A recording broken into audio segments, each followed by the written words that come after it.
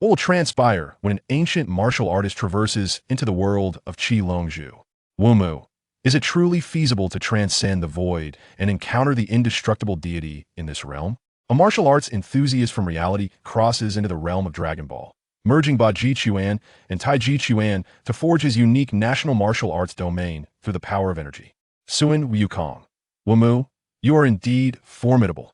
I must transform into a Super Saiyan to contend with you. Haha. Krillin. Wumu, you must be a Super Earthling, right? Vika. Wu Fan. You ought to hasten your training, lest Wumu surpasses you. Vegeta. Humph, I am exhausted. It's time for a Saiyan nap. The group leader of the chat group pretends to be a great sage. The first batch of group members, Bai Huzi, Si Take, Zai Tian Ganqi, Fu Yin Juel Luoxiao. The second batch of group members, Wumu, Si Shui Haiyin, 2.5 Tiaowu, Liu Xiaowa. In the future, there will also be the abandoned Heavenly Emperor, Flame Messenger, Douluo, Zhetian, and Eternal Life. Chapter 1. Registration for the world's #1 martial arts tournament. On Hong Tao Island, within the expansive grassland at the heart of the small island, a gentle breeze caresses the grass blades, swaying them gracefully. A young man, approximately 17 or 18 years old, stands amidst the greenery, arms crossed before him, his legs slightly bent, as still as a rock. Suddenly, Wumu's eyes slowly open, his gaze as tranquil as a lake. He inhales deeply, his hands beginning to move in circular arcs, his body swaying in harmony. The surrounding air currents and leaves appear to be drawn by an unseen force, swirling and converging between his hands to form a small vortex sphere. Whoosh! Bang! With a sudden thrust of his hands, Wumu propels the vortex sphere forward, crashing it violently against a large rock ahead. With a resounding boom, the stone shatters instantly, disintegrating into dust. It has been 5 years since I arrived in this world. I have mastered Bajiquan to the level of Njin. I wonder if my strength can compare to Suin Wukong and his companions. Wumu murmurs to himself, a glimmer of anticipation flitting across his eyes. Wumu was originally an ordinary youth from Earth, but upon awakening, he discovered himself transported to this unfamiliar realm. Fortunately, there was a small village nearby where he learned that he was on Hong Tao Island in the world of Qi Longzhu. That year marked the commencement of the 20th martial arts tournament, and the villagers were all eager to attend. With nowhere to go, Wumu constructed a humble dwelling on a nearby hill. In this world of Qi Longzhu, even ordinary folk could lead a normal life, for even if slain by formidable foes, Suin Wukong and his allies would resurrect ordinary people with the Dragon Balls. In his previous life, Wumu practiced martial arts on Earth and excelled in Bajiquan, yet he never attained remarkable success. Upon entering this world, he discovered he could cultivate energy, igniting a desire to transcend the ordinary. Even if he could not rival the Super Saiyans, he resolved to perfect Bajiquan to its utmost.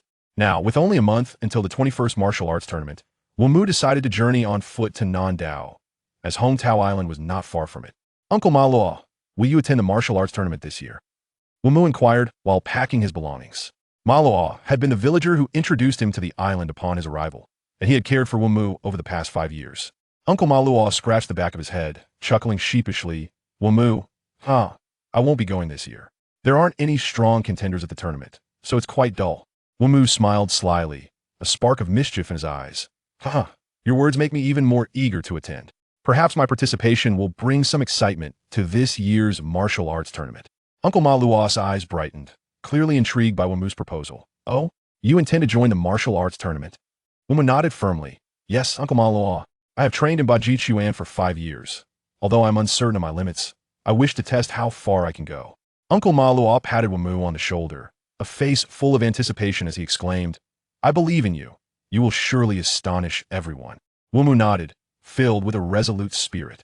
He understood that while he might never attain the status of a super warrior like Suin Wukong, he could at least leave his mark on this world through his own efforts. In the days that followed, Wumu diligently practiced his Bajiquan while simultaneously mastering the fundamental skills of this world, such as Qigong waves. Time slipped by like a fleeting shadow, and soon the day of the martial arts tournament arrived. Dressed in a simple martial arts uniform and carrying a small backpack, Wumu set forth on his journey to the tournament. Nandao, the venue for the world's foremost martial arts tournament. Is there truly no one else wishing to register? Registration closes at noon today. At the entrance of the tournament, a staff member shouted through a loudspeaker, Wumu, hurry and sign up. We're waiting for you here. Uncle Maluo patted Wumu on the shoulder, and offered him an encouraging smile. "All right, Uncle Maluo." Wumu nodded and walked toward the registration desk. He stood in line, and before long, it was his turn. "Name? Wumu. All right, next." After registering, Wumu turned to rejoin Uncle Maluo. Meanwhile, a car slowly came to a halt outside the venue, its doors opening as 3 individuals stepped out. "I can't believe there are so many people in the world." Wukong, what's wrong?" Krillin looked at Suin Wukong in confusion. "Ah, it's nothing. It's just that person gives off such a strong aura." Suin Wukong's brow relaxed, revealing an excited smile. The World Martial Arts Tournament is truly impressive. Wumu felt someone's gaze upon him, turned, and discovered it was a crab-headed figure and a bald man. He instantly recognized them as Suin Wukong and Krillin. His heart skipped a beat, but he quickly regained his composure, smiled at them, and continued towards Uncle Maluo. Upon seeing Wumu's smile, Suin Wukong nodded and headed towards the registration desk. What a peculiar person." Krillin squinted, scratching his head in confusion as he followed Suin Wukong. "Hey, wait for me, Wukong." Master Roshi stood nearby, his eyes sparkling behind his glasses. "What an extraordinary young man," he murmured to himself as he too made his way to the registration desk. With Wumu's arrival, the course of this martial arts tournament began to shift. What would the outcome be? Registration desk. "We wish to sign up. May I have your names?" "It's not me who is participating, but these two." Master Roshi gestured towards Suin Wukong and Krillin. These 2 children want to participate." The staff member looked at Suin Wukong and Krillin in surprise, but quickly recorded their names. "Hey, Wukong." After registering, Suin Wukong heard someone calling him and looked around, yet found no familiar faces. He turned to Krillin and asked, "Were you calling me?" Krillin awkwardly chuckled and shook his head. At that moment, someone approached them. "Hey, Wukong, long time no see." Who are you?" Suin Wukong blinked, his large eyes filled with confusion. "Langya Fengfeng Chuan." The person struck a pose. Yamucha." Suin Wukong exclaimed in surprise. "Hee, you finally recognized me. Wow, it's been so long. What happened to you? I barely recognize your hairstyle." "Oh, that's because someone said having long hair in the city is too outdated." Yamucha chuckled, recalling his recent meeting with Buma and the others, a blush creeping onto his cheeks. Krillin, seeing this interaction, tugged at Suin Wukong's sleeve. "Hey, who is he?" "He's my friend, Yamucha," Suin Wukong introduced. "This guy trained with me at the old man's place. His name is Krillin." The 2 exchanged greetings just as Master Roshi arrived, along with Buma and the others. Buma exclaimed in delight, "Wukong." Buma Wulong Pulu." Suin Wukong joyfully ran towards them. Wulong opened his arms and joyfully jumped with Suin Wukong, hand in hand. "Wukong, it's been ages." He laughed heartily. "Is it really you? How is everyone?" Suin Wukong asked excitedly. Chapter 2.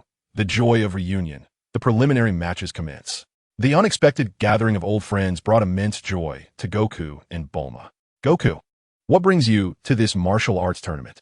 Bulma inquired, her eyes sparkling with surprise as she held an ice cream cone. At that moment, Master Roshi unexpectedly appeared beside Bulma.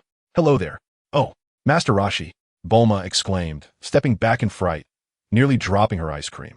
Regaining her composure, she furrowed her brow and asked, "Where exactly are you residing now?" "I visited that little island to find Goku, only to discover it was completely deserted." Master Roshi, adorned with sunglasses and a black suit, chuckled as he clasped his hand behind his back. "That place was a tad too small for Goku and the others to train, so we relocated." Suddenly, he raised his hands, blushing with a silly grin. "It's been so long since we last met. Would you care to play a game with me again? Don't you remember? Just like before." Bulma's expression darkened instantly, and with no patience left, she pulled out a large hammer and sent Master Roshi flying. "You fool." Witnessing this scene, Oolong shook his head in exasperation and remarked, "Master Roshi hasn't changed a bit."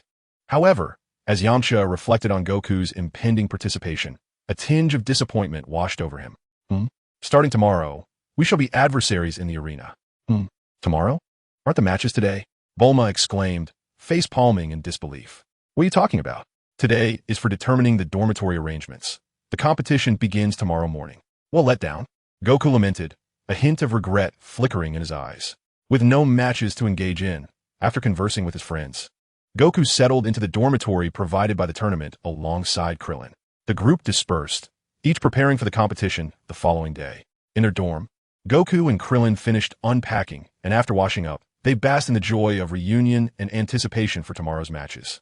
Time seemingly slipping away unnoticed as they soon fell into slumber. Meanwhile, Yuwood found himself alone in his bed, while Uncle Marlowe's family resided next door. Lying there, he meticulously analyzed the competitors for the upcoming contest. If all goes as planned, as in the original tale, I only need to be cautious of 4 individuals. He silently mused, his brow furrowed. Due to the tournament format, the most he would likely face would be 2 opponents. However, if he aspired for victory, he would inevitably confront either Goku or Chunlong, Master Roshi's alias. As these thoughts swirled in his mind, Yuwood's eyelids grew heavy, and eventually, he succumbed to a deep slumber. The following day marked the grand opening of the world's strongest martial arts tournament. I never expected such a massive crowd, Bulma remarked as she stood at the entrance, gazing at the throngs of people, her eyes brimming with astonishment. Surely, there must be countless competitors inside. Sun Wukong gazed at the crowd with palpable excitement, his eyes shimmering with anticipation. Krillin furrowed his brow and, uncertainly, remarked, I suppose there will be quite a few participants. All right, let us make our way to the preliminary venue. Master Roshi urged the group. Be careful not to lose your way. Competitors in the martial arts tournament must first pass through the preliminaries, so please head to the arena. In the center of the tournament square, a figure wielding a megaphone bellowed, his voice resonating throughout the expanse. Upon hearing this, all contestants began to make their way toward the arena. At the entrance of the arena, Master Roshi halted, turning to face Sun Wukong and Krillin. I can accompany you no further. From here on, it is up to your own efforts. Yes, both Sun Wukong and Krillin replied in unison. I almost forgot. Your current attire is not suitable for combat. Here, take these. Master Roshi suddenly recalled something and turned to open his suitcase, retrieving 2 sets of martial arts uniforms. The garments were predominantly red, adorned with a circular emblem on the left chest, inscribed with the character for turtle, symbolizing the turtle school. Sun Wukong and Krillin eagerly donned the uniforms. Wow, I look so cool, Sun Wukong exclaimed, brimming with joy as he admired his new outfit. Krillin, on the other hand, appeared somewhat bashful, glancing left and right. Isn't this a bit too much? The onlookers, witnessing the transformation, could not help but praise them. Wukong, it suits you perfectly, Oolong exclaimed. Master Roshi approached the two, imparting his earnest advice. The 8 individuals who succeed in the preliminaries will duel before the audience. I shall be in the stands watching, and I hope to see you there. Understood. We will give it our all, they replied affirmatively. Bulma turned to Yamcha, encouraging him. You must win, Yamcha. Yes. I have trained tirelessly for this day. I will not concede easily, he replied resolutely. With that, they proceeded to compete, while the remaining spectators took their seats to await the matches. Meanwhile, Uncle Marlowe's family was fervently cheering for Ubu. Ubu, you must do your best, Uncle Marlowe said, patting Ubu on the shoulder with a tone full of encouragement. Go for it, brother Ubu, Arya exclaimed, waving her small hand excitedly. She, the daughter of Uncle Marlowe, inherited her mother Maria's vibrant red hair and was lively and charming. When Ubu first arrived in this world, she was just a newborn. Now, she had grown and often sought him out to play. Maria smiled gently, silently cheering for Ubu. Uncle Marlowe's family was truly wonderful, possessing their own farmland and enjoying a life free from worries about sustenance. Throughout the 5 years Ubu had spent in this world, they had consistently supported him in various aspects of life, and he felt a deep sense of gratitude for their unwavering assistance. Aunt Maria is a gentle and virtuous woman, her presence akin to a ray of sunshine within the home. Each day, she diligently manages the household affairs for Uncle Marlowe, never allowing him to worry about trivial matters. Uncle Marlowe, in turn, attends to the external affairs, and together they form a perfect complement to one another. This harmonious interaction fills their lives with warmth and tranquility. In the world of Dragon Ball, aside from the couple Goku and Chi-Chi, most of the pairs that appear exhibit a remarkable harmony. I shall strive to do my best. Inside the martial arts hall, a cacophony of sounds permeates the space, as competitors eagerly prepare for the contest, the atmosphere charged with tension and intensity. Upon entering, Ebony spots Goku and his companions, feeling a stir of excitement at the prospect of greeting the main characters. Goku and Krillin navigate through the bustling crowd, where a myriad of contestants weave in and out. Some are warming up, while others engage in friendly sparring, and the air is thick with anticipation and nervous energy. Goku surveys the surroundings, his eyes brimming with curiosity and exhilaration. Are all these people competitors? Krillin, however, appears somewhat unsettled, his brow furrowed and beads of sweat forming on his forehead. I'm beginning to lose confidence, he murmurs softly, worry evident in his gaze. Ah, hello there. Ebony approaches them with a wave. "Ah, you're that person from yesterday," Goku exclaims, pointing at Ebony in surprise. Krillin awkwardly pulls him back and greets Ebony. "Hello, Krillin." Realizing his manners, Goku joins in, clasping his hands together and bowing slightly. "Hello, Goku. What is your name?" Ebony." "Ebony? What a peculiar name," Goku mumbles, appearing somewhat perplexed. "Hey, Goku," Krillin interjects, concerned that Goku might offend Ebony. Ebony, unfazed, smiles and replies, "It's perfectly fine. Names are merely labels for remembrance. Their oddity is subjective." At that moment, a voice resonates within the hall. The preliminary rounds of the World Martial Arts Tournament are now commencing. A resounding gong signals the start. An entire hall erupts with excitement. The World Martial Arts Tournament has finally begun. "Goku, since we are not in the same bracket, I shall see you in the quarterfinals." Goku nods eagerly, his eyes gleaming with anticipation. "And you too, Krillin, best of luck." Bidding them farewell, Ebony strides towards his designated arena, while Goku and Krillin locate their own platforms, gazing at the ongoing matches above, awaiting the outcomes. Chapter 3. The End of the Preliminary Rounds. The preliminary rounds of the World Martial Arts Tournament are in full swing, with a staggering 138 competitors. The arena has been divided into 4 sections, each selecting 2 contestants to advance to the quarterfinals. Ebony was assigned to the district, with Sun Wukong and Krillin also present, while Yamcha and Shenlong found themselves in a separate area. A stage had been set where 2 individuals could be chosen. As long as Yamcha did not collide with Shenlong, all would be well.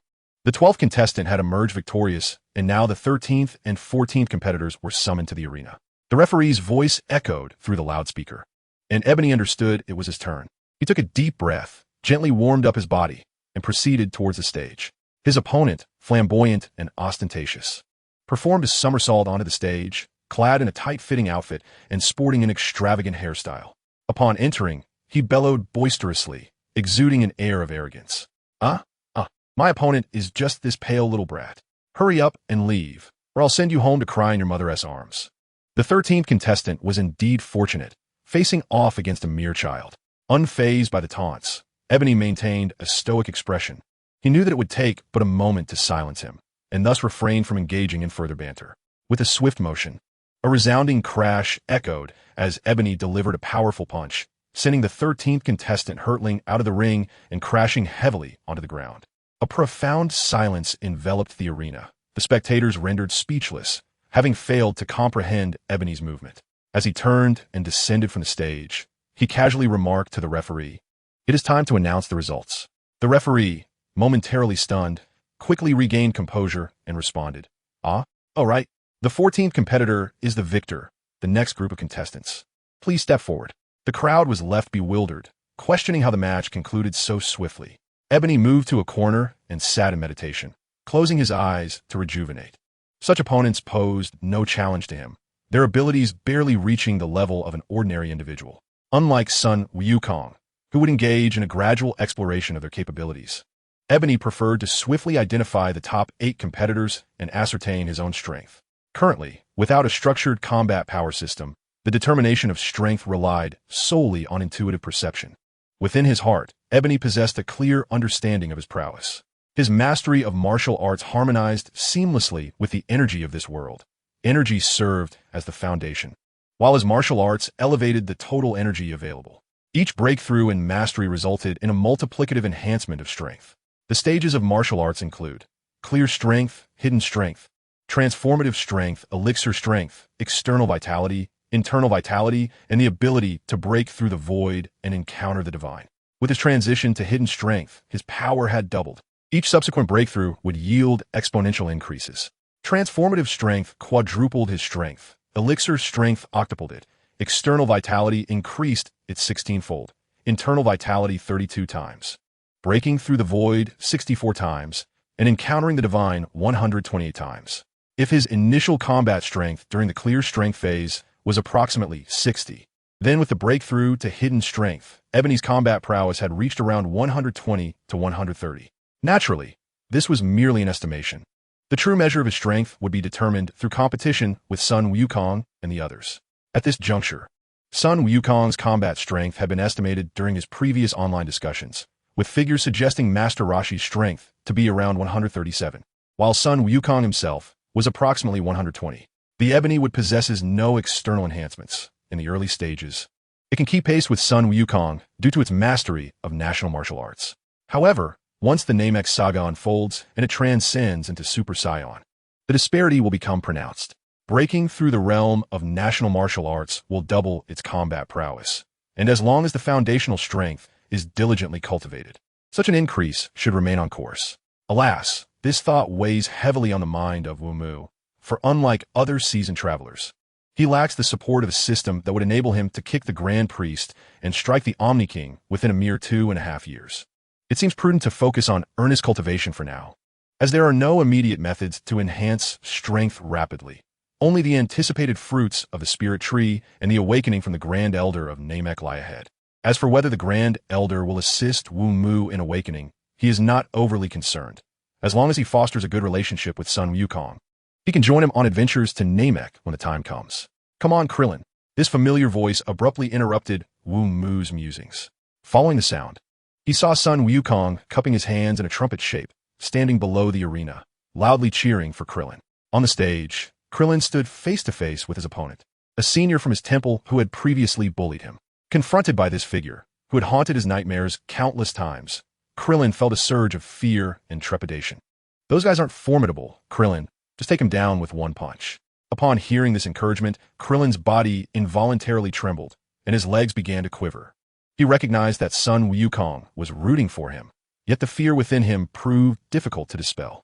The senior, observing Krillin's reaction, wore a mocking smile and taunted. Aren't you going to run away like before? Your courage is commendable, but alas, I shall not hold back. With that, he assumed a combat stance and charged at Krillin, delivering a swift punch. Instinctively, Krillin leaped into the air as the fist approached. To his astonishment, he realized he could evade his senior's attack, a revelation that highlighted the fruits of his training under Master Roshi. Landing swiftly, he utilized the ground's rebound to propel himself toward his senior, landing a kick squarely on his chest. In an instant, the senior was flung from the stage, and the other bullies from the temple looked on in terror. Victory for Krillin, the referee exclaimed in astonishment. Krillin jumped down from the arena, and Wumu and Sun Wukong immediately rushed to greet him. See? I told you so. Our training with the old master has made us stronger without us even realizing it, Sun Wukong declared proudly, flexing his muscles. Wumu, smiling, remarked, Congratulations, Krillin, for vanquishing your nightmare. Krillin gazed at his hands and, upon hearing Wumu's words, replied with a grateful thank you, still incredulous as he stared at his own hands. Wumu chuckled softly and turned to Sun Wukong, saying, Wukong, it's almost my turn. I shall head over now. You two keep up the good work. Without waiting for Sun Wukong's response, Wumu made his way to the arena. Subsequently, the preliminary matches unfolded one after another, with Yuwood achieving a series of victories to advance. Meanwhile, on other platforms, Sun Wukong and his companions also triumphed in their respective challenges, ultimately securing their qualifications for the prestigious World Martial Arts Tournament. The 8 qualified contenders included Yuwood, Sun Wukong, Krillin, Yamcha, Chenlong, the Trouble Mister, Namu from the original tale, the formidable monster Kira, and the enchanting Miss Lan Fong with her violet hair. Upon the conclusion of the preliminaries, the top 8 contestants gathered at the official venue of the tournament, awaiting the commencement of the main event. The dedicated blonde referee, who had been a constant presence throughout the series, called out, Attention all contestants, please assemble here. As the participants congregated, he continued, We shall now draw lots to determine your opponents and the order of the matches. The draw yielded the following results. The first match would be Chun Long against Lan Fong. The second, Sun Wukong versus Kira. The third, Yuwood against Namu. And the fourth, Yamcha facing Krillin. With Yuwood's involvement, the match order had shifted, leading to an early confrontation between Sun Wukong and Master Roshi in the semifinals, while Yuwood's fate hinged on whether Krillin or Yamcha would advance. Yamcha contemplated the formidable Krillin, pondering the challenge ahead. The referee, following protocol, confirmed the matchups. There were no restrictions on fighting until a victor emerged, meaning that a competitor would lose if they fell from the stage or conceded. The referee clarified this, adding a note of caution. Any attacks aimed at the eyes or reproductive organs would be deemed foul play, demonstrating this with gestures.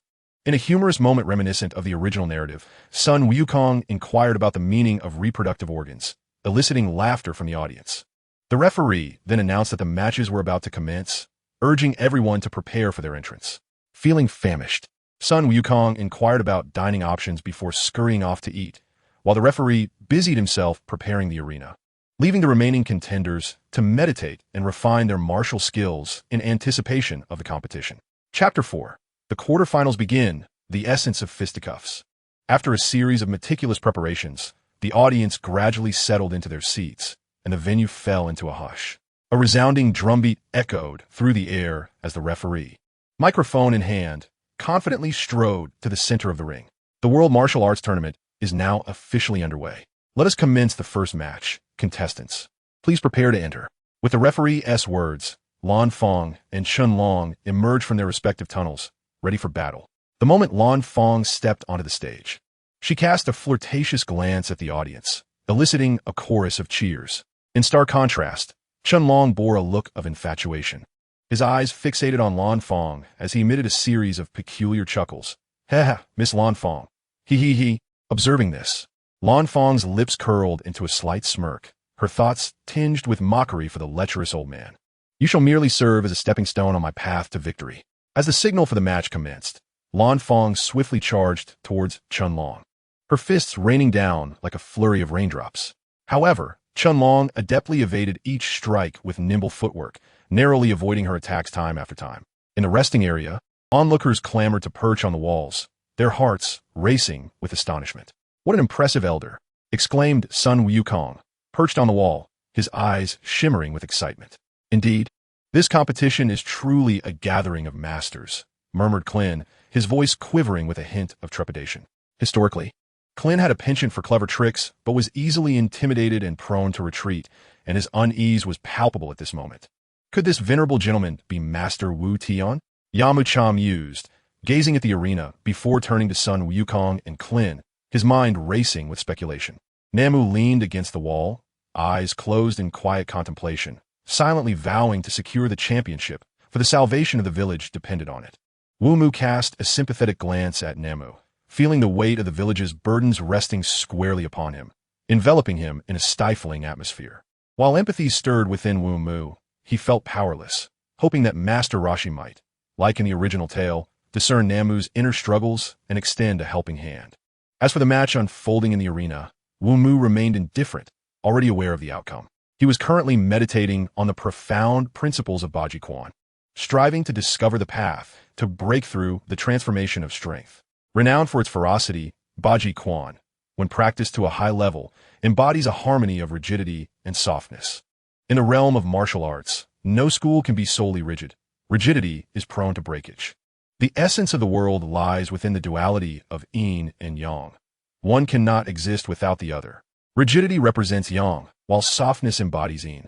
The essence of martial arts is, therefore, the balance of yin and yang, the interplay of hardness and softness. Regardless of whether one begins their training in martial arts with yang or yin, the ultimate goal remains the harmonious equilibrium of the two. Achieving a state where yin does not separate from yang, and yang does not separate from yin, an integration of strength and gentleness. Without such balance, one cannot claim mastery in true martial arts or genuine skill. This reflects the path of moderation as articulated by the esteemed Sun Lutang. To achieve a breakthrough in the transformation of strength, it is essential to harmonize yin and yang. Should Bajiquan fail to reach its pinnacle, Wumu would genuinely contemplate transitioning to Taiji Quan. Taiji Quan, with its foundational principles of softness and rigidity, differs from Bajiquan's emphasis on strength transforming into softness, and also diverges from Bagua Zhang's approach of softness transforming into strength.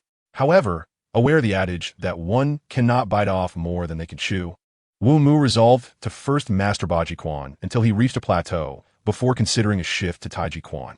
In the arena, Lan Fong, frustrated by her inability to break through, darkened her expression and gritted her teeth, declaring, "Elder, given your age, it would be best for you to step aside and allow me this opportunity." As she spoke, she deliberately tugged at her garment, revealing a patch of fair skin. Casting a flirtatious glance towards Chun Long, Chun Long chuckled foolishly for a moment, but soon regained his composure, placing his palms together in front of his chest and centering his breath. His gaze sharpened, as if rejuvenated by decades. "Young lady, one must summon true strength in a competition. Relying on deceit is futile. I too have my reasons for not wanting to lose." I offer you a refreshing breeze. A gift indeed. He took a deep breath, channeling all his energy into his right hand, and then waved it towards Lanfang. Before she could even react, a powerful gust swept her out of the arena. After executing this feat, Chunlong clasped his hands behind his back. A profound silence enveloped the scene. The audience rendered speechless, lost in astonishment. Moments later, they erupted into cheers. What has happened? That was incredible. Truly spectacular, an eye-opener. That old man, from such a distance, with a mere wave, sent that woman flying out. At this juncture, the referee finally regained composure and announced the result. Mr. Chunlong is victorious. The second match features Sun Wukong against Riki. You have 5 minutes to prepare. Chunlong descended from a stage, casting a glance at Nanwu and Wumu before continuing his stride. Yamcha, observing Chunlong's retreating figure, inquisitively asked Sun Wukong and Krillin, Wukong, could you enlighten me on Mr. Wutian's whereabouts? The old gentleman likely went elsewhere, Sun Wukong replied, scratching his head. Is that so? Off to another place? Yamcha pondered. Indeed. He departed before our match began, Krillin added. Yamcha thought to himself, so it was indeed that old gentleman. Gazing at Chunlong's silhouette, he mused that the identity of the turtle hermit had already raised suspicions. It merely lacked the evidence to substantiate the claims. During the 5-minute intermission, Sun Wukong sought nourishment from the staff to replenish his energy. Meanwhile, Riki sat nearby, voraciously devouring a large platter of meat sticks, each bite making Wukong salivate. Unable to contain himself, Wukong dashed over and joined in the feast. Riki cast a sidelong glance, but chose not to intervene. Time swiftly passed, and the referee's voice rang out once more. Ladies and gentlemen, we now commence the second match, featuring competitor Sun Wukong against competitor Riki. Upon hearing the referee's words, Riki rose, his massive frame toppling the table. He was a pterosaurian, his imposing stature sending tremors through the ground with each step. Sun Wukong swallowed the last morsel of food and immediately sprinted towards the arena. As Riki ascended the stage, he let out a thunderous roar. Roar! That is a monster! Gasped Yulong from the audience. Once on stage, Sun Wukong smiled and waved to the crowd. Good afternoon, I am Sun Wukong. Go Wukong! Cheered Bulma and Yulong in unison. The referee commanded, the second match begins now. In an instant, Sun Wukong assumed his starting stance, while Riki peered down at the diminutive figure before him, emitting a series of sinister chuckles. You foolish little brat. Watch as I nearly beat you to death. He then extended his hand towards Sun Wukong, taunting. What do you think this is? Curious, Sun Wukong leaned in and asked, Nanny? What is it? Just as he was processing this, Riki swung his tail, sending him crashing into the wall. In a surprising turn of events, the player Jira executed a formidable strike, swiftly knocking Sun Wukong to the ground. This incident occurred shortly after the commencement of the match. I have triumphed. Yamcha exclaimed in astonishment, realizing he had landed a perfect hit. Krillin looked on with concern at the fallen figure of Sun Wukong. Yet before long, Sun Wukong rolled over and stood back up. It was truly unbelievable. Even the brick wall had cracked upon impact, leaving Sun Wukong disoriented and unable to retaliate. I'm not dazed, just a bit sore. Sun Wukong muttered softly while covering his face. Of course not.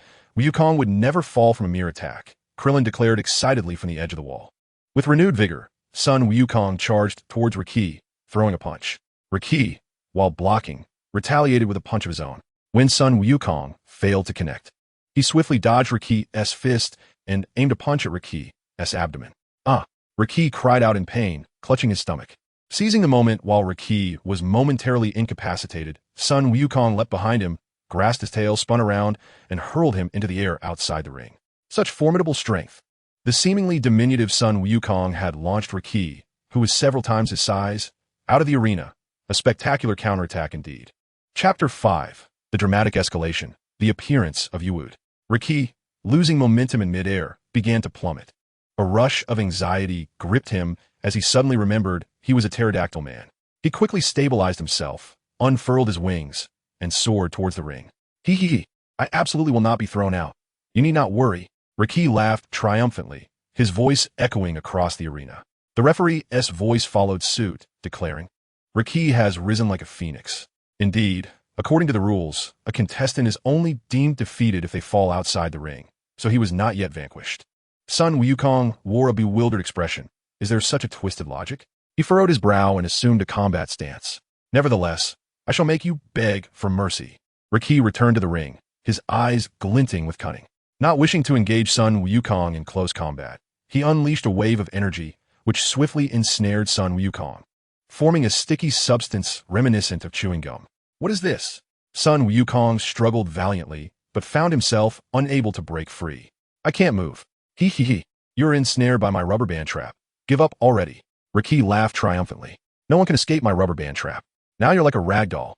Riki taunted, cracking his knuckles. The spectators, including Yamcha and others, looked on with expressions of terror and despair, as if victory had been firmly grasped by Riki. Seizing the opportunity, Riki delivered a punch to Sun Wukong's head, causing him considerable pain. Riki then lifted Sun Wukong high above his head. What are you doing? Sun Wukong shouted in panic. What else? I intend to repay you in kind for your earlier actions, Riki replied ominously. Do not act this way. We are engaged in a legitimate duel. Upon hearing these words, Riki remained indifferent. Alas, this predicament has become dire for the competitor Sun Wukong, who is now utterly immobilized. Should he be cast outside the ring, he would be declared the loser, and Sun Wukong's hope for victory has all but vanished. The audience below wore expressions of concern and anticipation. Their worry stemmed from Sun Wukong's childlike appearance, while their hope rested on the possibility of a miraculous turn of events.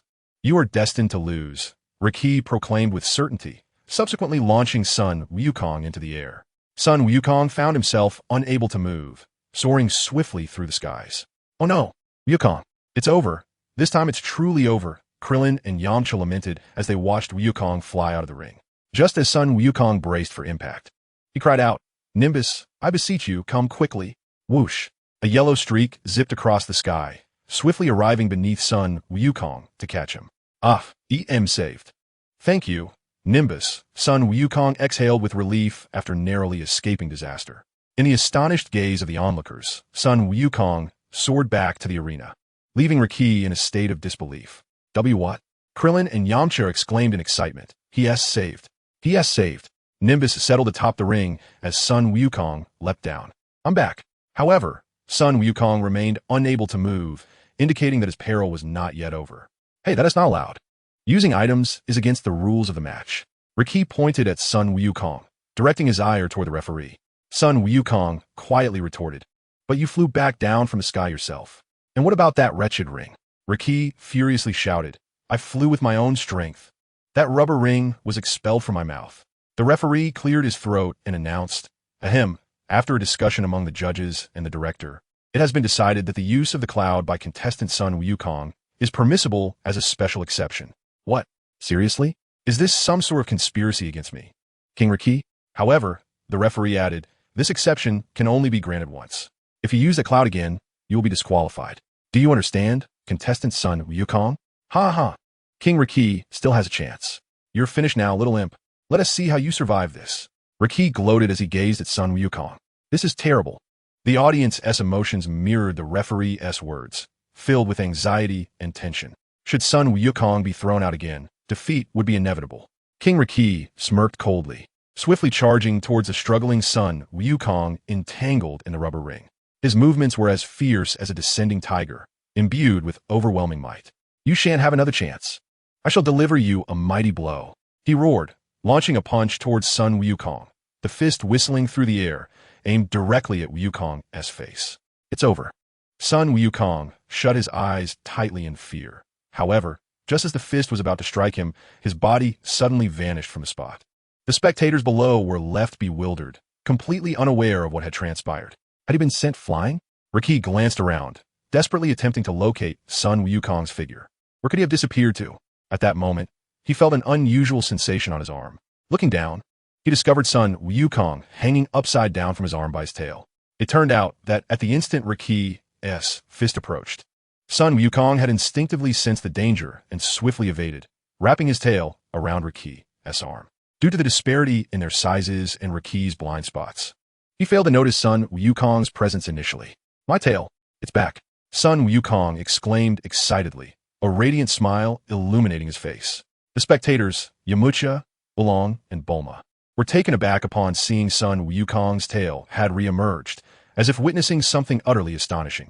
Sun Wukong composed himself, leaping gracefully back to the ground. EM saved. He sighed in relief, his heart brimming with gratitude. Yet, he knew that without breaking free, victory would remain elusive. Sun Wukong gazed down at the rubber band encircling him. His brows furrowed in concentration. He attempted to break free from the grip of the rubber band, letting out a series of mighty roars. Ha! Sun Wukong gritted his teeth, beads of sweat forming on his forehead as he vigorously tugged at the rubber band. Finally, through sheer determination, he succeeded in freeing himself. Propelling himself with his tail, he felt a long-lost surge of strength.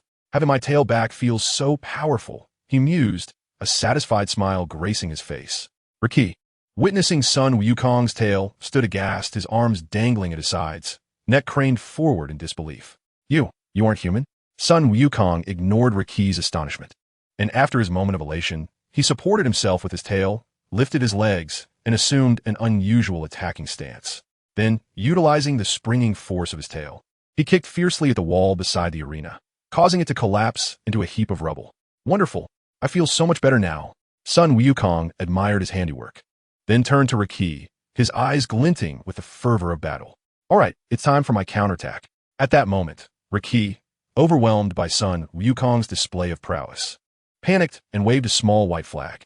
I concede. I'm down. Upon hearing this, Sun Wukong stumbled backward, utterly speechless.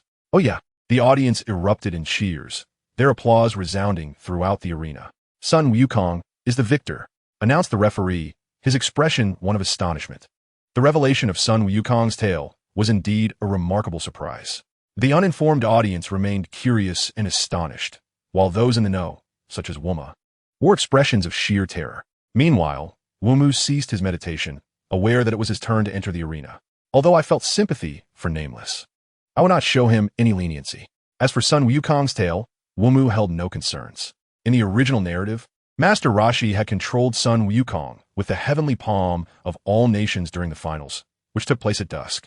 And it was the moonlight that transformed Sun Wukong into a gorilla. The current plot, however, diverged entirely. It was still early, and the duel between Sun Wukong and Master Roshi was set for the semifinals. As Wumu's thoughts wandered, the intermission came to an end. Ladies and gentlemen, we now proceed to the third match, featuring Wumu against Nameless.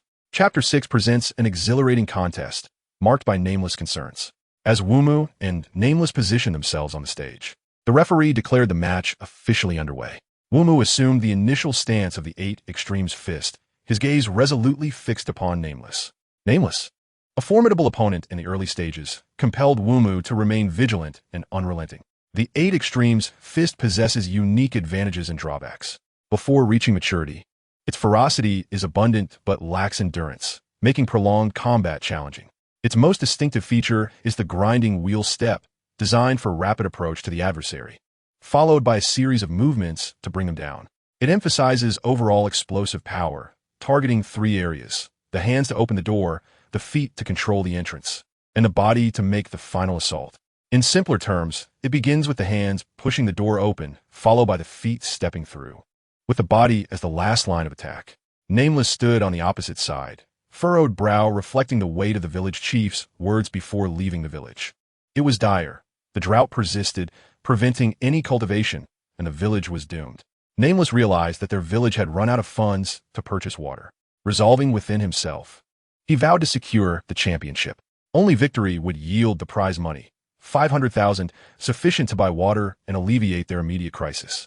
For my mother, my brother, and the entire village, I shall claim the championship and return with an abundance of water for you all. The match commenced.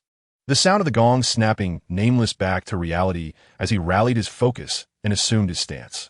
Observing this, Wumu stepped forward and unleashed the 3 points of Yama, delivering a right thrust punch aimed at Nameless' chest. Nameless, with his left foot forward, employed his left forearm to block defensively. Subsequently, he seized Wumu's right forearm with his left hand while stepping forward with his right foot, launching a back fist aimed at Wumu's face. Wumu swiftly leaned back to evade, quickly stepping back with his left foot and retracting his right fist, both hands transforming into a palm to brace against Nameless' right forearm, intercepting his assault. Undeterred, Nameless retaliated with a left-handed push aimed at Wumu's face, prompting Wumu to counter with a double-handed outward push against Nameless' left elbow for defense. Namo swiftly pivoted to the left, adopting a horse stance, and executed a right chopping punch aimed at the head, shoulder, or neck of Wumu. Wumu sidestepped, tilting his head to evade, and deflected Namo's right strike with his elbow. The two opponents found themselves in a stalemate and instinctively leaped back.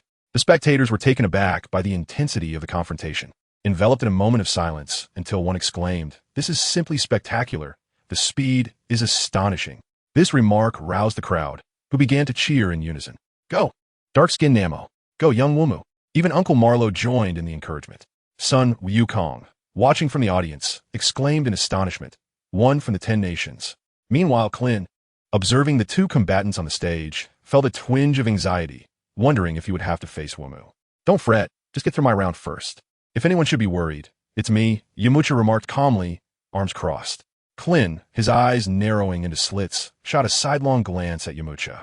On the stage, Namo was wholly focused, intently watching Wumu for any sign of weakness. Aware that a stalemate was untenable, Wumu decided to feign a vulnerability and shifted his stance. Seizing the opportunity, Namo surged forward. He stepped left and launched a left jab aimed at Wumu's head. Wumu, employing a left feint, defended with an external block from his left arm. In quick succession, Wumu spun left, stomping down on Namo's left shin with his right foot while simultaneously delivering a right chopping strike to Namo's neck. Namo swiftly retracted his left hand and stepped back to evade. Wumu's right foot landed forward, and he pivoted to the right, using his left leg to trip Namo from the outside of his right leg, while launching a left elbow strike targeting Namo's solar plexus.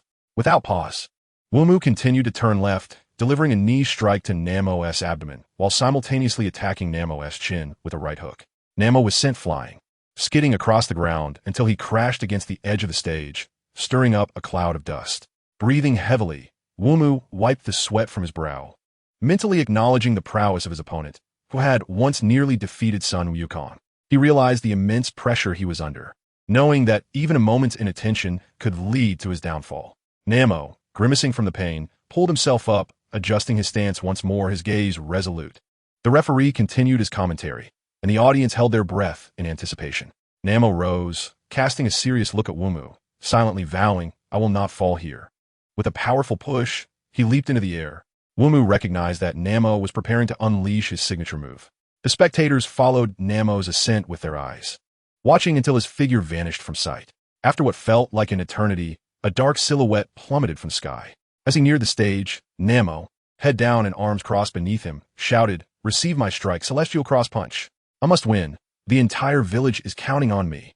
Wumu fixed his gaze upon Namo, assessing his landing position and seeking an opportunity to evade. It was impossible to judge the trajectory of the falling object from above in such a brief span. The field of vision was too vast, and the speed was too rapid. However, once this move was evaded, it would bear resemblance to a mere jest. A direct confrontation was out of the question, unless one were to possess a rather foolish disposition. Wumu concentrated, gradually discerning the velocity at which Namo descended. Just as Namo was about to impact, Wumu leapt sharply to the left. The ground was struck, creating a substantial crater, and dust billowed forth. What is the situation? The audience peered ahead, attempting to penetrate the haze and discern the events unfolding. As the smoke gradually dissipated, Namu's figure emerged, hands clasped together, his garments tattered and appearing quite disheveled. "Ah, Mr. Wumu, you are truly formidable. Even should you attempt this move again, it would yield no different result."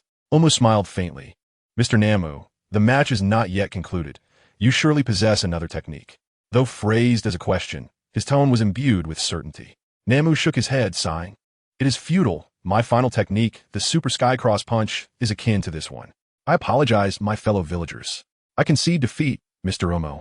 I accept my loss with complete acquiescence," Namu said with a forced smile, turning to descend from the arena. Watching his retreating figure, Wumu was filled with sympathy, yet felt powerless. He himself had yet to establish a foothold in this world and relied on Uncle Marlo's support. Moreover, he intended to use his prize money to repay Uncle Marlo. "The contestant Namu has conceded. Mr. Wumu is the victor," the referee announced the result, affirming the match's exceptional nature. As Wumu stepped down from the stage, he began to contemplate his next opponent. If Krillin could utilize the Kamehameha, he might stand a chance against Yamcha. However, in terms of martial prowess, Yamcha was not the inept fighter he would later become. His martial spirit was robust, and his combat experience far exceeded that of Krillin. Meanwhile, Namu entered the resting area, beginning to pack his belongings. At that moment, Master Roshi approached. Having long sensed the gloom within Namu, he utilized his telepathic abilities to gain insight, perhaps moved by a sense of compassion to offer what assistance he could. Namu, are you returning? Indeed. Will you not stay to watch the conclusion of the match? I have no time to spectate, Namu replied, lowering his head as images of his village and the faces of his fellow villagers flashed through his mind. A profound guilt welled within him. I am sorry, dear villagers. I have failed to fulfill your hopes. I cannot bring back water for you to drink. Mr. Namu, take this, Master Roshi said, retrieving a universal capsule from his pocket and tossing it to Namu. Chapter 7. The Intent of Wutian, Omu's Decision. Mr. Namu, take this, Master Roshi repeated, offering the universal capsule. Namu stood before Master Roshi, a slight frown upon his brow as he caught the small capsule, his heart laden with confusion. Isn't this a universal capsule? Why do you scrutinize the capsule in your hand with such doubt? Master Roshi smiled gently, interrupting Namu's words. It's nothing. There is nothing inside. He spoke casually. The capsule can hold a considerable amount of water, making it easy to transport. Namu's expression shifted to one of astonishment, his eyes wide with disbelief. How do you know about the water? I am Master Wutian. I can discern such trivial matters, he replied in a hushed, enigmatic tone. Joy illuminated Namu's face as he nearly leapt with excitement, exclaiming, You truly are Master Wutian. Shoo, you fool, Master Roshi quickly silenced Namu, anxiously glancing around to ensure no one was eavesdropping on their conversation before he exhaled in relief. Subsequently, Master Roshi, wary of being noticed, led Namu outside. Why did you change your name to participate in the tournament? Namu's voice carried a hint of curiosity and confusion. As you might know, my two disciples, Krillin and Goku, are also competing in this martial arts tournament. Under my tutelage, they have grown at an astonishing pace. Their strength has increased remarkably, especially Goku, whose innate ferocity amplifies his power to an unbelievable degree. Master Roshi explained earnestly. That is why I allowed him to participate in the tournament, to test his abilities. However, those two are exceedingly strong, and I thought perhaps he might even win the championship. You see, they are still immature children, and if they were to win the championship now, it would surely lead to arrogance. If so, how would they face the trials that lie ahead?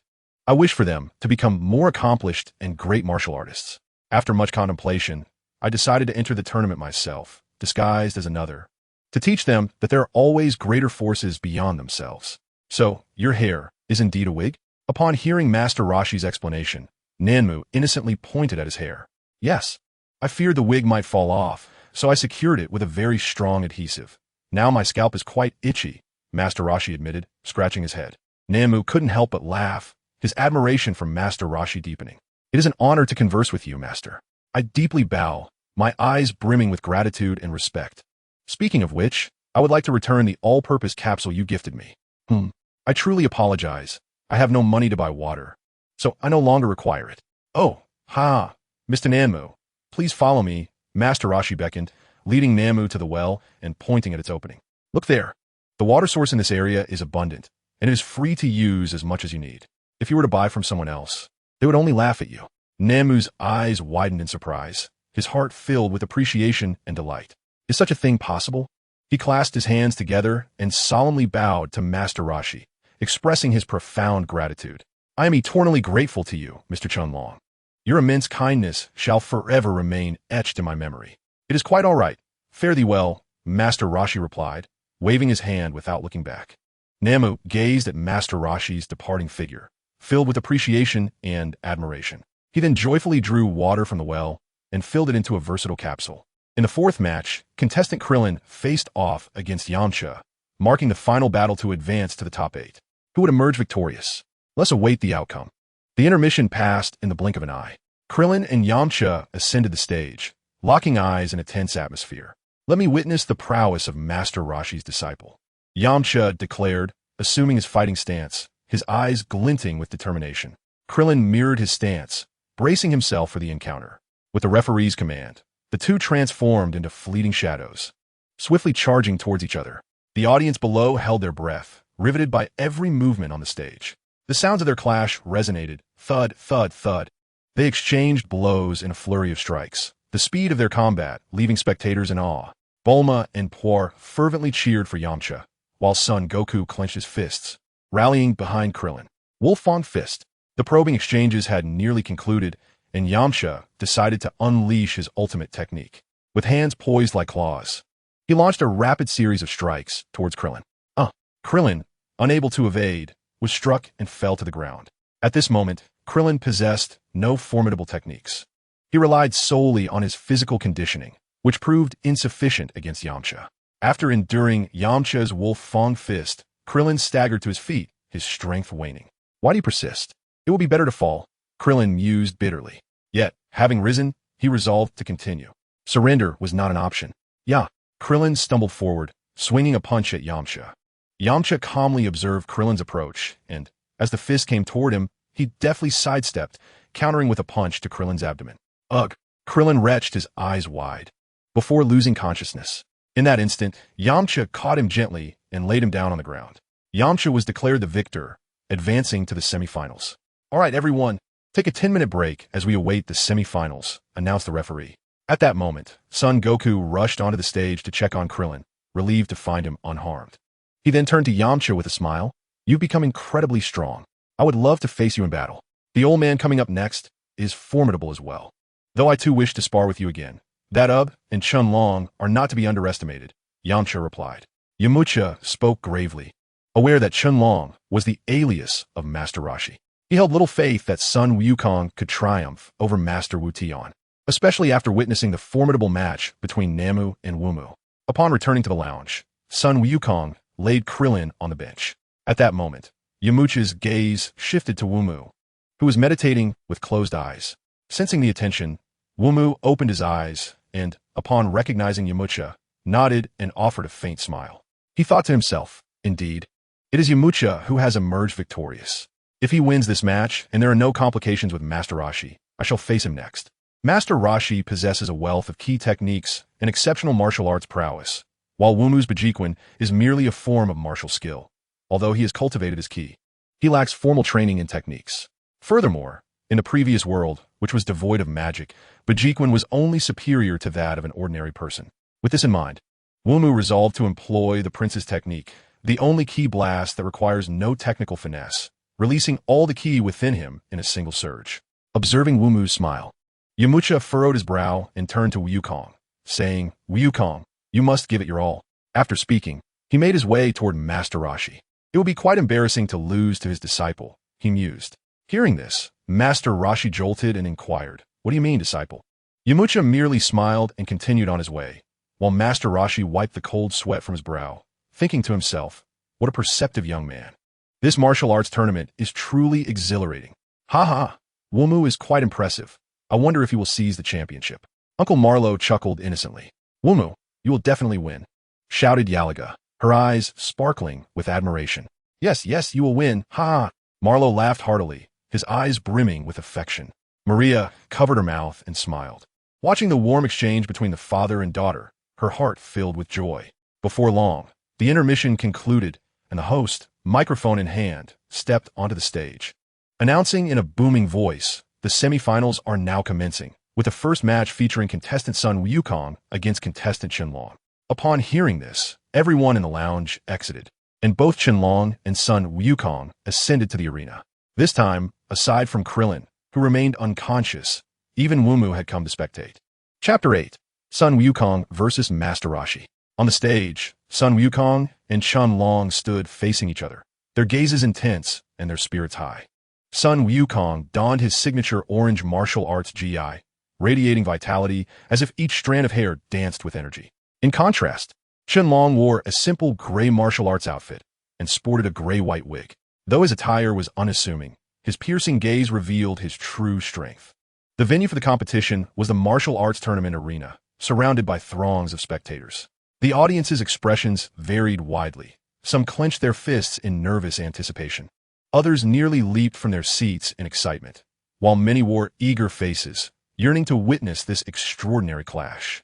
The air was thick with a palpable tension and excitement, as each spectator held their breath in anticipation of the match's commencement. Buma, Oolong, and Pulu gathered closely. Their expressions varied, yet unified in a shared sense of nervousness and expectation. Buma clenched his fists tightly, his gaze unwaveringly fixed upon the arena, seemingly offering silent encouragement to Sun Wukong. Oolong and Pulu exchanged anxious glances, their faces reflecting the gravity of the moment. This contest would determine who would advance to the finals. With a commanding signal from the referee, the competition officially began. Sun Wukong showcased his astounding agility and prowess, each punch accompanied by a swift rush of air. In contrast, Chun Long, drawing upon a wealth of experience and strategy, persistently challenged Sun Wukong. His defenses and counterattacks remarkably solid and precise. Each strike from both combatants elicited gasps and applause from the audience. While Bulma and his companions grew increasingly tense as the match unfolded, alternating between cheers and sighs, utterly enthralled by the spectacle. As the contest deepened, the clash between Sun Wukong and Chun Long intensified. Every assault on the stage was met with astonished reactions from the crowd. Sun Wukong's leaps seemed to defy gravity, his movements lightning fast and mesmerizing. Meanwhile, Chun Long stood resolute like an immovable mountain, his defenses unwavering and each counterstrike imbued with power and wisdom. In a stunning exchange, Sun Wukong launched a ferocious assault on Chun Long with blinding speed, his fists stirring up clouds of dust, as if the very arena trembled under the force of his onslaught. Yet, in that crucial moment, Chun Long revealed his unfathomable skill. With hands pressed together, he summoned an invisible force field that completely neutralized Sun Wukong's attack. This spectacle left the audience in awe, marveling at Chun Long's profound martial arts mastery. Bulma, Oolong, and Pulu were equally astonished, their anxious expressions transforming into admiration and respect. As the match progressed, both Sun Wukong and Chun Long exhibited their unique attributes. Sun Wukong's speed and agility rendered him as fluid as a fish in water on the platform, while Chun Long's steadiness and depth imbued his every action with composure and strength. Their confrontation was a dynamic interplay of speed against power, youth clashing with experience. Following an exhilarating exchange, both fighters momentarily retreated, locking eyes. Sun Wukong's gaze sparkled with respect for his formidable opponent and the thrill of challenge, while Chun Long's expression remained calm and profound, as if to convey that the battle was far from over. The atmosphere in the audience reached a fever pitch, as people animatedly discussed every brilliant encounter, extolling the performances of both Sun Wukong and Chun Long. Bulma and his friends experienced a whirlwind of emotions, cheering for Sun Wukong while simultaneously expressing admiration for Chun Long's martial prowess. The competition has entered its final phase. The two contenders on the arena are drenched in sweat, yet their gazes remain resolute, embodying the indomitable spirit and perseverance of warriors. This contest transcends mere martial prowess. It is a profound clash of wills. Regardless of the outcome, both Sun Wukong and Chun Long have earned the respect and admiration of all through their remarkable performances. Now, I shall unleash the Kamehameha of the Old Master, declared Sun Wukong, assuming a stance as he gathered his energy, his hands forming a lotus shape. Observing this, Chun Long, unwilling to yield, mirrored the stance and murmured, "The power of the Kamehameha, which I have meticulously developed over the years, cannot be so easily surpassed." Isn't the Kamehameha the creation of Master Roshi? Sun Wukong inquired, a furrow of confusion etching his brow, clearly perplexed by Chun Long's words. "You are indeed right. It is a signature technique of Master Roshi," Chun Long admitted, a hint of embarrassment creeping onto his face. "But just moments ago, did you not claim it was your own creation? Why ask so many questions?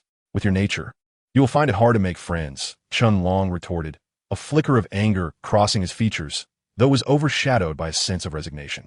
Having completed their energy gathering, the two unleashed their attacks upon one another. "Kamehameha!" they exclaimed in unison, thrusting their hands forward with great force.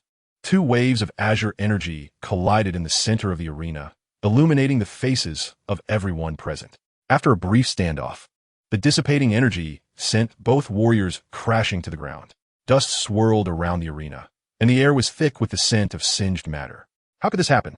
This is impossible," Chun Long exclaimed incredulously, his complexion pale and beads of sweat forming on his brow. Meanwhile, Sun Wukong chuckled foolishly, using the Kamehameha to counter the Kamehameha. "I did it." His smile radiated pride and excitement, as if he had just accomplished something extraordinary. "I can hardly believe it. To think I could be overpowered by my own technique," murmured Master Roshi, rising to his feet and gazing at Sun Wukong with a mix of astonishment and satisfaction glimmering in his eyes. The audience was captivated, their hearts aflame with admiration for the spectacular duel they had witnessed. Thunderous applause erupted, reverberating throughout the arena. "Incredible! It is said that only Master Wu Tian possesses the Kamehameha. Yet here stands another who wields it, the host remarked in astonishment. Phantom Fist. Chunlong, realizing that Sun Wukong's energy wave matched his own in strength, resolved to alter his strategy and employ another technique. What is this? Sun Wukong muttered to himself, his eyes scanning the surrounding phantoms. The real body is here. Suddenly, he swung a fist behind him with great force, only to strike yet another illusion. Another phantom. At that moment, Chunlong had silently appeared behind Sun Wukong and unleashed a powerful kick. Ha ha! The double phantom fist. I concede. Sun Wukong rose from the ground, wiping the blood from the corner of his mouth, a flicker of determination gleaming in his eyes. All right, let me give it a try. Damn it, always copying others' techniques. Chunlong exclaimed in frustration upon witnessing Sun Wukong's phantoms. This must be the double phantom. He swiftly turned to attack the side phantom, but struck nothing but air. What? In that fleeting moment of distraction, Sun Wukong descended upon him with a fierce blow from above. It's the triple phantom. Quite similar, isn't it? Chunlong, clutching his head, rose and gritted his teeth. You little rascal, how dare you strike your master's head? You ungrateful disciple. He had never found Sun Wukong so detestable before. Sun Wukong innocently replied, Why would the old man be my master? My master is the turtle sage. That's true, I misspoke, haha. Chunlong's face flushed with embarrassment as he chuckled awkwardly. You truly are peculiar. Sun Wukong pouted. Chunlong's expression darkened, and he roared, Enough of this nonsense. Prepare to receive my attack. With that, he blushed and staggered as if intoxicated. Is Chunlong truly inebriated? Could yesterday's drink be taking effect today? The host remarked, astonished. Just as Sun Wukong was pondering, Chunlong seized the opportunity to attack, landing several hits before Sun Wukong could react. What are you doing? Sun Wukong questioned. Chunlong maintained his drunken demeanor, offering no explanation. Yamucha interjected, That's a drunken boxing technique. Be careful, Wukong.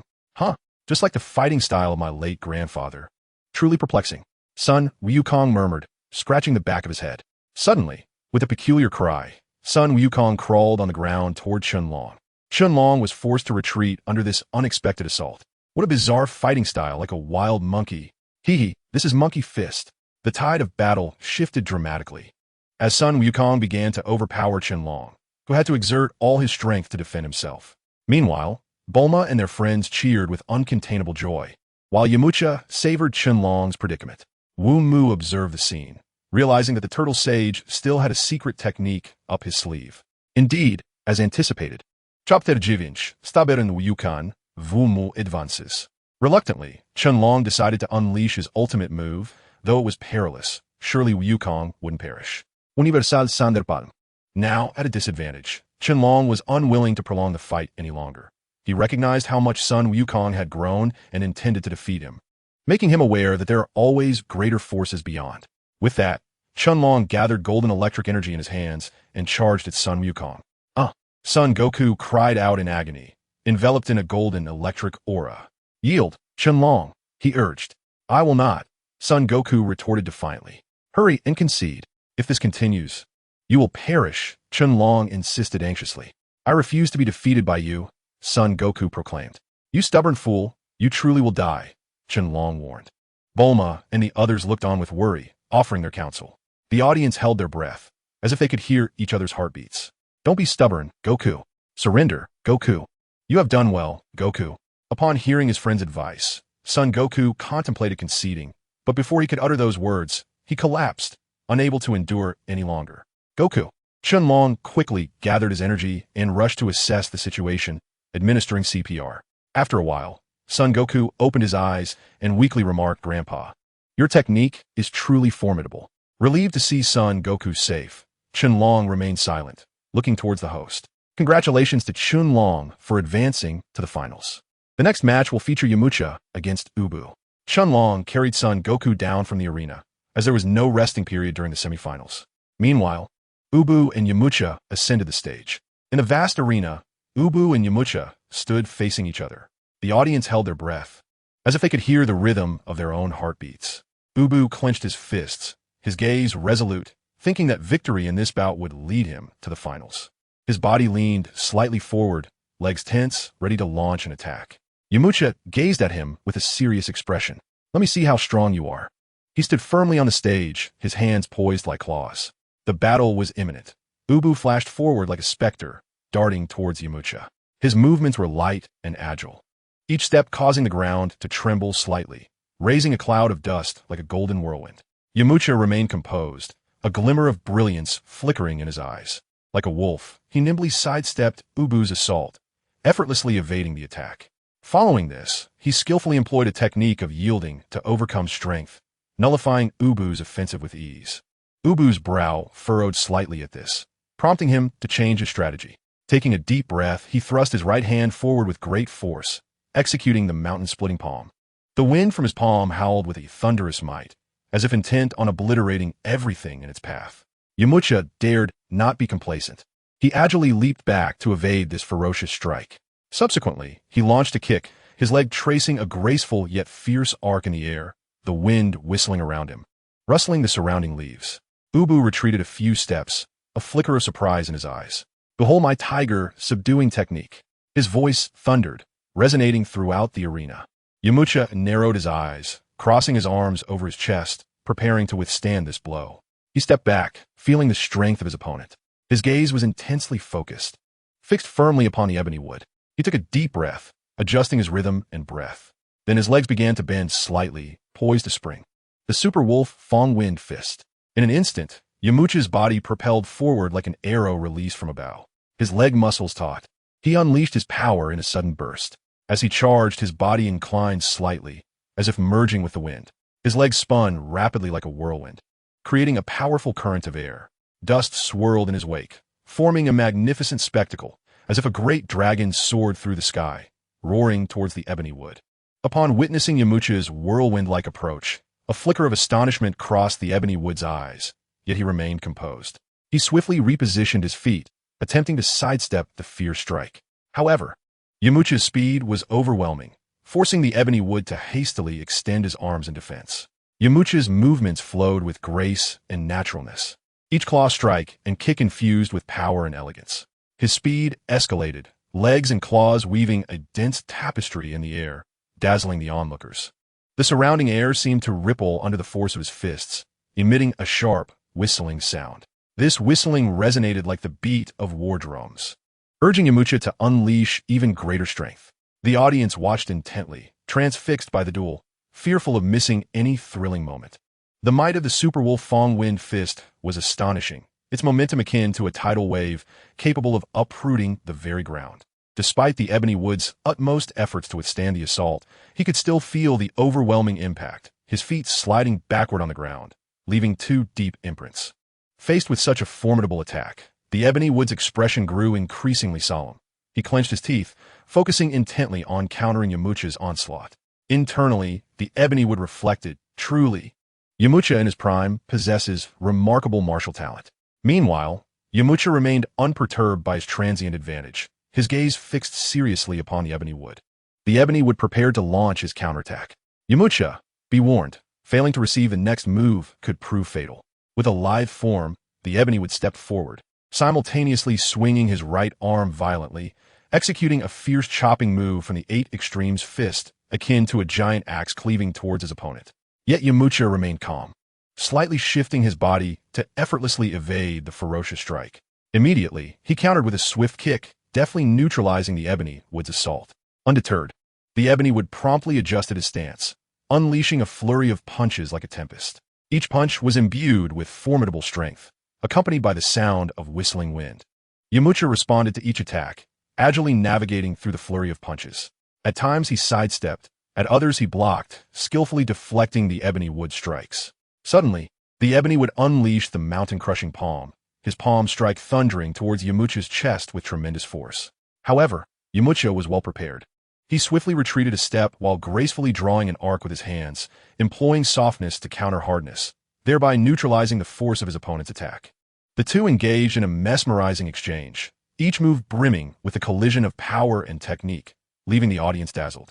Amidst the fierce confrontation, Yamcha's breath became increasingly rapid, yet his gaze remained resolute. He understood that even the slightest misstep in this contest could lead to his downfall. Ultimately, after an intense struggle, Ubu seized upon a flaw in Yamcha's defense and delivered a decisive Iron Mountain lean, sending Yamcha flying out of the ring. Ubu, however, did not succumb to pride. Instead, he smiled and commended Yamcha for his performance. This spectacular duel not only showcased the appropriate application of Bajiquan in this realm, but also revealed Yamcha's profound foundational skills.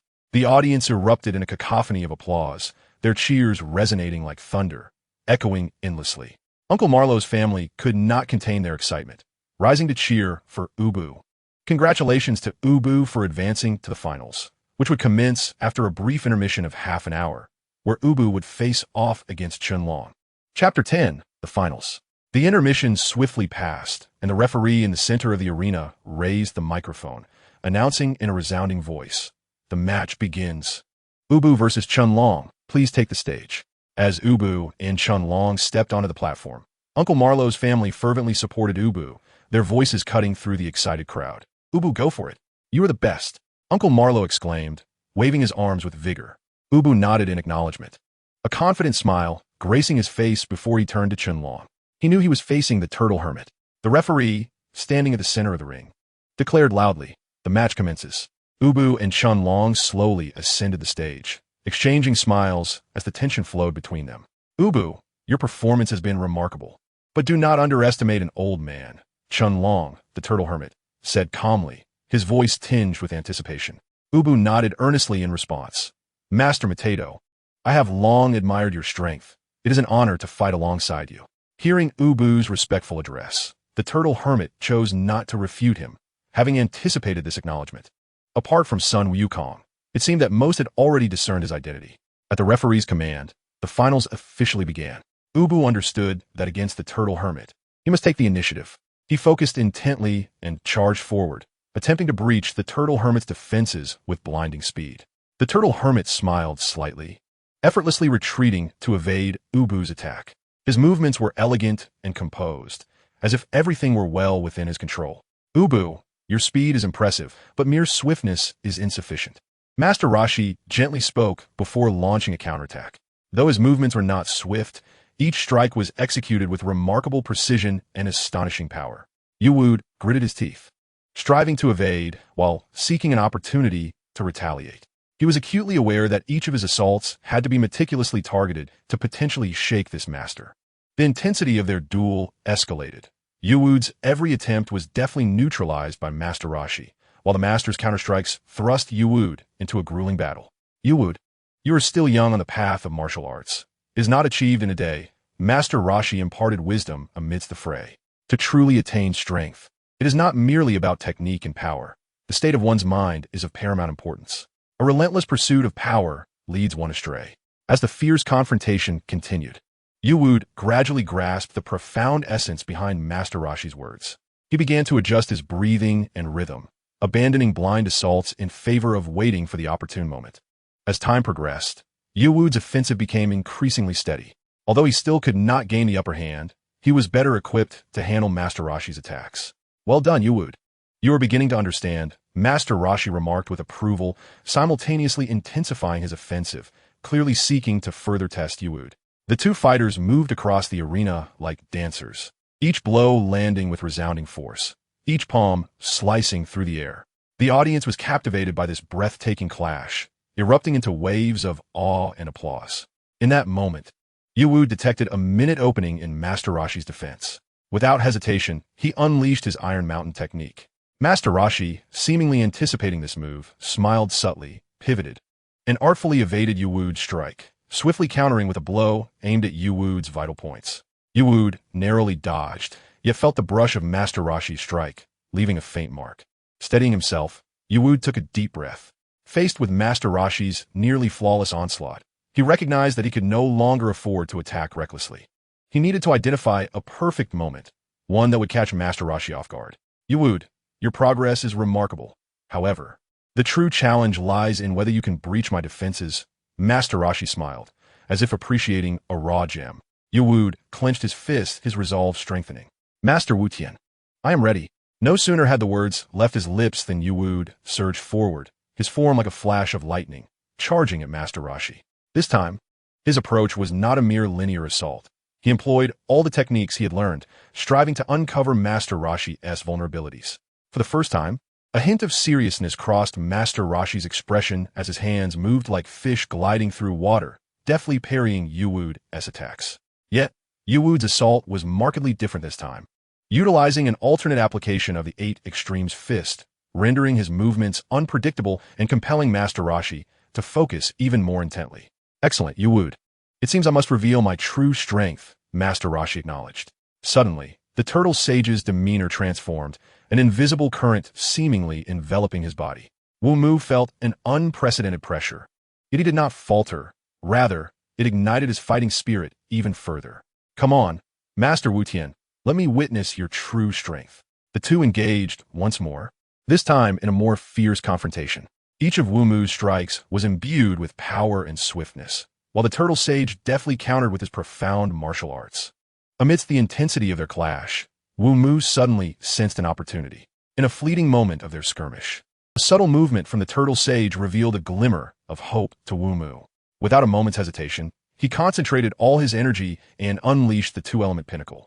This time, he exerted not only strength but also heartfelt intent, merging his understanding of martial arts and his yearning for victory into this singular punch. A flicker of surprise flashed in the turtle sage's eyes, clearly taken aback by Wu Mu's ability to summon such power and speed. He attempted to evade, but this time, Wu Mu's assault was too rapid. He could only muster his defenses. Their forces collided in the air, producing a deafening sound. The entire arena seemed to tremble at that moment, with the audience holding their breath, intently observing the two combatants. Both Wu Mu and the turtle sage were pushed back a few steps by each other's might, yet they quickly regained their footing, standing face to face. Their gazes filled with mutual respect. Wu Mu, you have succeeded. You have made this old man feel pressure, the turtle sage remarked, a smile gracing his lips. His voice laced with admiration. Though Wu Mu was panting, his eyes sparkled with determination. Master Wutian, it is my utmost honor to receive your acknowledgement. The turtle sage steadied himself, his gaze sharp as he focused intently on Wu Mu, taking a deep breath. He then brought his hands together, slowly pulling them apart as if gathering some invisible energy from the air. Wu Mu, watch closely. This is the Kamehameha. The gravity in the turtle sage's voice conveyed a sense of solemnity. Wu Mu, feeling the tension rise, adjusted his stance, aware that he was about to face a true test, a moment of formal engagement with the power dynamics of this world. He inhaled deeply, centering his mind, preparing to meet the turtle sage's assault. With a mighty shout, a formidable wave of energy erupted from the turtle sage's hands, hurtling towards Wu Mu. This energy wave surged forth with incredible speed, accompanied by a scorching current, seemingly capable of piercing through anything. As the wave approached, Wu Mu's heart raced. He promptly activated the prince's strategy. His hands moved swiftly, unleashing a barrage of energy waves like a scattershot, striving to neutralize the turtle sage's Kamehameha. Chapter 11. A breakthrough in martial arts, becoming the champion. The two forces clashed violently in midair, producing a thunderous roar that resonated throughout the arena. Though the Prince of Ebony's strategy successfully mitigated a portion of the energy waves, a small fraction managed to breach his defenses, forcing him to stagger back a few steps. Young one, it appears you still have much to learn, Master Roshi remarked with a smile, admiration glinting in his eyes. Steadying himself, Ebony displayed a resolute expression. Master Wutian, your Kamehameha technique is indeed formidable, but I shall not concede so easily. Then let us continue, replied Master Roshi, his voice brimming with fighting spirit as he prepared to launch another assault. As the two engaged once more, Ebony approached the battle with heightened caution, striving to discern the patterns in Master Roshi's attacks and seeking opportunities for counterattacks. Meanwhile, Master Roshi continuously varied his offensive tactics, making it difficult for Ebony to adapt. As time progressed, the contest reached a fever pitch. Each clash between Ebony and Master Roshi was fraught with tension, the audience holding their breath, fixated on the duel unfolding on the stage. Ebony, your strength is commendable, but let us see how you handle this. Master Roshi suddenly accelerated, unleashing a fierce barrage of attacks upon Ebony. Gritting his teeth, Ebony endeavored to evade while scouting for a chance to strike back. In that instant, he spotted a minor flaw in Master Roshi's stance, a moment too fleeting to alter his technique. Without hesitation, Ebony unleashed an all-out attack. This time, his speed and power reached their zenith, landing a direct blow on Master Roshi that sent him reeling back several steps. Master Roshi regained his balance, a satisfied smile gracing his face. Well done, Ebony. Your progress is truly astonishing. Panting heavily, Ebony's eyes sparkled with an indomitable spirit. Master Wu Tian, I've yet to reach my limits. The duel continued, each encounter leaving the audience in awe. Each of Ebony's strikes resonated with determination and strength, while Master Roshi deftly countered with his profound martial arts expertise. As the competition unfolded, Ebony gradually sensed the power within him intensifying, each strike growing more potent than the last. Observing Ebony's performance, Master Roshi's admiration deepened. At that moment, Ebony launched a forceful assault, channeling nearly all his strength into his fist. Although Master Roshi attempted to evade, the speed was overwhelming, leaving him with no choice but to defend. Their forces collided once more in the air, producing a deafening roar. This time, Ebony's attack clearly gained the upper hand, forcing Master Roshi back several steps until he steadied himself at the edge of the arena. Master Roshi, regaining his footing, regarded Ebony with eyes shining with recognition and admiration. Ebony, you have done remarkably well. I underestimated you. Your potential far exceeds my expectations. Breathing heavily, Ebony's gaze remained steadfast, filled with pride at Master Roshi's acknowledgement. Master Wu Tian, the opportunity to spar with a master such as yourself is an indelible experience in my life. Once more, the two combatants found themselves at the center of the arena. Though the match had yet to conclude, every spectator present could sense the awe and inspiration radiating from this clash. The battle between Master Roshi and Yu was not merely a contest of strength, but a profound testament to the martial arts. Master Roshi prepared to unleash another assault, having gathered a greater reservoir of energy, evidently intending to employ his ultimate technique to determine the victor. Yu, too, readied himself, aware that the ensuing confrontation would be the final showdown, requiring every ounce of his strength if he were to emerge triumphant. The atmosphere in the arena thickened with tension. The audience held their breath, awaiting this climactic encounter. Master Roshi's figure darted across the stage, a blur of motion that dazzled the eye. Yu focused intently, striving to discern his opponent's movements. Yu, are you prepared? What you are about to witness is the mightiest attack you have ever encountered. Master Roshi's deep voice resonated throughout the arena as his hands began to gather radiant light. Yu inhaled deeply, adjusting his stance. Master Wu Tian, I am ready. Please, guide me, he declared with unwavering conviction, his eyes shimmering with a challenge. Is it coming? Kamehameha! With a thunderous exclamation, Master Roshi propelled the amassed energy towards Yu with astonishing force. A colossal sphere of light surged towards him at a speed that was almost unfathomable. Yu chose not to evade. He recognized this as Master Roshi's test, a challenge he must confront head-on. Abandoning his princely tactics, he clasped his hands together, channeling his energy, and unleashed a wave of azure energy from his palms, meeting the immense light sphere. This technique shall be called the Divine Wind Wave. The two forces collided violently in mid-air, producing a deafening roar. The light sphere began to dissipate under Yu's might, gradually fading until it vanished completely. The audience gasped in astonishment, unable to fathom that Yu could withstand Master Roshi's formidable strike. A subtle smile graced Master Roshi's lips as he regarded Yu with approval. Well done, Yu. Your strength has surpassed my expectations. However, the match is not yet over. You must exercise caution in the forthcoming assault. Yu nodded, his expression growing more serious. Master Wu Tian, please continue. He understood that the forthcoming exchanges were designed to hone his martial skills. Training in a martial academy in his past life was entirely different from grappling in this realm. In the subsequent rounds, Master Roshi's speed and power escalated continually. Although Yu managed to withstand the onslaught, each encounter proved increasingly arduous. At that moment, a flash of insight struck Yu. He recalled Master Roshi's earlier teachings, that true power emanates not solely from the body, but also from the spirit. Closing his eyes, Yu took a deep breath, endeavoring to connect his spirit with his physical form. He sensed an unprecedented surge of energy coursing through him. Upon reopening his eyes, his gaze had transformed. Now imbued with an extraordinary resolve, he addressed the Turtle Hermit, saying, Master Wu Tian, I am profoundly grateful for your guidance. I believe I have discovered the key to my breakthrough. The Turtle Hermit smiled and nodded. Then let me witness the fruits of your labor. With a mighty roar, Yu unleashed his full strength, propelling himself towards the Turtle Hermit like a cannonball. The Turtle Hermit, undeterred, met him head-on. In the air they clashed, each impact resonating with a tremendous sound. Yuwu's speed and power had undergone a remarkable transformation, and even the turtle hermit felt the weight of pressure. As the battle progressed, Yuwu gradually sensed his strength surging, each strike more potent than the last. Finally, amidst their exchanges, Yuwu successfully discerned a flaw in the turtle hermit's defense, landing a decisive blow to his vital point. The turtle hermit was pushed back a few steps, yet rather than anger, a satisfied smile graced his face. Yuwu, congratulations on your breakthrough. Forge your own path. Your future is boundless. I concede. You may visit my small island whenever you wish, the turtle hermit declared, smiling at Yuwu. His objectives had been fulfilled. The title of champion was of little consequence. He merely wished for his disciple to understand that there are always greater beings in the world. Unexpectedly encountering a martial artist so distinct from the rest, he felt compelled to offer guidance. Very well, Master Wu Tian.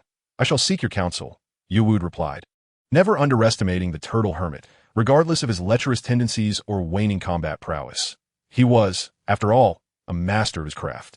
The turtle hermit nodded and descended from the ring. Congratulations to Yuwu for emerging victorious and claiming the championship prize of 500,000. Uncle Marlowe leaped to his feet in excitement, applauding while the audience celebrated the champion's triumph. Yuwu, panting heavily, wore a radiant smile. Chapter 12. The Quest for Karen Tower. Yuwu approached Uncle Marlowe, presenting him with the entirety of his winnings. Yuwu, what are you doing? Uncle Marlowe exclaimed in astonishment, gazing at the prize money in confusion. Yuwu inhaled deeply, his eyes shimmering with a fervent desire and determination to grow stronger, to truly master the training methods of the Dragon Ball world. I must ascend Karen Tower. Uncle Marlowe, having received Yuwu's care over the past 5 years, felt a mix of emotions. I do not intend to return. I now understand the stage of my current abilities and seek further experience. I wish to pursue the legendary hermit. Uncle Marlowe accepted the prize money, his expression a tapestry of complexity. He recognized Yuwu as an ambitious individual, yet he was taken aback by Yuwu's decision to seek out the mythical hermit. This choice signified that Yuwu was embarking on a journey fraught with uncertainty and peril. Yuwu, the path to the hermit is fraught with danger. Are you truly prepared? Uncle Marlowe asked, concern etched on his face. Yuwu nodded resolutely. I am ready. No matter the challenges that lie ahead, I shall not falter. Over the years, I have diligently pursued this path, and I believe it is now time to realize my dreams. Uncle Marlowe fell silent for a moment before finally exhaling a sigh. Since you have made your decision, I shall not hinder you further. However, I urge you to keep this reward. The journey ahead is long, and you will require these funds to ensure a smooth passage. Ebony shook his head. Uncle Marlowe, this money is not essential to me. I hope you will use it to take good care of yourself. As for me, I shall earn everything I need through my own efforts along the way. Seeing the resolute gleam in Ebony's eyes, Uncle Marlowe realized he could no longer dissuade him. He gazed deeply at Ebony and could only sigh in resignation. Very well. Since your resolve is firm, I can only wish you fair winds. Remember, no matter the challenges you encounter, do not give up. Hold fast to your dreams. If one day you wish to return, know that this place will always be your home. Brother Ebony, do remember to come back and visit me, Eliga said, her eyes glistening with tears as she looked at Ebony. Thank you, Uncle, for your care over the years. I will remember your words and will not give up easily. Ebony nodded and then turned to Eliga. Eliga, I will remember.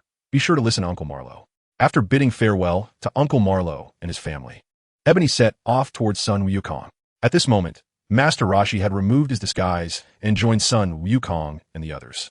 Under their scrutiny, he fabricated a casual excuse to deflect their inquiries. Ebony approached Sun Wukong, who appeared as confident and optimistic as ever.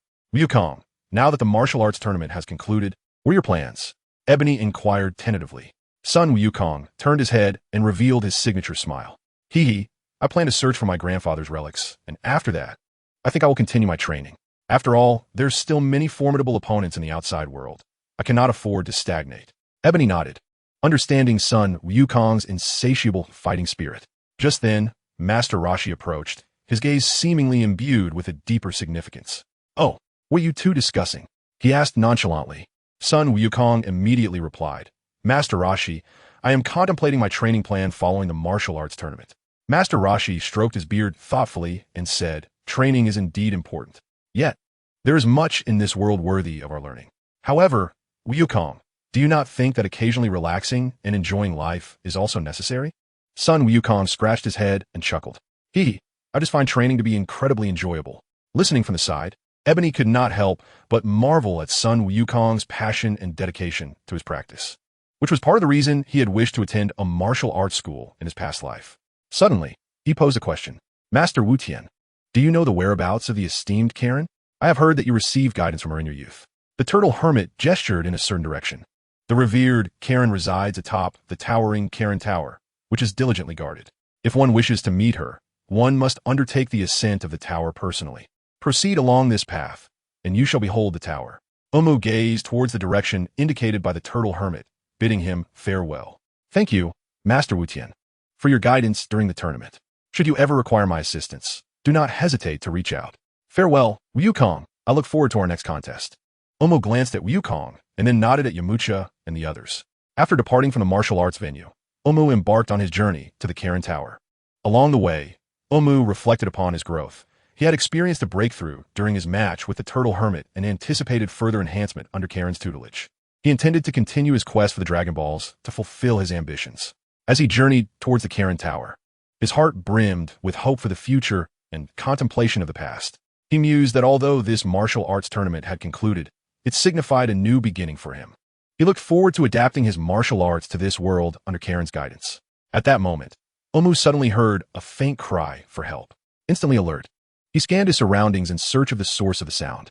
Not far away, he spotted a small boy who had apparently climbed a tree in pursuit of a bird, but was now too frightened to descend. Wumu approached and gently inquired, "Little one, what is your name? Why did you climb a tree?" The boy, slightly apprehensive, replied hesitantly, "I am Shao Jia. I saw a beautiful bird perched on the tree, and I wanted to climb up to see it, but now I can't get down." Wumu smiled reassuringly. "Fear not, Shao Jia. I shall assist you in descending." With that, Wumu effortlessly leaped up the tree, carefully cradled Shao Jia in his arms, and then jumped down to the ground. Safely on solid ground, Shao Jia exclaimed excitedly, "Thank you, big brother. You are truly amazing." Wumu patted Shao Jia's head, smiling as he said, "Shao Jia, refrain from climbing trees recklessly in the future. If you find yourself in danger, seek the help of an adult immediately." Shao Jia nodded, his eyes shining with admiration for Wumu. "Big brother, where are you headed?"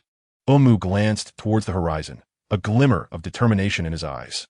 "I am bound for the Karen Tower to seek out Karen and continue my path of cultivation." Shao Jia asked with curiosity, "What is the Karen Tower? Who is Karen?" Wumu replied with a smile, "The Karen Tower is a magnificent structure that pierces the clouds, and Karen is an exceptionally formidable martial artist. I aspire to receive her guidance to become stronger." Little Jia listened in astonishment, having never heard of such a wondrous place and extraordinary individuals. "Big brother, you must give it your all. I believe you can grow stronger," he encouraged. Wumu smiled gently, nodding in acknowledgement. "Thank you, little Jia. I shall. Now, I must continue my journey, and you should return home obediently, avoiding tree climbing." After bidding farewell to little Jia, Wumu resumed his expedition toward Kolinta, his heart brimming with anticipation for the future and an ardent desire for cultivation. He understood that though the path ahead was fraught with challenges, perseverance would ultimately lead him to the realization of his dreams. Chapter 13. Ascending Kolinta. In the heart of the southwestern Indian Plains Great Forest, Kolinta awaited. After 3 days of swift running, Wumu encountered a village where he paused to rest and inquire about Kolinta. Before him stood an elderly man who had once attempted to climb Kolinta in his youth, though he had met with failure. Gratefully acknowledging the elder's insights, Wumu hastened onward in the direction of Kolinta. Days later, the vast forest loomed before him. Without pausing, he plunged deep into its embrace. When Wumu emerged from the woods, dusk had already settled. This must be Kolinta, he mused, gazing up at the towering white column, reminiscent of its depiction in the original anime. He marveled at the realization that only by confronting it directly could one truly feel its awe. The screen could not convey such magnitude. "Who are you? Have you come to challenge Kolinta?" A robust man with an imposing presence stepped out from a tent, accompanied by a child. Both were adorned in traditional Indian attire, their skin a deep hue, faces painted with war paint, and feathers adorning their hair. Wumu recognized their garb. They were indeed the guardians of Kolinta, Upa and his son, as depicted in the original tale. Upa, the father, was noted for his formidable strength and had once aided son Wukong, though he had perished while protecting Upa during the Red Ribbon's quest for the Dragon Balls. Contemplating this, Wumu resolved to offer assistance if he could, but first, He intended to ascend Kalinta. I am Wumu. I have heard tales of the abode of immortals and seek to learn. He spoke with a gentle smile. UPA, accustomed to such requests, replied, then why not rest for the night? There is an available tent. Acknowledging UPA's suggestion, Wumu recognized the necessity of rest after days of relentless running, and thus he agreed. After tidying up, UPA and his son welcomed Wumu, inviting him out of the tent. Brother Wumu, I just roasted some meat. Come and partake to replenish your energy. Wumu nodded, taking a seat opposite UPA, the warmth of the fire enveloping them and illuminating the surroundings. A skewer of succulent pork sizzled over the flames, and Wumu swallowed hard at the sight of the glistening meat. Noticing Wumu's eager expression, UPA chuckled, it's ready. Please don't be shy, dig in.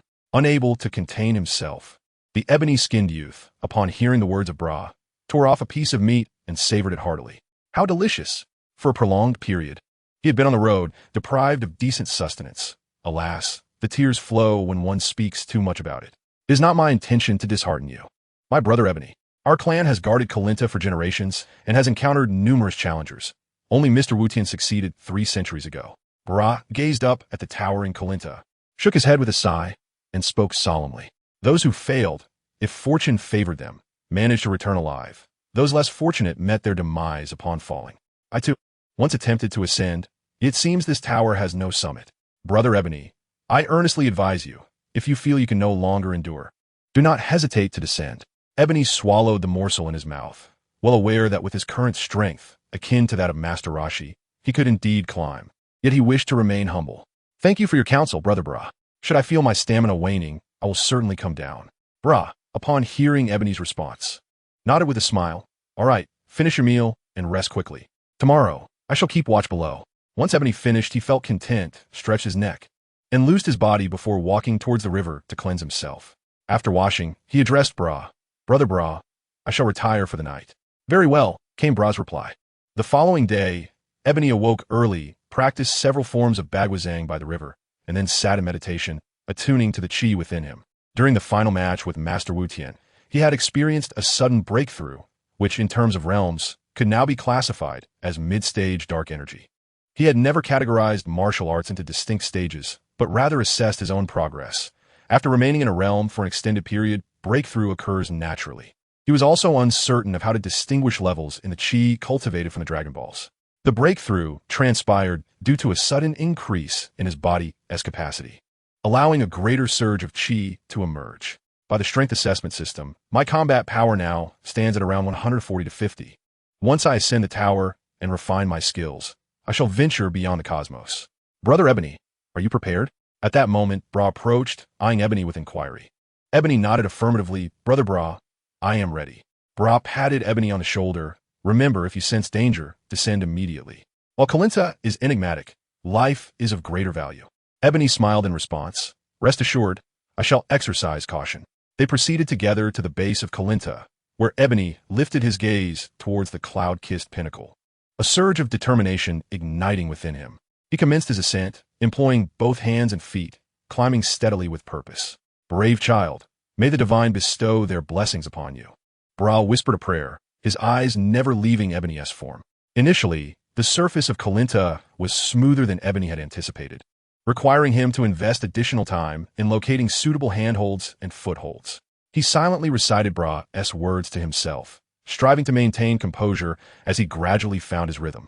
As the altitude increased, so did the ferocity of the winds, presenting Wumu with an unprecedented challenge. He could sense the energy coursing through his body, as if responding to the call of Kalinta. With each segment of the climb, Wumu paused to regulate his breath, attuning himself to the flow of energy within, which gradually calmed his heart. Time seemed to lose its significance amidst the ascent. Wumu was unaware of how long he had been climbing.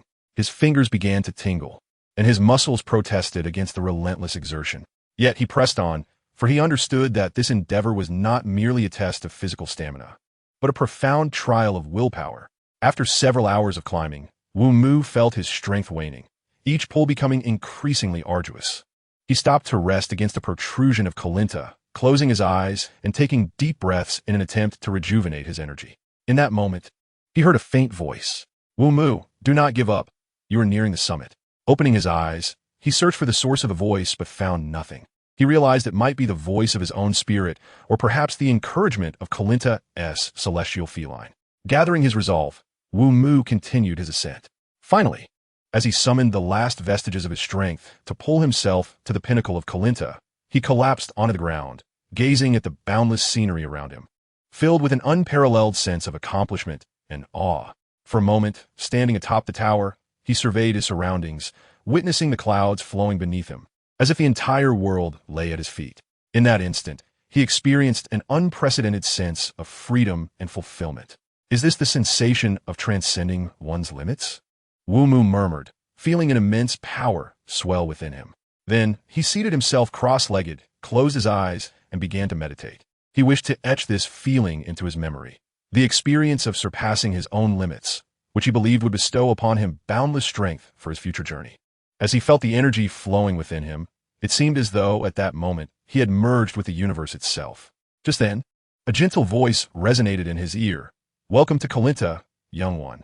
Wumu turned to see a cat, leaning on a staff, approaching him slowly. He recognized him as the celestial cat of Kalinta. Chapter 14. The Guidance of the Celestial Cat. Wumu rose and took several steps forward, bowing respectfully. The celestial cat nodded. "I am aware of your purpose for coming here. However, reaching this place has already proven your determination and strength. What is it that you wish to learn?" Wumu pondered for a moment before responding earnestly. "I wish to learn how to better control my energy and how to utilize it more flexibly in combat." The celestial cat smiled and nodded. "Such knowledge I can impart to you, but indeed, the energy within you is quite vast. Oh dear, you must cover your eyes to catch me." The fairy Krillin affixed a bell to her staff and tossed a strip of cloth to Wumu. With careful precision, Wumu blindfolded himself, clutching the cloth tightly, his heart racing with a mix of anxiety and exhilaration. "Shall I begin?" he tentatively inquired, groping for direction as he moved toward the sound of the bell.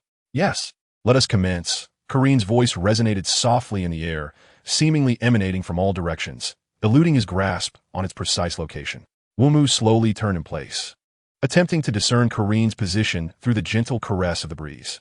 The bell chimed intermittently, at times distant, at others near, leaving him thoroughly bewildered. "How about now? Have you sensed my location?" Krillin's voice seemed to whisper right beside him. Wumu bent slightly and nodded, hastening toward her. "Well done, but your movements remain rather sluggish." Krillin's voice drifted from a short distance away, the bell's sound shifting in response. "What must I do to accelerate my actions?" Wumu queried, his tone reflecting a fervent desire to enhance his abilities. Krillin chuckled gently. "First, you must learn to perceive the airflow around you. Close your eyes. It is not merely about sightlessness, but rather about attuning your heart to feel." Wumu calmed his mind, following Krillin's guidance as he endeavored to sense the subtle fluctuations in the air. "Excellent, you are beginning to grasp it." Krillin approached him, offering gentle encouragement. "Now, give another try." Wumu took a deep breath, and the sensations in his body sharpened dramatically. This time, when the bell rang out again, he instinctively pivoted and seized Krillin's wrist with remarkable swiftness. Splendid, Wumu. "Your progress is impressive," Krillin praised. "It is thanks to your guidance," Wumu replied respectfully, removing the blindfold. In the days that followed, Wumu's life with Krillin was filled with rigorous training. Each morning, he would accompany Krillin to learn how to better control and perceive the chi. After lunch, they would engage in discussions about strategies and techniques for combat. By nightfall, Wumu would practice alone, integrating the knowledge acquired throughout the day. "Krillin, how is my control now?" Wumu inquired one evening after his practice, curiosity evident in his voice. Krillin smiled in response. "You have made significant strides. However, mastering the power of chi transcends mere technique. It is fundamentally about your mindset. You must maintain calmness and focus, even amidst the fiercest battles." "I understand. Thank you, Krillin," Wumu solemnly acknowledged. In the ensuing days, Krillin imparted to Wumu numerous techniques for controlling chi, teaching him how to swiftly channel its flow during combat and leverage its power to amplify his speed and strength. As time passed, under the tutelage of the sage Krillin, Wumu not only learned to master the manipulation of chi, but also to wield it with agility in combat. Each day brought continual improvement, and gradually, he began to sense a deeper connection with the chi. This period of training, though fraught with challenges, filled Wumu with a profound sense of fulfillment and satisfaction.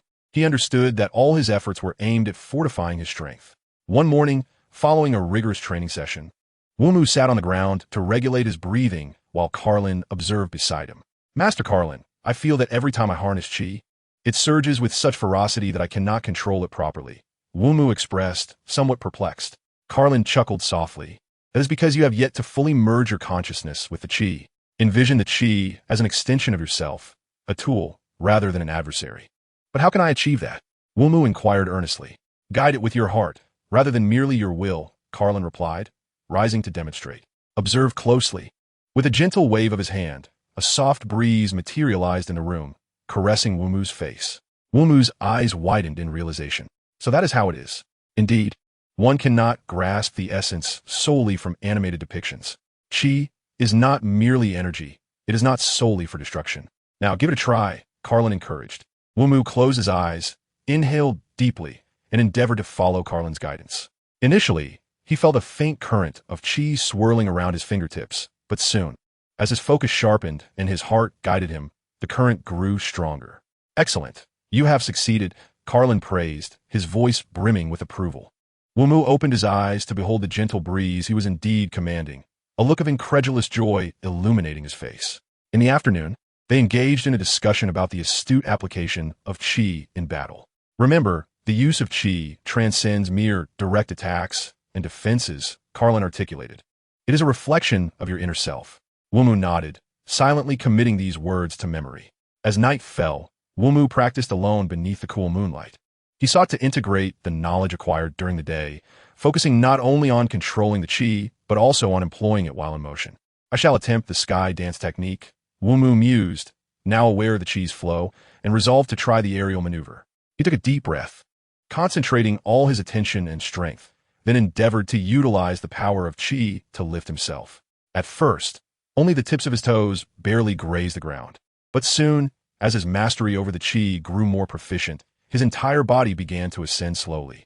Wumu experienced an unprecedented thrill as he rolled and spun through the air, entirely guided by the power of the chi. When he finally descended gracefully back to the ground, Wumu knew he had acquired a new ability. He sat on the ground, reflecting upon the day's training and his accomplishments, his heart brimming with gratitude and resolve. After mastering the art of flight, Wumu felt a significant enhancement in his strength. With this thought in mind, he decided to pose a request to Master Karen. Master Karen, I would like to seek your guidance on a matter. Wumu stood before Master Karen, his tone laced with caution. Master Karen regarded him with a smile and inquired. What is your question, Wumu? Chapter 15, Summoning the Dragon. During my training these past few days, I have subsisted on the magical beans, and I feel my body has grown considerably stronger. I wonder if I might receive some additional beans, as I sense they not only restore energy rapidly, but also heal wounds. I believe that having some before I depart could be of immense benefit for my forthcoming journey. Wumu articulated. Master Karen paused for a moment, then nodded. Wumu, I comprehend your request. Your journey indeed requires such assistance. However, the magical beans are exceedingly rare, each one being of immense value. Master Karen retrieved a pouch from behind him, containing nearly 100 green beans. Wumu accepted the beans and bowed deeply. Thank you. Master Karen, I will use them judiciously. Remember, while the magical beans are advantageous, true strength must be cultivated through one's own efforts, Master Karen advised. Wumu took the small cloth pouch, nodding with excitement. Thank you, Master Karen. I shall remember your teachings. His voice resonated with determination and confidence. Subsequently, Wumu rose, deeply bowing to Master Karen to express his utmost respect and gratitude.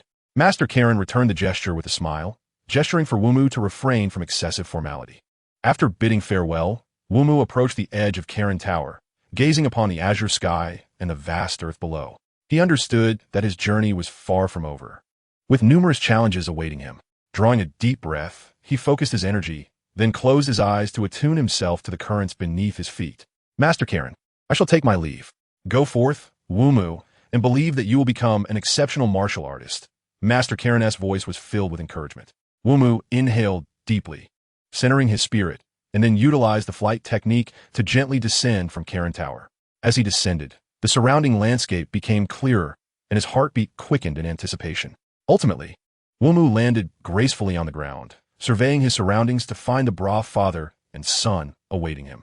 Their mouths agape in astonishment upon witnessing Wumu's aerial arrival. Wumu, how did you accomplish that? Bro exclaimed nastonisment. Wumu smiled and ruffled his hair. It is the flight technique, all thanks to Master Karen's guidance. Wumu, I never imagined you would succeed in climbing up, Bra exclaimed with excitement. Ha! It was merely luck, Wumu laughed, his heart filled with gratitude towards Master Karen. After bidding farewell to the Bra family, Wumu's heart brimmed with boundless aspirations for the future. He understood that the path ahead would be fraught with challenges. Yet his conviction in his ability to surmount every obstacle grew ever stronger. He traversed the winding mountain trails in search of a sanctuary suitable for his cultivation. After several days of exploration, Wumu stumbled upon a secluded and picturesque peak. Though not exceedingly tall, the mountain was steep and surrounded by dense foliage. Resembling a paradise untouched by the outside world, Wumu resolved to settle here and embark on his journey of self-cultivation. While the mountain was not overly perilous, its tranquil surroundings ensured that the wild beasts posed little threat. He discovered a level area along the mountainside, cleared a patch of land, and constructed a modest hut using the surrounding trees and bamboo. Each day, Wumu practiced the 8 Extremes Fist, tirelessly repeating the fundamental movements and combinations from dawn until dusk. He recognized that only through relentless honing could he refine his martial prowess to its utmost potential. Every day, Wumu ran through the mountains, fortifying his physique. He remained steadfast, striving to perfect every technique of the 8 Extremes Fist.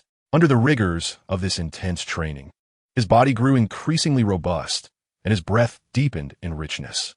Concurrently, Wumu began to experiment with creating his own unique chi wave technique. He was acutely aware that relying solely on the divine wind wave would not suffice in future battles. He would require a signature move of his own to confront adversaries with unshakable composure. Immersed in his exploration of the chi wave technique, Wumu persevered through countless trials and failures. At last, on a night when the moon was shrouded by clouds and the winds howled, he successfully unleashed his first chi wave. It was a pure white wave imbued with formidable power, tracing a long trajectory through the air and upon striking a target, it unleashed tremendous destructive force. Overwhelmed with exhilaration, Wumu realized he had finally discovered a skill that belonged to him. After refining and practicing this technique repeatedly, Wumu named it the star-shattering wave. He chose this name because each time he emitted the wave, it felt as though countless stars were shattering in the sky, radiating brilliance, both beautiful and powerful. His life became simple yet fulfilling. Each day, besides practicing the 8 Extremes Fist and the star-shattering wave, he ventured down to the small town below to stay abreast of worldly developments. A year swiftly elapsed, and Wumu's progress in his cultivation was remarkable. He had not only mastered the 8 Extremes Fist, but the potency of the star-shattering wave had also grown significantly. During this year, Sun Wukong was also in search of the Dragon Balls, engaging in multiple confrontations with the Red Satin Legion. Amid his training, Wumu descended the mountain several times to visit the Bra family. Throughout the year of his cultivation, he sensed the shifts in the external world, particularly the escalating threat posed by the Red Satin Legion. On one occasion, while descending the mountain, Wumu fortuitously encountered the Red Satin Legion attacking the home of the Bra family. The Bra father and son found themselves in peril, and without hesitation, Wumu joined the fray, employing his exquisite martial prowess and the stellar shattering wave to successfully repel the Crimson Satin Legion, thereby rescuing the Bra duo, who expressed their profound gratitude. "Wumu, you are truly our benefactor," Bra exclaimed, his eyes brimming with appreciation. As time passed, Wumu learned of Sun Wukong's confrontation with the Crimson Satin Legion and his subsequent victory, realizing that Sun Wukong had gathered all 7 Dragon Balls. Determined, Wumu resolved to seek out Sun Wukong to make a wish with the Dragon Balls. Through the Bra father and son, he discerned Sun Wukong's whereabouts and promptly set off. After several days of soaring through the skies with his flight technique, Wumu finally located Sun Wukong. "Wukong, I have heard that you have collected all 7 Dragon Balls," Wumu stated directly. Sun Wukong glanced at Wumu and offered a friendly smile. "Indeed, Wumu, I have gathered the Dragon Balls. What brings you here?" Feeling somewhat bashful, Wumu replied, "I wish to borrow the Dragon Balls to make a wish. Over the past year, I have been training, aspiring to become stronger. I have heard that the Dragon Balls can grant any wish, and I would like to seize this opportunity to enhance my power." Sun Wukong listened attentively and then nodded. "Wumu, I can sense your determination and kindness. Since the Dragon Balls can assist you, I am more than willing to help. However, do ensure that your wish is well considered. For the Dragon Balls can grant but 1 wish per year." Wumu expressed his gratitude, saying, "Thank you, Wukong. I will carefully contemplate my wish." "Eternal Dragon, please fulfill my wish," he called out. As Sun Wukong recited the incantation to summon the eternal dragon, the sky suddenly darkened and an overwhelming aura enveloped everyone present. Subsequently, a colossal dragon descended from the heavens, its arrival accompanied by a resounding thunderclap. "Speak your wishes," the dragon's voice boomed with authority, resonating in the hearts of the two men. Chapter 16, Arrival at Namek, Unleashing Potential. Eternal Dragon. I wish to acquire the instantaneous movement abilities akin to those of the Kaishin. Wumu, taken aback by the dragon's immense form and the oppressive atmosphere, swallowed hard and spoke. "I'm terribly sorry, that is not possible." Eternal Dragon, then I wish for the opportunity to teleport to Namek, Wumu contemplated for a moment before stating. The dragon's eyes glowed crimson, and its voice echoed in the air. "Your wish is quite simple. It shall soon be realized." In a flash of light, Wumu felt himself transcending space, the coordinates of Namek imprinting in his mind. However, this ability was to be used but once. Regarding the difficulty of wishes, the Eternal Dragon could only categorize them as either impossible or very simple. The Earth-S Dragon, created by the Earth-S deities, indeed lacked the authority to grant the Kaishin's instantaneous movement, which was considered a divine technique. Once my wish was granted, Sun Wukong regarded me with curiosity. This journey to Namek would entail drifting through the cosmos, leaving me uncertain of when I might return. At this moment, Sun Wukong was 13 years old, and 2 years later, his combat power would reach around 170. Presently, at the age of 18, my own combat power had already surpassed 1200 within this year. I estimate my martial arts realm to be at the pinnacle of dark energy. My practice of Baguazhang has reached a bottleneck. To break through into the realm of transformation, I must also cultivate Tai Chi. Observing Sun Wukong's curious expression, I chuckled. "I wish to find a training ground, but I do not know when I will return. You must diligently continue your practice, and please convey my regards to Master Wutian." "Ah, training ground. I wish to go as well," Sun Wukong exclaimed, laughing. "When I return, I will take you with me. I must take my leave now, and remember to send my regards to Master Wutian." With a wave of my hand, I radiated light. In an instant, I vanished. On Namek, my figure flashed across the starry sky, my objective clear, to seek the Grand Elder, hoping to enhance my cultivation through his wisdom and strength. The environment of Namek was starkly different from Earth, filled with lush green vegetation and towering, peculiar trees that blocked out the sun. Occasionally, I could glimpse bizarre creatures weaving through the forest. Taking a deep breath, I sensed the air here was unlike that of Earth, imbued with a refreshing purity that invigorated the spirit. Following the coordinates in my mind, I quickly located a settlement of the Namekians. As I approached the center of the settlement, the Namekians regarded me with a hint of caution, a group surrounding me.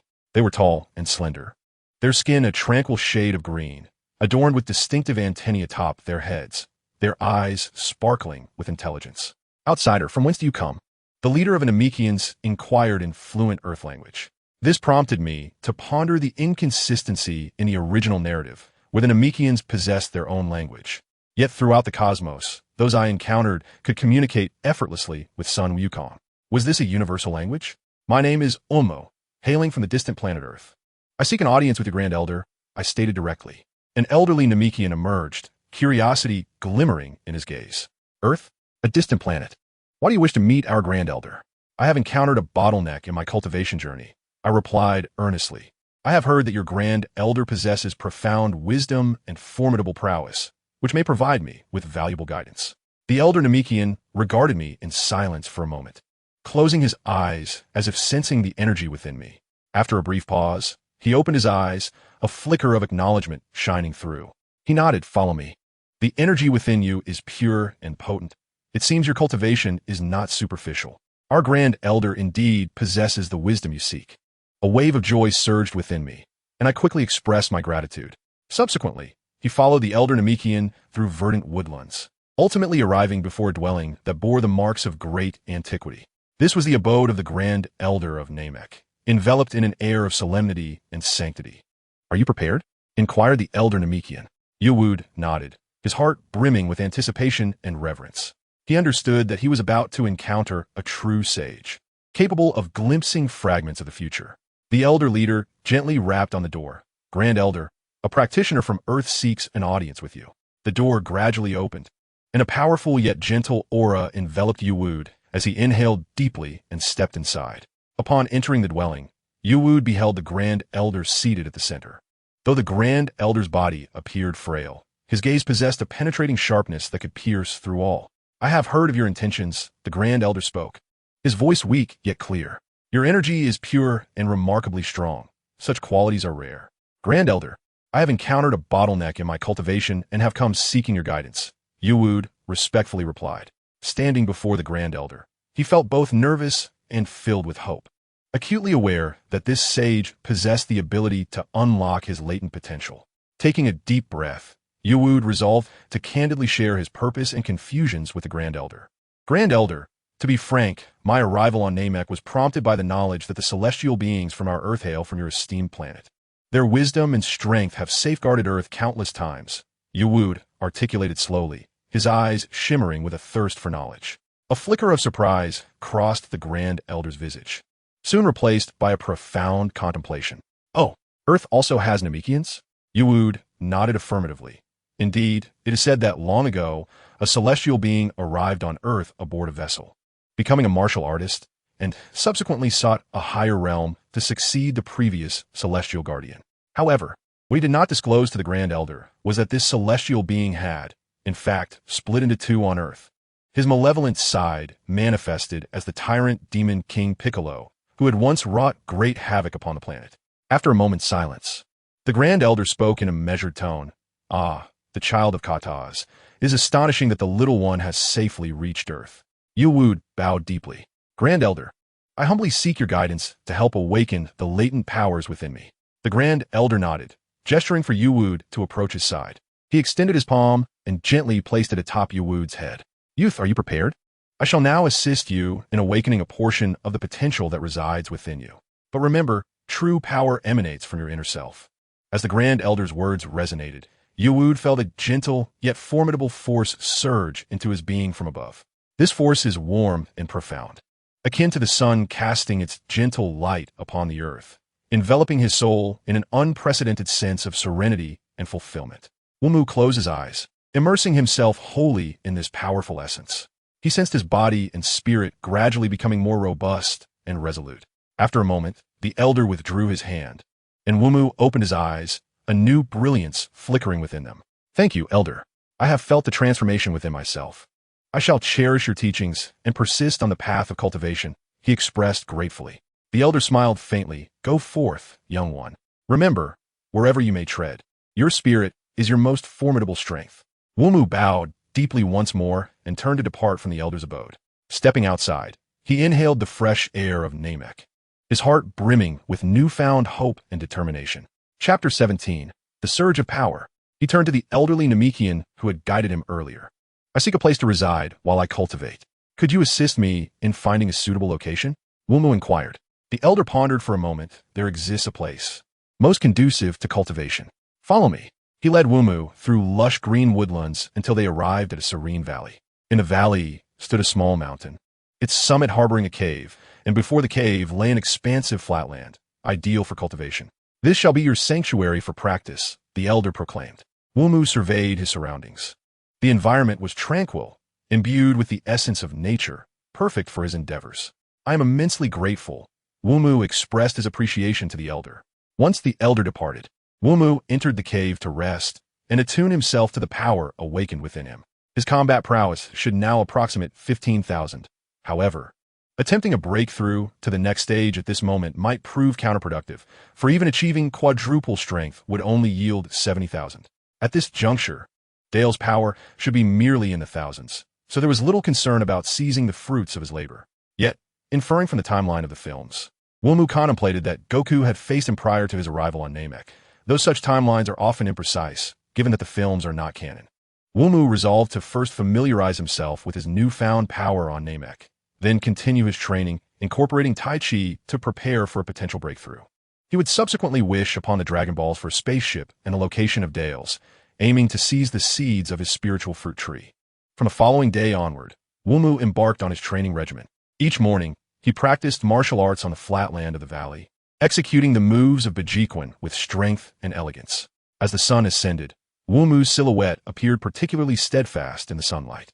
In the afternoons, he would sit on the flatland before the cave, closing his eyes in meditation, attuning himself to the flow of energy within. Striving to grasp the profound principles of Tai Chi, everything around seemed to have come to a standstill, with only the essence of ebony gently flowing. In Tai Chi, there exists a practice known as Isho Dan Tian, where Isho serves as both a crucial method and a significant process. In ancient times, this practice was referred to as Tiao Xi Shun and Siyuan Shun, with the belief that nurturing one's energy relies on preserving the spirit, which directly influences the effectiveness of one's training. As evening descended, Wumu stood atop the mountain, gazing into the distant horizon, his heart brimming with anticipation for the future of martial arts. He would then commence his practice of Tai Chi, where each movement unfolded slowly and fluidly, seemingly embodying the laws of nature. As night enveloped the land, Wumu would retreat to his cave. Days passed in this manner, and Wumu's strength continually ascended. He felt himself drawing ever closer to a breakthrough in Tai Chi, his heart filled with hopeful expectation. One day, during meditation, Wumu suddenly sensed a surge of powerful energy coursing through him, illuminating his heart as if revealing a brand new path of cultivation. He opened his eyes, which sparkled with radiant light. He had achieved a minor success in Tai Chi from that day forth. Wumu's cultivation entered a new phase, as he began to place greater emphasis on inner refinement, each practice infused with insights into the natural laws. Subsequently, he engaged in a series of physical training sessions to fortify his body. In the unique environment of Namek, Wumu discovered that his physical capabilities had significantly improved without his conscious awareness. He gradually sensed a qualitative leap in his strength during his training, realizing that solely relying on his cultivation would not suffice to fully harness this burgeoning power. He required a sparring partner to better understand and control it. Thus, he resolved to seek out the Grand Elder of Namek, requesting Neru to act as his training companion. Upon arriving at the Grand Elder's abode, Wumu respectfully addressed him. Grand Elder, I have felt an explosive increase in my strength during my training, yet I find myself unable to fully master it alone. I hope to have a sparring partner who can assist me in understanding and controlling this power.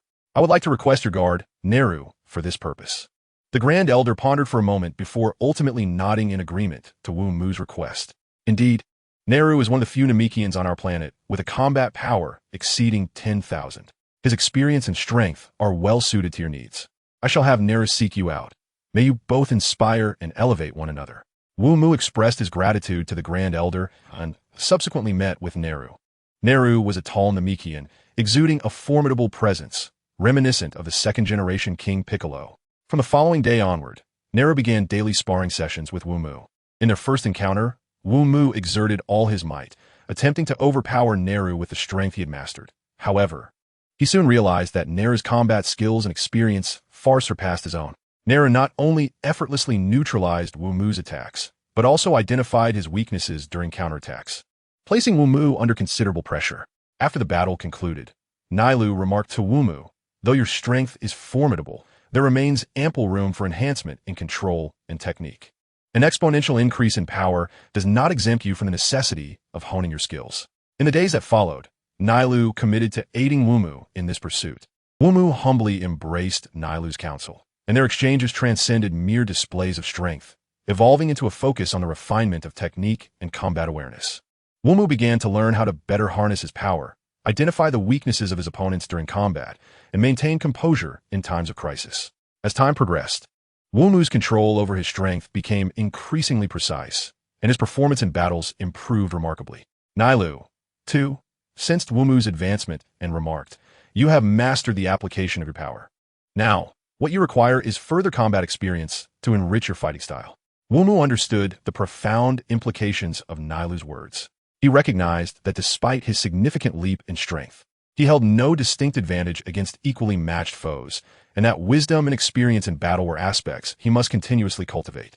After each training session, Nailu meticulously analyzed Wumu's performance, highlighting areas for improvement and offering constructive advice. Wumu would also seek Nailu's insights on uncertainties in combat, and their relationship gradually evolved from mere training partners to respected comrades. In the subsequent period, Wumu's mastery of control and combat experience saw a remarkable enhancement. He not only wielded his power with greater finesse, but also adapted the most effective strategies based on his opponent's varying styles. On one occasion, during a spar with Nailu, Wumu successfully exploited a flaw in Nailu's defense through his precise control of strength, thereby securing victory. Nailu commended Wumu's progress, stating, "You have performed admirably. Such advancement in such a short span attests to your potential and diligence." Wumu expressed profound gratitude, saying, "Nailu, I am truly thankful for your guidance during this time, which has facilitated my significant progress." In Chapter 18, titled Wishing and Journeying to the Cosmos, Wumu's remarkable improvement in combat skills and strength control became evident. Throughout this period of training, Wumu gained a deeper understanding of the essence of Tai Chi, beginning to integrate its philosophies into his combat style. As his training deepened, Wumu discovered that his combat prowess had astonishingly reached a level of 21,000. In the original narrative, Vegeta's initial combat power was 18,000, and prior to encountering Frieza, few possessed strength exceeding 100,000. With the consumption of the spirit fruit and subsequent breakthroughs, he could potentially escalate to 1,000,000 in strength, at which point he only needed to be wary of Frieza. This elevation in power further enriched Wumu's comprehension of Tai Chi in a profound meditation deep into the night. The enigmatic essence of ebony would illuminated a revelation, leading to the comprehension of Tai Chi's force, which served as the foundation for a novel skill known as the primordial wave. The name primordial wave is derived from the philosophical tenets of Tai Chi, signifying the primordial chaos. Through inner tranquility and a profound understanding of Tai Chi principles, he discovered his ability to harness the vital energies of the cosmos, conjuring a formidable energy wave. This wave embodies the gentle, introspective qualities of Tai Chi while also harboring immense explosive potential, capable of inflicting significant damage upon adversaries in combat. Within the realm of Dragon Ball, the singular energy skill is the King Kai's Energy Blast, a manifestation of the natural and life force energies. However, through his mastery of Tai Chi, he too could summon this essence. Subsequently, he devoted himself to deepening his command and application of the primordial wave. Each morning, amidst the mountains and rivers of Namek, he practiced channeling the cosmic energies to form the primordial wave. Each release of this wave induced profound alterations in the air currents of the valley, occasionally even triggering small-scale cyclones. He realized that with each practice of the primordial wave, his understanding of Tai Chi deepened. He began to wield the push hands techniques of Tai Chi with greater ease, adeptly applying the principles of yin and yang transformation in real combat, allowing him to navigate battles with newfound agility. To assess his progress, he sought out Neru for a sparring session. In this encounter, he refrained from hastily launching an attack, instead engaging Neru with the steps and techniques of Tai Chi, patiently awaiting the optimal moment. When the time was ripe, he unleashed the primordial wave towards Neru, who countered with his own energy wave. Historically, waves to the left were deemed inferior, and at that moment, Neru found himself on the left side. The collision of energies resonated for several breaths, resulting in Neru being propelled several meters away. Steadying himself, Neru gazed at Yuwood in astonishment, unable to fathom how Yuwood had developed such a formidable skill in such a brief span. "Yuwood, your progress is truly astonishing," Neru exclaimed with genuine admiration. Yuwood smiled subtly, his heart brimming with gratitude and pride, aware that without the elder's assistance and Neru's companionship, such rapid mastery would have been unattainable. Now, he was not merely an exceptionally powerful warrior, but a martial artist with a profound understanding of the martial way. As time unfolded, Yuwood continued his training on Namek, dedicating each day not only to practicing Tai Chi and the primordial wave, but also to delving into the philosophy of Tai Chi, in pursuit of deeper truths within the martial arts. His combat prowess and understanding of martial philosophy flourished, and as time passed, his reputation began to spread across Namek.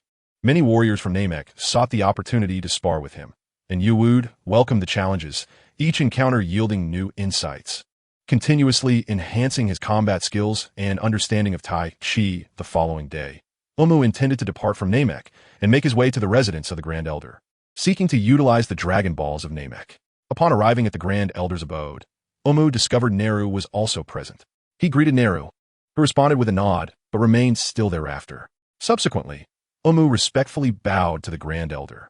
The Grand Elder appeared increasingly frail, yet his gaze remained sharp and wise. Wumu articulated their purpose, expressing a desire to use the 7 Dragon Balls. The Grand Elder paused in contemplation before slowly responding. "The Dragon Balls of Namek are each guarded by different villages. What is your intention in acquiring them?" Wumu replied, "I feel that I have sufficiently honed my strength and wish to depart from Namek to explore the cosmos. Therefore, I seek to obtain a spacecraft and the location of an acquaintance through the Dragon Balls. After a moment of reflection, the Grand Elder nodded in agreement. He dispatched a messenger to inform the village leaders, and soon after, the 7 Dragon Balls were brought to the Grand Elder's residence one by one. Once the 7 Dragon Balls were gathered, the Grand Elder instructed Neru to summon the Eternal Dragon, Purunga, in the Namekian language. Arise, Eternal Dragon. The summoned Purunga emanated a profound sense of pressure, and the sky darkened. Unlike the Dragon of Earth, Purunga bore no resemblance to an Eastern dragon. Instead, he resembled a colossal genie, far larger than the mountains of Namek. His voice thundered, "State your wishes, and I shall grant you 3. Wumu took a deep breath and articulated his first wish. I wish to acquire the most advanced spacecraft, equipped with artificial intelligence for navigation, and a gravity chamber capable of reaching a maximum of 100 times gravity. He was not a Saiyan, and such gravity training sufficed. This world was replete with techniques, and the 8 Extremities fist was not particularly unique. What set it apart was that both the 8 Extremities and Tai Chi were rooted in Taoist philosophy. With insight, he could undoubtedly surpass a being like Sun Wukong, who was half martial artist, half warrior. Neru repeated Umu's words to Purunga in the Namekian tone. Purunga's eyes flickered momentarily before he acquiesced to the wish. Your request is simple. A massive spacecraft materialized not far from Umu. For his second wish, Umu requested the current location of Dales and where he might go next. His final wish was to gain the instantaneous teleportation ability of Yardrats. After the 3 wishes were fulfilled, Purunga bid farewell to Umu and Neru, swiftly vanishing into the sky. Having realized his desires, Umu turned to Neru with a smile, saying, "Thank you for your companionship during this time." Neru returned a gentle smile, remaining silent. Subsequently, Umu approached the Grand Elder, expressing his gratitude. "Grand Elder, I appreciate your care over these past months." The Grand Elder offered a faint smile, his gaze revealing an inscrutable expression. "Umu, you are a remarkably promising young man. I have faith that you will traverse far along the path of martial arts. In the event that Namek faces calamity in the future, will you be able to shield some of its inhabitants to the best of your abilities?" Umu nodded solemnly, responding, "When that time comes, I will be there to partake in the events, and during this period, I shall grow stronger." He understood that the Grand Elder must have foreseen the invasion by Frisia a decade hence, but by then, the extent of Umu's strength remained uncertain. After bidding farewell to Nailu and the Grand Elder, Umu made his way towards the spacecraft that awaited him. He recognized that this was merely the inception of his journey towards greater power, and before him lay vast opportunities. Once aboard the ship, he activated the engines, and the spacecraft ascended gradually into the cosmos. Through the porthole, Umu gazed at the diminishing figure of Namek, silently vowing, no matter how arduous the path ahead, he would remain true to his original aspiration, pursuing the pinnacle of martial arts. Ultimately, he vanished beyond the horizon of Namek. In Umu's eyes sparkled a blend of curiosity and yearning for the unknown world. He anticipated that after resolving the matters concerning Dales, he would explore the universe, leaving behind traces of his cultivation and seeking the essence of martial arts. Chapter 19. Supplementing planetary resources, challenges ahead. In the vast and enigmatic expanse of the universe, a miniature spaceship glided through the galaxies like a lost star, solitary in its journey. Umu, clad in a simple martial arts uniform, sat quietly within the ship's training chamber, surrounded by a scenario crafted by virtual technology. Activate the 8 Extremities fist training mode, Umu commanded, his voice calm yet powerful. With his instruction, the training room's environment transformed instantaneously, presenting a virtual opponent. Umu rose slowly, his eyes fixated on the simulated adversary, and in an instant, his body erupted with astonishing speed and strength. Each punch and kick was accompanied by the howling of the wind, the essence of the 8 Extremities fist magnificently displayed in his hands. The sounds of fists slicing through the air echoed throughout the chamber, and Umu felt as though he were ensconced in a realm apart from the world, locked in fierce combat with a virtual foe in this boundless digital domain. As the training session concluded, Umu stood drenched in sweat, gradually regulating his breath. Next, he murmured, Tai Chi. The training environment shifted once more, revealing an even more formidable virtual opponent. In contrast to the ferocity of the 8 Extremities fist, Tai Chi emphasized a harmonious blend of softness and strength, motion and stillness in perfect accord. Each of Umu's movements flowed smoothly, yet exuded power, each posture and gesture radiating a sense of beauty. As his training deepened, he sensed the energy within him gradually intensifying, his breath seemingly synchronizing with the rhythm of the universe. In addition to training, Wumu devoted time to exploring the mysteries of the spacecraft. Despite the spacecraft's modest size, it is equipped with an advanced artificial intelligence system capable of autonomous navigation, allowing Wumu to devote more time and energy to his cultivation. He frequently engages in conversations with the ship's AI, from which he acquires knowledge about the cosmos, broadening his horizons. After a day of training, Wumu returns to the observation window, gazing intently at the vast sea of stars outside. He understands that his journey has only just begun and that true challenges await him in the distance. Yet, his heart brims with confidence and anticipation, for he firmly believes that through relentless cultivation, he will someday ascend to the pinnacle of martial arts, delve into the depths of the universe, and discover his own path. Display the current cosmic star map. Wumu's voice resonates in the control room. A colossal star map of the universe unfurls before him, with each galaxy and celestial body vividly visible. Wumu's gaze wanders across the star map as he searches for traces of Dales. In this boundless cosmos, the quest for a single individual is akin to finding a needle in a haystack. However, Wumu shows no signs of retreat, for he knows this is his sole opportunity, the key to his leap in power. Dales, when I find you, it will mark my new beginning, Wumu murmurs, determination gleaming in his eyes. The spacecraft continues to traverse the universe, soaring towards the unknown, leaving behind a trail of starlight. Time flows gently through the cosmos, and Wumu's cultivation never wavers. Whether advancing in 8 extremes fist, grasping the essence of Tai Chi, or enhancing his dark energy, he consistently breaks through his limits. Amidst this starry expanse, Wumu's spirit grows increasingly resilient, and his martial path gradually unfolds within the vast universe. During the prolonged journey through the stars, Wumu finally discovers a habitable planet known as Carlos. The surface of Carlos is adorned with lush forests and expansive rivers, its climate mild and suitable for human habitation. The planet is rich in natural resources and sparsely populated, yet one can still sense a breath of life. Wumu decides to pause here for respite, granting himself and the spacecraft a brief opportunity to breathe.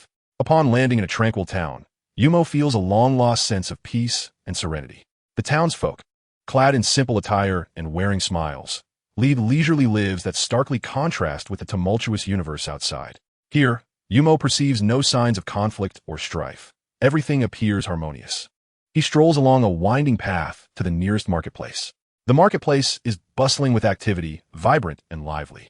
Vendors hawk an array of goods, from fresh produce to handcrafted items, each more enticing than the last. Wumu easily finds the necessities for his stay while relishing simple exchanges with the vendors. Throughout this experience, he feels the warmth and friendliness of the townspeople. However, Wumu had no desire to delve deeply into the affairs of his planet. He merely sought a place to rest and replenish his essential supplies. In a corner of the bustling market, he discovered a quaint inn. Though modest in size, it was impeccably clean, and the proprietor, a genial middle-aged man, warmly welcomed Wumu as an outsider. After renting a room and refreshing himself briefly, Wumu reclined on the bed, gazing out at a star-studded night sky that enveloped him in an indescribable tranquility, soon drifting into slumber. The following morning, Wumu was roused by a cacophony of commotion. Hastily donning his attire, he exited his room to find a throng of people outside the inn, their faces etched with fear and anxiety. A band of cosmic pirates had invaded the town, brazenly scouring the streets for plunder. Wumu inwardly lamented the disruption, wishing for a serene respite, only to be met with this calamity. He intended to slip away to avoid trouble, but was intercepted by several pirates. One of them, equipped with a combat power scanner, initiated a scan on Wumu. This fellow possesses a mere power level of 5. What a pathetic wretch. The pirates jeered. I expected a formidable traveler on this dismal planet, yet here we have a weakling of only 5 combat prowess. The pirate leader laughed arrogantly. Boy, hand over your valuables. Do you even comprehend our power? I boast a staggering combat strength of 5,005, while my crew members are no less than 4,000. Surrender voluntarily, and we may yet spare your life. Wumu chuckled inwardly. During his months of interstellar travel, his combat strength had already surged to 27,000. He had merely concealed his true prowess upon arriving at this planet, not wishing to provoke unnecessary trouble. In response to the pirates' mockery, he offered a faint smile, thinking, let them revel in their laughter for a moment. Oh, You claim to be warriors of 4 to 5,000 combat power? How utterly terrifying. Yu wooed feigned trepidation while secretly devising a counterattack. The pirates, sensing his apparent fear, grew increasingly emboldened, encircling him and preparing to strike. Yet at that moment, Yu wooed unleashed a formidable aura, launching a key wave at the nearest pirate. In the blink of an eye, he vanished from sight, reappearing behind the pirate leader, delivering a crushing blow to his back. With a cry of pain, the pirate leader was sent sprawling by the unexpected force. The remaining pirates, taken aback, quickly regained their composure and prepared to retaliate with ki blasts. However, Yu wooed moved with the grace of a specter, weaving through the ranks of pirates, each strike unfailingly finding its mark, leaving them bewildered and defenseless. Seizing the opportunity, he swiftly subdued one of the leaders, causing the others to flee in panic. Yu wooed made no effort to pursue them, but stood firm, gathering his ki in a powerful concentration between his hands. Divine Wind Wave. A cerulean wave of light surged towards the fleeing pirates. In a heartbeat, they were reduced to ashes. Chapter 20. The Spirit Fruit and a Million Power. The innkeeper and the townsfolk stood in astonishment, their mouths agape at the spectacle. They had never imagined that this outsider possessed such astounding strength, effortlessly dispatching a band of ruthless cosmic pirates. "Thank you, young man. You have saved our town," the innkeeper exclaimed, stepping forward to clasp Yu wooed's hand tightly. The other residents gathered around, expressing their gratitude. Yu wooed offered a modest smile and waved his hand dismissively. "It was merely a casual act. You need not be overly thankful," he replied. He then led the pirate captain away from the crowd to an open space. "Now, explain how you suddenly arrived on this planet. I find it hard to believe it was mere coincidence. Trouble arose the moment I set foot here, and you obstructed my path," Yu wooed interrogated. "My lord, one of my subordinates happened to see you at yesterday's market. Seeing you as a solitary outsider with such a grand spaceship, he thought you would be an easy target. Who could have known your strength would be so formidable, evading the power detector?" The pirate captain lamented, kneeling on the ground, tears welling in his eyes. Upon hearing this, Yu wooed grasped the situation. Since it had been a spur-of-the-moment decision, he continued his inquiry. "What is the maximum limit of your detector? Bring it to me for inspection. By the way, do you have any other companions?" "My lord, this detector is a new invention from Lord Frisia's Legion, with a maximum limit of 100,000 power. As for companions, aside from those you eliminated, I have only a brother who serves in Frisia's army," the pirate captain replied, presenting the detector with trembling hands. His eyes glistening with tears, Yu wooed cast a glance at it, raising his hand to gather energy. "Spare me, my lord." With a resounding explosion, a crater was left in place of the captain, his body obliterated to mere remnants. The Frisia army would inevitably come into conflict. Other factions could pose a greater threat. The prospect of their continued pursuit was troubling. He then returned to the inn to rest. After a brief stay of a few days, he reignited the spaceship, resuming his journey of exploration. The cosmos, vast and boundless, brimmed with the unknown and challenges, yet for Yu wooed, this was the very path he sought. The spaceship once more traversed the stars, leaving trails of brilliance in its wake. Yu wooed sat in the cockpit, his eyes shimmering with determination and anticipation. He understood that whatever awaited him ahead, he would forge onward, relentlessly surpassing himself, delving into the mysteries of the universe, and seeking the traces of Dales until he discovered his own path. At Erebus star, after several months of interstellar travel, Yu wooed's spaceship gradually descended onto the planet. Stepping off the vessel, he beheld a desolate landscape, littered with corpses and withered vegetation, enveloped in an eerie silence. This devastation was undoubtedly the work of Dales. Time was of the essence, for he wondered whether the spirit fruit had matured. Yu wooed closed his eyes, attuning himself to Dale's aura. There it was. Subsequently, he utilized instantaneous teleportation to swiftly arrive beneath the spirit fruit tree. At that moment, Dales and his cohorts were encircling a colossal spirit fruit tree, their eyes shimmering with avarice and exhilaration. In just a few days, the spirit fruit would ripen, and at that juncture, our power will significantly amplify, Dales exclaimed with fervor. "Indeed, Lord Dales, this spirit fruit tree is truly our fortunate star," one of his subordinates echoed, though his gaze inadvertently swept over the corpses strewn across the ground, eliciting a hearty laugh. "I wonder how many fruits we will obtain this time. Last time, that planet yielded a mere 4. Far too few. This planet possesses commendable quality. It should bear a considerable bounty," Dales remarked nonchalantly as he gazed at the tree. Dales, a low-tier Scion warrior, had a battle power of merely 1,000 to 2,000 upon reaching adulthood. Fortunately, thanks to an unintentional encounter with a spirit fruit, his power had risen to 7,500. Dales harbored ambitions of enhancing his strength through the fruits of the spirit fruit tree to realize his aspirations of cosmic domination. He slowly turned to face several subordinates, a crooked smile adorning his lips. This time, with an abundance of fruits, each of us may receive several. Indeed, Lord Dales, the crowd responded with palpable excitement. You shall not have this opportunity. Who dares? Dales barked through gritted teeth. At that moment, Wumu had arrived, casually unleashing a key blast that stirred a cloud of dust. As the dust settled, Dales inquired coldly, "Who are you to trespass upon our territory?" Wumu approached steadily, his gaze icy. "Dales, what have you done?" His tone was frigid, laced with displeasure. Upon seeing Wumu, Dales momentarily froze. "A scion? No, you lack a tail." Then, Dales observed the battle power displayed on his scouter, his expression morphing into one of disbelief. "Are you perhaps a member of a special race endowed with latent energy?" Dales laughed heartily. "Yet, do you think you can stand against us alone?" Wumu, uninterested in banter, was eager to augment his strength. Such trivial prattle. In a flash, Wumu launched his attack. Moving with astonishing speed, before Dales and his crew could react, the majority of them had been swiftly dispatched. Realizing he had encountered a formidable opponent, Dales was nonetheless unwilling to concede. While flying around the tree in an attempt to escape, he shouted, "You may not know, but once the spirit fruit ripens, even you will be unable to thwart us." Wumu glanced at the soon-to-ripen spirit fruit, acutely aware of the urgency to conclude the battle swiftly. Thus, he unleashed his full power, rapidly closing the distance, delivering a decisive blow that felled Dales, followed by several key blasts, culminating in a concentrated attack that directly eradicated Dales. As Dales lay on the ground, breathless, Wumu approached the spirit fruit tree. He understood that by consuming the spirit fruit, he would augment his own strength, paving his path to transcendence and personal growth. Ebony stood silently beneath the spirit fruit tree, his gaze steadfastly fixed upon the few fruits nearing maturity. As time passed, those orbs gradually transformed from green to red, resembling the most resplendent stars in the night sky, exuding an irresistible allure. At last, on a tranquil evening, the spirit fruits reached full ripeness. Ebony beheld the glowing red fruits. A wave of inexplicable excitement surged within him. He understood well that these fruits would be the key to his monumental leap in power.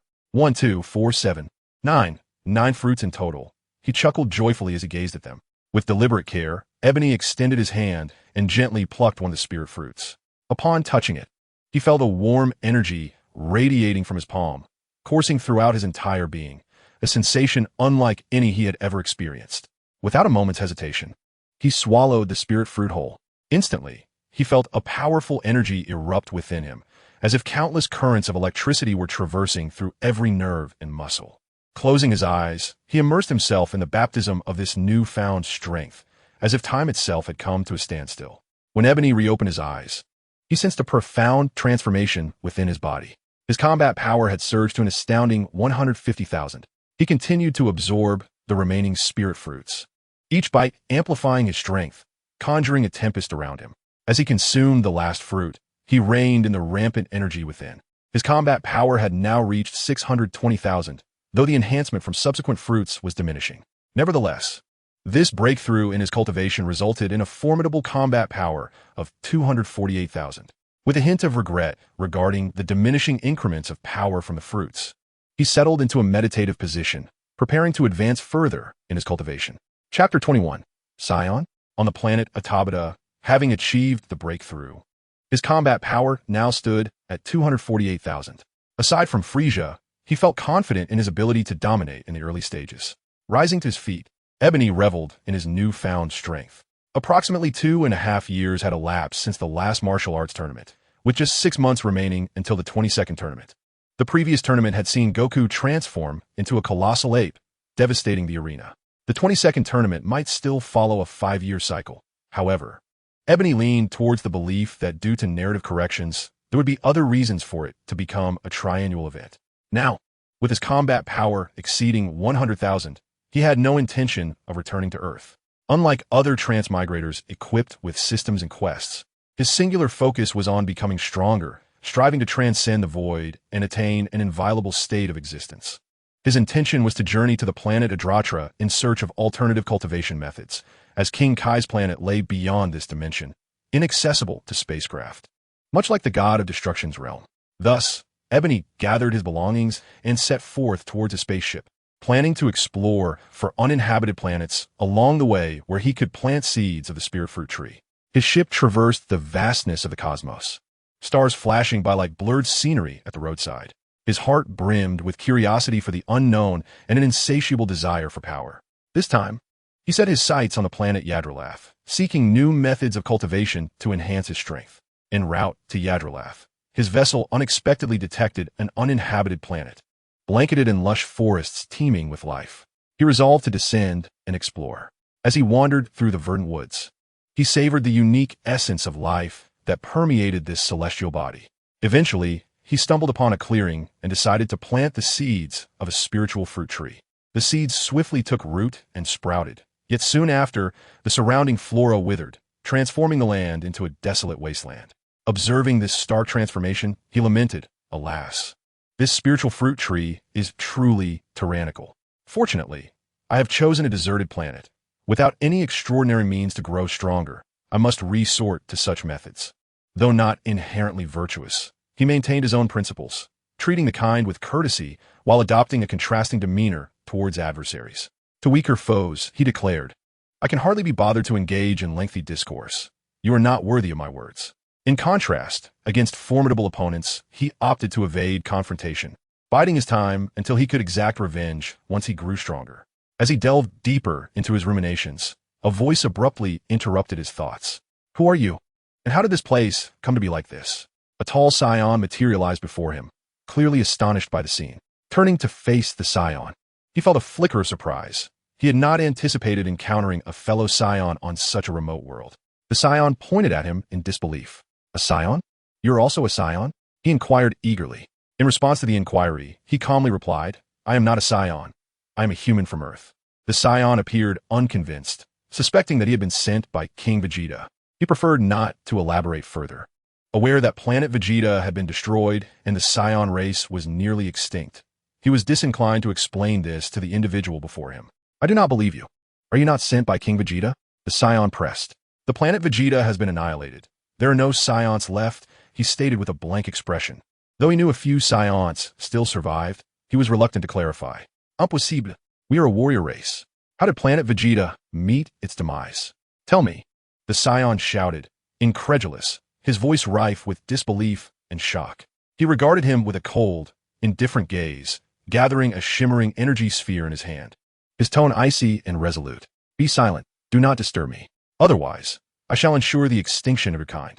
The scion, now tense, glanced at his scouter, the displayed power level inciting a wave of unfamiliar dread within him. He realized that the strength of this individual far surpassed his own. Swallowing hard, he sought to regain his composure. "I apologize for my earlier outburst. May I follow you, my lord?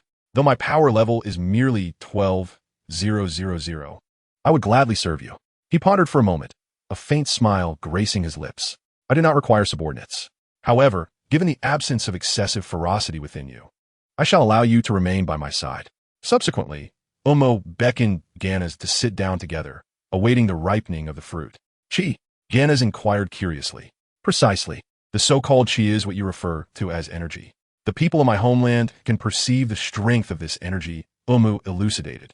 He then revealed to Ganas the truth behind the destruction of planet Vegeta, along with the survival of scions such as Son Goku, Vegeta, Broly, and their respective progeny, as well as Vegeta's entourage. Wumu also learned of Ganas' past. He had been dispatched to govern another planet in his youth, but a meteoric collision had left him stranded here, surviving on wild fruits and beasts ever since. Contemplating this, Wumu felt a hint of incredulity. The fact that Ganas could endure alone on this planet and possess a battle power of 12,000 was reminiscent of Broly's situation. So there are still scions alive. What might be the current strength of Prince Vegeta? Ganas inquired with curiosity. Barring any unforeseen circumstances, Vegeta's battle power should be around 18,000. He is likely serving Frieza at present, Wumu replied. 18,000 battle power? Truly, the prince is remarkable. Is he aware that Frieza was responsible for the annihilation of planet Vegeta? Ganas pondered, his thoughts drifting into contemplation. Wumu glanced at him, interrupting his reverie. Whether he bears the humiliation in silence, I cannot say.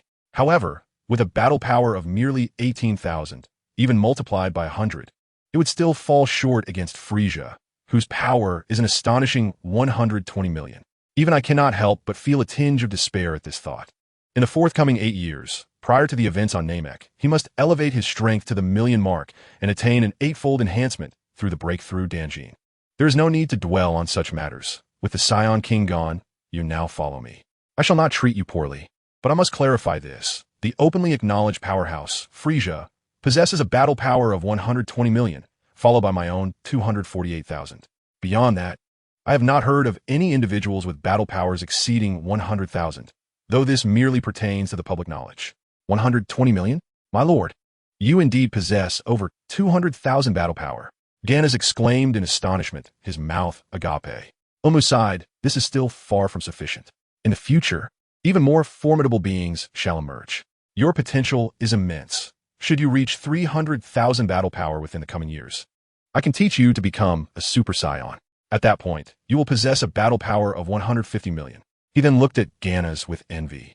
Recognizing his decent talent and lack of excessive ferocity, believing he could quickly grow stronger due to the Saiyans' innate abilities.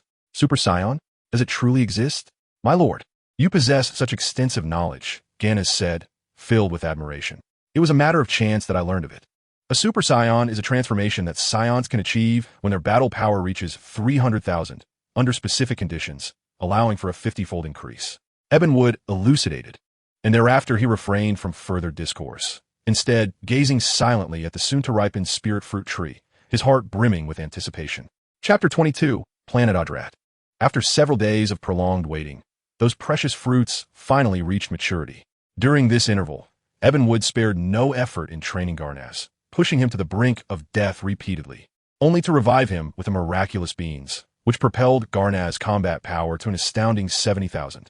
Although they had also endeavored to enhance their strength through passive skills, it was evident that such methods had become untenable. When Ebenwood delicately plucked the ripe fruits and discovered only 6, although a tinge of regret flickered within him, he could only accept this reality. Garnas, this fruit shall be yours, Ebenwood declared, tossing one of the spirit fruit tree's offerings to Garnas. In truth, Ebenwood had once contemplated indulging in these fruits alone, for apart from them, he possessed no other external advantage, unlike Garnas, who had access to infinitely renewable passive skills. Yet, ultimately, considering Garnas' loyalty and companionship, he resolved to share one with him. Without hesitation, Garnas consumed the fruit, already well aware of its wondrous effects from Ebenwood, and understanding that Ebenwood's arrival on this planet was solely for these fruits. Boom! The moment he ingested the fruit, the energy within Garnas surged forth like a wild stallion, erupting violently, sending powerful waves of strength radiating outward. My combat power now exceeds 90,000. Just days ago, it was merely 12,000. This is utterly inconceivable. Garnas gasped in astonishment, staring at his hands in disbelief. This is your first consumption, coupled with your innate talent, hence the remarkable effect. However, subsequent results will not be as extraordinary, Ebenwood explained with a smile, before consuming the remaining 5 fruits himself. His combat power leaping to 300,000. He felt as though he had brushed against some sort of limit, seemingly unable to make further breakthroughs in the near future. While a combat power of 300,000 was formidable, it appeared insufficient to meet his expectations. If he could now break through to the Dan level, his strength might reach 24 million, yet this was still far from his ultimate goal. Ebenwood dismissed further thoughts and decided to depart this planet with Garnas, setting their course for planet Adrat to continue their training. Garnas, observing Ebenwood's newfound strength, nodded in agreement, and together they boarded their spacecraft. After months of cosmic travel, they finally arrived at planet Adrat. During their journey, they explored 2 uninhabited planets, acquiring 16 precious fruits. Ebenwood attempted to consume one, only to find no increase in his strength. Consequently, he gifted 3 of the fruits to Garnas, resolving to reserve the remaining 12 for future breakthroughs to the Dan level. As the spacecraft descended, Ebenwood and Garnas disembarked, greeted by a blue-skinned inhabitant of planet Adrat. Greetings, esteemed guests from afar.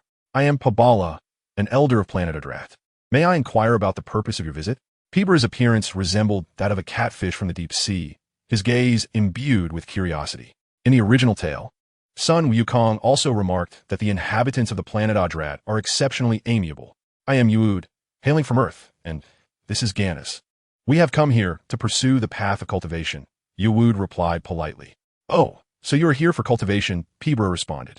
We Adratans have always advocated for peace and are eager to share knowledge and skills. Please follow me. With that, Pibra led them toward the dwelling of the Adratans. Upon entering the spacious hall and taking their seats, Elder Pibra began. The utilization of Qi requires a deep connection to the soul. Merely seeking a surge of power will not unveil the greater mysteries of Qi. I sense that your spirit has undergone some form of training, yet it has yet to harmonize perfectly with the Qi within you. As for your companion, a hint of latent aggression flows through him, an evil born from an unrefined spirit. You must first temper your character before discussing further cultivation.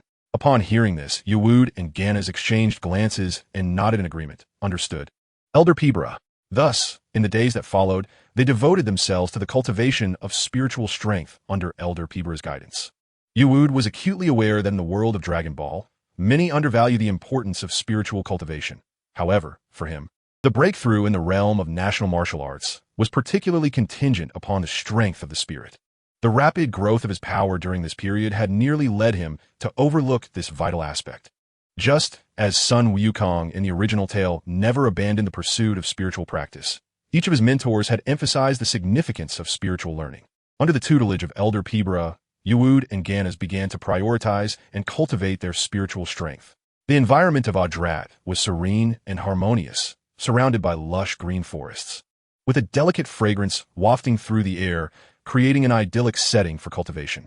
The elder led them to a secluded valley, the secret place where the Adratans practiced their spiritual strengths.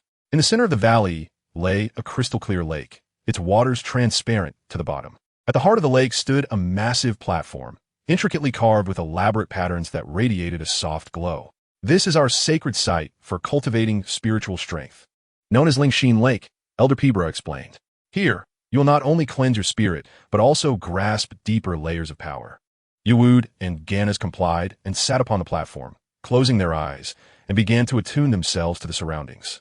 Initially, they could only sense the Qi flowing within their own bodies, but as time passed, they gradually became aware of the subtle changes in the natural world around them, including the sound of the water flowing in the lake, the rustling of leaves in the wind, and even the distant breaths of animals.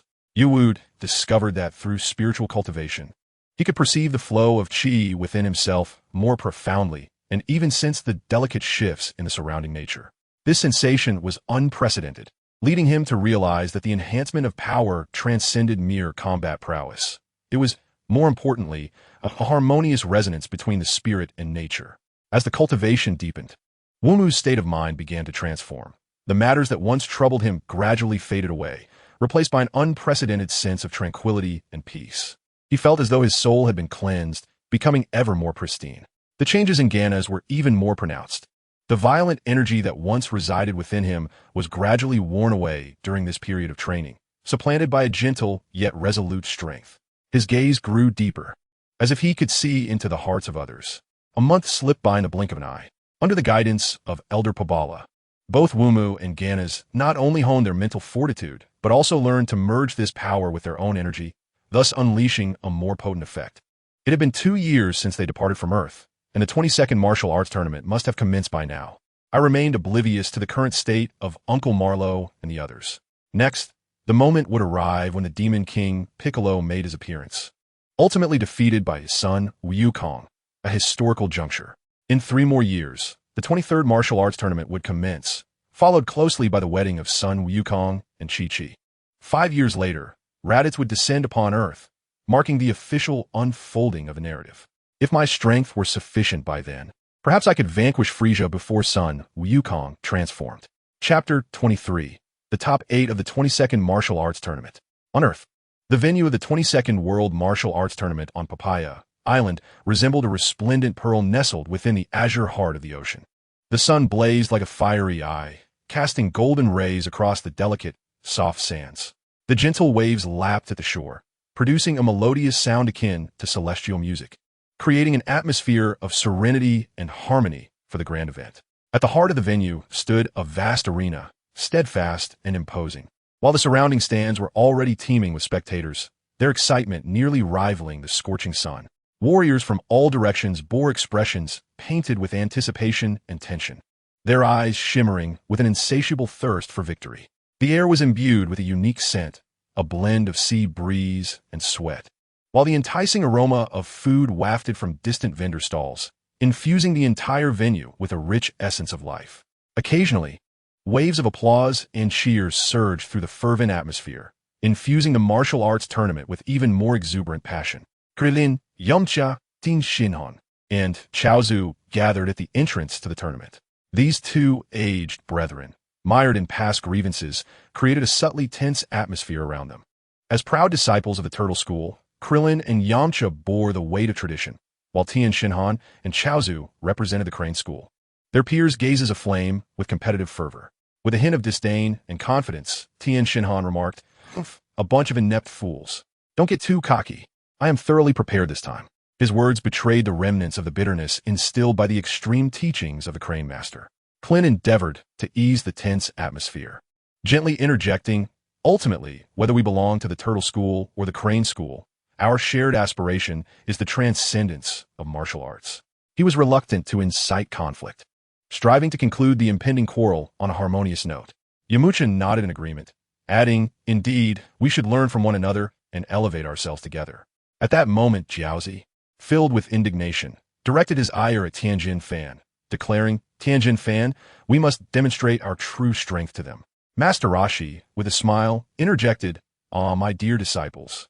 While the competition is significant, the real treasure lies in learning and fostering camaraderie through this opportunity." However, Master Crane retorted with a sneer, "Old Turtle, are you concerned that your disciples might falter? Nevertheless, I anticipate that this competition will allow us to finally resolve our past grievances." Master Roshi calmly replied, "Crane, let bygones be bygones. Now, we should focus our attention on the growth of our disciples." Master Crane provocatively challenged, "Are you already fearful, Old Turtle?" In a surge of emotion, Master Roshi retorted, "You stubborn old man, you remain as irksome as ever." Under the watchful eyes of both disciples, Master Crane and his adversary remained unyielding, their words sharp. Ultimately, Master Crane left with a resonant proclamation, leading Tianjin Fan and another disciple deeper into the venue. Shortly thereafter, Sun Wukong arrived, his presence ushering in a warm breeze of reassurance. After registering, they retreated to their dormitory for a brief respite and recovery. As the dawn of the next day broke, the preliminary rounds commenced with fervor, as numerous participants, filled with ambition, advanced through the ranks to secure a place in the top 8. During the draw for the quarterfinals, the host's voice brimmed with anticipation, while Tianjin Fan discreetly signaled Jiaozi to utilize their supernatural abilities to manipulate the course of the competition. Ultimately, the results of the draw were revealed. Yamcha was set to face Tianjin Fan, Chunlong would battle Male Wolf, Klin would contend with Jiaozi, and Sun Wukong would encounter the newcomer, Shao Jia. Shao Jia, a rising star who had developed a passion for martial arts 3 years prior due to a serendipitous encounter, had, through 3 years of diligent training, barely managed to surpass the preliminaries. When the names of the competitors were called, the referee's voice resonated throughout the venue, and the competitors made their way to the ring. Tianjin Fan and Yamcha began to warm up, preparing for the imminent clash. In the first match of the quarterfinals, as the host's enthusiastic call echoed, the two contestants stepped into the arena, ready to unveil a spectacular showdown. On the stage, Tianjin Fan and Yamcha locked eyes, the audience holding their breath, the air thick with tension and excitement. With the host's fervent announcement, the two competitors lunged at each other like wild beasts, and the match commenced, each resembling fierce wolves as they swiftly engaged in combat. Tianjin Fan's movements were swift and precise, each punch and kick landing heavily upon Yamcha's defenses, producing a series of resounding thuds that caused the arena to tremble ever so slightly. Yamcha, refusing to yield, unleashed his Super Wolf Fang fist, accompanied by a howling wind, charging towards Tianjin Fan with strikes that seemed capable of rending the very air. A cold glimmer shone in Tianjin Fan's eyes, his actions rapid and exacting, with every assault infused with power and velocity. Despite Yamcha's relentless counterattacks, he gradually lost his advantage under Tianjin Fan's ferocious onslaught. The audience's breaths quickened, their eyes glued to every movement of the two combatants, fearful of missing any thrilling moment. As the battle progressed, Yamcha resorted to his ultimate technique, the Kamehameha. A brilliant blue energy sphere coalesced in his palm, and with a fierce roar, the sphere shot forth like a meteor towards Tianjin Fan. Sensing the impending danger, Tianjin Fan dodged with astonishing speed, narrowly evading the lethal strike, and immediately retaliated with a punch that struck Yamcha squarely in the chest, sending him staggering back several steps.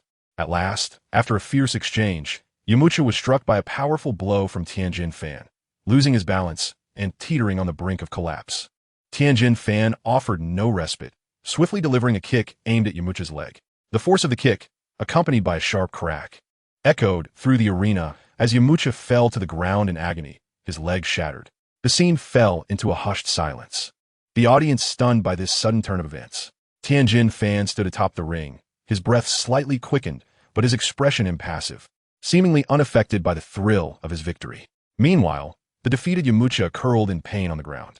In that moment, the arena was profoundly impacted by Tianjin Fan's cold and ruthless combat style.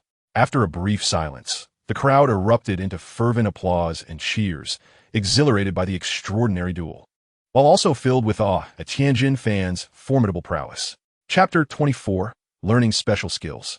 Concern was etched on the faces of Bulma and her companions as Son Goku, like a bolt of lightning, dashed towards the ring to assess Yamcha's injuries.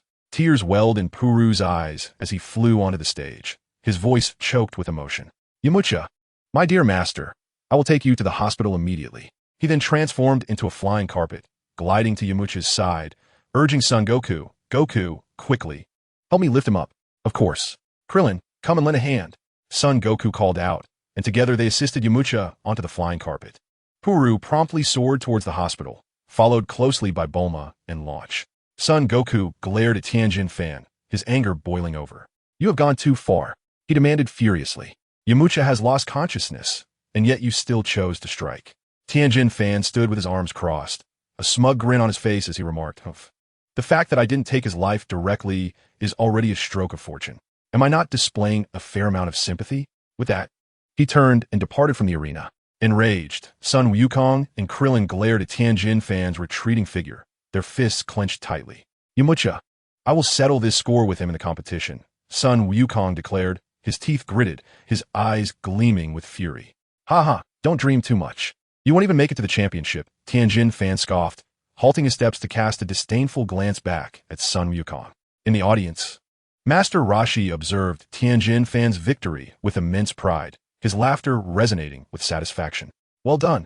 They will finally realize the true strength of our Crane School," he mused. "I can hardly wait to see Master Roshi's grim expression, especially since Tianjin Fan's true power has yet to be fully revealed." The day's competition concluded successfully, with the second round of the top 8 set to continue the following morning.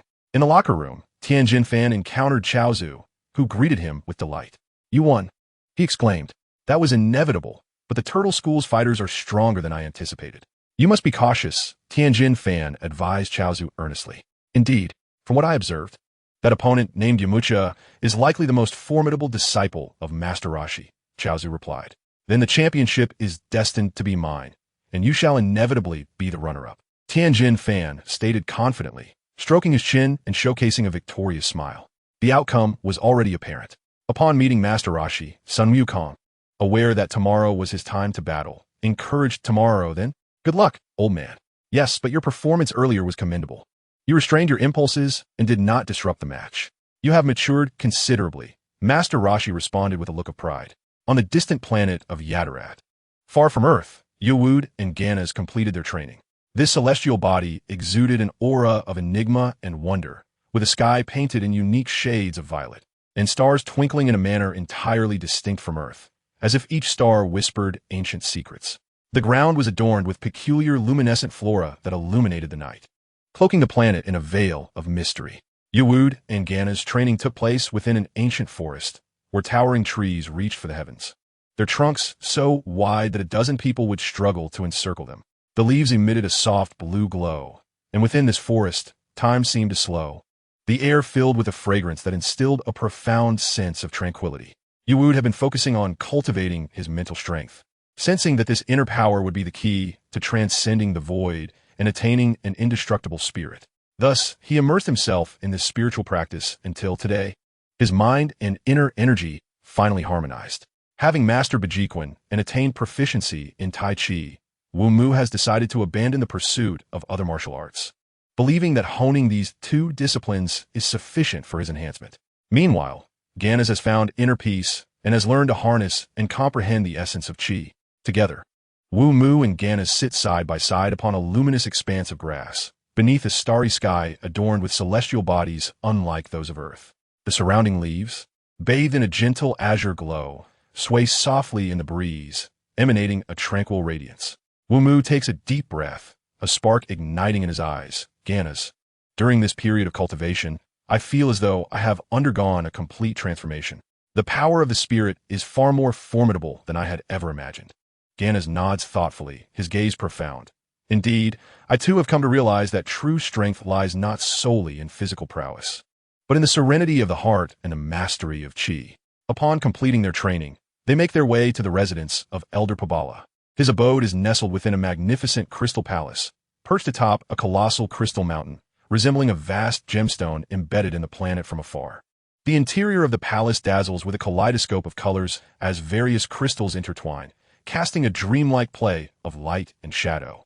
Wumu and Ganas stand before Elder Pabala, their eyes glimmering with curiosity and eagerness to learn the arcane skills of his world. Elder Pabala, we have completed our training. May we learn the skills of your planet? Ganas' voice is filled with anticipation, while Wumu stands resolutely beside him. They express their request to Elder Pabala. His voice resonates slowly within the crystal palace, echoing as if from a distant realm. How swiftly you have progressed. I shall teach you telepathy, the art of force separation, mental communication, and healing techniques. Telepathy? Does that mean we can hear the thoughts of others? Wumu can't contain his excitement. Many characters in the original works possess such abilities, and he has long coveted this skill, astonished to discover it can be learned on planet Adralat. Elder Pabala smiles gently. Not only that, but you will also be able to sense their emotions and comprehend their true intentions. However, remember to use this skill judiciously and respect others' privacy. Ganas nods thoughtfully. And what about the art of force separation? It sounds quite powerful. The art of force separation allows one to temporarily detach the consciousness from the body, which can be incredibly advantageous in combat. However, it carries risks. An inadvertent mistake may harm one's own soul. It can also be used to separate those in fusion. Elder Pabala's tone turns serious. We will exercise caution, Elder. Both Wumu and Ganas respond in unison. Lastly, Elder Pabala introduces the healing technique, a truly invaluable skill that aids in restoring oneself and those around you. His voice is imbued with warmth. The two exchange a knowing smile. Thank you, Elder Pabala. We will endeavor to study diligently and live up to your expectations, Ganas replies earnestly. Elder Peber nodded. All right, let us commence. Chapter 25. The Turtle School's Kamehameha. The following day, the venue of the world's greatest martial arts tournament on Earth was once again filled with exuberance. Despite the enigma surrounding the whereabouts of Yuud, the fervor of the martial arts competition remained undiminished. The turning point for Tien Shinhan was about to unfold here. The audience erupted in cheers, their excitement reaching a crescendo as the host announced the commencement of the match. The two competitors, Male Wolf and Master Roshi, ascended the stage, prepared to engage in their duel. With a signal, the competition officially began. The resounding beat of drums echoed, stirring the emotions of the crowd. Male Wolf charged towards Master Roshi with ferocity, launching a fierce assault. Like a predatory beast, he surged at Master Roshi, unleashing a torrent of attacks. Yet Master Roshi stood with his hands behind his back, deftly evading left and right, effortlessly dodging each strike. His movements on the stage were remarkably agile, as if he were reveling in the joy of the match. Although Male Wolf's strikes were rapid, Master Roshi floated like a phantom, skillfully sidestepping each blow at critical moments. The audience was captivated, frequently erupting in gasps of astonishment. It seems I must take this more seriously, Male Wolf declared, a fierce determination igniting within him. Suddenly, a powerful aura surged from him, propelling his speed to new heights. At that moment, even Master Roshi's expression became serious. He recognized that Male Wolf was about to unleash his ultimate technique. With a mighty roar, Male Wolf invoked the Wolf Shadow transformation, transforming into countless phantoms that assailed Master Roshi from all directions. This technique was not only blindingly fast, but also unpredictable, rendering it difficult to defend against. In an instant, the battle on stage intensified, with male wolf's onslaught resembling a tempest. Master Roshi, no longer holding back, closed his eyes and took a deep breath before suddenly opening them. With swift and precise movements, his hand struck each of male wolf's phantoms with unerring accuracy. With each of Master Roshi's blows, male wolf's illusions began to vanish one by one. Ultimately, when all the phantoms had dissipated, only the real male wolf remained before Master Roshi, appearing somewhat fatigued. With a gentle smile, Master Roshi remarked, "Young man, your speed is impressive, but against an experienced opponent, velocity alone is not the key to victory. I concede wholeheartedly. Today's battle has been immensely enlightening," Male Wolf replied earnestly. Master Roshi approached with a smile, patting Male Wolf on the shoulder. "Your strength is commendable. The road ahead is long, so continue to strive for excellence." The audience erupted into enthusiastic applause once more, thrilled by the spectacular contest. Although Male Wolf had been defeated, he bore no resentment. Instead, he expressed his respect for Master Roshi, recognizing the invaluable lessons he had learned from this encounter. This scene diverged from the original narrative. In the original tale, due to the moon being pushed away by Master Roshi, Male Wolf was unable to transform into a human, leading him to harbor murderous intent toward Master Roshi. However, in this instance, devoid of hatred, Male Wolf's demeanor appeared far more natural. In the original narrative, the Male Wolf's animosity stems primarily from his desire to transform into a human in order to pursue romantic interests. He mistakenly believes that the destruction of the moon has rendered him eternally incapable of becoming human, which is why he harbors resentment towards Master Roshi.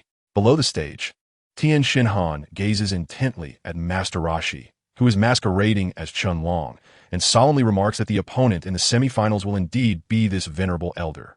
His prowess is unfathomable. In all his past battles, few have approached such a realm of mastery. Dumpling, appearing perplexed, questions whether such deductions can be made based solely on this. Such skepticism is entirely justified, especially in the absence of otherwise. One might wish to comment on how Master Roshi has showcased none of his techniques, leaving Tien Shinhan with little to discern. Indeed, merely from his movement and breathing, it suffices. Observing his actions flow like the wind, with hidden dragons and crouching tigers in every breath, every element exudes the aura of a master. My fighting spirit has been thoroughly ignited, Tien Shinhan elucidates. Very well, you are indeed a martial arts master. Your prowess is admirable. Yet the early stages are truly reliant on speculation. At this moment, the announcer strides forward on the stage, his voice resonating powerfully as he declares that amidst this fervent and exhilarating atmosphere, let us press on and directly engage in the quarterfinals. Tien Shinhan turns to Dumpling and states, "Dumpling, it is now your turn to take the stage." Thus, the third match is about to commence, wherein Dumpling and Krillin will engage in an exceptionally thrilling duel. The announcer's voice reverberates above the arena, heightening the pre-battle tension. Both contestants occupy opposite sides of the stage, their gazes piercing through the void, locking onto one another. This is not merely a contest. It is a battle for honor between the Turtle School and Crane School of Martial Arts. As the announcer's voice gradually fades, the atmosphere enveloping the arena intensifies further. Dumpling and Krillin stand at opposite ends of the stage. Although they have yet to engage physically, the clash of their gazes foreshadows the intensity of the impending match. The sound of the gong signaling the start of the match rings out, and Krillin almost instantaneously charges toward Dumpling, his speed astonishingly swift, rendering him a mere blur across the stage. Dumpling, however, remains composed, his body lightly lifting as if unbound by the force of gravity, gracefully navigating through the air to evade Krillin's onslaught. Reluctant to remain on the defensive, Krillin begins to unleash a combination of punches and kicks, each strike imbued with tremendous force, creating thunderous echoes even when landing upon the air. Though Dumpling is agile and ethereal in the air, he must approach Krillin's nearly omnipresent assault with utmost caution. Just as Krillin prepares to launch another strike, Dumpling suddenly manifests his extraordinary power. With a forward thrust of his hands, an invisible yet formidable force instantaneously immobilizes Krillin, rendering him motionless. Krillin's face registers shock as he realizes he is suspended in midair, helplessly watching Dumpling prepare for his next attack. "What is this?" Krillin exclaims in panic. A wave of astonishment erupted from the audience, as they had not anticipated that Dumpling possessed such extraordinary skills. Krillin struggled to move, yet regardless of his efforts, he could not escape the grasp of Dumpling's superpower. Seizing the moment, Dumpling launched a counterattack, A brilliant energy coalesced at his fingertips, and he unleashed a dazzling wave of energy towards Krillin. Though immobilized, Krillin refused to concede easily, exerting every ounce of strength to resist the oncoming force. The energy wave ultimately struck him, propelling him to the opposite end of the arena. Yet Krillin remained resolute and unyielding. As Dumpling's superpower gradually waned, Krillin regained his freedom. He stood unsteadily, determination etched upon his face. The two adversaries faced each other once more, the atmosphere thick with tension. Dumpling hovered silently in the air, observing Krillin, while Krillin, unwilling to remain a passive recipient of blows, resolved to unleash his yet unrefined technique, the Kamehameha. He assumed a familiar stance, gathering a formidable energy between his palms, and then, without hesitation, propelled it towards Dumpling. The Azure Kamehameha surged forth, and Dumpling, in a state of panic, retaliated with his own energy wave. The Azure Kamehameha and Dumpling's wave collided mid-air, erupting into a blinding brilliance, the clash of energies fiercely contested, yet ultimately resulting in a stalemate. Sun Wukong, watching the battle unfold in the sky, exclaimed in astonishment, "Wow, Dumpling, how can you fly?" Master Roshi explained, "That is the Crane School's technique of aerial maneuvering. Naturally, a disciple of that old bird would possess it." Tin, overhearing, couldn't help but scoff, replying to Master Roshi, "I never imagined you, old man, would be so knowledgeable about our Crane School." Sun Wukong's gaze returned to Dumpling, and he recalled something. That technique bore resemblance to one wielded by Teapaipai, whom he had previously vanquished. Tiens, skeptical, retorted, impossible. How could you have killed Teapaipai? Sun Wukong, irritated, replied, "Why couldn't I?" Tien said no more, turning to leave. "Just wait until the tournament. Your fate will be sealed." Master Roshi, overhearing this exchange, marveled at Sun Wukong's growth, which surpassed his expectations. In the arena, Dumpling removed his hat, revealing his bald head with a single strand of hair, and charged at Krillin. "Ah!" Krillin exclaimed in pain from the collision. "I can do that too." He then engaged in mutual charges with Dumpling. However, Dumpling's head was as hard as diamond. After a few attempts, Krillin could no longer withstand the impact and began to evade. Despite his evasive maneuvers, Klin's mind raced, strategizing. Dumpling's head but was formidable. Yet each attack was followed by a brief pause. His opportunity lay therein. Taking a deep breath, Krillin resolved to counterattack. Just before Dumpling's next assault, Krillin suddenly dashed forward, feigning an intention to collide head-on with Dumpling. Upon witnessing the scene, Jiaozi seized the opportunity and accelerated towards Krillin. Just as the two were about to collide, Krillin swiftly spun around, evading Jiaozi's assault and quickly maneuvered behind him, unleashing a powerful strike against Jiaozi's back with all his might. Taken by surprise, Jiaozi stumbled forward but quickly regained his balance, turning to confront Krillin. Their gazes clashed in the air, both sensing the extraordinary talent of the other. Sun Wukong and the audience watched intently, unable to contain his admiration. Krillin has made remarkable progress, swiftly identifying his opponent's weaknesses during combat. Master Roshi nodded in agreement, a glimmer of pride shining in his eyes. Indeed, this child's potential is finally beginning to unfold. The battle intensified, with both Krillin and Jiaozi showcasing their ultimate techniques, unleashing dazzling bursts of light that stirred waves of energy. Their speed was so extraordinary that they appeared like two bolts of lightning darting across the arena. After a fierce exchange, both combatants were panting heavily, yet neither was willing to concede defeat. At that moment, a determined glint flashed in Krillin's eyes. He knew it was time to conclude this battle. Gathering all his strength, he clenched his fists and began to channel energy. Not to be outdone, Jiaozi prepared his ultimate skill in response. Almost simultaneously, they unleashed their attacks, and the powerful energy waves collided in the air, resulting in a massive explosion that enveloped the entire arena in radiant light. Kamehameha, Dodonrei. As the brilliance gradually faded, everyone held their breath in anticipation of the outcome. On the stage, both Krillin and Jiaozi lay exhausted on the ground.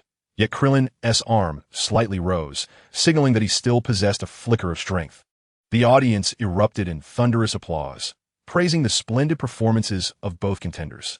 Tenshinhan and Sun Wukong ascended the stage to assist Krillin and Jiaozi, with Sun Wukong smiling and exclaiming, "What an exhilarating match, Krillin." Tenshinhan cast a grim glance at Sun Wukong and Krillin before silently descending from the stage. As the sun gradually descended in the sky, its golden rays bathed the arena, illuminating the faces of every spectator and etching this glorious moment into their memories. It would be difficult to find such an extraordinary martial arts tournament again. With the conclusion of the martial arts event, Sun Wukong and his companions headed to the hospital to visit Yamcha, who had been following the tournament's progress through television broadcasts. Upon hearing the news of Krillin's victory, Yamcha felt joy in his heart, yet a twinge of bitterness arose as he glanced at his injured leg. "Hey, Yamcha, we're here to see you." Sun Wukong entered the hospital room with a beaming smile, delivering the good news to Yamcha. Soon after, everyone filed in, surrounding Yamcha's bedside, and the air was filled with laughter and cheer. "Congratulations, Krillin." Yamcha expressed his heartfelt congratulations to Krillin. "Oh, how delightful." Krillin chuckled heartily while fondly patting his bald head. Laughter filled the hospital room, creating a warm and cheerful atmosphere. In this moment of camaraderie, Sun Wukong suddenly shifted the conversation, remarking on the peculiar absence of that fellow, Ubu, and the whereabouts of his desired training ground. "Over the past 2 years, I have scoured numerous locations without success, and it is a pity he did not attend the martial arts tournament this time. I was quite eager to measure my skills against his." Master Rashi, astonished, inquired if he had seen Ubu recently. "Indeed, he sought me out for a Dragon Ball to wish for a training site. That is what he conveyed." "Oh, and he asked me to extend his regards to you." Master Rashi, Sun Wukong replied with an innocent expression. "I see. He truly is a dedicated martial artist. His future accomplishments are beyond even my predictions. Who would have thought he still remembers this old man?" Master Rashi reflected with a deep sense of nostalgia. "It is about time for you all to become independent. After this martial arts tournament concludes, you should venture out for some training," he advised. Krillin and Yamcha exchanged excited glances, nodding in agreement. Meanwhile, in stark contrast to the jovial atmosphere surrounding Master Rashi, the ambience near Master Shun was heavy and tense. Upon learning that his brother, Tao Pai Pai, had been ruthlessly slain by Master Rashi's disciple, Master Shin's expression turned ashen as he solemnly warned Tin Shinhan not to show any mercy should they encounter them in the arena. Tin Shinhan resolutely responded, though a flicker of complex emotion crossed his eyes. As a disciple of Master Shun, he was acutely aware of the responsibilities he bore and the expectations of his master.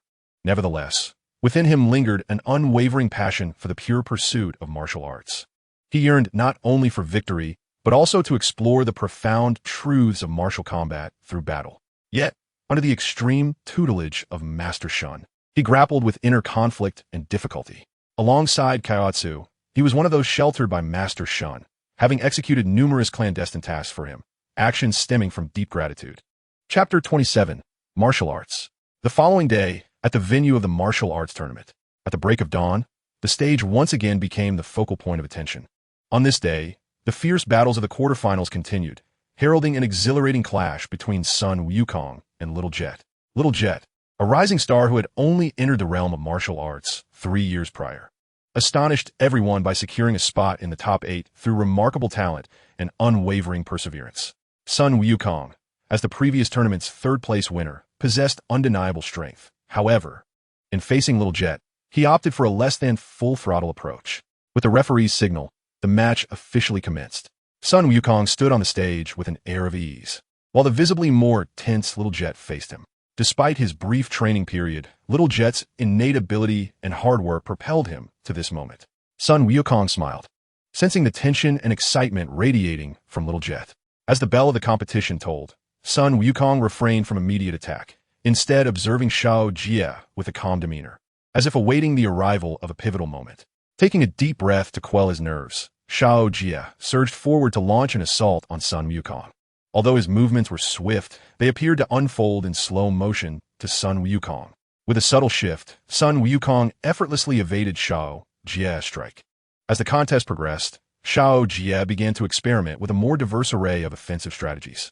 Despite each attempt failing to reach Sun Wukong, he could distinctly sense his own growth. Each offensive maneuver and defensive response allowed him to glean new truths of martial arts from Sun Wukong's movements, igniting a flicker of hope within his heart. Ultimately, Sun Wukong concluded the match with a graceful counterattack, elegantly marking the end of the bout.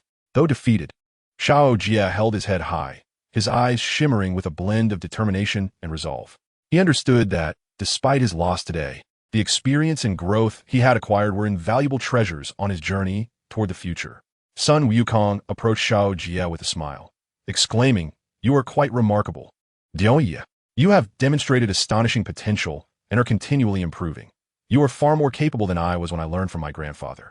"Brother Wukong," Do you know Brother Wumu? I wish to learn martial arts from him. Xiao Jie gazed up at son Wukong, his eyes filled with reverence. Ah, Wumu, I am unsure of his current whereabouts, but I shall convey your aspirations to him, son Wukong replied, shaking his head. Thank you, Brother Wukong. Xiao Jie bowed respectfully. Ha ha, son Wukong laughed. Xiao Jie was the child saved by Wumu 3 years prior. Since then, he had studied at various martial arts schools, progressing rapidly, and had become unmatched among ordinary individuals. Gazing at son Wukong, Xiao Jie's eyes sparkled with unwavering resolve. He recognized that this defeat was merely a minor setback on his path to mastery, with true challenges and glory awaiting him ahead. As the quarterfinals concluded, the drums of the semifinals echoed ominously. With the intermission at an end, the arena of the martial arts tournament once again became the focal point of attention. The impending clash between Tianjin Fan and Chunlong heightened the audience's anticipation, quickening their heartbeats. Chunlong, competing under the alias of Master Roshi, was the runner-up from the previous tournament, and his participation undoubtedly added numerous highlights to this martial arts gathering. As the host's commanding voice signaled the commencement of the match, both contenders showcased exceptional martial prowess in the early stages, probing each other's limits. Tianjin Fan's movements were swift and incisive, each strike imbued with formidable strength. Meanwhile, Chunlong, Master Roshi, countered with his unfathomable martial arts foundation and extensive combat experience, rendering the battle on the stage a spectacular spectacle, fraught with unpredictability. Suddenly, Tianjin Fan retreated several steps, channeling all his energy in preparation to unleash his signature technique. The Kamehameha. The audience's breath seemed to suspend in that moment, their collective gaze fixated upon him. With a fierce roar, Tianjin Fan unleashed a tremendous wave of energy from his hands, hurtling towards Master Roshi. Unfazed by this formidable onslaught, Master Roshi took a deep breath, thrusting his hands forward to execute his signature technique, the Kamehameha wave.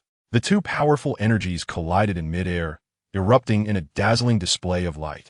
The violent clash generating a colossal shockwave that reverberated throughout the arena. As the energy dissipated, the two combatants resumed their exchange of blows. Tianjin Fan, leveraging his aerial prowess, launched attacks from above, while Chunlong adeptly countered on the ground with his agile movements and extensive combat experience. Deep in thought, Master Roshi recognized that despite Tianjin Fan being influenced by Crane Hermit, his heart was not malevolent, and his passion for martial arts remained pure. After a brief, close-quarters engagement, Master Roshi seized the moment to softly impart wisdom to Tianjin Fan. Young man, the essence of martial arts lies not merely in the confrontation of strength, but in the communion and growth of the spirit. You possess remarkable potential and should not be ensnared by hatred and prejudice. Tianjin Fan was stirred by these words, realizing that his opponent was no ordinary fighter, and he felt a profound sense of care and guidance emanating from Master Roshi's voice. As the match progressed, Tianjin Fan's onslaught began to wane, prompting introspection regarding his understanding of martial arts and the path ahead. Observing from the sidelines, Crane Hermit bellowed, "Tianjin Fan, what are you doing?" The shout jolted Tianjin Fan back to focus, resolving to contemplate his thoughts post-battle. Although his offensive had diminished, he continued to showcase his exceptional skills. Master Roshi, drawing upon his vast experience and inscrutable power, maintained a delicate balance with Tianjin Fan, rendering the contest increasingly riveting. In a surprising turn of events, Master Roshi suddenly eased his assault, a faint smile gracing his face. He gracefully leaped back to the center of the ring and declared to the referee, "I concede." A profound silence enveloped the arena, swiftly followed by a cacophony of bewildered discussions. Many spectators were perplexed by Master Roshi's decision to concede despite having the upper hand. Standing on the platform, Tianjin Fan gazed at Master Roshi's broad, ocean-like back, filled with deep respect and reflection. His fists clenched, his eyes shimmering with intricate emotions. He began to re-evaluate his understanding of martial arts and the path that lay before him, questioning the validity of Crane Hermit's teachings and the true purpose of pursuing martial arts. Though Tianjin Fan had yet to fully grasp these concepts, he was acutely aware that the final challenge awaited him, with his opponent being one of Master Roshi's disciples. The words of Crane Hermit echoed in his mind. Yet Master Roshi's insights had sparked a shift in his perspective.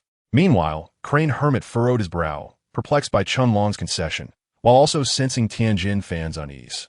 Chapter 28. The Champion. Tianjin Fan approached Master Turtle with faltering steps, his gaze fraught with inner conflict and hesitation. Master Turtle's brow furrowed. a palpable displeasure flickering in his eyes as he inquired, "What transpired on the arena moments ago? Why do you appear so unsettled?" Tianjin Fan lowered his head, his lips quivering as if a torrent of words were poised to escape, yet silence prevailed. Within him, a fierce struggle raged. Master Turtle's actions and words had profoundly touched his soul. He realized that his comprehension of martial arts was quietly evolving, yet at this moment, he found himself unable to articulate his turmoil to his master. Just then, the announcer's voice pierced the silence. "Ladies and gentlemen, the semifinals are about to commence. This round will feature a contest between two distinguished disciples of the Turtle School, Krillin and Sun Wukong. Please welcome the contestants." Observing Tianjin Fan silence, Master Turtle ceased his inquiries, redirecting his attention to the arena. Tianjin Fan also lifted his gaze, understanding deep within that this bout might offer clarity to his confusion. At that instant, the audience's focus converged once more upon the arena. Krillin and Sun Wukong, as disciples of the Turtle School, engaged in a duel brimming with intrigue. They stood resolutely at the center of the stage, their bond of friendship interwoven with the spirit of competition. With a shared smile, they acknowledged each other, both as brothers in arms and cherished friends. Lightly, they ascended the platform and exchanged a martial salute. The audience below buzzed with excitement, eagerly anticipating this extraordinary confrontation. "Krillin, do not hold back," Sun Wukong said with a smile, his eyes shimmering with a fervent desire for battle. "Nor shall I," Krillin replied earnestly, his demeanor underscoring his commitment to this contest. At the referee's signal, the two immediately launched into an intense clash. Sun Wukong seized the initiative with astonishing speed, executing a relentless barrage of attacks, each move a flawless amalgamation of strength and velocity. Krillin, undeterred, adeptly employed his agility and technique, skillfully evading Sun Wukong's strikes while showcasing his own ingenuity in counterattacks. Krillin's nimble footwork allowed him to shift positions continually, searching for a weakness in Sun Wukong's defenses, while Sun Wukong responded with formidable power and swiftness to every assault. Their battle was a mesmerizing display of skill and intellect, captivating the attention of all present. As the match reached a fever pitch, the two exchanged blows in a dazzling display of offense and defense, the spectacle enthralling the audience, who erupted into applause and cheers. "Wukong, let us see you try the Kamehameha," Krillin proposed, eager to test his newfound mastery of the technique. "Absolutely," Sun Wukong responded with a grin. Together, they assumed their stances and shouted in unison, "Kamehameha!" Two waves of azure energy clashed violently in the air, holding their ground momentarily before Sun Wukong's energy surge overpowered Krillin. With nimble agility, Krillin dodged and seized the opportunity to launch an attack against Sun Wukong. Aware that his Kamehameha would struggle against Sun Wukong's might, Krillin had prepared himself. And thus, the two resumed their fierce battle. As the match progressed, their techniques grew increasingly ferocious. Sun Wukong revealed astonishing potential, each strike infused with immense power and swiftness, compelling Krillin to expend even more energy in response. Ultimately, after a breathtaking exchange, Sun Wukong executed a clever maneuver, successfully sending Krillin off the stage. "Wukong, you are truly formidable now," Krillin remarked with a smile. Sun Wukong, grinning sheepishly, chuckled heartily. The crowd erupted in a frenzy, cheering for this extraordinary contest. Despite his defeat, Krillin earned the respect and admiration of all. Sun Wukong extended a hand to Krillin, assisting him back to his feet, and they exchanged smiles, reflecting the profound camaraderie between brothers in arms. After the match, Tien's emotions remained tumultuous. Observing the friendship between Sun Wukong and Krillin, he felt once more the essence of martial arts beyond mere combat: friendship, respect, and courage. His heart brimmed with questions and reflections about his future and the true meaning of martial arts, prompting him to delve deeper into contemplation. Tien recognized that he needed time to assimilate these experiences and to seek the genuine answers within his soul. The impending finals undoubtedly represented another significant milestone in his spiritual journey. At that moment, Master Roshi's expression darkened. He had not anticipated such remarkable prowess from his students. He turned to Tien and said, "Regardless of your inner calculations, when you face that Sun Wukong in the upcoming finals, do not hold back in the slightest." Tien responded resolutely, understanding that whether for the sake of not disappointing his master or for his own dedication to martial arts, he would give his utmost effort. As the bell for the finals tolled, the atmosphere around the arena surged to a fever pitch. Tien and Sun Wukong stood at the center of the stage, their gazes meeting, filled with profound respect for one another and the fierce spirit of competition. Master Roshi removed his disguise and returned to the audience. Bulma and Oolong, upon seeing his return, eagerly inquired about his whereabouts. However, Master Roshi merely smiled casually, offering no direct answer, his attention fixed intently on the two competitors on stage. Kaiatsu anxiously watched Tien, loudly cheering, "Tien, you must win." Meanwhile, Bulma and Krillin rallied behind Sun Wukong, creating an exceptionally vibrant atmosphere. "Go, Wukong! This time, you must claim the championship," Tien declared. "Let us engage in a fair contest," Sun Wukong said with an innocent smile, his eyes sparkling with an insatiable desire for battle. Tianjin Fan remained silent, his gaze cold, yet internally he was undergoing a transformation. He understood that this battle was not merely about victory, but also a quest for his own comprehension of martial arts.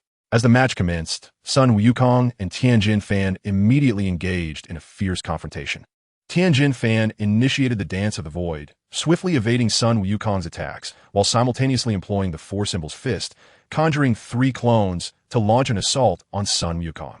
Despite being surrounded, Sun Wukong maintained his innocent and endearing smile, adeptly countering each strike. "Tianjin Fan, your prowess is truly formidable," Sun Wukong remarked with a grin during their exchange, his demeanor remaining relaxed. Tianjin Fan's heart quaked. A flicker of complex emotion passed through his eyes, quickly replaced by an icy resolve. "Sun Wukong, you need not concern yourself with my thoughts. Now, receive my Kamehameha." With palms pressed together, Tianjin Fan concentrated a surge of powerful energy and unleashed it towards Sun Wukong. Unyielding, Sun Wukong retaliated with his own Kamehameha. The two formidable energies colliding fiercely in the air, resulting in a tremendous explosion that left the audience breathless. As the battle progressed, both warriors showcased their limits. Tianjin Fan unleashed his Kamehameha, while Sun Wukong dodged with increasing speed. Their clash intensified, yet both gradually began to feel fatigue. Ultimately, after a breathtaking exchange, Tianjin Fan, with a precise Kamehameha, successfully repelled Sun Wukong, who staggered precariously to the edge of the arena. The crowd erupted in cheers, celebrating the thrilling contest. Although Tianjin Fan emerged victorious, he felt little joy, his eyes reflecting deep contemplation and pursuit of martial mastery. Chapter 29. The Death of Krillin. Tianjin Fan slowly descended from the arena, beads of sweat trickling down his cheeks, his heart a tumult of emotions.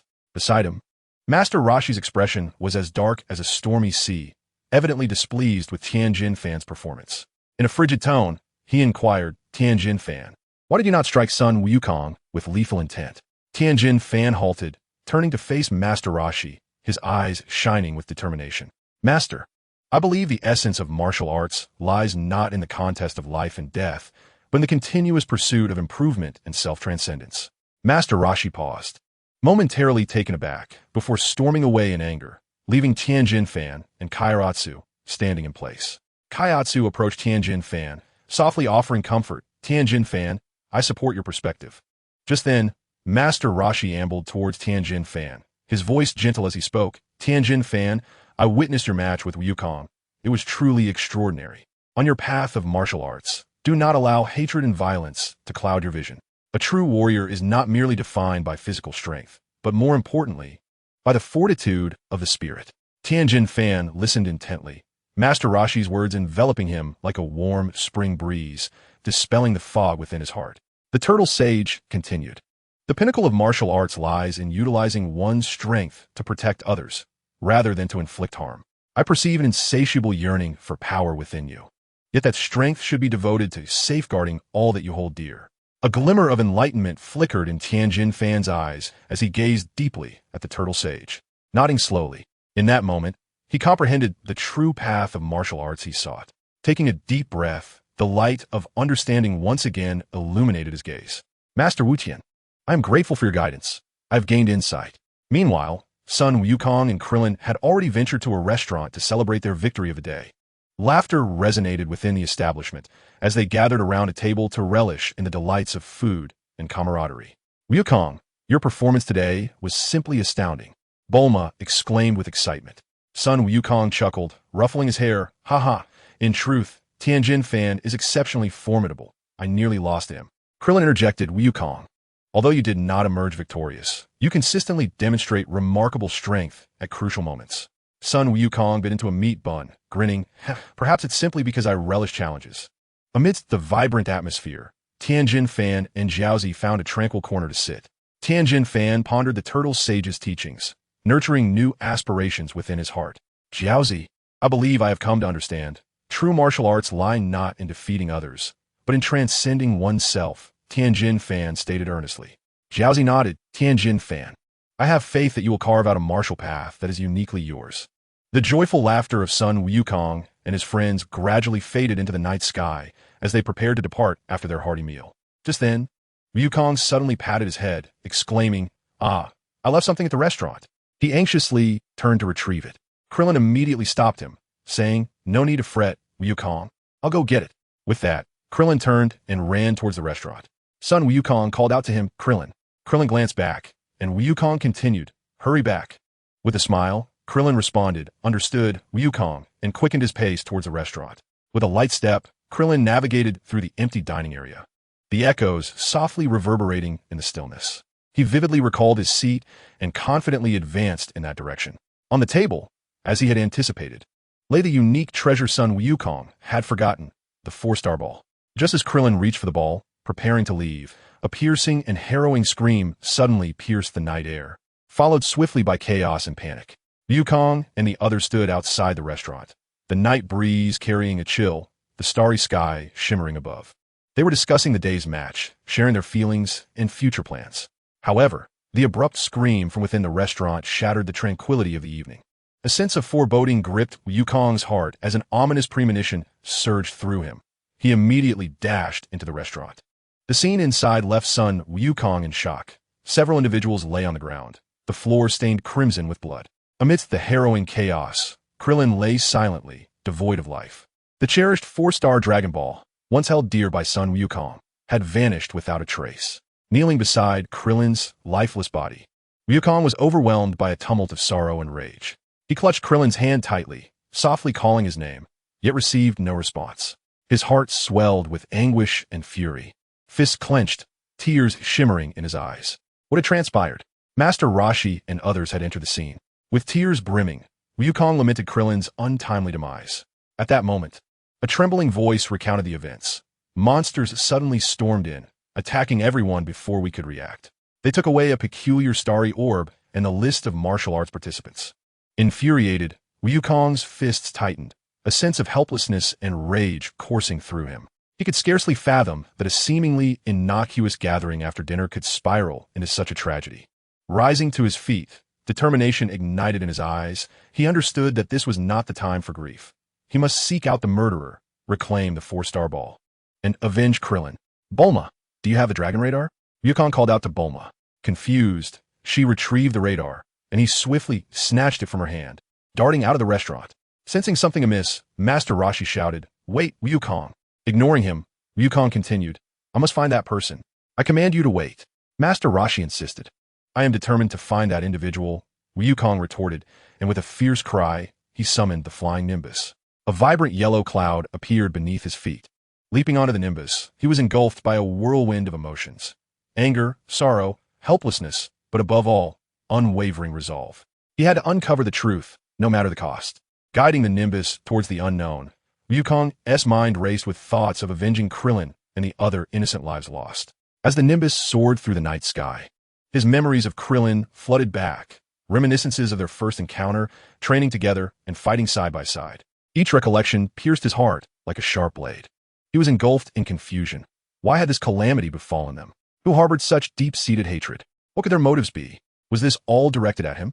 As the Nimbus sped through the starlit sky, Wukong's heart grew heavy. The events of that night would etch an eternal scar upon his soul. Yet, he understood this was yet another trial on his path to mastery. He needed to grow stronger, not just for himself, but to safeguard all that he held dear. Such a tragedy would never be allowed to repeat itself. With a resolute expression, Wukong gazed ahead. Chapter 30, The Origin of the Killer. Concern shadowed the faces of the gathered crowd. Their eyes, filled with worry and unease, remained fixed on the receding figure of Sun Wukong. Hearts laden with fear of the unknown. Tianjin Fan gently caressed Klin's eyes, urging him to close them, attempting to provide a semblance of solace for his friend. The scene was particularly somber, as each individual harbored unease within their hearts regarding the unknown challenges that awaited Yukon. At that moment, Master Roshi's gaze fell upon a piece of paper on the ground. He slowly approached and bent down to retrieve it. Upon discerning the contents of the paper, he was struck with such shock that he nearly lost his footing. "What is this?" he exclaimed in terror, his eyes brimming with disbelief. The mystical character encircled on the paper evoked memories of a terrifying past from many years ago. Master Roshi's cry drew the attention of the crowd, who gathered around him, including even the usually reticent Tianjin fan and Dumpling. Bulma curiously leaned in to inspect the paper. "What does this mean, with the magic character inside the circle?" she inquired, her face a mask of confusion. This question mirrored the collective curiosity of the onlookers, all of whom gazed at Master Roshi, hoping for an explanation. His hands began to tremble, and his voice quivered as he spoke. This is the mark of Demon King Piccolo." As he uttered these words, he seemed to recall the horrors of that time, his complexion paling significantly. Demon King Piccolo? The crowd echoed in unison, many of them hearing the name for the first time, yet sensing an unprecedented gravity from Master Roshi's expression. Tianjin Fan's voice bore a weighty tone. "I have heard of him. He was a demon king from long ago who plunged the entire world into a terrifying abyss." His words were infused with reverence for that dark chapter of history. Master Roshi slowly recounted the terrifying deeds of Demon King Piccolo. Indeed, he was a formidable foe. 300 years ago, he and his minions attacked martial artists, obliterating armies. Not even tanks could withstand them.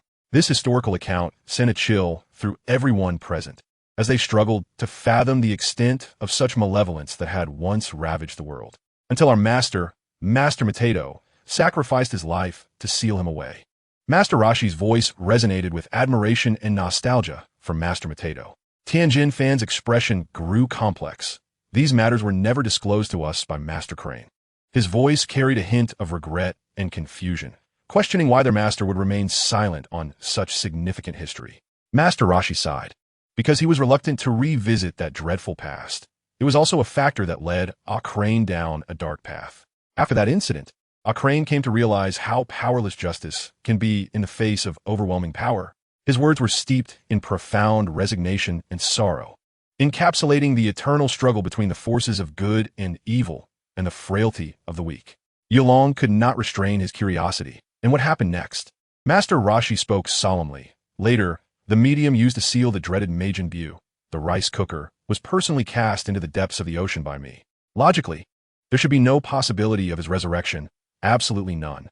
His tone was resolute, as though he sought to convince himself while offering solace to those around him. Suddenly, Kaiatsu voiced his terror-fueled speculation. Could it be that Master Crane retrieved him?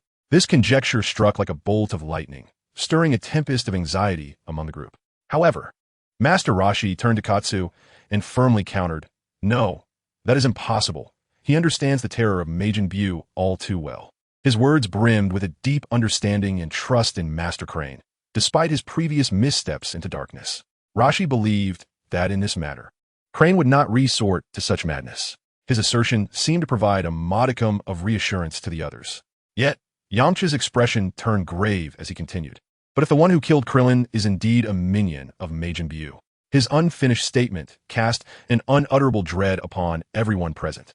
A heavy silence enveloped the room, and Oolong trembled as he spoke. "Then, Aizen, Goku in danger?" This question rendered the group mute, their hearts heavy with concern for Goku. Deep within, Master Roshi silently prayed, "You must not die, Goku."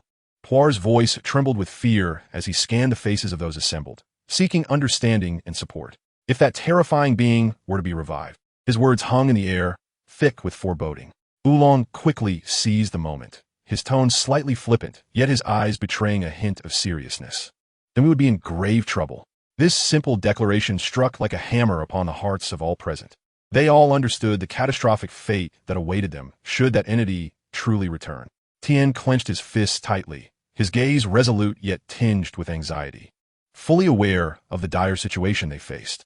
At this point, we can only hope that Goku does not encounter him. Launch, however, wore a face of unease and urgency, vividly recalling Goku's indomitable spirit. "He will find him.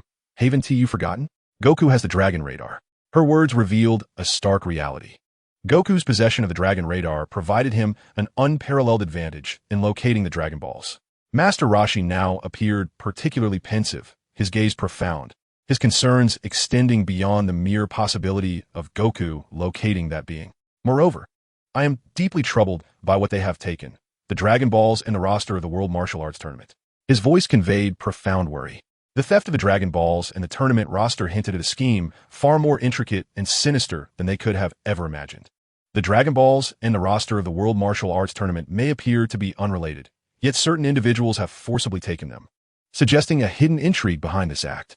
Master Roshi understands well the immense power of the Dragon Balls, while the roster contains vital information about numerous formidable warriors. Should these items fall into the wrong hands, the consequences could be dire.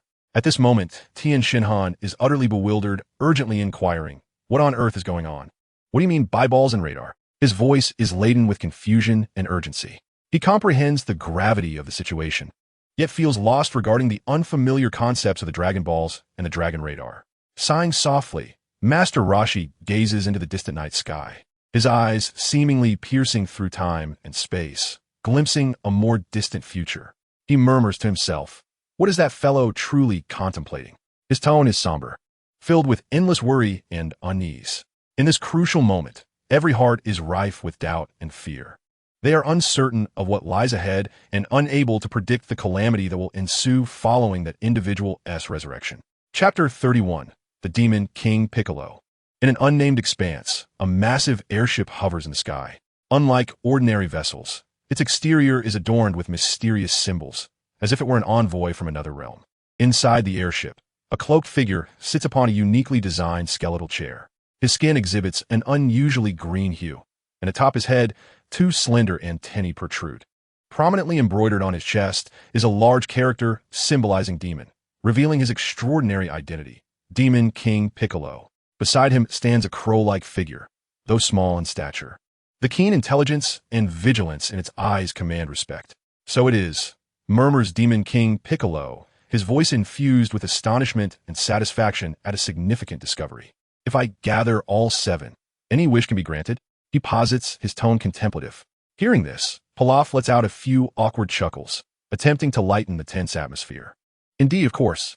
Surely, great Demon King, your desire is to conquer the entire world?"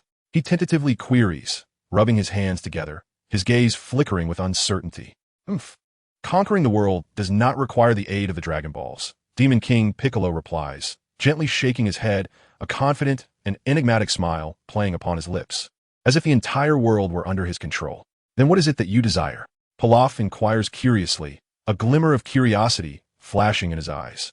With a sudden depth in his gaze, Demon King Piccolo slowly articulates, "What I seek is the gift of eternal life, a body that remains perpetually youthful and unaging.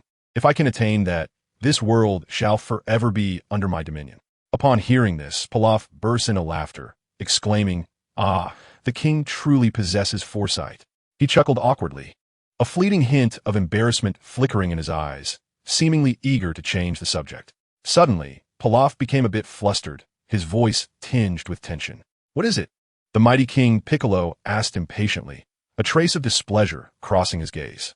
"I went to great lengths to retrieve the enchanted rice cooker to resurrect you, and even divulged the secret of the Dragon Balls." Pilaf spoke cautiously, while his two companions, pale with fear, remained silent. "What exactly do you wish to convey?" King Piccolo's voice bore a chilling sharpness that sent shivers down one's spine. "No, it's not that important, really." Pilaf hastily waved his hand, he and his companions vehemently denying, inwardly lamenting the calamity they had stumbled into. "It's just that after you conquer the world, as long as you..." Pilaf chuckled nervously, his tone laced with a barely perceptible greed. "What is it?" King Piccolo's voice was deep and resonant, as if it emerged from the depths of the earth, instilling fear. "If I could receive half of the world, that would be..." Pilaf attempted to mask his ambition with humor, yet as his words progressed, his laughter grew increasingly awkward. He suddenly sensed King Piccolo's piercing gaze fixed upon him, a chill creeping up his spine, prompting him to hastily add, "Also, the World Martial Arts Tournament, I informed the king about that. Just give me 1/3 of the world." Before he could finish, beads of cold sweat adorned Pilaf's brow. "What?" King Piccolo's voice grew even colder. No, a quarter would suffice." Pilaf quickly backtracked, his voice imbued with desperation, his legs instinctively retreating, as if ready to flee from this menacing presence. King Piccolo remained silent, his abyss-like eyes fixed intently upon Pilaf, as if trying to see through him entirely. Pilaf felt an unprecedented pressure, his heart brimming with fear and unease. Under this oppressive sensation, he rapidly altered his words, trembling as he said, "It's really not that much, Your Majesty." He continued to step back, with each retreat amplifying his terror. He silently scolded himself for finding himself in such a predicament, feeling an unparalleled sense of helplessness before King Piccolo. At that moment, King Piccolo finally spoke, his tone calm. "I will consider it." "Yes, just like that. I entrust everything to you." Pilaf seemed to grasp at a lifeline, hastily nodding and bowing, his face a mask of obsequiousness. "By the way, hasn't Damblin arrived yet?" King Piccolo abruptly shifted the topic, breaking the oppressive atmosphere. He sat in the broad command chair, his gaze scanning the control panel ahead, seemingly searching for something. "Yes." Upon hearing this, Pilaf felt as though he had been pulled back from the edge of a cliff, quickly turning to look at Mai. Xiaowu immediately sensed Jelif's gaze and gracefully sprinted towards the control panel. As she pressed a button, a screen illuminated within the airship, revealing a luminous dot progressing toward them. With her deft fingers, she activated a prominent button, and the interior of the airship was suddenly aglow with a display. On the screen, a bright point was steadily advancing towards their location, drawing closer with each passing moment. Xiaowu reported softly, a hint of barely perceptible tension lacing her voice. "It should be arriving soon." Pilaf seized the opportunity to break the subtle tension, attempting to find comfort in the atmosphere. Yet, he cautiously inquired, "But why do you seek the roster of the World Martial Arts Tournament?" His words were measured, as if he feared provoking a sensitive nerve. What did you say?" The voice of King Piccolo resonated abruptly, as he leaned on his hand, lazily lifting his gaze toward Jelif. There was a sharpness hidden within his eyes, a subtle intensity that rendered one reluctant to meet his stare. Pilaf and the others broke into a cold sweat, silently lamenting the overwhelming aura of the Demon King. However, King Piccolo seemed unfazed by their trepidation, his gaze shifting disdainfully to a nearby rice cooker, his tone laced with contempt and fury. "Those martial artists with their absurd and inexplicable magic sealed me within this bizarre contraption," he spat, his eyes flashing with a blinding white light, causing the rice cooker to explode in an instant, as if his pent-up rage had finally found an outlet. "I will send every martial artist to hell," King Piccolo declared, his voice icy and filled with unassailable resolve, as if his hatred had reached its zenith, ready to ignite at any moment. Pilaf and the others exchanged glances, their hearts brimming with confusion and fear regarding King Piccolo's plans, yet they could only feign composure, tremblingly responding, "Then, please do your best. I have found you." Chapter 32, closing in on the culprit. After a prolonged, intense search, Sun Wukong finally spotted that loathsome figure hovering above a desolate valley. Sunlight pierced through the sparse clouds, casting mottled shadows upon him, an entity radiating a green luminescence, with a pair of enormous wings unfurled behind, clutching both the coveted Dragon Balls and an ostensibly ordinary roster. Indeed, this individual was none other than Damblin, the formidable assistant to King Piccolo. "I have located you." Sun Wukong's voice echoed throughout the vast valley, brimming with uncontrollable fury and determination. He soared on his Nimbus cloud, advancing with the swiftness of a meteor, his powerful gaze fixed intently on Damblin. "Do not flee. Stop," Sun Wukong urged as he hastened toward Damblin atop his Nimbus cloud. Damblin seemed to sense something amiss. He slowly turned to face Sun Wukong, their eyes colliding in a clash of indifference and intensity. He hovered in midair, seemingly taken aback by Sun Wukong's appearance. "What do you want? Who do you think you are?"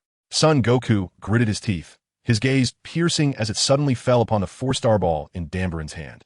It represented his most cherished memories, a relic from his grandfather and an indelible bond between him and Krillin.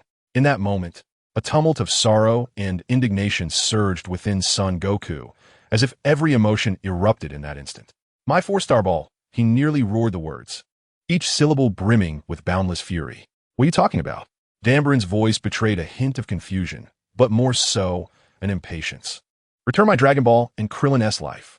Son Goku exerted every ounce of strength to utter this declaration, his tail bristling, embodying a beast poised to strike, his anger and resentment potent enough to shake the heavens. "Krillin?" Dambrin feigned ignorance, repeating the name with a trace of mockery. "Stop pretending. You killed him." Son Goku's voice was laced with accusation and wrath, his body taut as if on the brink of explosion. Humph. Are you referring to that insubordinate little brat? Danbren laughed, his derisive tone dripping with disdain, as though Krillin's existence was as inconsequential as that of an ant. I see, that little brat is dead. How fortuitous, Danbren sneered, a flicker of arrogance shimmering in his eyes. What did you say? Son Goku's fur bristled with fury upon hearing those words. His fists clenched tightly, every fiber of his being boiling with the urge to unleash his pent-up rage. You are the murderer of Krillin. I demand you return his life. He assumed a fighting stance, his eyes resolute, radiating an overwhelming aura as he prepared to engage Danbren in a fierce battle. So, is this the reason you pursued me? How intriguing, Danbren remarked, licking his arm dismissively, his demeanor nonchalant as if unfazed by the impending conflict. If we're to fight, let it begin, he taunted. The two clashed mid-air, exchanging blows at a speed almost imperceptible to the naked eye. Danbren caught Son Goku's fist. Do you really think those sluggish punches can defeat me? His voice dripped with derision as he lifted Son Goku and kicked him down from the air, showcasing his immense power and speed. Master Roshi crouched down, examining Krillin's lifeless body, a grave expression etched on his face. A single fatal blow, he murmured, noting the force that had struck Krillin's head, delivering a swift end. He rose slowly, his voice betraying a barely detectable tremor. The crowd was taken aback, the atmosphere thick with silence, as if the air itself had frozen. Yamcha shook his head in disbelief, his fists clenched tightly, his eyes glimmering with complex emotions. With Krillin's skills, he was defeated in one move. How is this possible? His voice was nearly a whisper, yet each word resonated like a hammer, striking the hearts of those present. A formidable adversary indeed. Immediately, Bulma gazed into the distance with an expression laden with concern and unease. Goku whispered softly, her hands clenched into fists as she silently prayed that this formidable foe would not subject Goku to a similar fate. Meanwhile, Kaiatsu stood quietly beside Krillin's lifeless body, his gaze unwavering. His expression was inscrutable, yet his eyes shimmered with a myriad of complex emotions, leaving others to ponder his thoughts. Son Goku plummeted from the sky, crying out in agony for the Nimbus. Suddenly, his brows furrowed as he cursed silently, damn it. In that critical moment, the Nimbus appeared beneath him just in time to cushion his fall. Gasping for breath, Son Goku lamented, I have exhausted all my strength at the martial arts tournament. Danbren, beside him, erupted in laughter, as if he had just heard the most amusing joke in the world. Little monkey, the phrase overestimating oneself was tailor-made for you. His laughter dripped with derision and disdain. Goku's countenance darkened, and he retorted angrily, enough chatter, the battle is just beginning. With that, he clenched his fists and charged resolutely at Danbren. Utilizing the Nimbus's swift movements, he circled Danbren like a streak of light, searching for a weakness. Just as he was about to strike, Danbren bizarrely twisted his head a full 180 degrees, revealing a sinister grin, and abruptly extended his tongue, ensnaring Son Goku and hurling him violently towards the ground. As Goku descended, the Nimbus appeared once more, catching him yet again. Danbren looked down and laughed. Do you understand now? With the strength of your kind, you cannot hope to defeat our demon race. Goku gritted his teeth, filled with indignation. Damn it! If I weren't so famished, I would never lose to you. Danbren sneered, a glimmer of malice passing through his gaze. Humph, stubborn little monkey. I shall silence you forever. With that, he unleashed a red energy wave directly at the Nimbus. Goku watched in horror as the Nimbus was obliterated, leaving him helplessly falling. His heart was filled with shock and disbelief. The Nimbus in that crucial moment, Danbren descended and delivered a devastating punch to Goku's head, accelerating his descent. The ground loomed closer, and in desperation, Goku pulled out his staff and shouted, Extend, Rui Bang. The staff lengthened swiftly, but Danbren seized one end and violently tossed it aside. Without the support of the staff, Goku continued to plummet helplessly.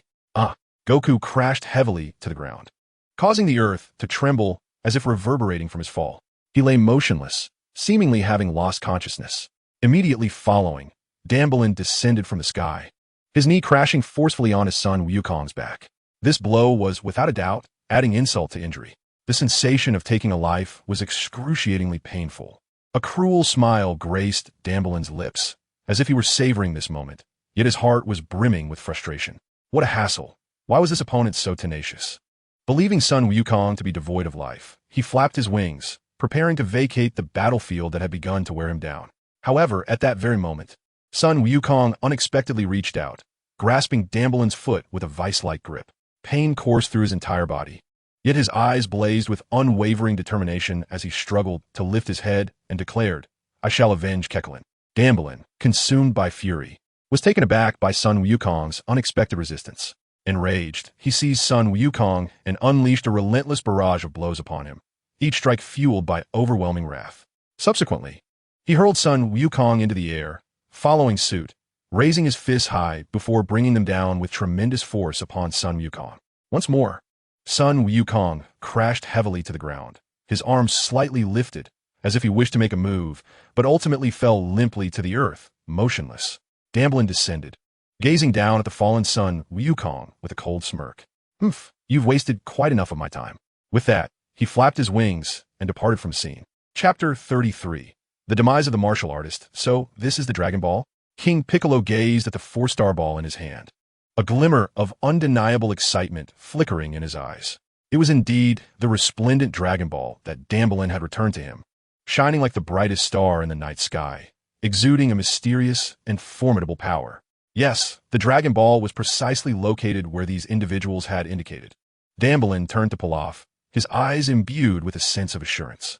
His voice was calm, yet concealed a satisfaction regarding the successful completion of the task. As King Piccolo's trusted aide, finding the Dragon Ball was a notable achievement for Dambelin. Right, that's exactly how it is. I wasn't mistaken, was I? Pilaf chuckled nervously, his face brimming with self-satisfaction. Though he often appeared somewhat comical, his information was frequently remarkably accurate during crucial moments. King Piccolo gazed at the Dragon Ball and remarked, "Once I gather all 7 of these orbs, I shall attain eternal youth and life." His voice resonated with aspirations for the future and a yearning for power. To King Piccolo, the Dragon Ball represented not just a symbol of immense strength, but also the hope for reclaiming youth and life. "Of course, that's splendid," Pilaf replied awkwardly. Although he did not possess the profound understanding of the Dragon Ball's power that King Piccolo and Dambelin did, he sensed the gravity of the situation and endeavored to express his support and excitement. "At that moment, my body shall once again regain its overwhelming strength," declared Piccolo, his eyes shimmering with reminiscence of the past and anticipation for the future. In his heart, the Dragon Balls represented not merely a chance for rebirth, but also a means to restore his once invincible power. This marks the list of participants for the World Martial Arts Tournament over the past decade. Coincidentally, the Dragon Balls are also present, making this journey a twofold triumph, Dambelin remarked, his tone laced with a hint of strategic excitement. For them, the World Martial Arts Tournament serves not only as a platform to comprehend the martial artists of this era, but also as an exceptional opportunity to seek the Dragon Balls. "Very well, affix the list to the wall," Piccolo commanded, his voice resolute, his gaze radiating confidence in their plan and a fervent desire for victory. To him, this list was not merely a compilation of adversaries' identities, but the key to the Dragon Balls and the realization of their wishes. Subsequently, Dambelin, alongside the Crowman by Piccolo's side, proceeded to adhere the list. "Is this fellow truly formidable among them?" Dambelin sneered, casting a casual glance at the list. "Do you know him?" Piccolo inquired. "No, there's no need to affix this one. I've already dispatched him with little effort," Dambelin replied nonchalantly, as if recounting a trivial event. Meanwhile, Xiaowu held a list, her astonishment evident. "King Pilaf, look at this individual." Her voice brimmed with shock and disbelief. "So that is how it is. No wonder he was so powerful. He has participated in the tournament for 2 consecutive sessions, finishing 3rd once and 2nd another time," Pilaf observed, gazing at the name of Sun Wukong in Xiaowu's possession. "There's no need to note him. I've already eliminated him." Dambelin's tone remained indifferent. "Dead?" The trio of Pilaf gasped in astonishment, struggling to comprehend the news. Sun Wukong had caused them immense trouble, and they had never envisioned such an outcome. Indeed, that little brat was exceedingly weak. It took but a few moments to dispose of him. Dambelin's words oozed contempt, as if Sun Wukong's prowess was utterly negligible in his eyes. "I see, that little brat once achieved 2nd place. Yet now there are no worthy martial artists left in this world." Dambelin's conclusion permeated the air with a sense of impending victory. Ha, this is splendid news. However, for the sake of caution, we must proceed with care. I have no desire to be sealed again. Eliminate all the martial artists on this list, and those who resist as well. Do you understand?" Piccolo proclaimed, his laughter echoing with an undeniable chill. "Yes, Dambaran and the Crow Man replied in unison, their voices brimming with resolve. Then, once we gather the 7 Dragon Balls, we shall conquer the world. Piccolo's grandiose yet mad scheme reverberated throughout the space, his laughter resonating ominously. King Pilaf, it seems we have inadvertently released someone we ought not to have, and regret now looms over us. Little dance, Pilaf, and Ashura whispered anxiously in a corner, their voices tinged with worry and remorse. Can he truly divide half of the world among us? Ashura's tone was steeped in doubt and unease. Within the silent confines of King Gappa's dojo, a heavy stillness prevailed, furrowing his brows. He fixed an intense gaze into the encroaching darkness and gravely inquired, who are you? Yet, no response came, only a chilling laughter echoing through the shadows, sending shivers down the spine. Suddenly, the figure from the darkness launched an attack with ghostly swiftness, an enigma that eluded comprehension. Despite King Gappa's formidable martial prowess, he found himself unprepared for the sudden onslaught. He fought valiantly, but within mere exchanges, he was struck by an overwhelming force, sent sprawling like a marionette with severed strings. Lifeless upon the ground, chaos erupted in an instant. Witnessing this, Gappa's disciples charged forth with furious cries, vowing to avenge their master. However, their adversary was insurmountably powerful, each one collapsing like fragile ants beneath the mysterious assailant's might, none escaping the grim fate. The victor, Dambaran, stood amidst the carnage, his head tilted back in triumphant laughter. The next destination is here, he mused, casting his gaze upon a blood-stained list in his hand, seemingly confirming his next target. This list contained the names of martial artists marked for death, a task assigned to him by the Demon King Bic. Completing this list would signify the eradication of all martial artists from existence. With a cruel smile curling his lips, Dambaran tucked the list away and transformed into a shadow, racing towards his next target shrouded in the night. Behind him lay a realm of silence and devastation.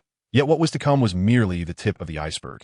This entire scheme was orchestrated by the Demon King Bic, who commanded Dambaran to eliminate every martial artist in the world to fulfill his ambition of global domination. The name Dambaran was destined to become a nightmare within the martial arts realm. Chapter 34. The Tenacious Sun Wukong. Little J exerted all his strength, delivering a kick to the neck of the green creature before him. His brow furrowed, disbelief flooding his eyes as he realized his attack bore no effect whatsoever. He recoiled in terror, trembling as he questioned, what manner of monster are you?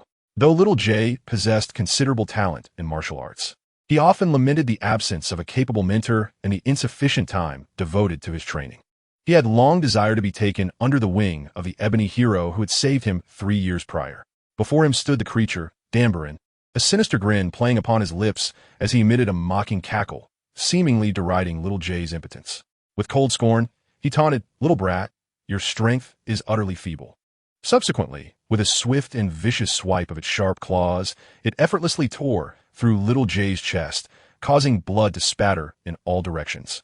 Little J gasped in agony, his heart filled with an overwhelming sense of resentment and fear, yet more so with sheer terror at this unknown creature. He yearned to resist, but found his strength utterly insignificant in the face of this horrifying beast.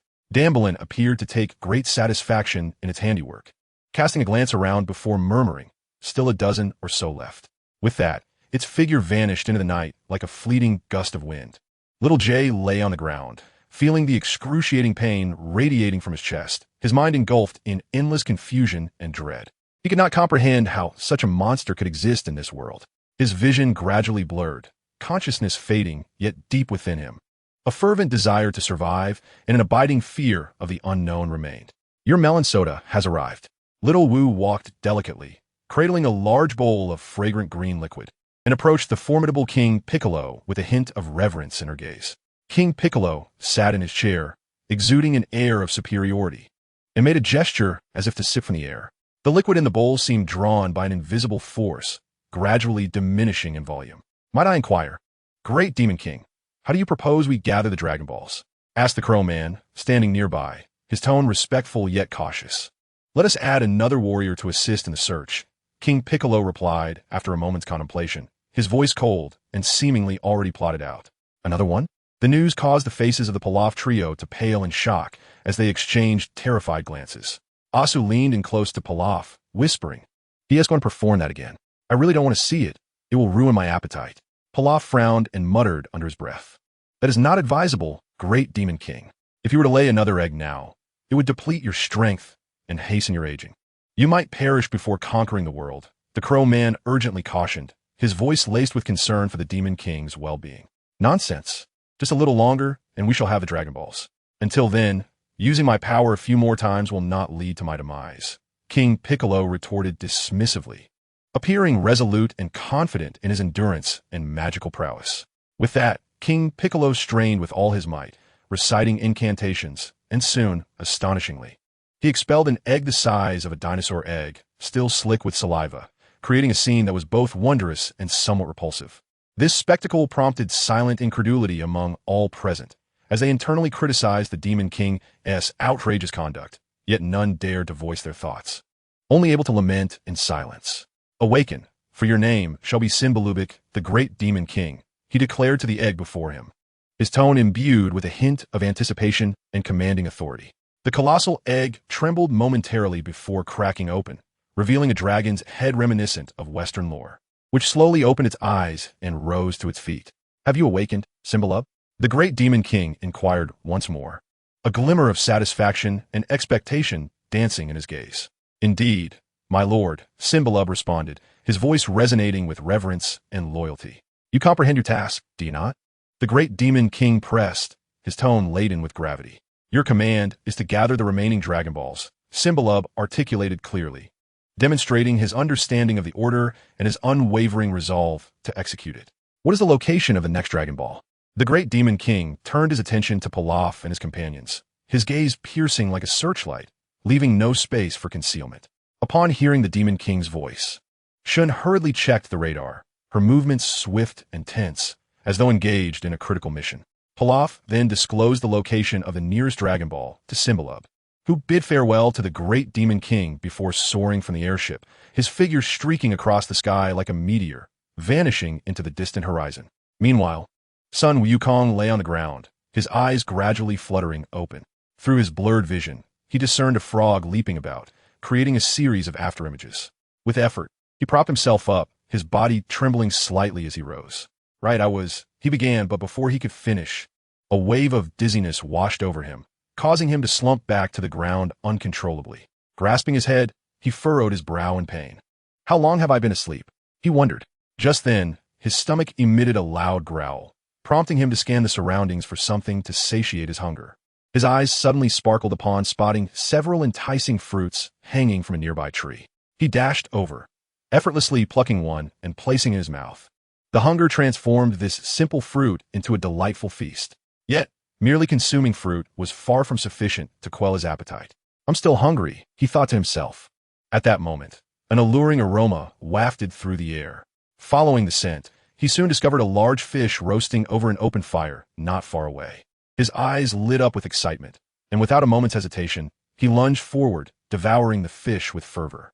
The exquisite taste of the fish compelled him to exclaim in genuine admiration, "Wow, this is delicious." In less than a heartbeat, the once plump fish had been reduced to a mere skeleton. Sun Wukong reclined on the ground, experiencing a level of satisfaction he had never felt before. That meal was absolutely delightful, he remarked, patting his belly in gratitude. After resting for a while, he suddenly sprang to his feet with renewed vigor, stretching his body as he felt revitalized. This time, I will not lose to him, he declared confidently. Kintown, Kintown. His voice echoed through the vast valley. Yet the elusive nimbus cloud remained absent. Suddenly, a realization struck him. How could I have forgotten? The nimbus cloud was shattered by that monster. Sun Wukong's spirits plummeted from the heights of the clouds to the depths of despair. Infuriatingly, even the nimbus cloud had been destroyed by him. It was utterly unforgivable. Just as his rage surged, a colossal rock came crashing down. Sun Wukong nimbly leaped upward, landing firmly atop a small rocky outcrop. You wretch! Who are you? Where are you? Sun Wukong bellowed, his voice laden with dissatisfaction and fury. At that moment, a rotund figure emerged leisurely, wearing a disdainful expression. Who are you calling a wretch? That phrase should rightfully belong to me. Chapter 35, Akalobe. Who are you calling a wretch? That phrase should rightfully belong to me. The newly appeared fat man retorted, his voice tinged with evident anger. You stole my fish, which is utterly despicable. Your fish? That fish was already there. Sun Wukong arched an eyebrow. Fool, do you think fish can just run to roast themselves over a fire? You villain. The fat man, fuming with rage, clenched his fists, seemingly ready to engage in battle with Sun Wukong. Sun Wukong nimbly descended from the rocky outcrop, landing firmly before the rotund man. That was my breakfast, nearly done roasting. I was just about to eat it when you stole it, the fat man lamented. You dare say that? Sun Wukong countered. You just appeared and hurled a rock at me. His gaze suddenly froze, noticing a gleaming dragon ball hanging from the fat man's neck. Is that my dragon ball? I see. You're in cahoots with those monsters, aren't you? Sun Wukong declared. Monsters? Silence. Don't try to confuse the issue. You are clearly the fish thief. The fat man retorted angrily, immediately assuming a combative stance. I'll teach you a lesson, little brat. Don't come crying later. What? You fat man. Sun Wukong shot back defiantly, his tone laced with provocation. The term fat man struck a nerve, causing the rotund figure's cheeks to flush crimson with rage as he charged at Sun Wukong. The brief skirmish was ablaze with intensity, each clash seeming to ignite sparks in the air. Sun Wukong deftly evaded the fat man's assaults while simultaneously retaliating, each strike delivered with impeccable precision. Despite his bulk, the fat man moved swiftly, exerting all his strength to counter Sun Wukong's challenges. After several exchanges, both combatants withdrew a few paces, standing defiantly against one another. This little brat appears unremarkable, yet he is far from negligible. They clashed once more, their figures entwined. An atmosphere thick with the mingling of dust and sweat enveloped them. The battle between Sun Wukong and the fat man intensified, each encounter seemingly probing the other's limits. Before long, the fat man's head lunged towards Sun Wukong's, akin to the sound of stone colliding. Ouch! It's as hard as a rock. This hurts terribly. Sun Wukong crouched on the ground, clutching his head in agony. Now you understand the severity of the situation, right? The rotund figure chuckled with a sense of triumph. However, Sun Wukong was not one to concede defeat easily. Enduring the pain that throbbed in his head, a flicker of defiance glimmered in his eyes. Behold my counterattack, he declared, and with that, he forcefully thrust his head towards the plump adversary. The ensuing sound echoed as the rotund figure staggered back, cradling his forehead. Your head is the real rock, he lamented. Incredulity etched across his features. The two stood off, the atmosphere suddenly charged with tension. The rotund figure scrutinized Sun Wukong, a trace of seriousness in his gaze. Who on earth are you? You can't be an ordinary thief. I am no thief. I am Sun Wukong, he replied with a grave expression. What a peculiar name. The rotund figure scoffed, curling his lip in disdain. And what is your name? Sun Wukong inquired. I shall not divulge that, replied the rotund figure defiantly. How despicable. It's infuriating, Sun Wukong retorted, charging forward to grapple with him once more. In that instant, he noticed the dragon ball nestled on the rotund figure's chest, abruptly halting his actions. Ah, that is a star ball, not the one stolen from me. Where did you acquire it? Speak. I found it 3 years ago. Do you have a problem with that? The rotund figure replied coldly. I see. Sun Wukong scratched his head, a sheepish smile gracing his lips. My apologies. It seems I have misjudged you. I don't know what you're babbling about. Don't think a smile will suffice. Return the fish to me. The rotund figure's voice dripped with dissatisfaction. Huh? What do you mean? Spit out the fish. His tone grew increasingly agitated. At that moment, Sun Wukong pointed into the distance. No, what is that? The rotund figure turned to look, only to see a peculiar flying object swiftly approaching. It was Simbaloo, on a quest for the Dragon Balls, descending before them like a streak of green lightning. Simbaloo cast a frigid glance in their direction. Little brats, answer me. You resemble that individual, yet you are not him, Sun Wukong observed, recalling the green figure that had previously bested him. What are you to be so arrogant? The rotund figure grumbled in discontent at Simbaloo's demeanor. With a voice laced with menace, Simbaloo warned, Listen closely. If you don't speak the truth, I shall see you perish. Have you encountered any glass spheres adorned with stars in this vicinity? The rotund figure's face flushed with anger upon hearing this. Is this how you seek assistance? It is indeed that. Simbaloo's gaze fixated on the dragon ball around the rotund figure's neck, a glimmer of greed flashing in his eyes. Sun Wukong, perceptive to Simbaloo's unusual behavior, felt a stirring within him, instantly connecting Simbaloo to the enigmatic figure he sought. Do you have a companion who looks like this? Sun Wukong smirked, elongating his voice in a mocking manner, imitating an odd posture as he addressed Simbaloo, with large wings and a notoriously bad temper. One must wonder, are you referring to Damblin? It appears you indeed associate with him. So what? Enough of your prattling. Hand me the ball, said Simbaru, waving his hand impatiently and speaking coldly. Fatty? How dare you? Why should I heed the words of a villain like you? The stout one's face turned ashen with rage as he tightly gripped his weapon. Wait, allow me to handle this. Just as the tension reached a boiling point, Sun Wukong stepped forward, resolutely placing himself in front of the stout one. Do not meddle. The stout one shot a discontented glance at Sun Wukong and muttered. Do you know that my friend was killed by his companion? Yet Sun Wukong remained unfazed, his eyes sparkling with the determination of vengeance. That is of no concern to me. He is my prey, to be used as a substitute for grilled fish at my breakfast. The stout one snorted in disdain, clearly unimpressed by Sun Wukong's words. No, I shall take action. You are truly a nuisance. In that case, let us settle this with a game of rock, paper, scissors. Very well. Rock, paper, scissors. Simbaru observed them both, ignored and furious, as they played their game. How dare you look down upon me? I am a subordinate of the Demon King, Piccolo. We care not who you are, the stout one retorted dismissively, continuing his game with Sun Wukong. Ultimately, the stout one emerged victorious, leaping in excitement. Splendid. I have won. Leave it to me, he declared. Approaching Simbaru with an air of contempt, he said, Come, let us engage, though it may not seem appetizing. Simbaru let out a cold laugh, a sinister smile curling at the corners of his mouth. You will regret not handing me the ball. I believe it is you who will have regrets, the stout one shouted as he charged at Simbaru. The ensuing battle was exceptionally fierce. The stout one delivered a powerful kick aimed at Simbaru's jaw, a lethal strike. However, Simbaru skillfully dodged, retaliating with a fierce lash of his tail that sent the stout one flying. What say you now, fatty? The stout one rolled and got back on his feet, brushing off the dust, glancing at Sun Wukong in astonishment. Today is truly peculiar. I keep encountering formidable opponents. He then turned to Simbaru, his eyes glinting with unwavering resolve. I shall not be called fatty. I am a Kairobe. With that, he drew his knife and swiftly struck at Simbaru, landing a blow that aimed for the throat before Simbaru could react. Observing this scene, Sun Wukong could not help but exclaim, He is indeed formidable. Chapter 36, Every Second Counts. On the Turtle Hermit's island, the sun shone brightly, and the sea breeze caressed the shore. Inside the Turtle Hermit's abode, a group was gathered, the atmosphere thick with tension and anticipation. Are you speaking of the Dragon Balls? Tien Shinhan inquired, his brow furrowed in uncertainty. So, you mean to say that if we gather all 7 Dragon Balls, any wish can be fulfilled? He affirmed, standing tall with hands on his hips. Indeed, however, only one wish can be granted. Bulma languidly reclined on the sofa, gently swaying her coffee cup, the liquid within dancing in rhythm with her movements. What if we wished for the eternal dragon to eradicate King Piccolo?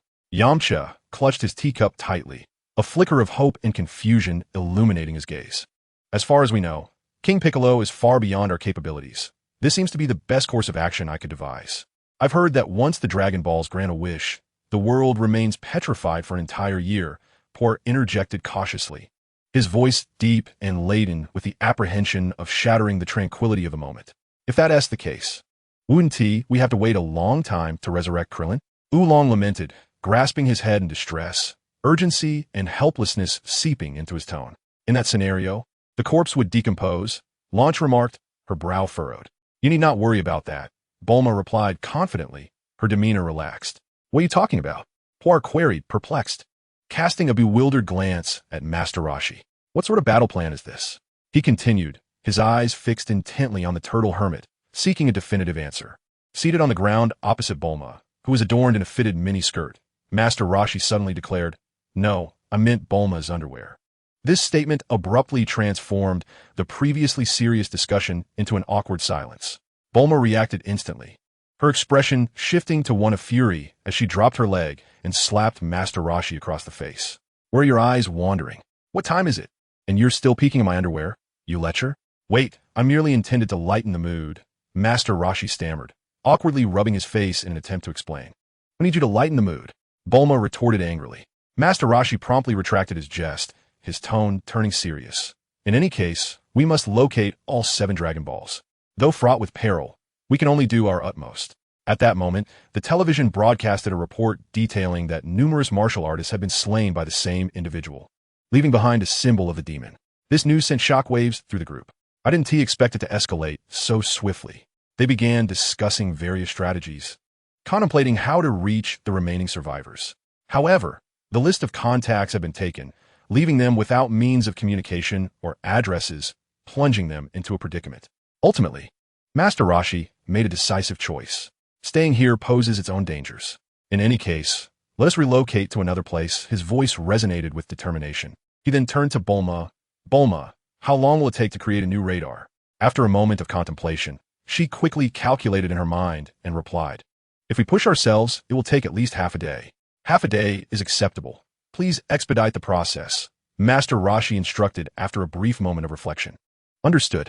Once the radar is completed, we shall set forth.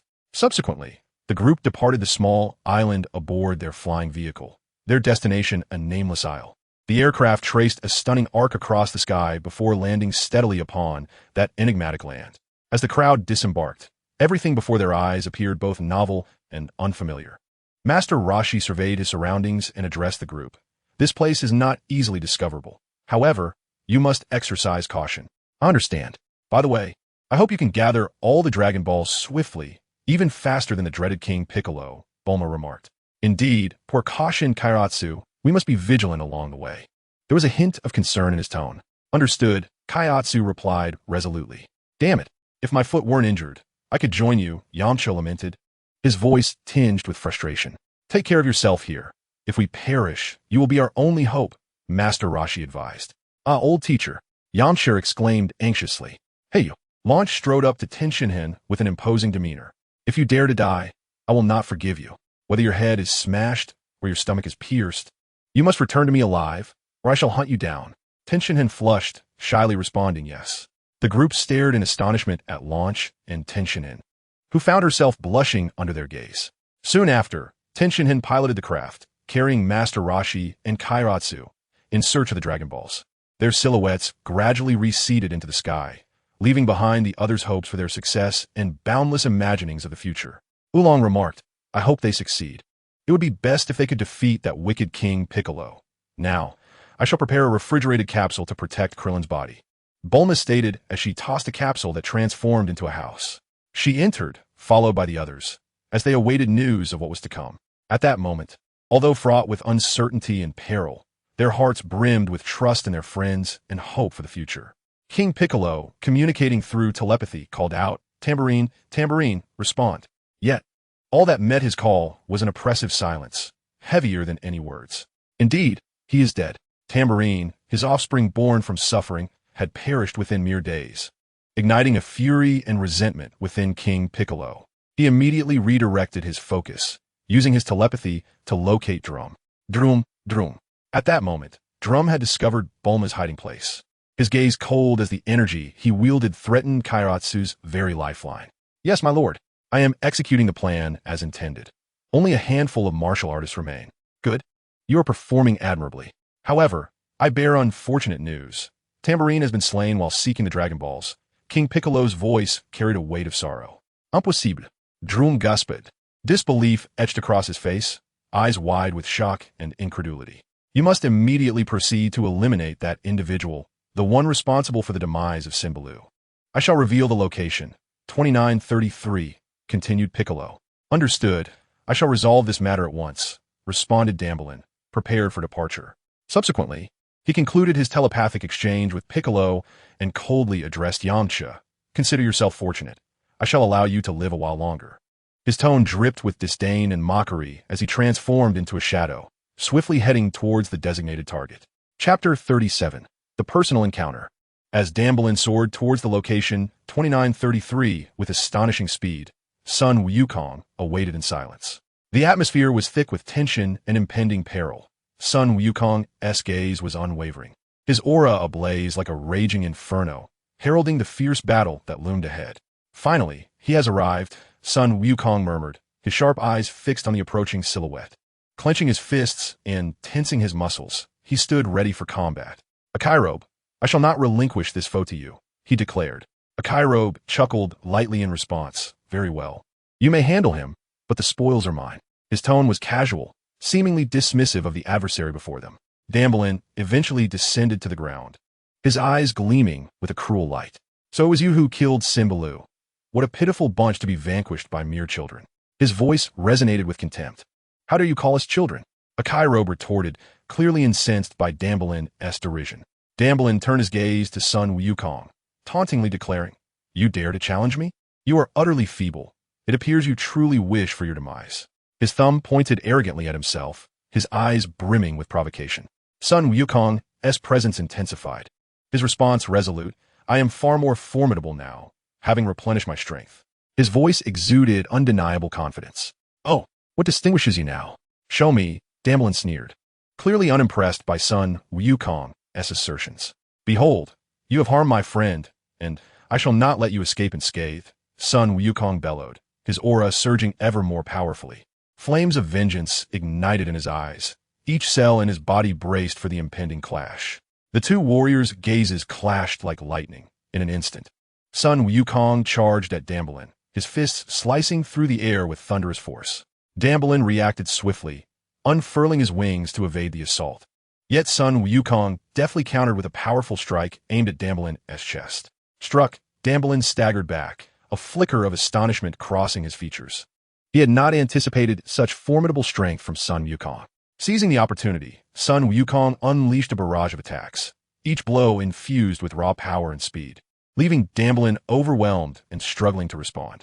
"Your strength surpasses my expectations, yet remains insufficient," Dambelin bellowed, and a powerful wave of energy erupted around him, forcefully pushing Sun Wukong aside. Steadying himself, Sun Wukong inhaled deeply, his eyes ablaze with an unwavering flame. He understood that this battle was intertwined with Klin's vendetta, and failure was not an option. "Behold!" Sun Wukong cried out, channeling his energy into his hands, forming a colossal sphere of light. He charged forward, hurling this formidable energy directly at Dambelin. Attempting to shield himself with his own energy, Dambelin found the sphere's might far exceeded his expectations, the violent impact rendering him nearly defenseless. In the midst of a tremendous explosion, Dambelin was sent hurtling through the air, crashing heavily to the ground and stirring up a cloud of dust. From a distance, Jackalope witnessed this spectacle, murmuring to himself, it would be wise to avoid provoking Sun Wukong in the future. Struggling to rise from the ground, Dambelin's body was marred with wounds. With a furious roar, he unleashed a powerful energy blast aimed directly at Sun Wukong. Unfazed, Sun Wukong crossed his arms before him, steadfastly absorbing the energy attack. As the energy dissipated under his defense, he seized the opportunity to charge at Dambelin once more. His fist struck like thunder, each blow inflicting immense pain upon Dambelin. Ultimately, Dambelin, unable to continue the fight, sought to flee the battlefield. Sun Wukong, unwilling to squander this chance for vengeance on behalf of Krillin, wielded his Rui Jingu Bang, which elongated instantly, closing the distance to Dambelin. Gathering his full might, he shouted, "Kamehameha!" A fierce blue energy wave erupted from his palm, striking Dambelin directly. The overwhelming force devastated him, his body exploding into countless fragments. Under a heavy shroud of dark clouds, King Piccolo's airship sliced through the low sky, the surrounding clouds resembling a ferocious black beast, greedily consuming the faint light. Inside the airship, the dim yellow lights cast flickering shadows on King Piccolo's wrathful visage, enhancing his menacing presence. I have endured tremendous suffering to cultivate these two warriors, only for them to be slain. King Piccolo's voice echoed within the confined space. Brimming with rage, his fists clenched tightly, veins bulging on the back of his hands, his eyes glinting with a dangerous light. "Whoever they are, let them await my wrath. I, King Piccolo, shall personally demonstrate the true terror of the Demon King." As he spoke, a more sinister glint flickered in his eyes, his entire being trembling as if on the verge of unleashing a dreadful power. Beside him, Pilaf deftly operated the airship while cautiously monitoring the radar display on the screen. Suddenly, he gasped, his voice tinged with anxiety and urgency. "Several Dragon Balls have gathered in this vicinity, Your Majesty. What should we do? If they find those Dragon Balls first?" The Demon King Piccolo turned, his gaze as cold and sharp as a blade sweeping over Pilaf, his voice deep and resonant. "There is no need for concern. They cannot possibly be all gathered, especially since one is in my possession." He produced a softly glowing 4-star Dragon Ball from his cloak, idly toying with it, a glimmer of cunning in his eyes. "Whoever it may be, it would be wise to first collect the remaining Dragon Balls, as it would save me considerable trouble. I shall retrieve them all at once thereafter." As he spoke, Piccolo's tone suddenly grew more severe, Regardless of that, the most pressing matter is to identify the murderer of Shinbar and Dambaran. We must find him swiftly. A flicker of resolve crossed his gaze, clearly indicating the gravity of the situation. Yes, my lord, Pilaf promptly replied, his fingers dancing across the console as he adjusted the airship's course, hastening toward the Dragon Ball signal displayed on the radar. After defeating Dambaran, Goku had been waiting here, and now he understood that Dambaran and Shinbar were working for someone else. Bored, he pulled out the Dragon Ball radar, continuously refreshing the data. At that moment, Yachirobe, holding the Dragon Ball hanging from his neck, spoke up. If you win, remember to tell me, and I shall give you this Dragon Ball. Huh? Goku stared at the radar, confusion evident on his face. Yachirobe stood up, his dissatisfaction apparent. Are you listening? Did you get that? There's a Dragon Ball coming this way. Goku focused intently on the radar as the beeping intensified. It's coming. Goku scanned the surroundings, but saw nothing. Suddenly, he looked up to see an airship hovering above him. He fixed his gaze on the vessel as its hatch opened, and an unprotected figure leaped down, stirring up a cloud of dust upon landing. Chapter 38. The Despairing Demon King. It was clear that this Dragon Ball was not taken by Piccolo. Master Roshi examined the radar in his hand, murmuring to himself. Hurry and land, Tien. Tien, piloting the craft, gazed ahead with sharp focus. Yet his mind was engulfed in uncertainty. What exactly is the MyFB? Even Master Mateto harbors a degree of apprehension towards it. It can seal away the formidable powers of the Demon King Piccolo. I simply wish to witness the MyFB firsthand. And then, what's wrong, Tien? Master Roshi noticed his distraction and inquired with concern. Tien snapped back to reality. Oh no, it's nothing.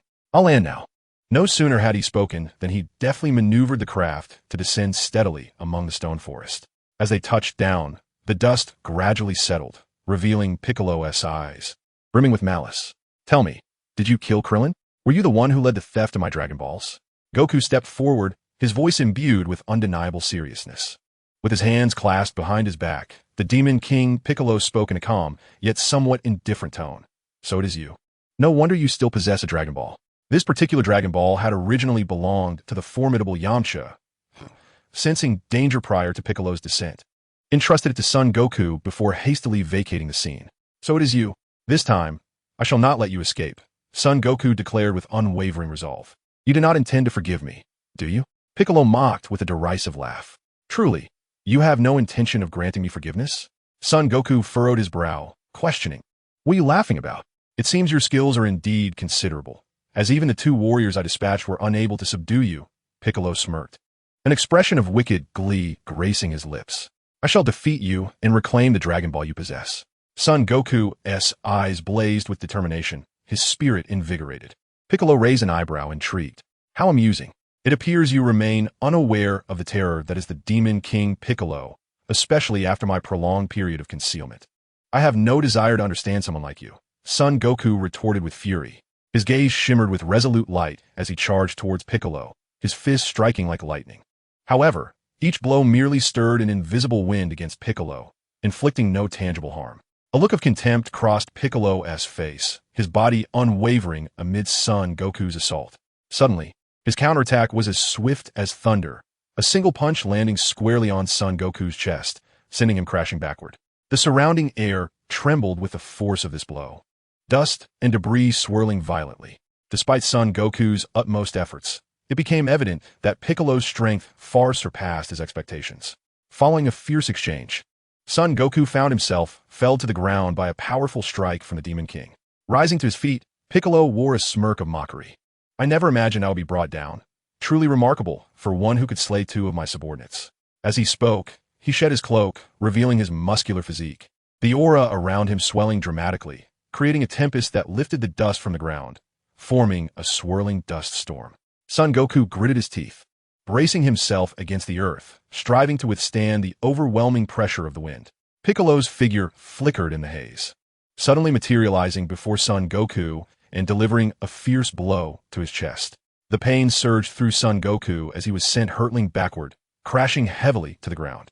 Without granting Son Goku a moment's respite, Piccolo swiftly approached and seized the fallen fighter, coldly remarking, "Impressive. You have yet to lose your breath."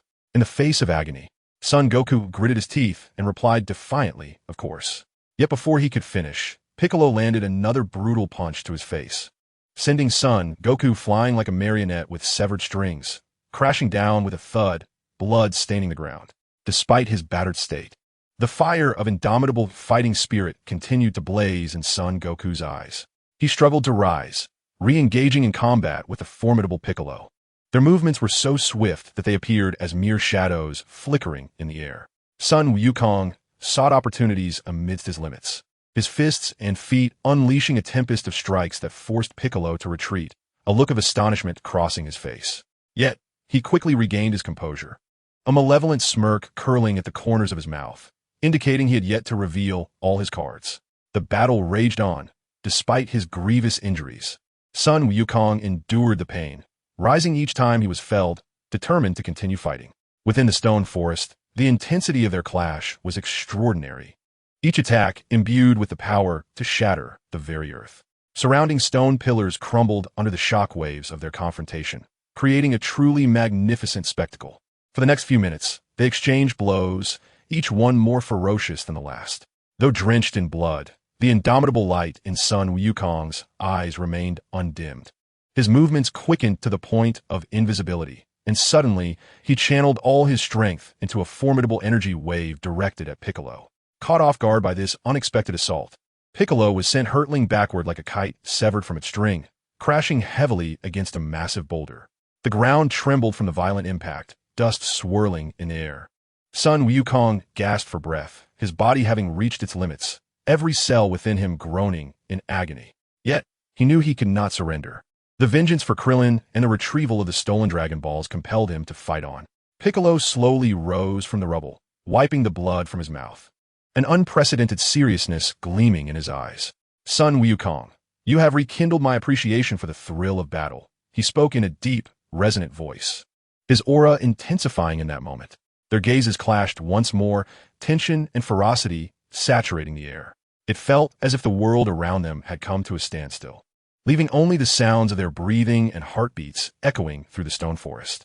Suddenly, the sky darkened, heavy clouds gathering and a fine rain beginning to fall, filling the air with the scent of damp earth. In this somber atmosphere, Piccolo's figure stood out starkly. He was planted in the muddy ground, his eyes alight with fervor and fury, roaring as he amassed his terrifying energy. You will not evade this strike, he declared with a chilling laugh. Sun Wukong let out a heart-wrenching scream, his eyes glazing over as he fell backward like a severed kite, crashing heavily into the mire. Observing this, Piccolo's lips curled into a cruel smile as he approached the fallen Sun Wukong, plucking the radiant Dragon Ball from his chest. Then, employing his flight technique, he transformed into a dark shadow, soaring toward the distant airship. At that moment, the hidden Akiralob revealed himself, his brow furrowed and disbelief etched across his face. It was over. He had never anticipated Sun Wukong would be so easily defeated, blaming it on his ill-chosen adversary. Aqualobe muttered to himself as he approached Sun Wukong, preparing to dig his grave.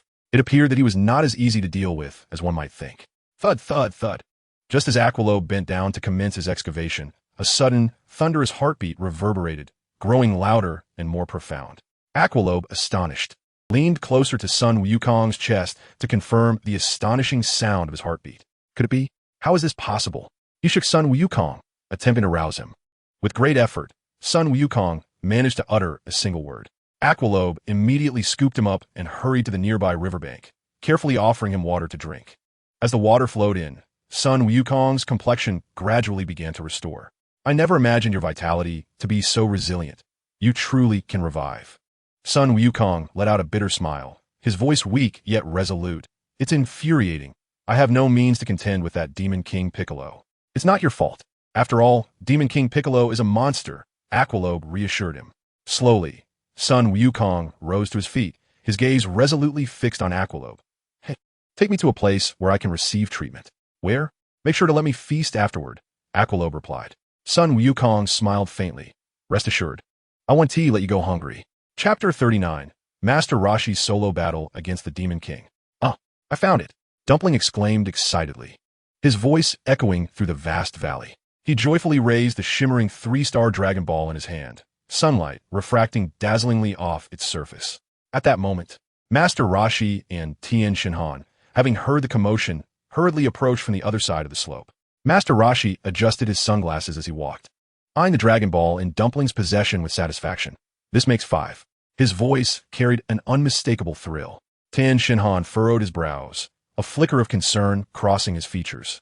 This indicates that one of the remaining two is in Demon King Piccolo's possession. His tone reflected a hint of unease, making the surrounding atmosphere feel considerably heavier. "We must now exercise caution," Master Roshi said sternly, as he retrieved the Dragon Ball radar and pressed the refresh button. The dots of light on the radar began to flicker, revealing the locations of the remaining two Dragon Balls. "Huh, the last two are clustered together and moving toward us." His voice laced with surprise and alertness. Tien Shinhan clenched his fists, his heart brimming with the resolve to fight. "Come on, you wicked demon." Though he maintained an air of calm, the tension and excitement within him were unmistakable. Master Roshi turned to Tien Shinhan and Dumpling, his tone firm and serious. Even facing them head-on, victory is improbable. We must execute a surprise tactic to seize their 2 Dragon Balls. Together with our 5 Dragon Balls, we can summon the Eternal Dragon and wish for Demon King Piccolo's disappearance from this world. Each of his words carried immense weight. "I understand," Tien Shinhan nodded, his eyes resolute, signaling his comprehension and agreement. A palpable sense of suspense and tension enveloped the 3 companions as they established their camp in a secluded spot within the valley, awaiting the arrival of the formidable Demon King Piccolo. Surrounding trees swayed gently in the breeze, while sunlight filtered through the leaves, casting dappled shadows upon the ground. The distant calls of birds echoed, seemingly attuned to the impending atmosphere of unease. Across the boundless plain, the hover car, piloted by Yachirobe, zipped like a silver bolt of lightning, darting swiftly between the grassland and the horizon. Inside the vehicle, Sun Wukong reclined in the passenger's seat, his complexion pale and his breaths faint, as if he were on the brink of losing consciousness.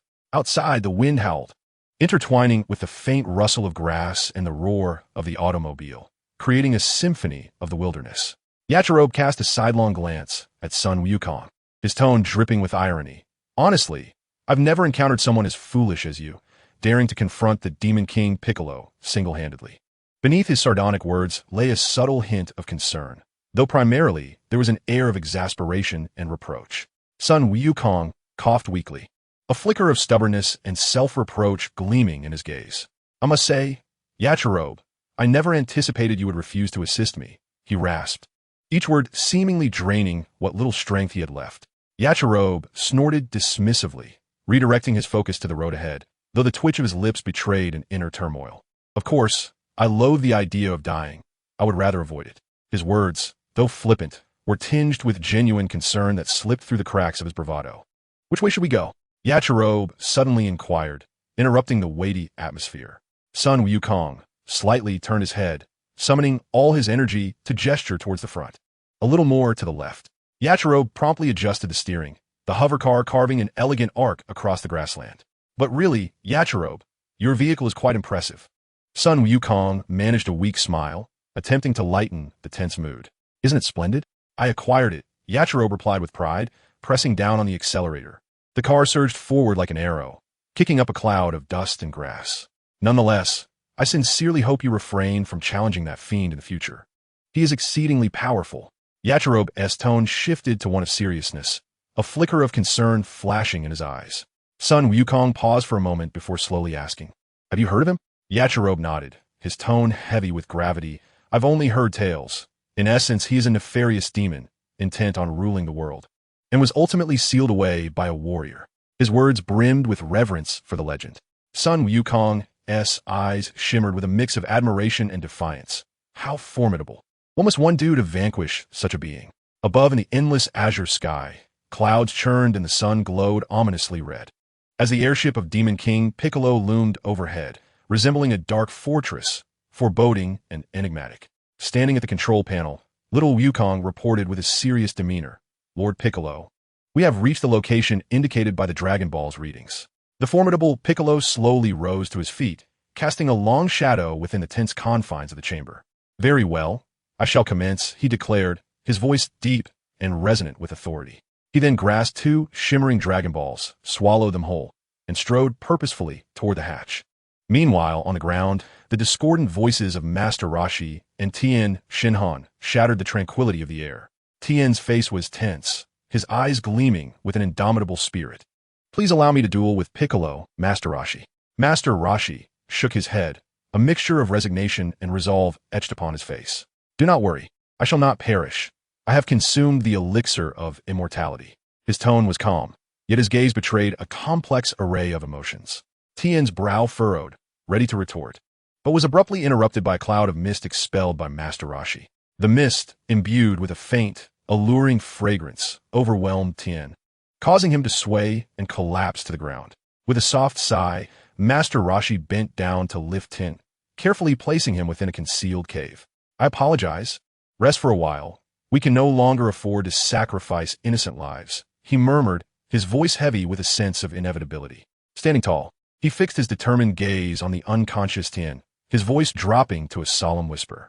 There is no elixir of immortality. I deceived you.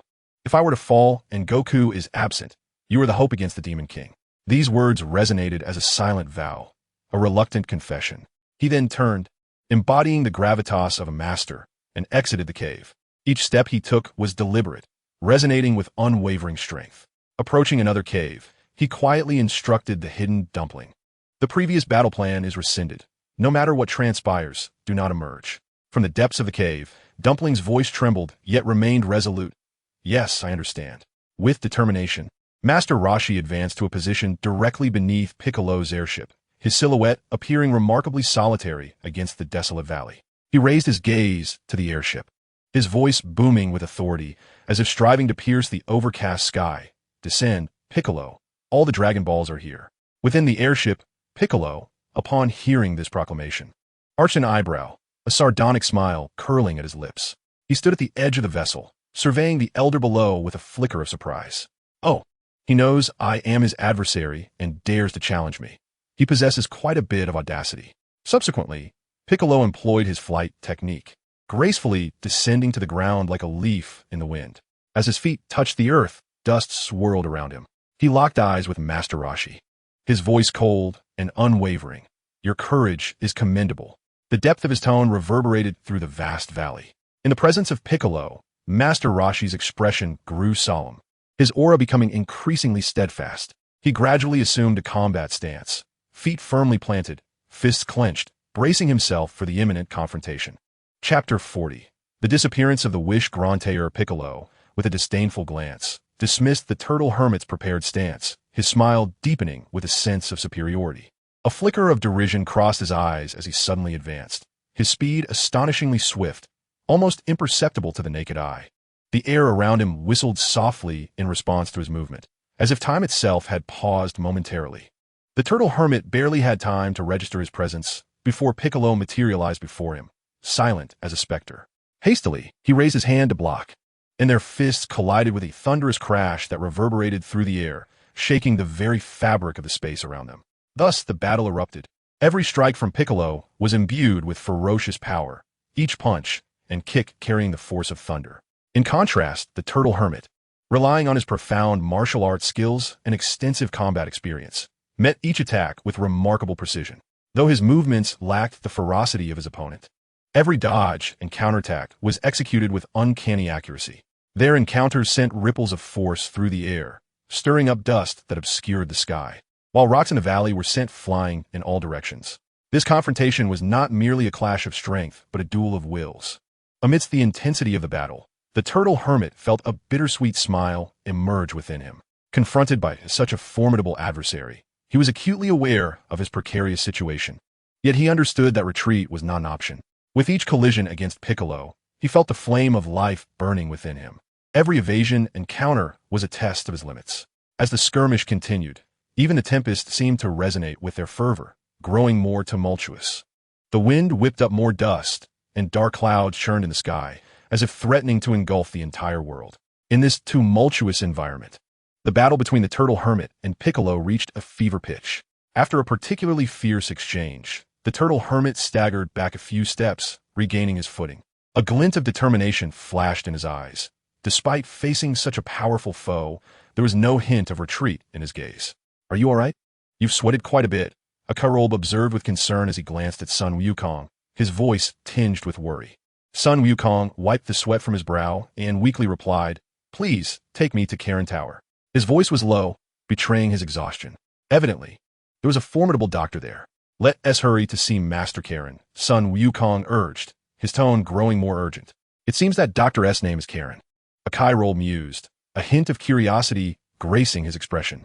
It's a cat. Sun Wukong's voice was subdued, and his gaze appeared somewhat distant. A Chiral cast a sidelong glance at Sun Wukong before turning back to focus on driving, concerned that he might be feverish, as he was speaking in a daze. You should recall this once you see it, the turtle hermit said as he pressed a button on a universal capsule, tossing it onto the ground, where it instantaneously transformed into an ordinary rice cooker.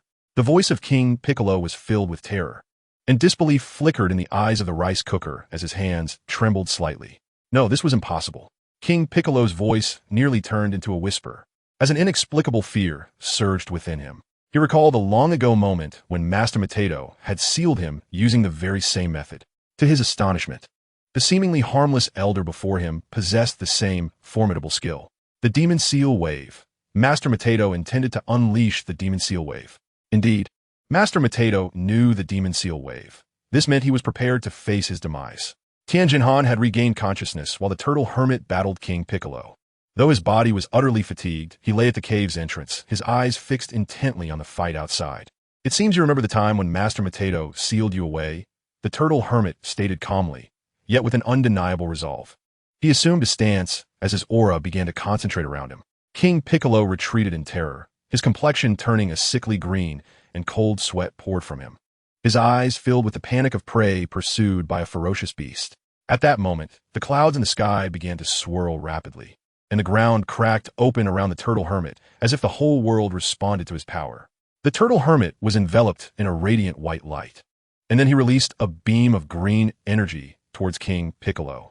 The green demon seal wave enveloped King Piccolo tightly, eliciting a terrified scream as he slowly floated towards the rice cooker. With a decisive motion, the turtle hermit waved his hands downward, causing King Piccolo to plummet like a kite with its string cut, crashing swiftly towards the rice cooker, freed from the binding of the demon seal wave. King Piccolo sat on the ground, gasping for breath, filled with horror and confusion. At that moment, he experienced an unprecedented fear. This is bad. It actually went wrong. What a pity. The turtle hermit spoke weakly, a hint of regret in his gaze. However, if you believe this will allow you to rest easy, you are gravely mistaken. I am confident that someone will eventually defeat you. Upon uttering these words, the turtle hermit closed his eyes and collapsed to the ground, breathless. Master Mateto, Tianjin Han, and Jiaozi, witnessing this scene at the cave's entrance, were filled with profound sorrow and reluctance.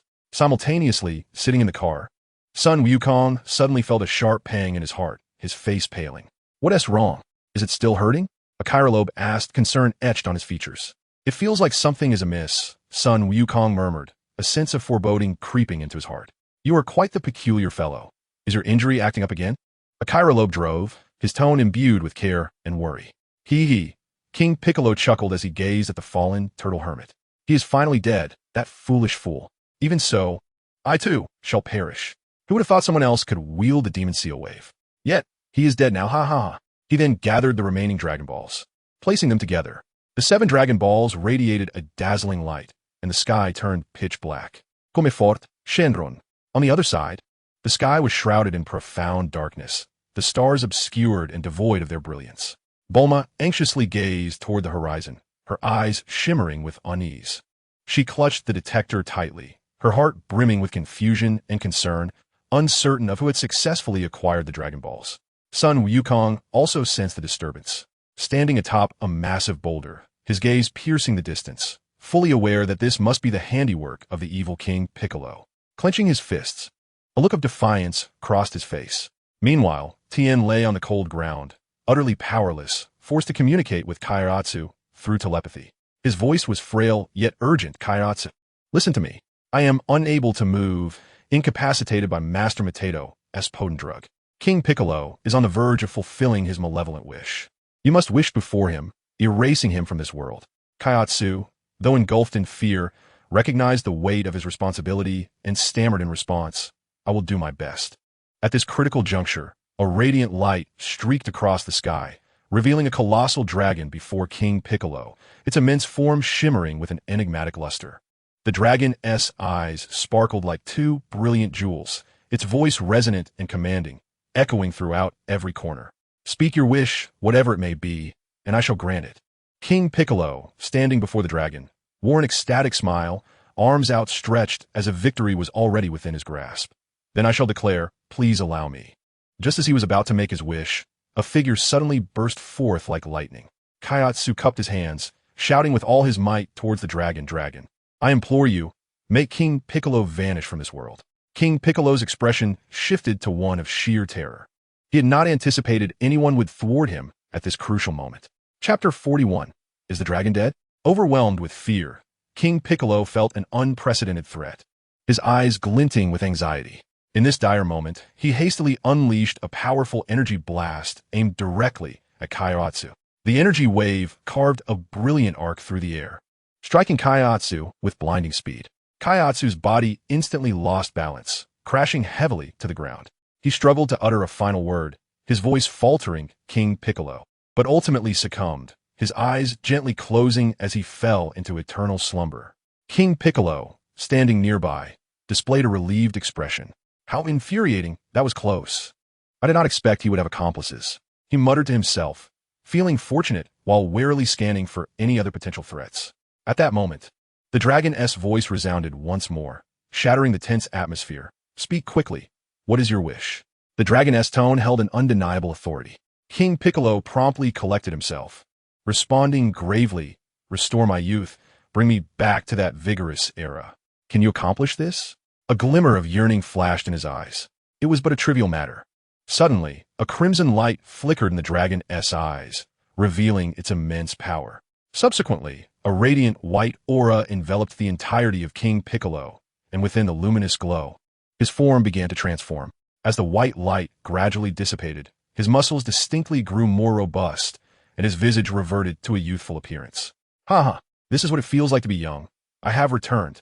King Piccolo exclaimed with exuberant laughter, his voice brimming with uncontainable joy. You have realized your wish.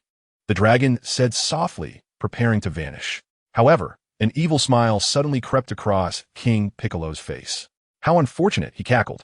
With that, he unleashed a powerful beam of light directly aimed at the dragon. The dragon was struck by the beam, letting out an anguished roar. Dust swirled around, stones flew chaotically, and the entire scene descended into turmoil. When the dust finally settled, the dragon's body lay scattered, ultimately disappearing entirely, leaving behind only 7 Dragon Balls turned to stone.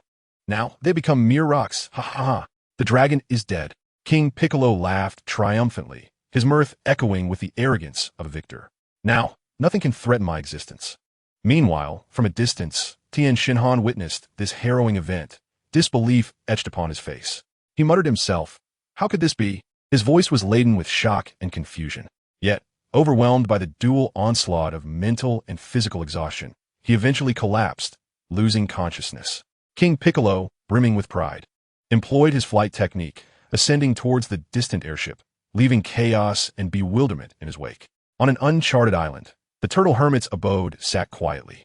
The dying rays of the sunset bathed the roof in golden light, intertwining with the soothing sound of waves gently lapping against the shore, creating an atmosphere imbued with mystery and tranquility. It's gone, Bulma murmured, furrowing her brow as she gazed intently at the Dragon Ball radar in her hand.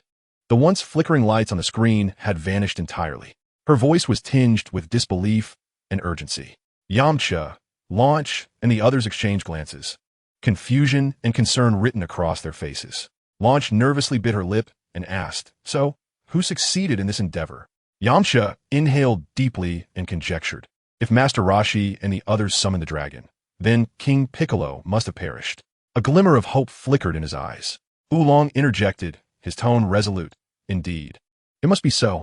Generally, the forces of justice prevail in the end. He attempted to comfort everyone in this manner, though his slightly comical expression betrayed his own uncertainty. Bulma sighed, her voice heavy with worry. I hope that is indeed the case. A shadow of unease crossed her features. For a moment, silence enveloped the room, with only the sounds of the waves and the gentle breeze echoing in their ears. Suddenly, Persh shattered the silence, his voice tinged with curiosity and concern. But if the great demon king Piccolo has summoned the dragon, what wish could he possibly make? His question landed like a heavy bomb, intensifying the somber mood among the group. Yamcha swiftly rose, decisively stating, in any case, Bulma, tell me the location where the Dragon Ball's response has vanished. I shall investigate. His tone exuded an undeniable determination. Bulma hurriedly grasped Yamcha's arm, her eyes filled with worry. But if Master Roshi and the others are successful, they will contact us shortly. Let us wait a moment. Her gaze was pleading. Yamcha furrowed his brow, clearly dissatisfied with the passive waiting, muttering curses under his breath before reluctantly sitting back down. Yachirobe piloted the hovering car, his gaze penetrating through the windshield towards the increasingly brightening sky, unable to suppress a sigh of wonder. Ah, the sky is brightening again. Seated in the passenger seat, Son Goku clutched the dragon radar tightly, his brow furrowed, his eyes never leaving the small screen. The once flickering signal points on the radar had abruptly vanished, sending a wave of unease through him.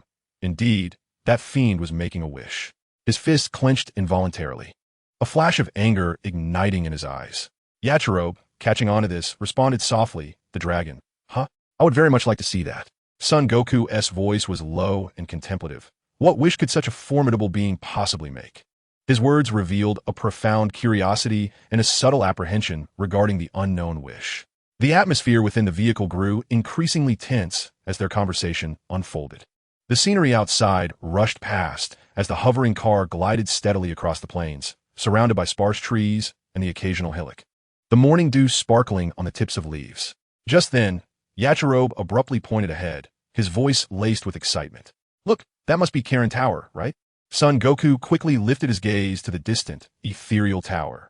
Yachirobe promptly pressed the accelerator, and the hovering car surged forward like an arrow released from its bow. Racing towards Karin Tower, the sounds of wind and machinery intertwined, forming a symphony of urgency and tension. Son Goku gripped the radar tightly, although his heart brimmed with unease. He felt an unwavering resolve. He understood that regardless of how formidable the adversary might be, he must confront it. Chapter 42, Arrival at Karin Tower. After an arduous journey, Yachirobe's vehicle finally came to a gradual stop at the foot of Karin Tower. With a click, the car door swung open, and Yachirobe was the first to leap out. He surveyed his surroundings, a frown creasing his brow. We've arrived, right? Is this really it? He said uncertainly, a hint of dissatisfaction mingled with curiosity. I can hardly believe it. Is there truly any delicious food to be found here? Son Wukong gracefully alighted from the vehicle, inhaling deeply as a hint of nostalgia flickered in his eyes. This place truly evokes fond memories. It has remained unchanged. His voice carried a subtle tone of delight and reminiscence. 2 years ago, it was here that he triumphed over Tao Bai and formed a bond with the Bra family. Suddenly, a familiar voice shattered his reverie. UPA's voice resonated with surprise and excitement as he hurriedly approached, his footsteps light and hurried, as if wishing to reach Wukong with utmost swiftness. Long time no see. I am so happy, UPA exclaimed, his eyes brimming with joy. Wukong smiled and patted UPA on the shoulder. How'd you been? You've grown so much. UPA chuckled heartily, clearly delighted. Indeed. He turned and called out into the depths of the woods. Father, it's Wukong. He's come to see us. At that moment, Yachirobe leaned closer to Wukong's ear and whispered, Listen carefully, don't forget about my delicacies. Wukong nodded in acknowledgement, responding, I know. Bra emerged slowly from the woods, and upon seeing Wukong, joyfully called out, Oh, Wukong. His voice was filled with surprise. Wukong. Wukong replied loudly, and the two promptly began to reminisce. During their conversation, UPA learned that Wukong had sustained injuries from battle and needed to seek Master Karin's healing. UPA gazed at Wukong with concern. With such severe injuries, how will you manage to climb up? His eyes reflected deep worry. Wukong waved his hand dismissively. No need to fret. Yachirobe will assist me. Everything will be fine. Although Yachirobe possessed sufficient strength, he evidently wished to avoid the troublesome endeavor. However, when Wukong mentioned the delectable food atop Karin Tower, Yachirobe's eyes sparkled, and he quickly agreed. I'll lend you a hand. Bra, with unwavering sincerity, offered, let me help as well. Subsequently, Yachirobe hoisted Wukong onto his back, while Bra exerted his strength to lift them towards the pinnacle of Karin Tower. Yachirobe and Wukong soared swiftly into the sky, and once their momentum waned, they clung tightly to the tower's pillar, continuing to ascend rapidly. Meanwhile, Pilaf rubbed his hands together, a smile gracing his lips as he respectfully addressed the seated King Piccolo. Your Majesty, congratulations on regaining your youth. This way, you shall reign over this world for an eternity. Do not forget to share half with me. King Piccolo slowly turned his head, his abyss-like eyes casting a sweeping gaze over Pilaf, a sardonic smile curling upon his lips before erupting into a thunderous laugh, filled with arrogance and confidence. Ha ha ha! His laughter echoed throughout the room, sending chills down spines. Suddenly, his laughter ceased, his expression turning cold as he fixated malevolently on Pilaf and his cohort, stating in a chilling tone, "I no longer wish to see you." The Pilaf trio, startled by this abrupt threat, huddled together, their bodies trembling involuntarily, their voices tinged with fear. "We will leave at once," they stammered, yet their feet lingered, hesitant to move. Impatiently, the great Demon King waved his hand, his voice turning even colder. "I have said, I do not wish to see you." With that, he rose and approached the airship's hatch, forcefully swinging it open, a powerful gust of wind instantly propelling Pilaf and his companions out into the open air. At that moment, a figure clad in a black cloak, a raven-like man, emerged from the shadows, holding an intricate map. Calmly, he reported, "My lord, according to the current intelligence, the reigning king has divided the earth into 43 regions." He pointed to a location on the map, indicating the realm of King Kessler, his city. "Enough. No further words are necessary," the great Demon King interrupted, annoyance seeping into his tone. This was utterly tedious. The Raven Man immediately bowed his head, responding with a single word, "Yes." The great Demon King's gaze sharpened once more, his eyes suddenly emitting crimson lasers that shattered the photograph of the royal palace he held. As the airship approached, they had reached the skies above Kessler's palace. The great Demon King stood tall, invigorated, proclaiming, "Behold, the first step towards world domination. A moment worthy of commemoration." He and the Raven Man moved to the window, overlooking the bustling scene below. The Raven Man suddenly remarked, "Today marks the 20th anniversary of the current king's reign. It seems the smoke is celebrating in your honor, my lord." A sinister smile crept across the great Demon King's face as he and the Raven Man employed their flight magic, gently descending. He coldly responded, "Let them celebrate," his voice laced with sarcasm and disdain, "for soon, this celebratory smoke will transform into the victorious fireworks of conquest." Upon landing, the great Demon King advanced with heavy, resolute steps towards the king's castle. The winds around him seemed to grow more chilling with his arrival, the air thick with a stifling aura. "This shall become my castle." Not too shabby, his voice resonated deep and authoritative, echoing as if from the abyss, instilling fear. At the entrance, a guard, a young man clad in silver armor, immediately stepped forward, anxiety etched on his face. "Halt! You cannot enter this place," he implored. The great Demon King showed no sign of stopping, as if deaf to the guard's words, striding forward unimpeded. As he passed the guard, he suddenly struck him at the neck, a look of disbelief flashing in the guard's eyes before he crumpled to the ground. Another guard, witnessing this, was overwhelmed by fear and hastily drew his pistol, firing. The bullets collided with the great Demon King like raindrops against steel, proving utterly ineffective. The guard's eyes widened in disbelief, his hands trembling as the sound of missed shots echoed in his mind, heralding his doom. The great Demon King cast a disdainful glance at him, then with a swift motion, sent him flying, the guard tracing a tragic arc in the air before his life extinguished. With two agonized screams, alarms blared throughout the palace, and all guards, as if electrified, rapidly converged, a throng hastily rushing to the scene. In the square before the castle, the formidable big Demon King stood, his eyes suddenly gleaming with a terrifying crimson light. Lasers, akin to the scythes of death, swept mercilessly through the air, leaving the guards powerless to resist as they fell one by one. Meanwhile, in the palace's backyard, the Dog King stood upon a modest stage, delivering a fervent speech to the gathered populace. His voice resonated with passion, and his expression was resolute. "As long as I draw breath, I shall dedicate my life to the cause of peace, love, and justice for all eternity." Just then, a group of young maidens, adorned in festive attire, prepared to present their offerings. However, the sudden upheaval plunged the scene into chaos. Big Demon King advanced with heavy steps, each footfall seemingly shaking the very ground beneath him. Troops and tanks scrambled to intercept this uninvited guest, yet they were effortlessly obliterated, as if these high-tech weapons were mere fragile toys in his presence. Upon receiving the alarming news of the monster's intrusion, the king's countenance shifted dramatically. He hastily commanded the crowd to disperse and retreated deep into the palace. His heart brimmed with fear and unease, yet a flicker of hope remained.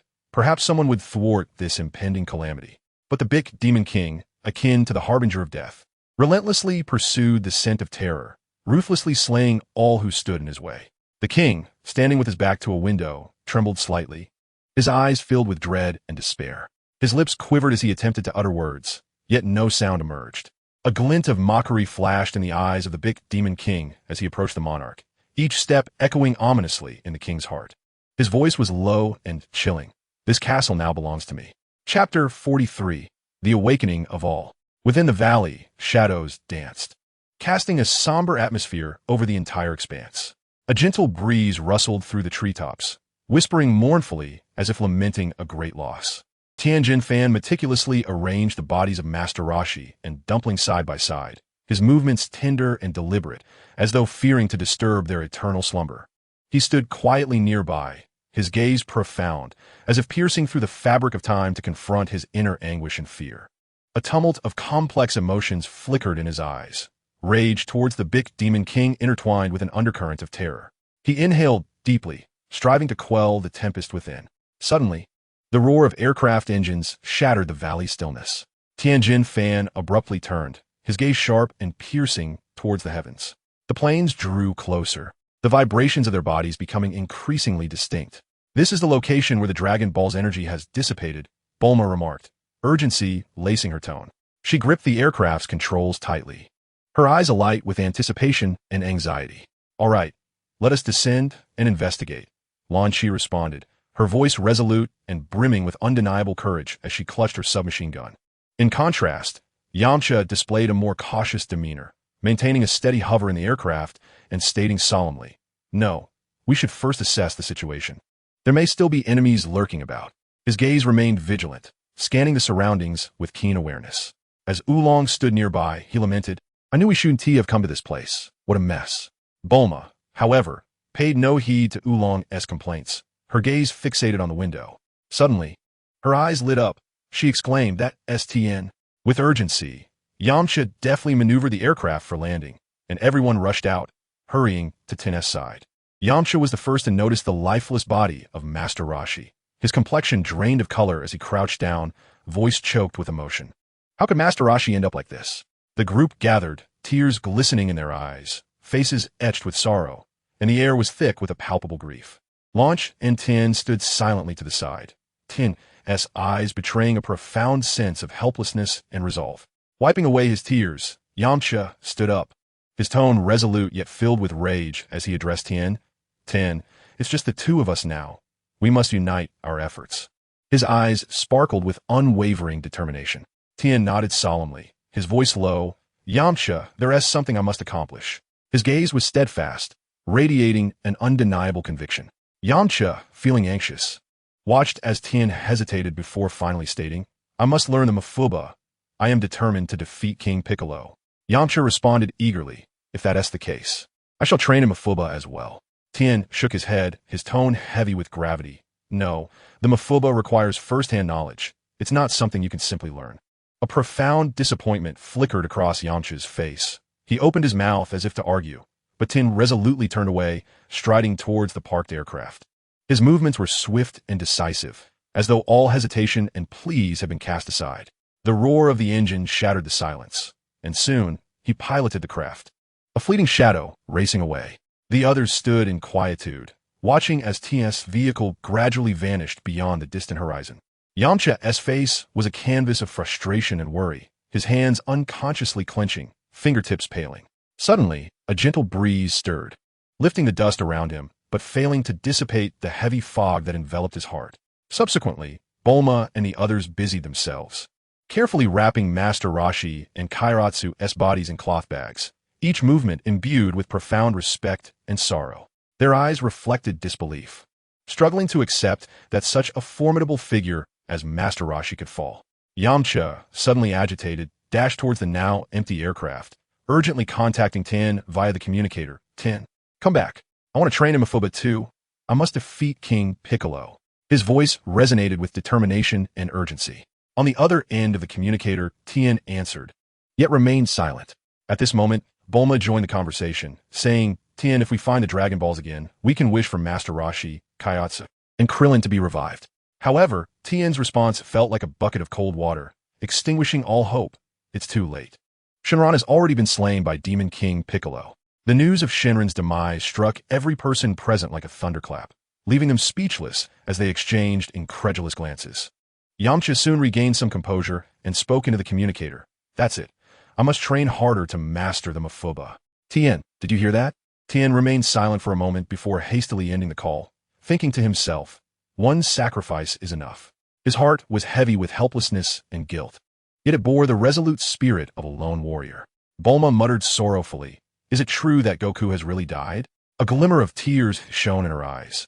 Her voice low and mournful. I still feel that Goku is alive, Por said softly from the side. I share your sentiment, Yamcha replied. Ultimately, Bulma sighed for now. Let us return and wait. Her tone was laced with resignation and fatigue. They then boarded the aircraft, carrying the bodies of Master Roshi and Kaya, departing from the land steeped in battle and sorrow. As night fell, the silver moonlight bathed the pillars of Korin Tower, while Yajirobe, breathless, finally reached the summit, carrying Goku on his back.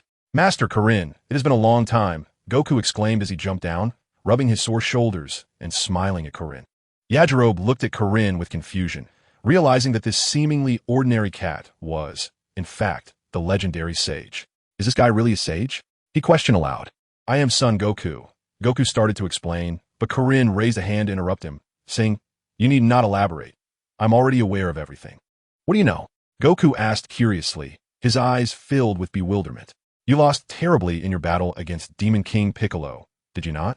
Korin approached Goku, his tone imbued with undeniable certainty. Goku's eyes widened in astonishment. How do you know so much? Korin smiled softly. Out of sheer boredom, I often peek down from here. He gestured toward a spot at the edge of the tower. Yajirobe, driven by curiosity, rushed to the edge to look down. But all he saw was a sea of clouds, obscuring everything. Can you see down from here? He asked. Of course not, Korin replied playfully. Then pointed to a jar on the other side, over there. Over here? Yajirobe quickly ran over and lifted the jar's lid. The surface of the water revealed scenes below, showing Demon King Piccolo confronting King Furry, mockingly declaring that King Furry was his puppet and that the future would be under his control. The highly esteemed Dog King, trusted by the nation, lamented his inability to assist, while the Demon King Piccolo chuckled mockingly. Sun Wukong clenched his fists and addressed Master Karen, expressing his desire to defeat the Demon King Piccolo and requesting another opportunity to train. Wait a moment. First, let us tend to your injuries. Master Karen pondered for a moment before retrieving a large jar of senza beans from the corner and tossing one to Sun Wukong. Here, eat this. Huh? Is this not a senza bean? Sun Wukong gazed at the bean in astonishment. Hearing this, Yajirobe felt deceived and exclaimed in excitement. Is this truly a senza bean? The food of the immortals? You must be joking. Sun Wukong smiled wryly. Indeed it is. What sort of delicacy is this? Yajirobe grumbled angrily as he snatched the jar from Master Karen's hands. I endured so much suffering for this wretched thing. It's utterly despicable. In a fit of rage, he stuffed a handful of senza beans into his mouth. Then, feeling it insufficient, shoved in several more, mumbling in dissatisfaction. What on earth? These beans are hardly palatable. Master Karen and Sun Wukong stared in disbelief at Yajirobe, who suddenly froze, his belly swelling as he lay on the ground, groaning in pain. One senza bean can keep you from hunger for 10 days, Sun Wukong explained, consuming a bean himself, witnessing an immediate improvement in his injuries, incredulously gazing at his hands. How is it? Have your wounds healed? Master Karen inquired. Indeed, Master Karen. May I train under your guidance once more? Sun Wukong asked, brimming with anticipation. I'm afraid not. You have surpassed me. The gap between you and the Demon King Piccolo is far too vast. Even Master Roshi has perished. Master Karen spoke earnestly. Grandpa, how could this be? Sun Wukong was utterly shocked, memories of Master Roshi's teachings flooding his mind, causing him to clench his fists in anger, yearning to confront the Demon King Piccolo immediately. However, at this critical moment, Master Karen's voice, gentle as a breeze, dispelled the fog of confusion that clouded Sun Wukong's mind. If you're prepared to face death, then drink the ultra-divine water. Master Karen's gaze was resolute and profound, as if he could foresee the tumultuous winds of fate. Ultra-divine water? You mean something akin to holy water? Sun Wukong scratched his head in bewilderment, his expression filled with confusion. Master Karen smiled faintly, shaking his head. It is nothing like that childish trick. He then turned and led Sun Wukong towards another jar, gently twisting the lid open, releasing an ancient aura, beckoning Sun Wukong to enter. After a moment's hesitation, Sun Wukong ultimately decided to enter the jar. His body was enveloped by a mysterious force, and in an instant, he found himself in the far north. In a world encased in ice, where snow blanketed the ground, and the howling winds pierced through the cold, driving him back. As he surveyed his desolate surroundings, a wave of solitude and unease washed over him. Meanwhile, Master Karen was casting a spell in the distance, his staff waving slightly as he murmured incantations.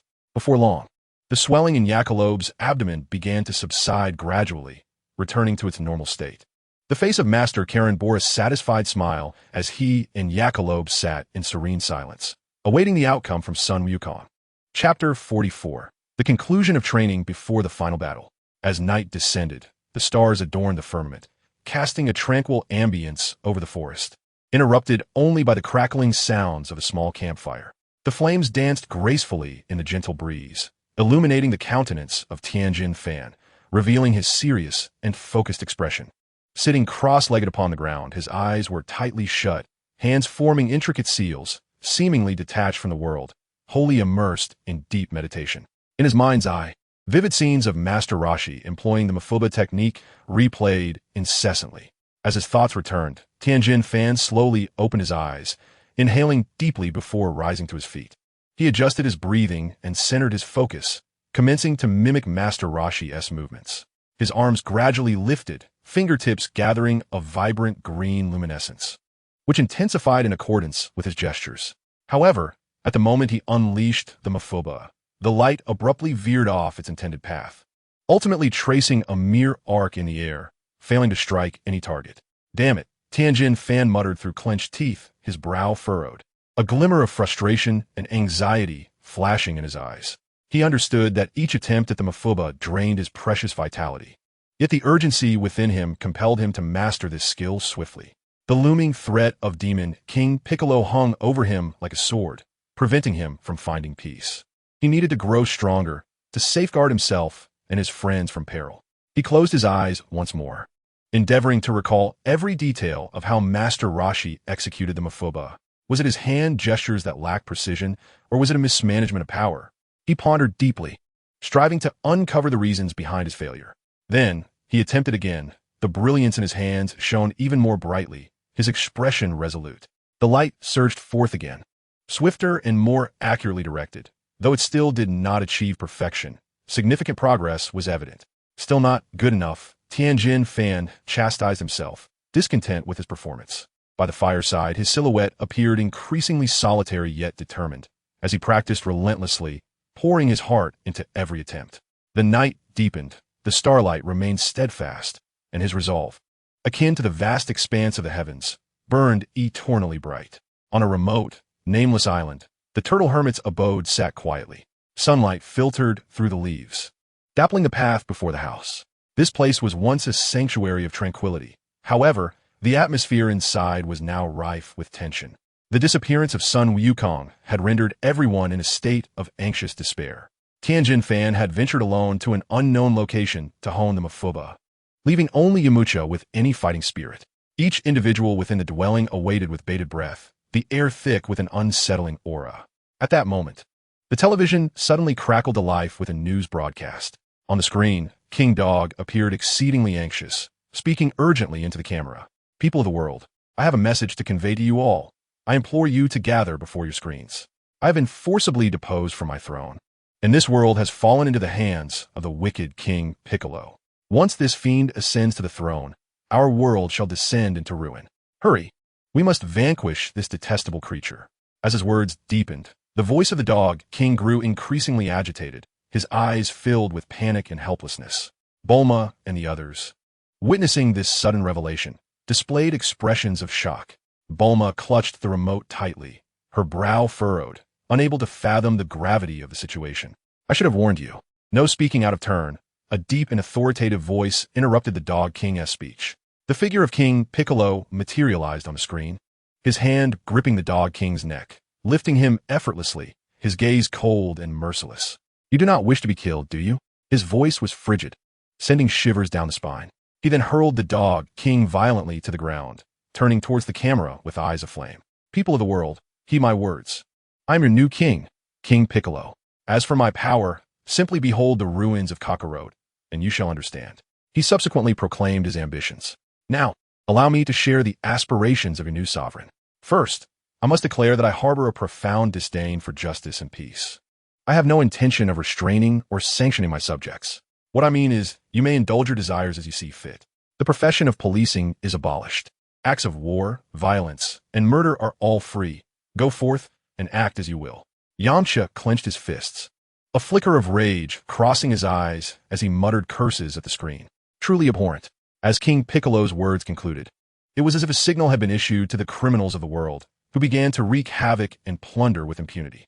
The police were utterly overwhelmed by this sudden uprising. In the distance, Tien Shinhan, in training, heard the broadcast and felt an unprecedented urgency.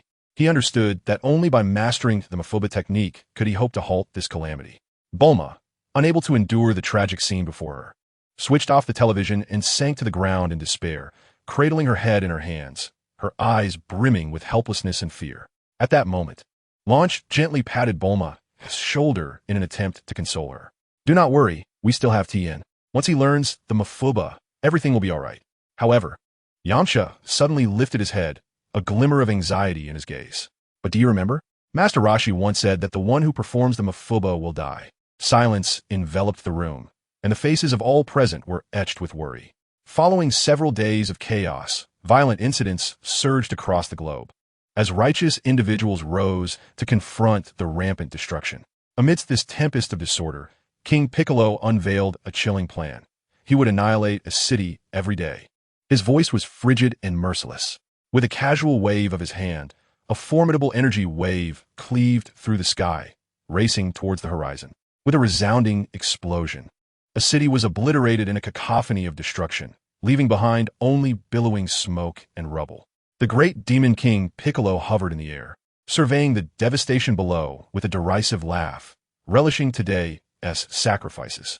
In the desolate stone forest, the figure of Tien Shinhan appeared particularly solitary. After countless days and nights of arduous training, he had finally discovered the key to success amidst a series of failures. The pebble in his hand, under the unwavering gaze of his resolute eyes, was enveloped by an invisible force, ultimately sealed within a crystal-clear vial. He exclaimed with uncontainable excitement and relief, at last. It has succeeded. Wiping the beads of sweat from his brow with the back of his hand, his expression radiated determination and resolve. He strode towards the parked spacecraft, his firm footsteps echoing across the vast expanse. At the moment of activating the vessel, he inhaled deeply, silently affirming, "I am coming, great demon king." The engine of the spacecraft roared to life, propelling him towards the unknown and perilous destination of the great demon king's palace. Meanwhile, Goku faced a grueling challenge at Krillin Tower, ultimately obtaining the super divine water. After quenching his thirst, Krillin swiftly cast a spell to assist him in emerging from the vessel.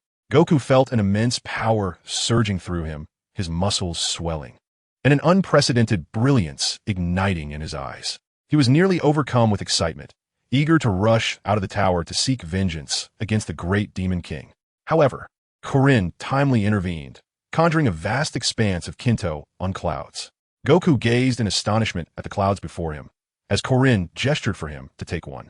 He selected a small tuft, nostalgically brushing against it, and exclaimed, "All right, I feel ready to defeat him this time." Standing atop the Kinto on, he sensed the location of the great demon king with his newly acquired strength. "You can sense that?" Krillin asked in astonishment, taken aback by Goku's transformation. Goku nodded resolutely, declaring, "I'm off now, Krillin and a Kairobe." Krillin nodded in agreement, entrusting everything to him. A Kairobe expressed concern, "Be careful." Goku stood upon the Kinto on, which swiftly soared towards the direction of the great demon king. In the sky, the Kinto unleft a long, yellow trail, akin to a beam of hope piercing through the firmament. On this path to the decisive battle, Goku's heart brimmed with a thirst for confrontation and uncertainty about the future. Yet his gaze remained steadfast, devoid of any inclination to retreat. Chapter 45. The Fall of the Demon King. The following day, Tien Shinhan arrived first at the great demon king's palace, his figure appearing insignificant before the grandiose edifice. The palace's entrance towered majestically. Tianjin Fan stood at the entrance. Inhaling deeply as he adjusted his attire, then called out loudly, "Lord Piccolo, come face me." From the shadows emerged Lord Piccolo, a towering figure whose green skin appeared even more ominous under the sunlight. He regarded Tianjin Fan with eyes gleaming with disdain and contempt, declaring, "I have no desire to engage today. Let Douluo have a word with you." With that, Lord Piccolo opened his mouth, and a colossal egg emerged from within, landing on the ground and subsequently cracking open to reveal a tall silhouette, Douluo. This creature, birthed by Lord Piccolo, was muscular and fierce, exuding an aura that signified danger. His presence seemed to freeze the very air around them. The battle erupted swiftly, with Douluo's movements being both swift and brutal, each strike accompanied by the sound of slicing air. Despite Tianjin Fan's remarkable skills, he found himself at a distinct disadvantage in terms of strength. He endeavored to compensate with his agility, yet Douluo relentlessly dominated him. The continuous evasion and counterattacks left Tianjin Fan increasingly fatigued, and with every dodge, he internally lamented, "Why is this fiend so difficult to handle?" At last, in a moment of carelessness, Douluo landed a punch on Tianjin Fan, sending him crashing to the ground amidst a cloud of dust. Lord Piccolo observed this scene with a cold smirk, turning to depart. Struggling to rise, Tianjin Fan's eyes flickered with defiance as he hastily retrieved a universal capsule from his pocket and tossed it to the ground. The capsule instantaneously transformed into a rice cooker. Gritting his teeth, Tianjin Fan attempted to unleash his newly mastered technique, the magic seal wave. However, due to severe fatigue, the technique backfired, injuring him gravely instead. He collapsed on the battlefield, filled with a sense of despair. Have I truly failed? Lying amidst the swirling dust, Tianjin Fan lay motionless, his gaze fixed upon the approaching adversary. Douluo, a formidable figure, swung his boulder-like fists heavily towards Tianjin Fan. Just as the situation seemed most dire, a blinding light sliced across the sky, propelling Douluo away, who crashed violently against the palace wall with a resounding thud. With great effort, Tianjin Fan lifted his head to see Sun Wukong standing resolutely, his eyes shimmering with unwavering determination. Sun Wukong turned to Tianjin Fan, a reassuring smile gracing his lips. "It appears I have arrived just in time." Sun Wukong stood like an immovable mountain, his gaze sharp and unyielding as he focused on the looming threat of Lord Piccolo. Douluo gradually rose, his eyes now glinting with even greater ferocity. Witnessing this, Tianjin Fan urgently called out, "Be careful, Wukong." But Sun Wukong seemed to have anticipated the attack, just as Douluo's fist was about to descend. He kicked backward without a glance. The force of that kick was so tremendous that it sent Douluo hurtling away, crashing into the palace wall, which bore a massive dent. Tianjin Fan, taken aback, thought to himself, when did this guy become so powerful? Upon witnessing the scene, the Demon King Piccolo scoffed derisively, his voice laced with mockery. "I never imagined you would return to court death, Sun Wukong." Without hesitation, the Demon King lunged at Wukong, unleashing a flurry of fierce attacks. Wukong effortlessly parried each blow. The clash of their fists and feet reverberated throughout the palace, accompanied by the sound of air explosions. During the fray, Wukong seized an opportunity and landed a powerful punch that sent Piccolo flying. However, the Demon King swiftly regained his footing, his face contorted with rage. Piccolo, fully committed, engaged Wukong in an intense confrontation. He relentlessly unleashed energy waves, but Wukong skillfully defended against every assault. As the battle escalated, Piccolo was once again sent flying, crashing into a nearby Crow Man, rendering him unconscious. Climbing awkwardly to his feet, Piccolo's expression turned furious, his aura surging dramatically as he bellowed, "Sun Wukong, I shall unleash my full power now." His voice echoed across the battlefield, brimming with unbridled fury. The duel reignited, this time with Wukong evidently gaining the upper hand, each of his strikes forcing Piccolo to retreat. In a particularly fierce exchange, Wukong deftly evaded Piccolo's attack, countering with a punch to the Demon King's abdomen that sent him hurtling away. As Piccolo's energy skyrocketed, the pressure in the air intensified. His gaze sharpened like a blade. He conjured an overwhelming energy ball in his hand, a pulsating blue light flickering in his palm before he hurled it at Wukong. The energy sphere streaked across the sky, stirring a fierce wind, and chaos ensued as a cloud of dust erupted, as if the very battlefield was consumed by this force. When the dust settled, Wukong's original position was vacant. He had vaulted into the air, gathering a magnificent golden energy in his hands. Facing Piccolo, his brow furrowed, his eyes gleaming with unwavering determination. He shouted and unleashed his signature Kamehameha wave. The blue energy wave surged like a tempest towards Piccolo, forcing him back several steps. Amidst the swirling dust, Piccolo's expression was one of shock and disbelief as he trembled and asked, "Are you a monster?" The battle reignited, with Wukong and Piccolo exchanging blows in a fierce melee. Each collision was accompanied by explosive air bursts. Though Wukong bore injuries, his eyes burned with indomitable fighting spirit. In a moment of intense confrontation, two piercing beams suddenly shot from Piccolo's eyes, striking Wukong's right knee. Wukong cried out in pain, collapsing to the ground, prompting Piccolo to sneer. "You've only got one leg left." Yet Wukong optimistically replied, "But I still have one leg, don't I?" With that, he drew his Rui Bang from behind, using it to struggle to his feet. At that moment, Piccolo radiated a golden light, unleashing a barrage of energy waves from his fingertips. One struck the Rui Bang, sending it flying, while another accurately struck Wukong, knocking him down once more. Then, seizing the opportunity, Piccolo unleashed a lethal wave of energy. Observing this, Tien Shinhan exerted all his strength to teleport and rescue son Wukong, narrowly evading the deadly strike. Subsequently, a colossal mushroom cloud erupted, leaving the entire area desolate. Within a radius of several miles, nothing remained unscathed, only a haunting silence and the remnants of devastation. Exhausted from forcibly saving son Wukong, Tien Shinhan lay weakly on the dust-laden ground. Piccolo, with vengeance burning in his eyes, roughly seized Tien Shinhan's head, using him as a hostage to threaten son Wukong. His voice was deep and hoarse, laden with an unyielding resolve. "Wukong, if you take another step forward, his life is forfeit." Son Wukong's brow furrowed in concern. As he faced Piccolo's threat, a rapidly spinning rock struck his left hand, followed by a blow to his left leg, causing him to kneel in pain. Upon witnessing this, Piccolo smirked with cruel satisfaction, believing son Wukong was now defenseless. He discarded Tien Shinhan and soared into the sky like an arrow, preparing to deliver a fatal blow.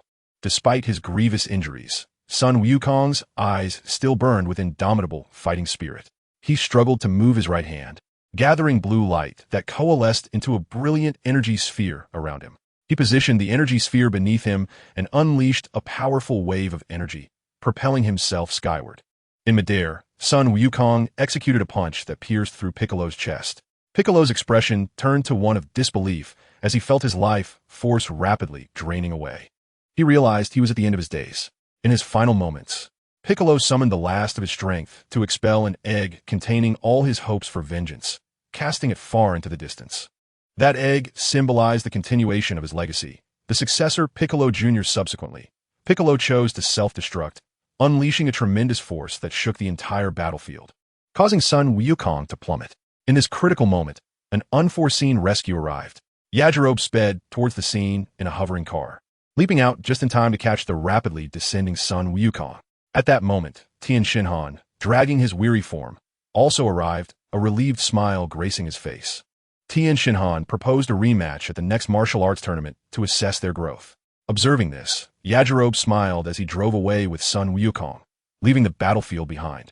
With the demise of the Demon King Piccolo, this land once shrouded in fear would eventually welcome new hope and peace. Chapter 46. The Axiom of the Dark Wood. Time flew by. It had been 2.5 years since the incident with the Demon King Piccolo had subsided. Son Wukong, injured, was taken by Yajirobe to Karin Tower for treatment.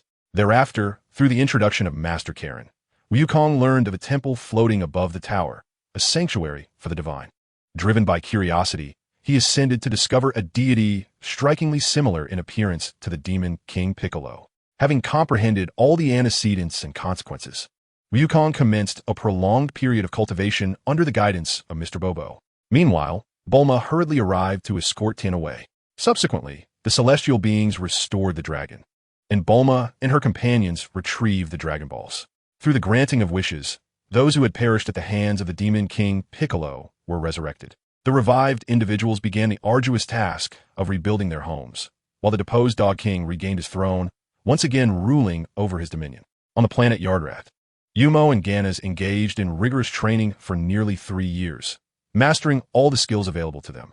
Due to the injuries sustained during training, Ganas had reached a battle power of 3 million, akin to Yumo. In contrast, Yumo exhibited signs of anxiety, as an ordinary cultivator devoid of external enhancements. He found it arduous to elevate his strength akin to that of the Saiyans. Even the Grand Elder of Namek would likely struggle to unlock further potential within him, and the gains from the spiritual fruit were now negligible. Consequently, Wumu resolved to explore methods to transcend the Danjing and subsequently venture into the cosmos. Perched upon a smooth boulder, Wumu's eyes sparkled with contemplation as he silently mused. This Danjing was merely a construct within the novels of my previous life. Distinct from the concepts of Mingjin, Onjin, and Huajin, it represents an exceedingly profound martial arts technique. Yet, having traversed into the Dragon Ball universe, perhaps these realms depicted in literature can manifest into reality. He closed his eyes, endeavoring to sense every subtle breath coursing through his being. Danjing, reputedly a technique of the upper echelon of Huajin, involves the internalization of the golden elixir, forming circles at every juncture. One must embrace the elixir and sit with the hips, condensing the entirety of one's essence, energy, spirit, blood, and marrow into a singular point, reminiscent of the nascent universe, evolving into a minuscule yet boundless world. This discipline, seemingly enigmatic, essentially entails concentrating all force within the dantian, followed by a sudden eruption. The tighter the consolidation, the greater the explosive power. Once the embrace of the elixir is successful, one can attain the realm of controlling the vital energy through will, transcending the limits of the human body. However, Wumu understood that merely grasping these concepts was far from sufficient. His battle prowess had stagnated at this level for many years. Thus, he resolved to experiment with a more radical approach, attempting to amalgamate the energies of the spirit, mind, and essence to forge the golden elixir. With that, Wumu directed his mental energy to guide the flow within, gradually gathering it at the heart's location. Unsure of the exact position of the dantian, he opted for the heart as a focal point for energy convergence. As time elapsed, Wumu sensed the flow within him becoming increasingly dense, as if all power was coalescing at the heart, poised for momentous eruption. A pained yet resolute expression crossed his face, beads of sweat cascading down his forehead. Yet his gaze remained unwavering, as if he had glimpsed the dawn of breakthrough. In that instant, he completely forgot the external world, immersing himself entirely in the realm of cultivation, with only himself and the immense energy within him, silently awaiting the arrival of that pivotal moment in the tranquil universe. Time flows like a silent river, imperceptibly carrying away the traces of years. Throughout this lengthy period of cultivation, Ganis remained steadfastly by the side of Wumu, oblivious to the subtle transformations occurring within him. A month slipped by quietly. During this time, Wumu experienced a qualitative leap in his practice, achieving a significant milestone in his training. At this moment, he radiated a dazzling white light, yet strangely, no aura escaped from him. Slowly, Wumu opened his eyes, which sparkled with silver luminescence, reminiscent of a profound starry sky, mysterious and far-reaching. Observing this transformation, Ganis could not help but step forward, his gaze filled with curiosity and confusion. "My lord Wumu, have you completed your training? Why do I sense no aura from you?" Wumu gently retracted his radiance, his eyes gradually returning to a deep black. As he smiled and explained, "I'm not entirely sure. I merely feel that my level of existence seems to have changed, though it appears there is still a little lacking." His voice was low, imbued with a hint of mystique and tranquility. "Level of existence? What is your current strength?" Ganis pressed, his eyes shimmering with inquisitiveness. Wumu shook his head, a trace of transcendence visible in his smile. "Strength has become less significant. I have discovered a path that truly belongs to me." His words exuded a serene confidence. Wumu gazed into the distance, as if he could envision the road ahead, a path filled with light and hope. In this breakthrough, Wumu concentrated his aura and mental energy at his heart, forming a golden elixir. No longer was his aura merely a simple energy. It had transformed into a divine power akin to that of a destroyer god. Although he was unaware of the cultivation methods of such deities, they too, like him, were imperceptible to ordinary beings. His power bore similarities to the divine might of destroyers. Yet his path to advancement appeared distinctly different. The deities beneath the destroyers existed more as a fusion of aura and divine energy. In the original text, Sun Wukong's instantaneous movement allowed him to sense any life force, save for the destroyer gods and the king of worlds. Wumu estimated that his current level of existence was comparable to that of the earth deity Bic, in that his aura was undetectable. However, now Yuwood had combined aura and spirit, enhancing his heart. His heart pulsated with a force reminiscent of vital energy, continuously augmenting his combat prowess. And this growth was both slow and sustainable. In the future, Yuwood's path to strength would primarily rely on the absorption of vital energy. Nevertheless, the only technique capable of absorbing vital energy was the Hunyuan wave, a method he had inadvertently developed, which merged vital energy and aura. Yet this skill was not pure.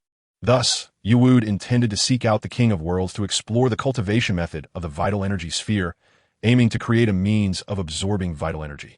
As Wumu transcended the limits of his power, his strength remained poised to double, though he himself remained uncertain of the exact realm he had achieved. He sensed that, even should his previous combat prowess of 3 million multiply eightfold, it would be no match for him now. The techniques he had previously mastered, such as instant transmission and the art of duplication, now felt entirely different when executed with his vital energy. Turning to Ganas, he said, "Ganas, our training is nearly complete. It is time to bid farewell to Elder Pabala and return to Earth. I shall assist you in transforming into a Super Saiyan then." Ganas, filled with excitement, nodded eagerly, his face alight with anticipation as he followed Wumu to Elder Pabala's side, his heart brimming with boundless hopes for the future. In the expansive courtyard, Wumu stood bathed in sunlight that filtered through the sparse clouds, casting a warm and gentle glow upon his visage. His silhouette elongated, resembling a solitary shadow. With unwavering resolve and a glimmer of determination in his eyes, he inhaled deeply and spoke. "Elder Pabala, I am profoundly grateful for your guidance and care over the years. I have decided to depart, to revisit my homeland." Though Wumu had surpassed Pabala in strength, he retained a deep respect for the elder. Beside him, Ganas bowed his head in reverence, expressing his own respect. Elder Pabala smiled faintly, a flicker of pride illuminating his gaze. He raised his hand gently and spoke in a warm yet slightly anxious tone. "It is well, Wumu, I understand your decision. However, regarding the changes within you, though I may not fully comprehend their origins, I wish to offer you a word of caution." He paused before continuing. "Our universe is home to myriad deities, both benevolent and malevolent, whose emotions are ever-changing.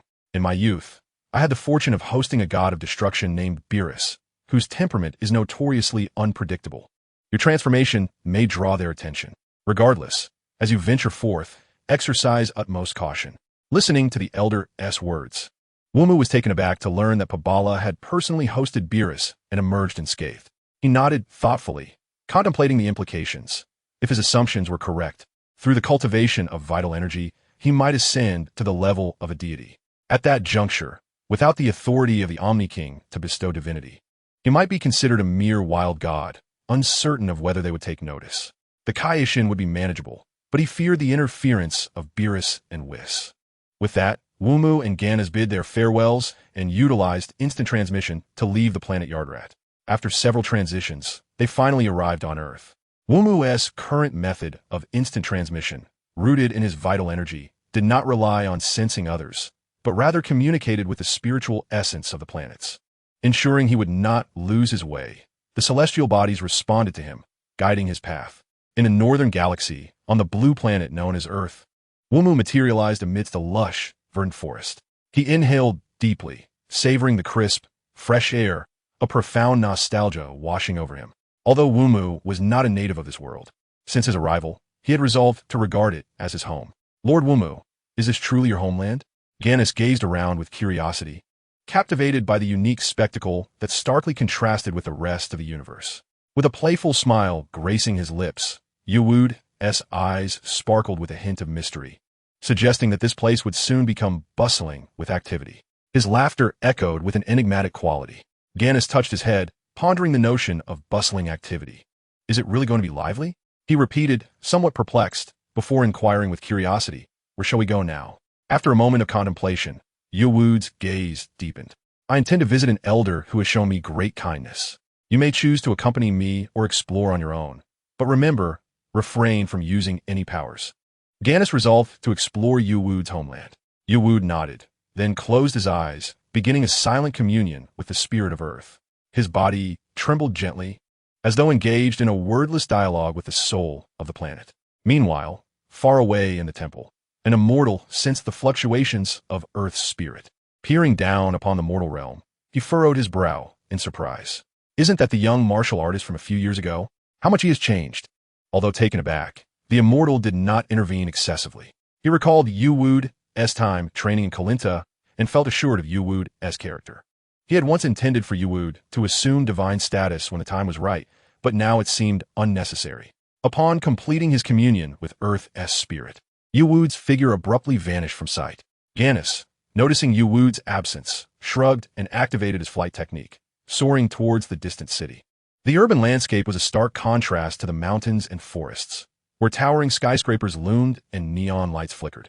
As Gannis glided above the city, he curiously examined every nook and cranny, occasionally exclaiming in wonder, his heart brimming with curiosity and excitement for this novel world. Though instructed to refrain from using powers, his mind brimmed with limitless imagination regarding this technologically advanced realm. Peach Blossom Island, a small isle warmly embraced by the morning sun, cradled Peach Blossom Village at its center, surrounded by lush greenery and soft, sandy beaches. The morning air was fragrant, mingling with the salty breeze from the sea. "Alaga, come back for dinner," Marlowe called from the entrance of their wooden cottage, his voice resonating with paternal concern and urgency. "I know, Dad," Alaga responded in acknowledgement. Inspired by Marlowe's passion for martial arts and Yu Wu's influence, Alaga developed a keen interest in the discipline. Thus, she began her training at a young age, practicing stances that Yu Wu had taught Marlowe for physical conditioning. Alaga gently shook her body to awaken her dormant blood, gradually standing upright. She understood that after prolonged practice, one should not abruptly end the stance, as it could harm the body. Hence, she first moved her body lightly before slowly transitioning out of the stance, a gesture of respect and care for her own physical being. Suddenly, the figure of Yu Wu appeared in the courtyard, and Alaga immediately recognized the once familiar neighborly brother. She blinked to assure herself she was not mistaken and then joyfully exclaimed, "Brother Yu Wu, Papa, Brother Yu Wu has returned." Upon hearing her shout, Marlowe emerged from the house, wiping the sweat from his brow with his hand as he hurried over. A radiant smile graced his face upon seeing Yu Wu. "Yu Wu, you finally come back. How have you fared these past years? We haven't heard from you at all." Alaga also approached, her curiosity piqued as she asked, "Yes, Brother Yu Wu. Where have you been all these years? You didn't even participate in the martial arts tournament last time, and so much has happened since." Yu Wu smiled lightly, his tone casual as he replied, 5 years ago, I made a wish with the Dragon Balls to traverse the universe in search of a place to cultivate." His words left both Marlowe and Alaga somewhat astonished. Subsequently, Marlowe led Yu Wu into the house. Inside, a wooden table was laden with a sumptuous feast, while Maria busied herself in the kitchen. Shortly thereafter, Maria emerged, carrying steaming plates of food, and nodded at Yu Wu with a smile, saying, "As long as you are safe." Marlowe slapped his forehead, saying, "Oh dear, you returned so suddenly, and I didn't prepare enough dishes. I'll just borrow some pork from next door." As he prepared to leave, Yu Wu quickly stopped him. "Uncle Marlowe, don't trouble yourself. You know well that when I was a child, I was without support, and you were the one who helped me. I am immensely grateful, and besides, how could your cooking be anything less than wonderful?" "Ha ha, all right, let us eat. Let us eat." Marlowe joyfully urged Yu Wu to sit down. Alaga took a seat beside Yu Wu, while Maria sat next to Marlowe. The dining table soon filled with laughter and cheerful chatter. Marlowe looked at Yu Wu with a sense of nostalgia. "Yu Wu, you've grown up. You've become taller and more mature." Yu Wu smiled, his heart filled with myriad emotions. This place had become his second home. The memories of his past life had faded like the wind, and in this life, he resolved to cherish the people before him. Chapter 48. A Formidable Foe. Gannis stepped onto the land of West City, his curiosity piqued by the towering skyscrapers and hovering automobiles before him. On planet Vegeta, technology was predominantly utilized for warfare, far removed from such splendid sights. Moreover, having once been stranded on a wild planet, he had never had the opportunity to witness the marvels of other technological worlds. As he walked, he marveled aloud. The planet where Lord Yu Wu resides has an incredibly pleasant environment. Just as he was immersed in this unknown technological wonder, a figure resembling Ultraman suddenly charged forth. Armed with a firearm, he aimed it at Gannis and shouted anxiously, "Tais, hurry! This man is an evil scion." Gannis felt a stir of anger, perplexed at being threatened with a gun. Although firearms posed no danger to him, the sensation of being targeted was displeasing. With a speed imperceptible to the naked eye, he swiftly snatched the weapon and effortlessly crushed it into powder. Witnessing this, Tais trembled involuntarily. She anxiously asked, Gak, what should we do now? Taiji had not anticipated that after returning to Earth a few days ago to celebrate Bulma's birthday, she would spend a few days resting on the planet. Today, she merely wished to take her cosmic friend, the intergalactic detective Gak, for a leisurely stroll in West City. Yet fate had other plans. If this scion truly harbored malicious intentions towards Earth, no one would be able to thwart him. Ganas observed the trembling figures of the two and remarked nonchalantly, I assure you, I have done nothing, and yet you suddenly point guns at me. Gak, quaking with fear, stammered, Aren't you a scion? What brings you to Earth? Ganas felt at a loss for words, unwilling to offer an explanation, and sensed a wave of disinterest wash over him. Thus, he chose to depart. As he left, Gak and Taiji collapsed onto the ground, exchanging a glance that conveyed their decision to return and inform Bulma of the potential formidable foe that had graced their planet. Ganas soared through the skies, having already left the confines of West City, now gliding over the vast expanse of the ocean. He mentally scoffed at the encounter. The individual he had just met was clearly a cosmic patrol officer. He never expected to encounter them on Earth. However, he reminded himself that he was no longer the scion solely consumed by the urge to fight, and it would be prudent to avoid causing trouble for Lord Ubu. After dinner, Ubu sat quietly by the window, lost in thought as he listened to the whispers of the wind outside. The incident with Piccolo had become a distant memory, and the caretaker of the Sun family had resumed her duties. The forthcoming years would herald the arrival of the scions. Nevertheless, for Son Goku, these matters posed no concern, prompting Ubu to resolve to refrain from further involvement. Yet, regarding the issue of Frisia, he felt compelled to confront it personally, as it was a means of expressing his gratitude for the elder of Namek's assistance. Until it was resolved, his heart would remain in turmoil. Suddenly, Alaga rushed in with excitement, grasping Ubu's arm, her eyes sparkling with yearning. Brother Ubu, will you teach me martial arts? I wish to participate in the martial arts tournament. Her voice brimmed with anticipation. Ubu gazed into Alaga's expectant eyes, a gentle warmth swelling within him. Of course, I possess a set of techniques suited for you. Known as the 8-trigram soft palm, he replied in a soothing tone. Rising to his feet, Ubu began to demonstrate the martial art under the dim glow of the moonlight. His movements were agile and varied, reminiscent of a graceful dragon in flight. He glided through his steps, each one imbued with profound philosophical significance. Alaga, observe my footwork closely. This is the essence of this technique. His voice floated on the night breeze, imbued with an indescribable charm. Alaga focused intently on Ubu's movements, striving to capture every nuance.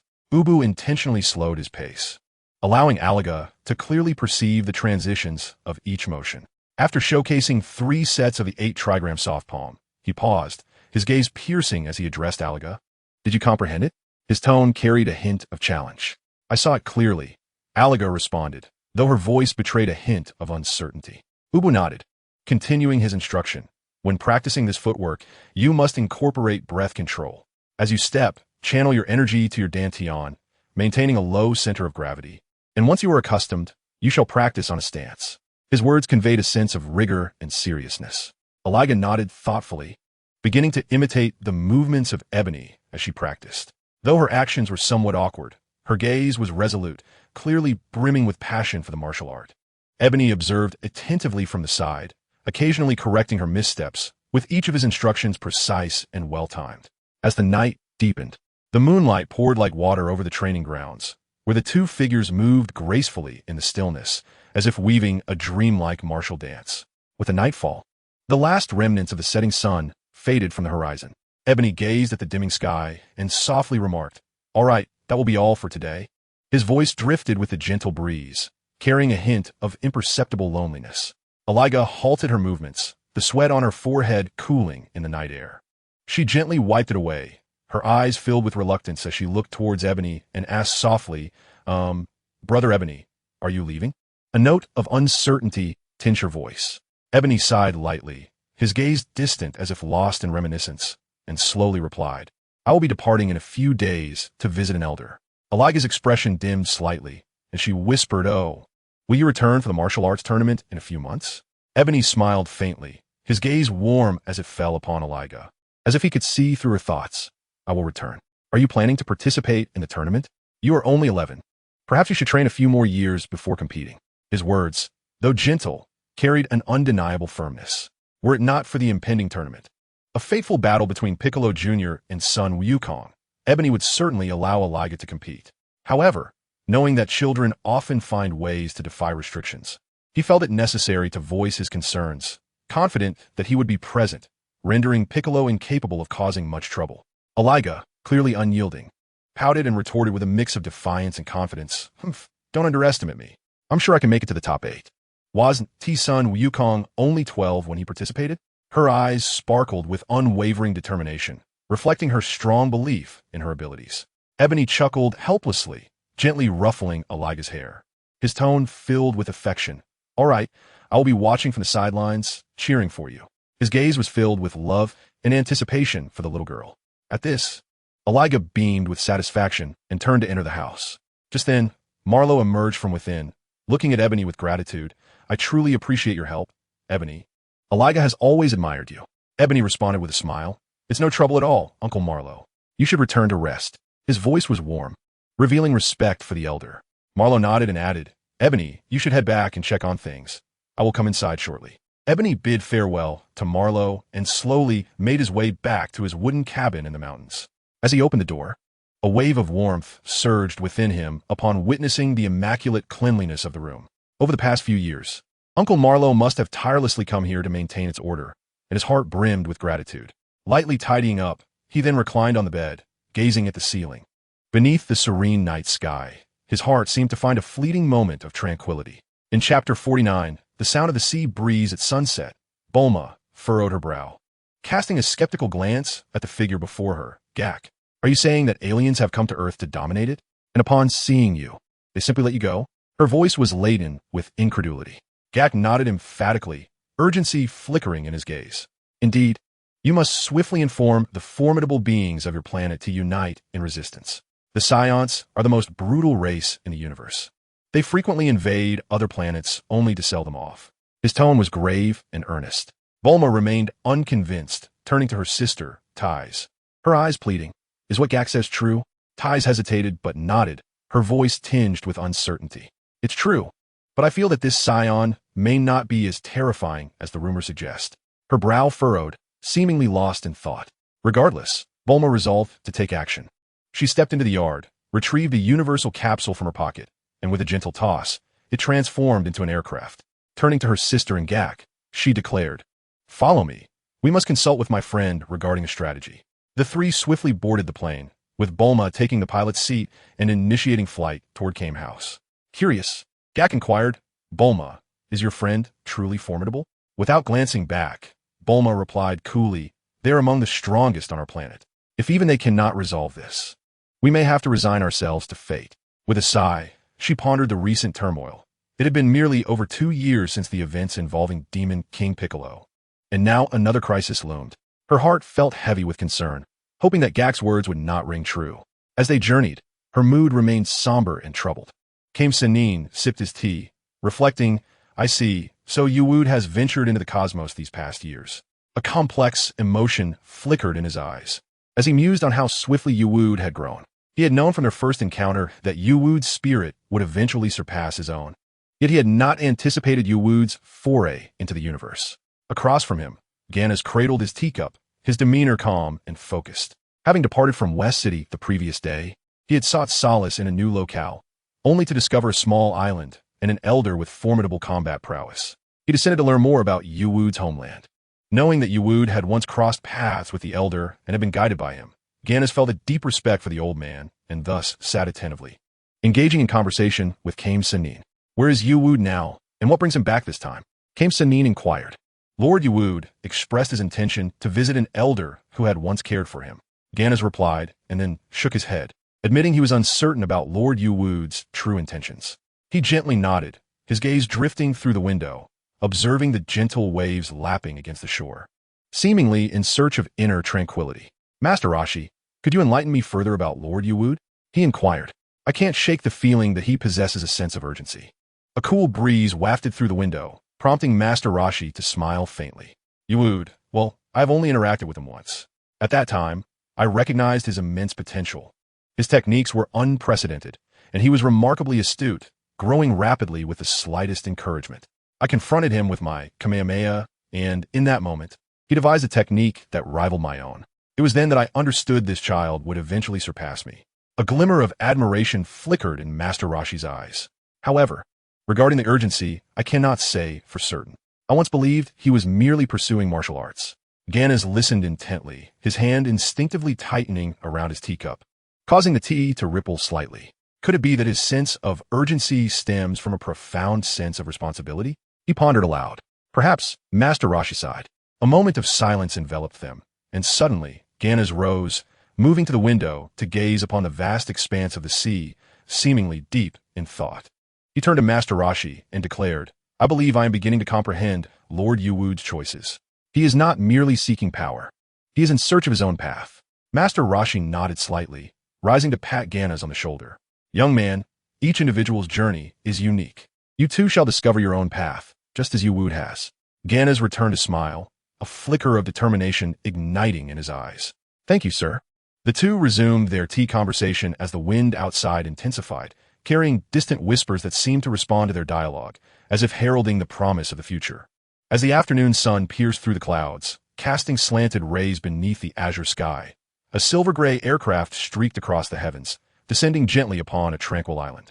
Bulma piloted the aircraft, deftly transforming it back into a capsule and pocketing it. Shortly thereafter, Master Roshi emerged from the dwelling, a somewhat distasteful grin adorning his face as he approached Bulma with buoyant steps, playfully exclaiming, Bulma, have you come specifically to visit this lonely old man? Bulma furrowed her brow, suppressing her emotions, and suddenly delivered a sharp punch to Master Roshi's head, her voice piercing, You old pervert. This startled both Ganas and Chak, who stared wide-eyed at the scene unfolding before them. Ganas mused to himself, This old gentleman is quite amusing. Meanwhile, Chak caught sight of Ganas and, in a sudden panic, pointed at him with trembling fingers, exclaiming Scion. Bulma turned to look, her gaze falling upon a towering figure, approximately 2 meters in height, with a somewhat handsome face. And her eyes involuntarily descended to a tail. A tail? Bulma blinked in disbelief. A tail? Ganas lowered his head gently, casting a glance at his tail, and then elucidated as Scions, we are inherently endowed with tails. Bulma and Master Roshi exchanged a thoughtful glance. Bulma then directly broached the subject. Have you come to Earth with intentions of conquest? Kak murmured to himself. Such a direct inquiry is rather. Before he could finish, Ganas interjected, You misunderstand. The Scion race is nearly extinct, and we no longer engage in the trade of planets. His voice bore a hint of resignation, and a trace of sorrow flickered in his eyes. At that moment, Master Roshi chimed in. He was brought back by Ubu. Ubu. Bulma repeated the familiar name, her mind drifting back to 5 years ago, realizing it was he. This was all a misunderstanding, and there was nothing to worry about. Her tone relaxed, and a relieved smile graced her face. Since the misunderstanding has been resolved, why not stay and chat for a while? I've been unaccustomed to being an empty nester lately. With that, he slowly made his way into the house. After a moment of contemplation, Bulma followed suit. Tai and Ganas stepped in closely behind. Kak, as he entered, deliberately maintained a distance from Ganas, quietly edging closer to Tai. Inside, the wooden chairs scraped against the floor, producing faint sounds. Everyone found a place to sit, and Bulma glanced around before inquiring, Where are Krillin and the others? Her voice revealed a blend of curiosity and disappointment. Master Roshi smiled faintly, a glimmer of nostalgia in his eyes. During the last martial arts tournament, I promised to let them venture out on their own for training. Tien stayed with me for a while, but has since left to challenge Corinta, and Launch has followed him. His voice was gentle, yet laced with concern and anticipation for his students. Bulma nodded, then turned to Ganas, seeking to learn about their adventures. Distinct from the tales her sister had shared, Ganas recounted his experiences once more, and only then did Kak lower his guard, feeling less apprehensive. Chapter 50, A Long-Awaited Reunion.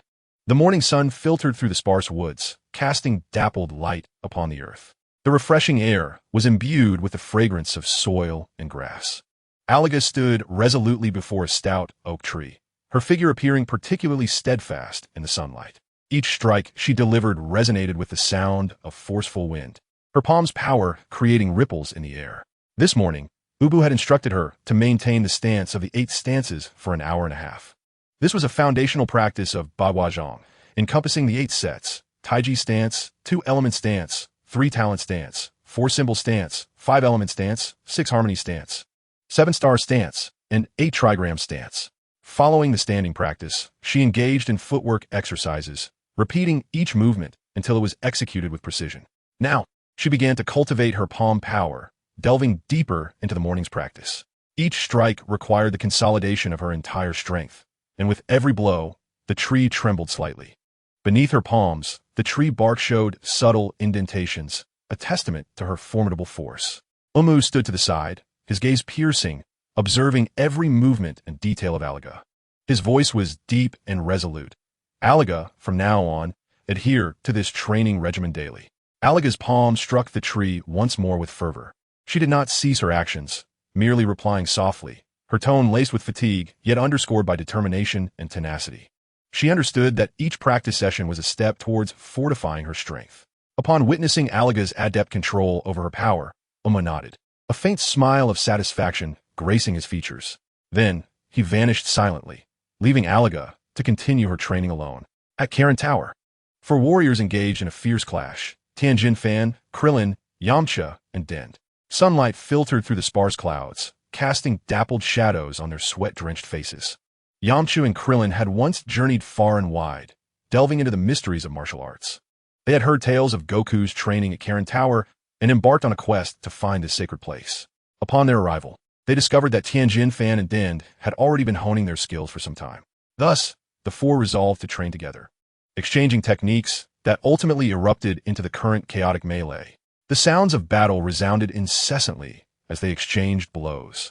The collision of technique and strength producing a symphony of explosive sounds. In the fray, Dend was the first to be repelled, his form tracing an arc through the air before crashing heavily to the ground. Shortly thereafter, Krillin, caught off guard, was also forced back. Now, only Tianjin Fan and Yamcha remained in a tense standoff. Tianjin Fan's eyes were resolute, while Yamcha's glimmered with a spark of challenge. Suddenly, Yamcha halted, took a deep breath, and gravely addressed Tianjin Fan. Tianjin Fan, allow me to demonstrate my new technique.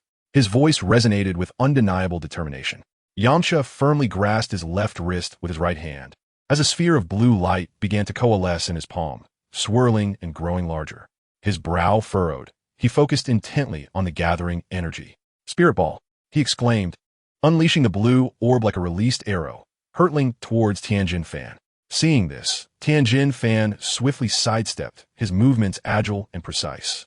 Yet Yamcha was unyielding. He extended his right hand, his fingers slicing through the air like a sword, causing the energy ball to alter its course, relentlessly pursuing Tianjin Fan. Glancing back, Tianjin Fan's eyes widened in surprise. He quickly pivoted, thrusting his hands forward with a shout as a powerful gust erupted from his palms, dispersing the oncoming energy sphere. The battle raged on, and within himself, Tianjin Fan couldn't help but think. This guy unveils a new technique every time. It's truly relentless. Yet a smile of appreciation adorned his face, clearly reflecting his excitement and anticipation for the confrontation. The battle among the four was fierce. Yet each individual harbored an understanding that this was not merely a simple confrontation. It was a trial of friendship, respect, and self-transcendence. Using the technique of instantaneous movement, Wumu traversed space like a fleeting specter, materializing within the confines of the Kame house. The salty breeze from the ocean wafted through the window, intertwining with the aromatic scent of tea that filled the room. Apart from Garnaz, the others were taken aback by Yumo's sudden appearance, their eyes wide with astonishment, as if they had witnessed something truly extraordinary. Wumu, slightly astonished himself, had not anticipated such a gathering, especially with Tai S and Gak's presence on Earth. He scratched his head, attempting to mask his embarrassment, and courteously greeted Master Roshi, saying, "Mr. Mutant, it has been a while." Master Roshi, seated on a low stool with a steaming cup of tea in hand, gently placed the cup down upon hearing Yumo's voice. Through the concealment of his sunglasses, he scrutinized Wumu with eyes that seemed capable of perceiving all. His voice resonated with calm authority. "Wumu, what technique did you just employ?" Wumu chuckled lightly. "Ah, that was instantaneous movement, a technique from another world." Master Roshi narrowed his eyes slightly behind his sunglasses, sensing the profound changes within Wumu. With a tone laced with awe, he remarked, "You have indeed become enigmatic, akin to an abyss, where nothing can be sensed." His words contained not only admiration. Wumu smiled modestly at the compliment. "Mr. Mutant, you flatter me. I had intended to visit you years ago, but I was rather eager to enhance my training and could not arrive sooner. Upon hearing this, Master Roshi raised an eyebrow and seized the opportunity to inquire, Wumu, why this urgency to grow stronger? Wumu paused for a moment, casting a gentle glance at Garnaz and Bulma before fixing his gaze on Master Roshi, and slowly began. During my martial arts training, I felt a profound spiritual warning, as if Earth were on the brink of an unprecedented crisis that could lead to its annihilation. Unsure of how to avert this disaster, I made a wish to the Dragon Shinran, hoping to find a solution. Bulma, upon hearing this, turned pale, covering her face with her hands, her voice trembling. What do you mean Earth will be destroyed? This cannot be. I haven't even had the chance to truly enjoy a beautiful romantic life yet. Yamcha is always preoccupied with training, and I hardly see him. Wumu, internally exasperated, thought to himself that by the time Yamcha abandoned his martial pursuits for frivolous pursuits of romance, Bulma would find herself in an even more difficult predicament, eventually seeking out Vegeta without ever having experienced a fulfilling relationship. However, this was not Yumo's concern. Master Roshi, after a moment of contemplation, inquired, I see. So, upon your return, do you possess the means to prevent this? Wumu shook his head. Not yet, I still lack sufficient strength. My purpose in returning this time is to seek the divine and have him introduce me to someone. He then called out to Garnaz, who promptly rose and approached Wumu. Wumu once again turned to Master Wu Tian, bowing deeply. Master Wu Tian, this visit is to express my gratitude for your guidance in the past. I have discovered these miraculous fruits during my travels through the cosmos, which can enhance one's strength. As he spoke, he presented 2 crystalline spiritual fruits. The turtle sage received the fruits, his eyes revealing a flicker of astonishment, for he had not anticipated the existence of such wonders in the world. Following this, Wumu bid farewell to the turtle sage and, accompanied by Garnaz, vanished in an instant. Chapter 51. The serenity of the sky, the swiftness of lightning. The tranquility of the mind resembles an infinite sky, vast and profound. The swiftness of action is akin to lightning cleaving the heavens, ever changing in an instant. Sun Wukong sat cross-legged within the tunnel of time, eyes closed in contemplation, his heart pulsating silently with each breath. 2 years prior, after defeating the Demon King Piccolo in a fierce battle, he arrived at this sacred temple to embark on his journey of cultivation. The temple guardian, Mr. Bobo, imparted to him this profound technique, and since then, he had immersed himself in endless training. Throughout these years of practice, Sun Wukong had traversed the past multiple times, engaging in combat with historical martial arts masters, each duel presenting immense challenges that elevated his understanding of martial arts. He also observed the fishing process of the old fishermen, witnessing the speed of lightning flashing across the sky. These experiences gradually enlightened him on the essence of serene skies and lightning-like swiftness. Now, Sun Wukong was no longer the inexperienced youth of 2 years ago. He had grown to a height of 175 centimeters, his muscular physique more defined. Although his garments had been specially reinforced, they felt weightless against his burgeoning strength. With each breath, he could feel the surging energy within him. Every movement was marked by precision and power. Suddenly, a wave of hunger interrupted his meditation. He opened his eyes, a flicker of confusion and resignation crossing his face. How can I be hungry again? It seems it's time to find something to eat. Sun Wukong slowly rose, stretching with a grace that revealed unparalleled lightness and speed. He exited the time tunnel, his steps light and resolute, each footfall on the temple's stone slabs resonating with a crisp sound. Upon reaching the temple and finding Mr. Bobo, who had been waiting for him, Sun Wukong exclaimed, Mr. Bobo, training truly makes one ravenous. Is there anything delicious to eat? I feel as though I could devour an entire dinosaur. As he spoke, he playfully pinched his belly, feigning extreme hunger. Mr. Bobo, without a word, turned as usual and headed toward the kitchen, leaving Sun Wukong chuckling in delight. At that moment, Wumu appeared alongside Garnaz, causing Wukong to tense up, his gaze fixed warily upon the sudden figure. As his vision sharpened, a smile of surprise illuminated his face, and he exclaimed with excitement, Wumu, where have you been all these years? Wumu, smiling warmly, with a hint of nostalgia in his eyes, replied, It has been a long time, Wukong. Then, Sun Wukong swiftly approached Wumu, curiously prodding him with a finger. Wumu, why is it that I cannot sense your energy? His brow furrowed, seemingly contemplating some profound mystery. Wumu merely smiled gently, offering no reply. Suddenly, Sun Wukong's enthusiasm surged, and he assumed a fighting stance, excitedly proclaiming, Regardless, Wumu, let us engage in a contest. A spark of exhilaration gleamed in his eyes. Sun Wukong had been intrigued by Wumu for quite some time, and now that they had finally reunited, he cast aside any thoughts of inner tranquility, eager to spar. Wumu observed Sun Wukong readying himself and did not decline the challenge. He exchanged a knowing glance with Ganis, who nodded in understanding and quietly stepped aside, though he remained puzzled as to why he was to accept what appeared to be an ordinary challenge. "Come at me, Wukong," Wumu said with a faint smile adorning his face. Yet, Sun Wukong hesitated, scrutinizing Wumu's seemingly unguarded demeanor, filled with doubt. Wumu stood with his hands behind his back, appearing vulnerable, yet Sun Wukong dared not to take this at face value. He thought to himself, "This won't do. I must first test the waters." With that resolve, Sun Wukong lunged forward, delivering a powerful punch aimed at Wumu. However, Wumu's form was as graceful as a willow leaf in the breeze, effortlessly evading the strike. Observing this, Sun Wukong swiftly transitioned to a sweeping kick, attempting to knock Wumu down. Yet, Wumu leaned back, once more evading with ease. In the ensuing exchanges, Wumu consistently dodged with astonishing agility. Watching this unfold, Wumu recalled the scene from Dragon Ball Super, when Sun Wukong first challenged Beerus. A mischievous thought crossing his mind as he considered playfully tapping Sun Wukong on the head. In an instant, Wumu appeared behind Sun Wukong, gently flicking the back of his head. Though the blow was light, it sent Sun Wukong sprawling, rolling upon impact.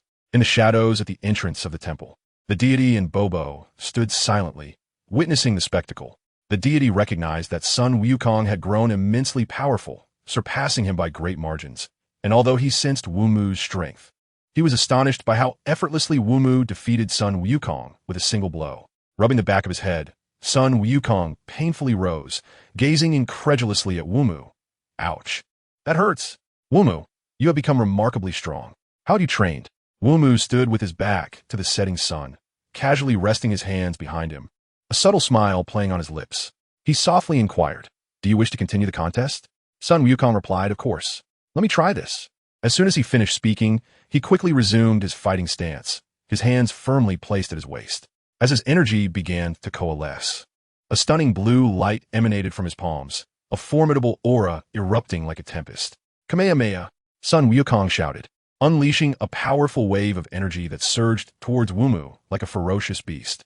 Wumu quietly observed the approaching energy wave, his heart a picture of tranquility. He pondered, "This energy is truly formidable, boasting a power level of around 500, significantly surpassing the descriptions in the original narrative. I wonder if Piccolo has grown stronger. In any case, Raditz is destined to face defeat soon." A flicker of playful amusement danced in his eyes, as if he had anticipated the unfolding events. Subsequently, with a grave expression, Wumu slowly raised his right hand, his movements deliberate and measured. As the energy wave reached his palm, he gently curled his fingers, effortlessly crushing the violently swirling energy wave as if it were a fragile piece of paper. Sun Wukong and the observing deities stood in stunned silence, hardly able to believe their eyes. In his astonishment, Sun Wukong couldn't help but exclaim, "Wumu, you are simply incredible. You can't even stir up a speck of dust." Upon hearing this, Wumu merely smiled faintly and humbly replied, "It's merely good fortune. The individuals I've encountered in recent years have awakened my potential.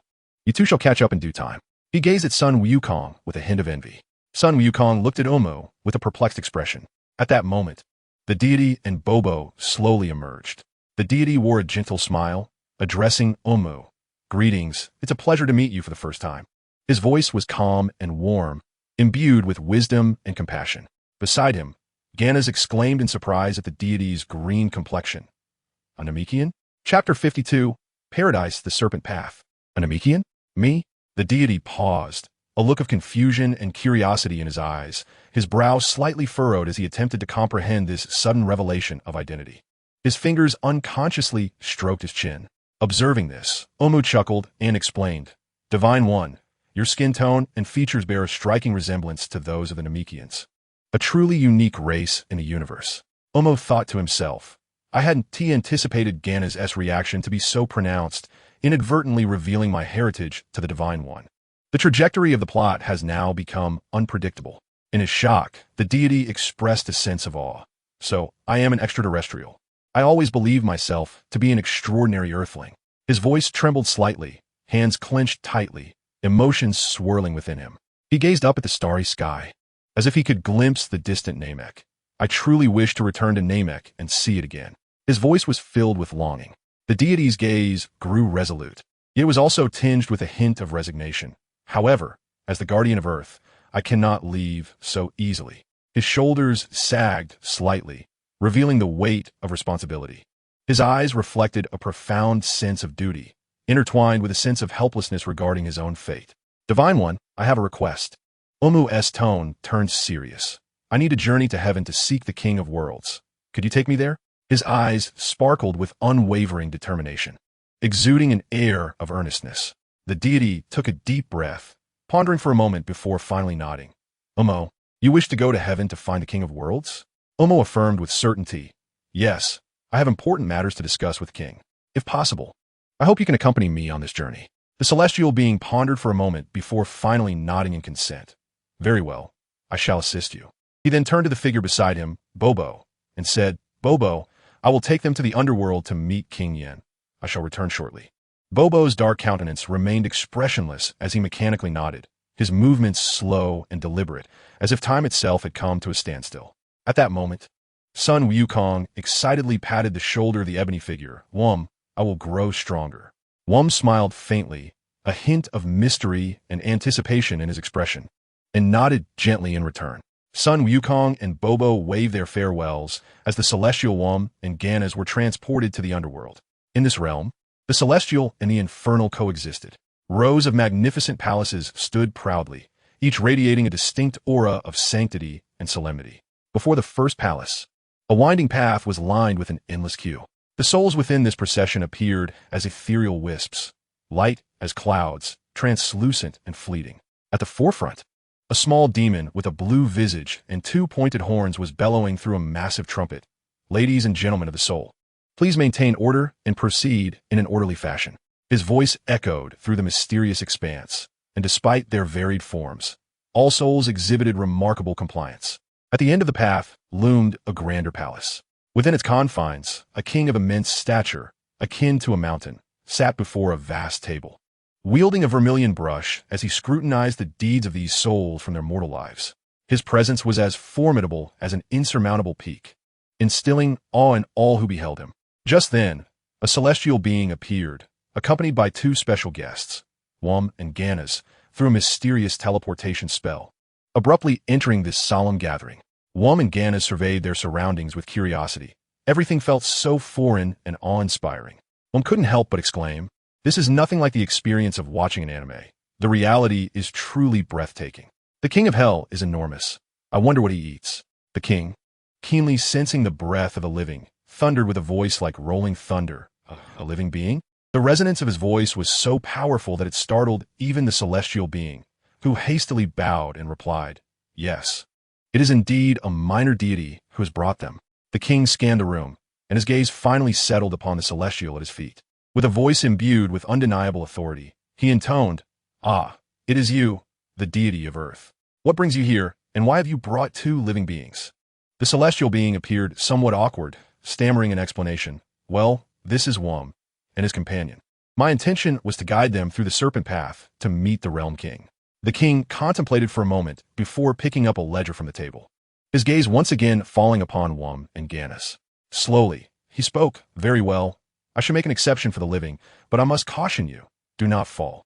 Below lies the abyss of hell. His words carried a weight of seriousness and foreboding that could not be ignored. Uma nodded slowly, then turned to gaze deeply at the celestial being beside him, and solemnly expressed, thank you for bringing me here, deity. Once I complete my task, I would be honored to take you to Namek. A complex smile emerged on the deity's face, with the wrinkles at the corners of his eyes betraying the passage of time. He sighed gently, a hint of resignation in his tone. I appreciate your kindness, Wumu. However, Earth still requires my presence for the time being. His gaze drifted into the distance, seemingly pondering profound matters. Wumu silently regarded the deity. Understanding his concerns regarding the second generation of Piccolo, he recognized that elaborating further would be futile. Thus, he nodded once more and said softly, then I shall proceed ahead. No sooner had the words left his lips than Wumu stepped onto the winding serpent path. Ganas followed closely behind, the two encountering many previously unseen wonders along the way. Ganas was filled with curiosity, yet understood that it was not the time for idle chatter, so he silently trailed Wumu, his heart brimming with reverence. The deity watched as Wumu gradually faded into the serpent path, his eyes reflecting an ineffable complexity of emotions. Turning to Yin Wang, he quietly remarked, "That young deity has taken his leave." His voice bore a hint of weariness, yet was imbued with determination. "Indeed," Yin Wang replied, his profound eyes flickering towards the deity before shifting away, a low rumble emanating from his throat, as if contemplating some esoteric question. The deity swiftly invoked the teleportation spell, leaving behind a fleeting glimmer in the air before vanishing. After the deity's departure, Yin Wang remained seated, his gaze once more directed at the serpent path. His brow slightly furrowed. He mused inwardly. This Wumu is truly a mysterious individual. There is no record of him in the Book of Life and Death. I cannot sense his power, and his level of existence is beyond that of ordinary mortals. The scion accompanying him is no ordinary being either. Yin Wang shook his head, a knowing smile gracing his lips. "Ah well, such matters are not for a minor deity like myself to concern." Chapter 53. Guess what I know? On the winding serpent path, Wumu and Ganas had been walking for over 2 hours. The surroundings were shrouded in a hazy atmosphere, with twinkling lights in the distance resembling the eyes of another world, quietly observing them. Ganas' pace gradually slowed, his brow furrowed in evident confusion and curiosity. "Lord Wumu, I never imagined there truly exists a realm after death. Is this place for the governance of earthlings or cosmic beings?" Ganas could not help but inquire. Wumu turned his head, a gentle smile lighting up his face, his gaze profound as if he could see through Ganas' inner turmoil. "This entire universe falls under Yin Wang's jurisdiction. Regardless of one's strength in life, after death, Yin Wang can impose his will. The wicked descend into hell, while the virtuous ascend to heaven." Upon hearing this, Ganas was taken aback, a tempest of emotions surging within his heart. "The world is indeed wondrous," he mused, reflecting on the conduct of my scion people, which surely would lead them to perdition. Nevertheless, a flicker of relief washed over him, for he had never invaded any planet and had encountered the enigmatic Ubu, with whom he had cultivated his spirit. Just as Ganas was about to inquire further, a faint, ethereal voice resonated through the air. "Ubu, Ubu." The voice seemed to emanate from all directions, both intangible and palpable, leaving one perplexed. Ubu paused, his brow furrowing in evident bewilderment at the sudden utterance.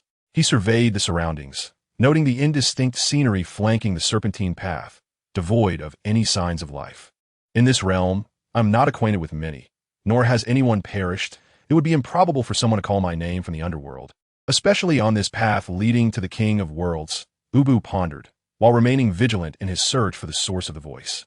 A glance exchanged between Ubu and Ganas revealed a shared unease reflected in their eyes. In tacit agreement, they continued forward, their footsteps echoing along the desolate serpentine trail, seemingly in harmony with the mysterious call. Soon, Ganas abruptly halted, pointing ahead in astonishment. Lord Ubu looked. His expression was one of sheer surprise. Ahead on the serpentine path, a figure appeared to be approaching slowly, shrouded in an interplay of light and shadow, mysterious and unpredictable. Ubu stood upon the path, his gaze penetrating the fading luminosity, revealing the silhouette of a middle-aged man with a closely cropped hairstyle. Clad in an orange martial arts uniform, a prominent bird symbol adorned the circle on his left chest. He wore glasses, a subtle halo encircling his head, and wore a gentle smile as he regarded Ubu and Ganas. Ubu, the enigmatic middle-aged man, softly beckoned. Ubu scrutinized the individual before him, a sense of familiarity washing over him. In disbelief, he inquired, "Could you be Mr. Toriyama? How is it that you find yourself here?" Ubu was genuinely astonished. He had not anticipated the creator of the Dragon Ball universe to manifest in this place. Could it be true what the netizens jested, that even in death he must traverse the serpentine path? However, he had already passed away before his arrival here, so he should not still be present. Mr. Toriyama chuckled warmly, scratching the back of his head in an endearing manner. "Ah, Ubu, do not be startled. I do not foresee being here either. Ha ha ha. But it is indeed quite extraordinary." Ubu pressed. "Are you waiting for me here for a particular reason?" His tone was laced with anticipation and curiosity. Mr. Toriyama, still smiling, replied earnestly, "Actually, there is nothing of great significance. I simply wish to convey that you are overthinking matters. This is your shortcoming. Since your arrival in this world, I have been observing you. There is no need for concern or anxiety. Consider this a miraculous journey. Ubu, taken aback, thought to himself, truly, the Creator possesses privileges even in this realm. He pondered Mr. Birdmountain's words, attempting to decipher their profound meaning. Just as Ebony was about to inquire once more, Mr. Birdmountain had vanished, leaving behind only an echoing voice in the air. Feel free to act according to your own thoughts, without concern for the consequences. We shall meet again. Ebony stood in silence, enveloped in contemplation. Beside him, Ganas dared not disturb his reverie. During this period, he had witnessed an abundance of astonishing events, gradually realizing that this world was far from the simplicity it appeared to be. Above the highest dimension of the 12 universes lies a mysterious realm known as the Omni King universe. Here, time and space seem to lose their conventional significance. The Omni King Palace, a colossal edifice constructed of pure white crystal, majestically looms amidst the void, surrounded by an array of planets and nebulae, each radiating dazzling light. Within the main hall of the Omni King Palace, a figure that appears to be a youthful Omni King sits upon a lofty throne. His form resembles that of an ordinary child. Yet his profound gaze conceals the power to penetrate all existence. Flanking the Omni King are two tall, slender guards, their expressions grave and their eyes vigilant, as if perpetually prepared to respond to any unforeseen circumstances. Before the throne lies an immense chessboard, upon which various colorful spheres are scattered, representing the planets and powers within the universe. The Omni King extends a small hand, casually seizing a red sphere, which upon being tossed lightly, collides with a blue sphere, producing a crisp sound. Both spheres shatter simultaneously, transforming into a cascade of vibrant light. At that moment, a dignified high priest, with a pale blue complexion and silvery hair, gracefully enters the hall. A mysterious blue halo encircles the back of his head, his steps measured and solemn. Upon reaching the Omni King, he immediately bows respectfully, his voice imbued with undeniable reverence. Your Excellency, the emblem upon that being from another world has vanished. The Omni King responded with a bright voice, revealing a hint of indifference. Do not worry, High Priest. That individual has already been encountered. Let's not concern ourselves with it. His fingers lightly tap the edge of the chessboard, seemingly contemplating some profound question. The High Priest nodded slightly, a furrow forming on his brow as he pondered the subsequent course of action. He quietly inquired, since that individual has been encountered, should I provide some explanation regarding this? The Omni King waved his hand dismissively, his gaze returning to the planets on the chessboard. No need to interfere. Let us continue observing that being from another world. It should not be long before he formally meets us. His voice carried a note of amusement, as if he were filled with anticipation for the events to unfold. The High Priest acknowledged, Yes, Your Excellency, before turning to gaze out at the cosmos, a complex emotion flickering in his eyes. He silently mused. Since the Salam event, the universe has been tranquil for many years. It appears that things are about to become intriguing once more. Chapter 54, A Cold Joke. After that incident, Wumu and Ganas hastened their pace, bearing a heavy responsibility as they swiftly approached the planet of the king. Soon, they arrived at the end of the serpentine path. There, a diminutive, celestial body floated in the cosmos, akin to a speck of dust in the void. The figures of Wumu and Ganas descended upon this tiny planet like meteors, and at the moment of landing, they were taken aback by a wave of intense gravity that momentarily halted their movements. Ganas couldn't help but furrow his brow and, glancing around in astonishment, exclaimed, Lord Wumu, is this truly the residence of the king? I never expected the gravity here to be akin to that of planet Vegeta. Yet this planet is exceedingly small. Wumu did not respond immediately. His gaze was captivated by the scene before him. A small red sports car was racing around the surface of the planet, driven by none other than the king himself. Beside the racetrack stood a gigantic gorilla and a grasshopper, evidently Baburus and Gregor. Gregor, noticing the arrival of Wumu and Ganas, hurriedly reported to the king, We have visitors. The king halted his vehicle, leapt out, and turned to face Wumu and Ganas. His corpulent form appeared even more cumbersome under the influence of gravity. Clad in a black robe adorned with the characters for king on his chest, wearing sunglasses and with antenna-like appendages quivering slightly, he approached Wumu, scrutinizing him from head to toe before taking a deep sniff. A living soul? Have you truly ventured into the realm of the dead? Ha ha, what a delightful jest. Wumu and Ganas exchanged a glance, both displaying a hint of awkward smiles. Suddenly, the king's expression shifted to seriousness as he inquired, What brings you to me? Clearing his throat, Wumu replied earnestly, "Your Majesty, I have heard tales of your prowess as a martial artist. And my companion and I wish to learn the spirit bomb and the king's fist from you." Upon hearing Wumu's flattery, the king erupted into laughter, his mirth echoing across the minuscule planet. "Though you say so, I am not inclined to teach you so readily. What conditions must we fulfill for you to impart your knowledge upon us?" Ganas asked eagerly. The king's expression turned grave, and with a sidelong glance at Ganas, he spoke in a low voice, "Unless you can make me laugh." Ganas' expression froze. Then he whispered to Wumu, "Is this person reliable?" Wumu, having anticipated this, cleared his throat and began to tell a joke. A toad has recently lost its appetite, not even catching mosquitoes to eat. The other toads were very curious about what was wrong with it. The eldest toad suggested, "Catch a swan. That will surely do the trick." For the toad wishes to feast on swan meat. As soon as he finished, Wumu himself shivered slightly, while Ganas regarded him with a peculiar look, pondering whether this was genuinely amusing. However, the king suddenly burst into uproarious laughter, exclaiming, Well done, you have passed." Wumu and Ganas exchanged relieved glances, astonished that they had elicited such laughter from the king so effortlessly. "I can impart the Kaioken technique to you," the Kai King declared, his voice resonant and imbued with authority, as his gaze shifted between the two, ultimately settling on Ganas. "However, the spirit bomb can only be mastered by those who harbor a heart of righteousness." His eyes were profound, as if capable of piercing through the very essence of one's soul. Ganas felt the weight of the Kai King's scrutinizing gaze, a slight tension building within him, for he understood the implications of the Kai King's thoughts. Wumu was also acutely aware of his own lack of pure righteousness. He cleared his throat, attempting to mask his discomfort, and earnestly inquired, "Might you enlighten me on the principles behind the spirit bomb?" His eyes sparkled with curiosity. The Kai King nodded, gesturing for them to follow him. He turned, hands clasped behind his back, and strolled leisurely towards his humble abode. Wumu and Ganas hastily trailed behind, their steps betraying a mix of anxiety and anticipation.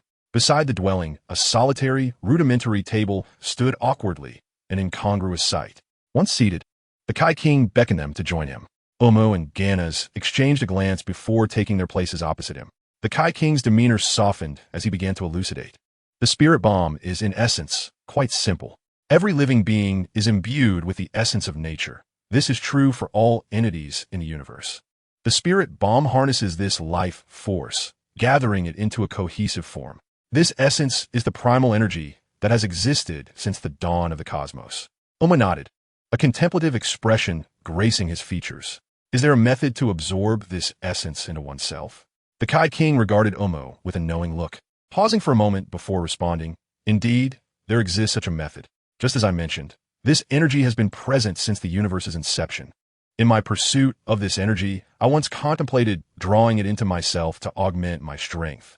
However, I soon realized that my body could not withstand such power, leading me to abandon that path in favor of exploring its application in the spirit bomb technique." The Kai King then retrieved 2 ancient tomes from behind him, leafing through their pages as if reminiscing about bygone days. He gazed intently at Wumu and said, "These are my methods for absorbing energy and the training regimen for the Kaioken."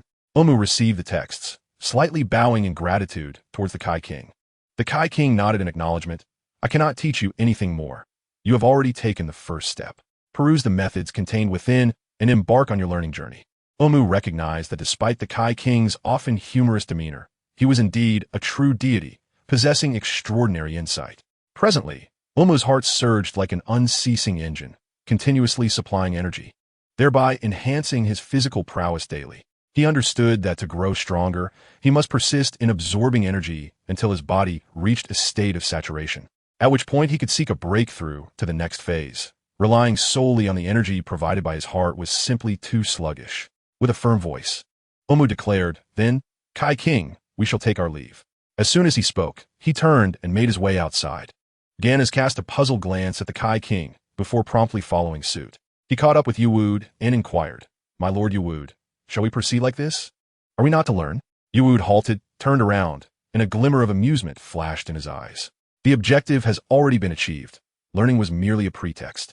With that, he and Ganas employed the technique of aerial movement, their figures soaring like arrows released from a bow, swiftly ascending the serpentine path. The king of the realm stood still, watching the retreating silhouettes of the two. A flicker of insight shone from behind his sunglasses, as if he were contemplating something profound. Chapter 55, Return. Yuwood and Ganas flew side by side along the winding serpentine path, the scenery around them fading away like a flowing stream. Ganas cast a curious and perplexed glance at Yuwood, hesitatingly asking, "My lord Yuwood, what exactly are the techniques of the King of the Realm Fist and the Spirit Bomb?" Witnessing the dialogue between Yuwood and the King of the Realm, Ganas remained bewildered. Yuwood smiled gently, a hint of depth gleaming in his eyes, and began to elucidate. The King of the Realm Fist is a technique that can drastically amplify one's power in a short span, yet it induces excruciating pain in the body afterward. The Spirit Bomb, on the other hand, is an energy sphere formed from the essence of nature, only manipulable by those who harbor righteousness in their hearts. Evil beings cannot withstand this pure force. Even if the Spirit Bomb inadvertently strikes a just individual, it inflicts no harm. Upon hearing this, Ganas' eyes widened even further, his expression filled with shock and incredulity. He had witnessed the use of energy on Adrat Star, yet he had never anticipated such remarkable techniques existed within the realm of the king. Reflecting on the previous Saiyan approach, which prioritized sheer destructive power, he could not help but feel a tinge of bitterness and resignation, silently lamenting, "It seems we Saiyans are indeed rather coarse." Noticing Ganas' confusion, Yuwood slightly tilted his head. His gaze softened. "So, Ganas, what do you believe is my purpose in coming here to cultivate these techniques?" The suddenness of this question caught Ganas off guard, prompting him to ponder earnestly. His brow furrowed, clearly striving to uncover a sensible answer. After a moment, he cautiously queried, "Then, my lord Yuwood, did you truly come here solely to refine these techniques?" A complex light flickered in Yuwood's eyes, and just as he was about to respond, they had already arrived at the end of the serpentine path. Yuwood pivoted and gracefully descended at the entrance of the Hall of Judgment. Ganas followed closely, his curiosity piqued by Yuwood's unfinished words. Yet he understood that some matters might remain unspoken in Yuwood's heart. Within the dimly lit and solemn Hall of Judgment, the imposing figure of the King of Judgment sat upon a lofty throne, diligently reviewing the ledger of souls with a vermilion brush in hand. Each name bore the weight of a life's journey, and every stroke of modification pertained to the fate of a soul. The air within the hall was suffused with an atmosphere that commanded reverence. As Yuwood and Ganas slowly entered the solemn and majestic hall, they approached the feet of the King of Hell. Yuwood raised his gaze, a hint of reverence shimmering in his eyes. "Mighty King of Hell, might I trouble you to summon the celestial deity? We seek his presence." Yuwood's voice echoed through the vast chamber, tinged with an almost ethereal resonance. Despite Yuwood's mastery of instantaneous movement, the frail energy of Earth and his yet unrealized powers constrained his capabilities. Moreover, the realm of the underworld and the universe did not belong to the same dimension, rendering his ability nearly ineffective in this domain. He intended to reflect upon all his skills upon returning to Earth and seek avenues for enhancement. The King of Hell cast a glance at Yuwood, his eyes, deep and enigmatic as black holes, seemingly capable of perceiving all truths. "Ah, it is you. Have you located the Realm King?" His voice was deep and resonant as he began to summon the celestial deity to this place. Soon, a figure appeared swiftly in the hall, the celestial deity, his expression revealing a trace of astonishment. "Have you prepared so soon? Is everything accomplished?" His mouth agape, he was evidently taken aback by Yuwood's efficiency. Yuwood nodded, a faint smile gracing his lips. "Might I trouble the celestial deity to escort us back?" The celestial deity nodded in agreement and addressed the King of Hell, "Mighty King, since their affairs are settled, I shall take my leave with them." Yuwood and Ganas bowed, slightly in gratitude, towards the King of Hell. The king merely acknowledged with a grunt, returning his focus to the roster in hand, as if their departure was but a mundane occurrence in his routine. Under the guidance of the celestial deity, Yuwood and Ganas gradually faded from view at the entrance of the King's Hall. The chamber returned to its prior stillness, save for the resonant sound of the King's quill dancing across the parchment in the expansive hall. Earth Temple. At the heart of this temple, the figures of the celestial deity, Yuwood, and Ganas slowly materialized. The celestial deity, staff in hand, bore an expression of hesitation and anticipation. He turned to Yuwood. "What are your intentions now? Will you depart from Earth once more?" Yuwood, slightly taken aback, raised an eyebrow, regarding the celestial deity with curiosity. "Celestial deity, you seem troubled. Pray, do not hesitate to share." The celestial deity slowly moved his staff, seemingly organizing his thoughts before finally speaking. "In truth, I have made a decision. After the martial arts tournament concludes, I intend to find someone to take my place. At that time, could you escort me to Namek? I wish to behold the visage of my homeland with mine own eyes. Yuwu nodded, replying with a smile, of course, I also plan to attend the martial arts tournament. A grateful smile graced the celestial deity's face. Thank you, Yuwu. Yuwu waved his hand dismissively, his tone calm. No need for thanks. I also intend to visit the Grand Elder of Namek. Just as the words left his lips, Yuwu suddenly glanced around, as if searching for something. He turned to the celestial deity, anticipation gleaming in his eyes. Celestial deity, could you lead me to the room of spirit and time? I wish to engage in some training there. The celestial being appeared slightly taken aback. He could not fathom how Yuwu had come to know of the existence of the time chamber. However, he refrained from probing further and simply nodded, saying, very well. Follow me. With that, the celestial turned and ventured deeper into the temple, his steps steady and enigmatic. Yuwu trailed closely behind, moving with an agile gait, while Ganas followed silently, his eyes brimming with curiosity. The trio entered the temple together, and with each stride, the interior of the temple gradually unveiled itself. The walls were adorned with ancient mythological murals, and the stone columns were intricately carved with elaborate patterns, each step seemingly transcending the passage of time. An air of antiquity and sanctity enveloped them, compelling them to lower their voices, their hearts filled with reverence. Eventually, they arrived at an unassuming chamber that concealed boundless secrets. The celestial halted, gesturing towards a door embellished with mysterious symbols. This is the time chamber, where you may cultivate freely.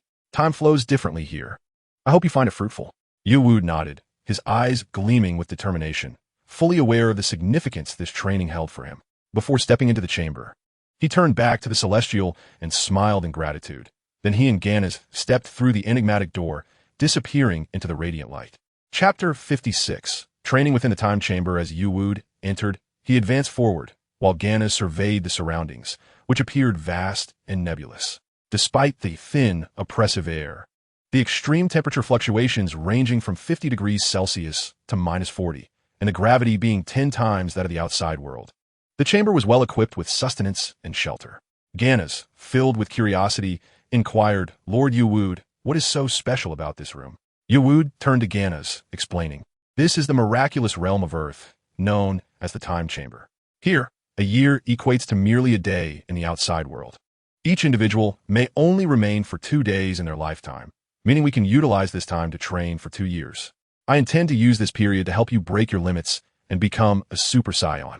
Upon hearing this, Ganas was overjoyed. Lord Yuwu, you are finally willing to teach me the secret to transforming into a Super Saiyan. The prospect of having 2 years in this chamber was beyond Ganas' wildest imagination, and he could scarcely conceive the strength he would attain thereafter. Yuwu smiled and nodded. Previously, he had harbored concerns that once Ganas transformed into a Super Saiyan and surpassed his own power, he might betray him. However, those anxieties had dissipated. Yuwu's strength had reached an immeasurable level, with the energy provided by his heart continually growing. In this unique space, he merely needed to recalibrate his training direction, and he should soon approach the power of Super Saiyan Level 2, considering that his combat prowess had already surpassed 100 million. Yuwu elaborated. There are 2 methods to transform into a Super Saiyan. When Saiyans are in a tranquil environment, they produce a type of cell known as the cell of transformation. The first method involves triggering the growth of these cells through extreme rage, thereby achieving the transformation. The second method involves directly locating the cells and concentrating them at the lumbar region. As he spoke, he gently placed his hand on Ganas' waist. These techniques were originally proposed in the classic texts, and over the years, Ganas had diligently cultivated his mind under the guidance of Wumu, maintaining an inner tranquility. Wumu gazed intently at Ganas and continued, you need not worry about any prerequisites. You have already fulfilled them all. Your spiritual cultivation is commendable, but you must continue to sustain it. Ganas nodded, pondering to himself that transforming into a Super Saiyan requires both a serene mindset and extreme rage, explaining why no Saiyan had succeeded in the past. I understand, Master Wumu, Ganas replied respectfully. Wumu nodded, saying, then find a place to practice these 2 methods. If you encounter difficulties, return to me, and I will assist you with the first method. Ganas nodded again, and Wumu added, if you feel hungry, come here. There is ample food. With that, Wumu walked deeper into the house. Upon arriving in an open area, Wumu began to contemplate the techniques he had mastered. In addition to being proficient in the martial art of 8 Extremes Fist, he had also created 3 formidable energy wave techniques: the Primordial Wave, the Divine Wind Wave, and the Star-Shattering Wave. Each of these techniques possessed unique strengths. The Primordial Wave and Divine Wind Wave boasted impressive power, while the penetrative capability of the Star-Shattering Wave was unparalleled. At this moment, Wumu realized he lacked a technique with exceptional cutting power. The energy circular slash from the classic texts seemed suitable, and he decided to attempt mastering this skill. Furthermore, through transactions with the planet Adrat and the Divine Dragon, he had acquired special skills such as instant teleportation, mind reading, telepathy, and force separation techniques. He also obtained the Genki Bomb and the training method for the King Fist from the king himself. Reflecting on this, Wumu stroked his chin and mused, "If I could master a cutting skill and further refine the Genki Bomb and King Fist, my strength would ascend to new heights." While his current instant teleportation relied on natural energy sensing, it seemed he was still lacking something to reach the level of the King God. He decided to set this issue aside for now. Then, Wumu raised his right hand, and a cyclone began to coalesce at the center of his palm, spinning and gradually solidifying. Observing the cyclone in his palm, Wumu furrowed his brow, noting its resemblance to a spiral ball, realizing he needed to compress the energy further. After several attempts, he finally formed a disc-shaped cyclone in his palm. He lifted his hand above his head, allowing the cyclone to expand, and resolved to name it Spiral Slash. With that, he thrust it forward, and the Spiral Slash swiftly shot out before curving back. Wumu quickly gathered the Primordial Wave to strike the returning Spiral Slash, and at the moment of contact, the Primordial Wave was precisely severed. Wumu caught the returning Spiral Slash, crushed it gently in his grasp, and nodded in satisfaction, pleased with its impressive power. Then, Wumu presented the method of cultivating the energy sphere.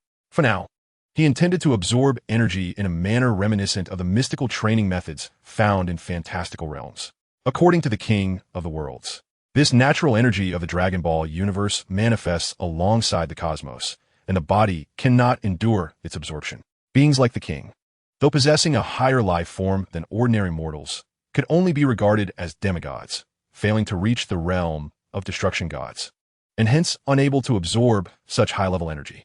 Conversely, destruction gods can accomplish this effortlessly. The reason energy can elevate one's life level is due to its composition of high energy and vital essence, thus enhancing the body comprehensively and allowing one to transcend the limits of humanity. In the original narrative, Sun Wukong inadvertently absorbed the energy sphere, reaching the state of ultimate mastery, indicating an intrinsic connection. However, Wumu did not intend to merely replicate this process. In the fantasy novels of his previous life, cultivators often enhanced themselves through the circulation of energy throughout their meridians, while Wumu now employed the heart's golden core to continuously inhale and exhale energy, filling his entire body with it. Although this method proved less efficient, as the heart primarily manages blood circulation, the energy could follow this pathway, but still fell short. Wumu decided to attempt unblocking his meridians to establish a complete circular flow of energy. Sitting cross-legged, he meticulously studied the energy absorption process recorded in the king's texts, finding the method rather simple, merely sensing the abundant energy in nature, attracting it toward himself, and then performing the inhalation and exhalation. Regarding the meridians, Wumu had gained knowledge during his martial arts training in his previous life, and energy was present not only in this spiritual time chamber, but in every corner of the universe.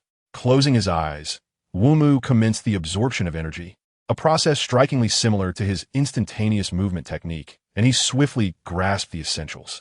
Energy began to gather around him, and the white energy was inhaled through his nostrils into his body. Wumu held his breath, controlling the energy as it circulated within him. His body began to sweat profusely, and after a quarter of an hour of effort, he exhaled and continued to repeat the process. Chapter 57. Ganas transforms arrogance and pride. Ganas found an open space and began to attempt the transformation into a Super Saiyan. Following Lord Wumu's guidance, he sought to trigger the transformation through extreme fury. Lord Wumu had mentioned the necessity of profound anger, albeit with a hint of hesitation in his tone. Ganas assumed a wide stance, fists clenched, his muscles taut. He closed his eyes, and scenes from the past that ignited his rage flooded his mind. His body involuntarily began to unleash energy, causing the surrounding air to whip into a tempest due to the force emanating from him, and his hair began to rise with the currents. Aya! Ganas continued to roar. And as his cries intensified, so did the energy within him. Were it not for the barren emptiness of the spiritual time chamber, devoid of any reference points, one could almost palpably sense the immense energy released by Ganas in full force. At long last, with the conclusion of a prolonged roar, Ganas gradually ceased. His hair, cascading down as tranquility returned to the surroundings. Was it still insufficient? Perhaps the trials he had endured were not enough. Within my heart, there was a lack of the requisite fury.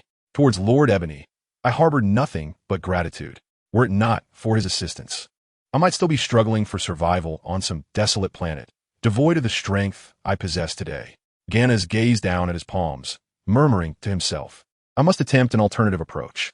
Reluctant to concede defeat, Ganas closed his eyes once more, resuming his previous stance, concentrating his thoughts on his lumbar region. Soon, the energy within him surged anew, erupting forth. His hair began to float, shifting from black to golden, and then reverting back to black once again. Ah! Ganas threw back his head and roared, his eyes wide with white orbs, his expression a fierce grimace. His garments trembled violently in response to the tumultuous energy waves, and the energy around his body gradually coalesced into a golden hue. Ultimately, his hair settled into a golden state, standing upright. The roar subsided as Ganas straightened his posture, staring intently at his hands. Is this the power of a Super Saiyan? This overwhelming strength makes me feel invincible. Ha ha ha! Ganas laughed heartily, his mirth laced with a hint of wickedness. Subsequently, his body slowly ascended into the air, soaring into the distance in search of Ebony as silhouette. Lord Ebony, I am coming. Ganas grinned mischievously. Meanwhile, Ebony had been meditating, absorbing and refining the vital energy as a meridian was gradually being unblocked. At the current pace, it would take 6 months to open a single meridian, requiring a total of 6 years to complete all 12 primary channels. By then, the small circulation of energy would be established. Spending 2 years in this mental time chamber, while 4 years pass outside, would coincide perfectly with Radit's arrival on Earth. Ebony mused. Suddenly, he sensed a formidable aura emanating from afar and smiled slightly. It seems Ganas has succeeded. His transformation occurred even more swiftly than anticipated. At this stage, with just the two of us, we could be considered the strongest in the universe. Cell and the androids have yet to make an appearance, leaving Frisia and his son as the current supreme beings. Ebony rose, his gaze firmly fixed on the approaching figure of Ganas, believing he was here to report joyous news. However, upon arrival, Ganas swiftly raised his hand and unleashed several golden energy blasts aimed directly at Ebony. Ebony furrowed his brow, conjuring a spiral slash that materialized in midair, colliding fiercely with the energy orbs. A cloud of smoke erupted between them as the spiral slash sliced through the haze, hurtling towards Ganas. Just barely, Ganas evaded it, but the spiral slash severed a few strands of his hair. Ganas gasped in disbelief. How is this possible? How can I be so strong, yet still be challenged? In shock, he plunged downward, while Ebony soared upward to confront him. As Wumu gazed upon Ganas' current form, he was acutely aware that the latter had transformed into a Super Saiyan, the arrogance within him swelling accordingly.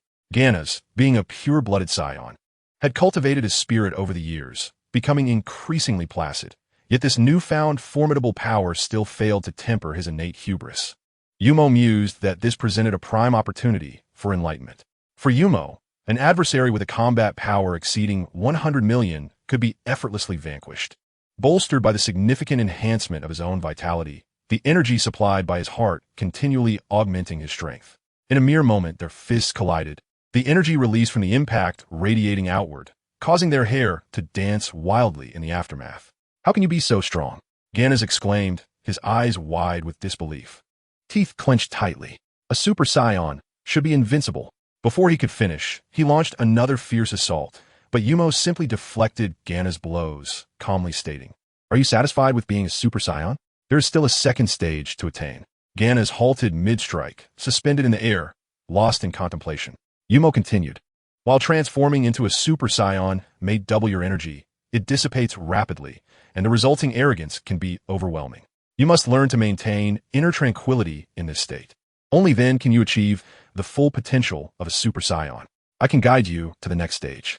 Gradually emerging from his shock, Ganas, though begrudging, focused intently on Wumu. I wish to test your strength. Wumu internally scoffed, realizing that gentle persuasion had proven futile. In an instant, Wumu vanished from sight. Ganna's eyes wide, scanned his surroundings, attempting to catch a glimpse of Wumu's elusive presence, as he could not sense his aura. However, Wumu had silently appeared behind him, delivering a sweeping kick that sent Ganna's crashing to the ground, causing the earth to tremble and the space to shudder.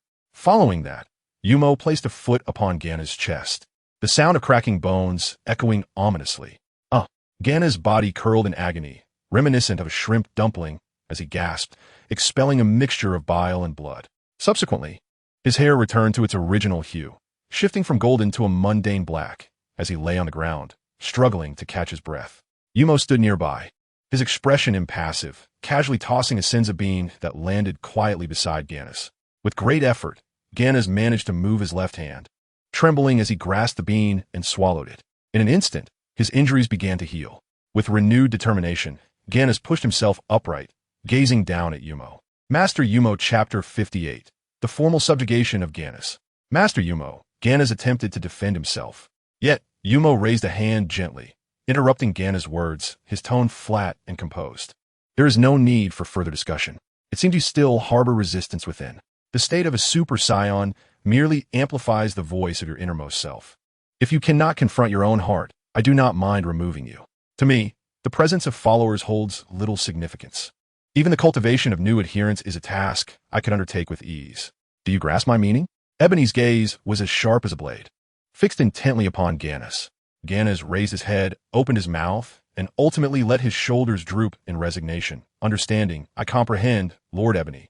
Ebony cast a glance at Ganna's, gently shook his head, and casually tossed him 2 spirit fruits, remarking, "If you follow me diligently, I shall not treat you unfairly." The powerful figures you see now may fade into obscurity in a few years. To avoid being left behind, one must exhibit unwavering determination and awareness.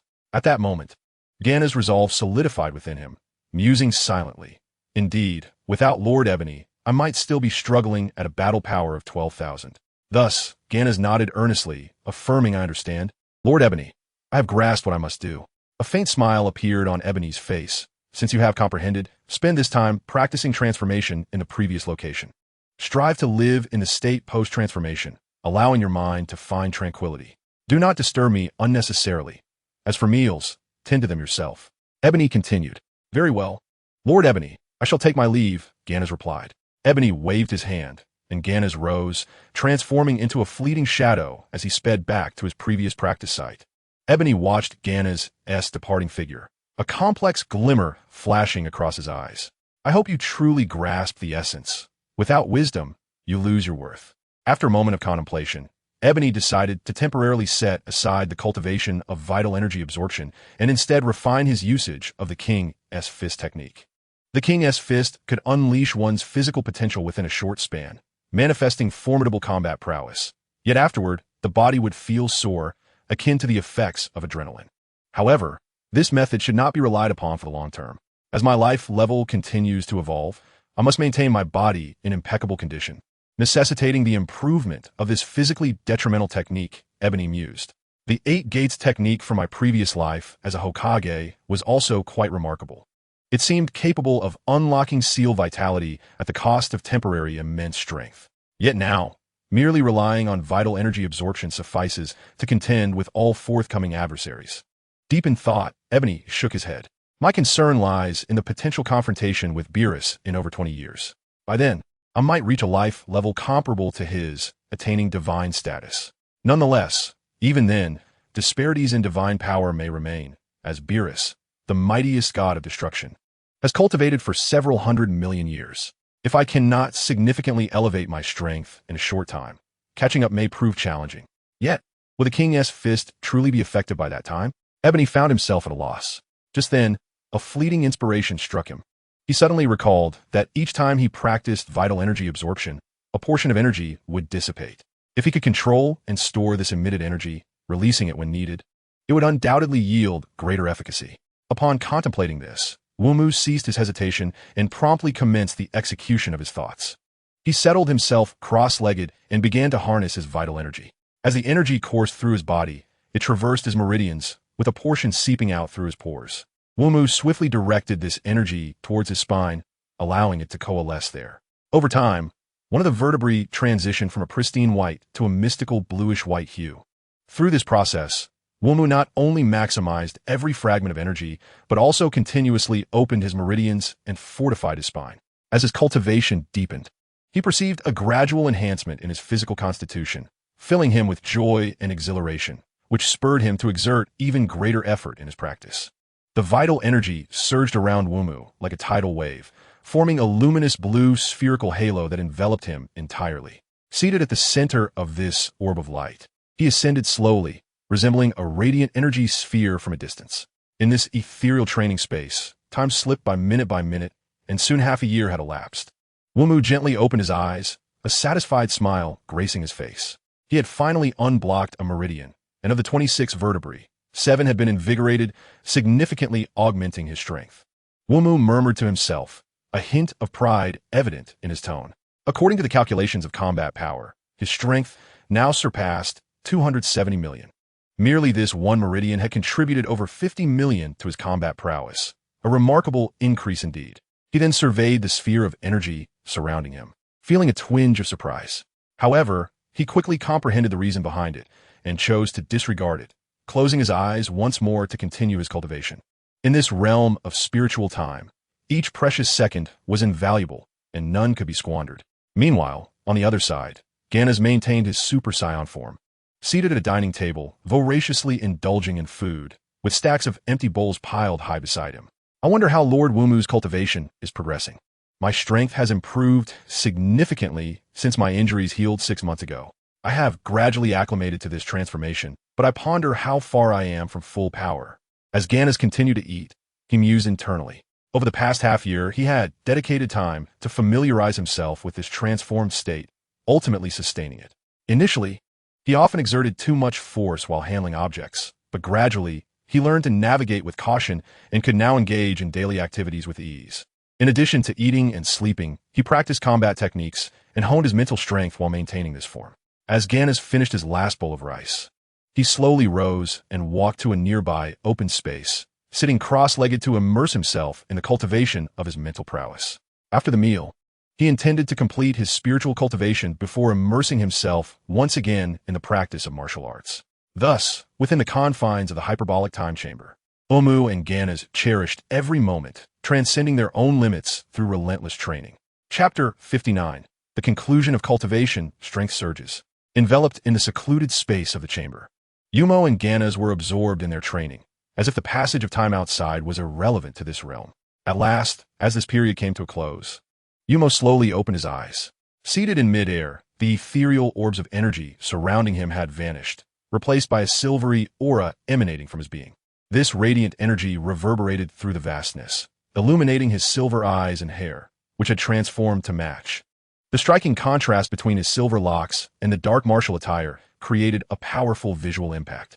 Over the past 2 years, Wumu's hair had cascaded to his shoulders, and a light stubble adorned his cheeks, lending him an air of maturity and composure. Excluding the time spent in the chamber, Wumu was now 23 years old, 5 years senior to Sun Wukong. A sense of accomplishment filled his heart as he reflected on his training achievements. All 4 meridians had been opened, and the 26 segments of his spine were now imbued with energy. Each segment liberated would double his combat prowess, leading to a potential 26-fold increase in strength. However, he pondered whether this could be combined with the Kaioken technique, which would require further refinement if feasible. Presently, Wumu's combat power had surged to an astonishing 500 million, 200 million of which stemmed from the enhancement of his meridians, while the remainder was attributed to the energy supplied by his heart during this period. Gradually, Wumu rose to his feet, floating gracefully, his long hair billowing in the breeze. He glanced at his flowing locks and, using his energy, gathered them into a ponytail, leaving 2 wisps delicately framing his forehead. This maneuver not only facilitated combat, but also hinted at a rebellious spirit. Wumu's gaze drifted into the distance, contemplating. It seems time to check on Ganas. I must depart from here. He gently placed his fingertip on his forehead, sensing briefly before executing a technique of instant transmission, vanishing from his original position in an instant. This action was partly a tribute to Sun Wukong, as utilizing such a skill was a spontaneous whim for him, unnecessary in his usual practice. Upon arriving at Ganas' training grounds, Yumo appeared gradually, noting the palpable intensity in the atmosphere, the ground trembling slightly under the vibrations of energy. Ganas, maintaining his Super Saiyan form, exhibited well-defined muscles under the brilliant light, his eyes closed as he concentrated intently on regulating the energy within him, seemingly merging with the surrounding air. Standing aside, Yumo's lips curled into a faint smile as he quietly remarked, "It appears he has fully mastered the Super Saiyan's full power." "Ganas, how fares your training?" Yumo's voice interrupted Ganas' focused meditation. Garnaz, upon hearing a sound, slowly opened his eyes, and a formidable aura emanated forth. He turned around, a flicker of surprise dancing in his gaze. "Lord Yuwood, I have maintained this form until now. Is it truly at full power?" His voice bore a mixture of anticipation and uncertainty. Yuwood nodded, his eyes reflecting approval. "Indeed, this is the full power of a Super Saiyan. It appears you have achieved perfect control over your energy, and your mind is genuinely at peace." His words were laced with admiration. Garnaz, with a humble smile, rubbed the back of his head and replied, "Yes, Lord Yuwood, I have endured quite a bit." A trace of pride illuminated his smile, as if those hardships had transformed into glorious medals of honor. Yuwood shook his head and chuckled, "You truly are a clever one, turning misfortune into a jest. If you find it too arduous, I shan't disclose the second phase." His tone was playful, seemingly teasing Garnaz. "Ah, please no. I was merely jesting, Lord Yuwood." Garnaz quickly gestured with both hands, his demeanor betraying a hint of panic. Observing Garnaz's flustered state, Yuwood couldn't help but laugh. "All right, we must depart from here, otherwise we shall be unable to escape." Garnaz nodded, but suddenly, as if struck by a thought, he curiously inquired, "By the way, Lord Yuwood, it seems you haven't eaten anything in the past 2 years, have you?" His eyes were filled with concern and curiosity. Yuwood shook his head, smiling as he explained, "I no longer require food for energy replenishment. However, I still have a fondness for delicious cuisine, though the food in this time chamber is best left untouched." "Kulme, let's exit." Noticing Garnaz's desire to continue questioning, Yuwood preemptively spoke and turned toward the exit. Garnaz, feeling a sense of awe regarding Yuwood's mystery and strength, followed closely behind, filled with anticipation and curiosity for the impending second phase. Upon exiting the time chamber, the Supreme Kai awaited them outside, a look of surprise crossing his face as he beheld Yuwood.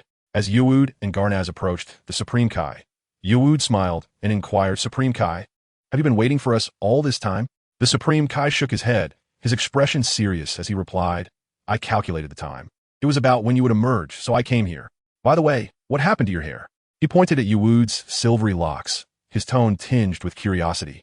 As if to say that moments ago it had been black, and now it had turned white, one might think Yuwood had spent decades in the time chamber. Yuwood smiled slightly, waving his hand dismissively. "Haha, I'm not entirely sure myself. It must be due to my training. However, I feel exceptionally well now." The Supreme Kai nodded, opting not to pursue the matter further, and instead suggested, "Let us go. It is time for a meal. We should find something to eat." With that, he turned and led the way toward the plaza outside the temple. Yuwood and Garnaz followed closely, making their way to the temple square. In the distance, Sun Wukong was voraciously devouring meat, surrounded by a mountain of empty bowls that stood out conspicuously.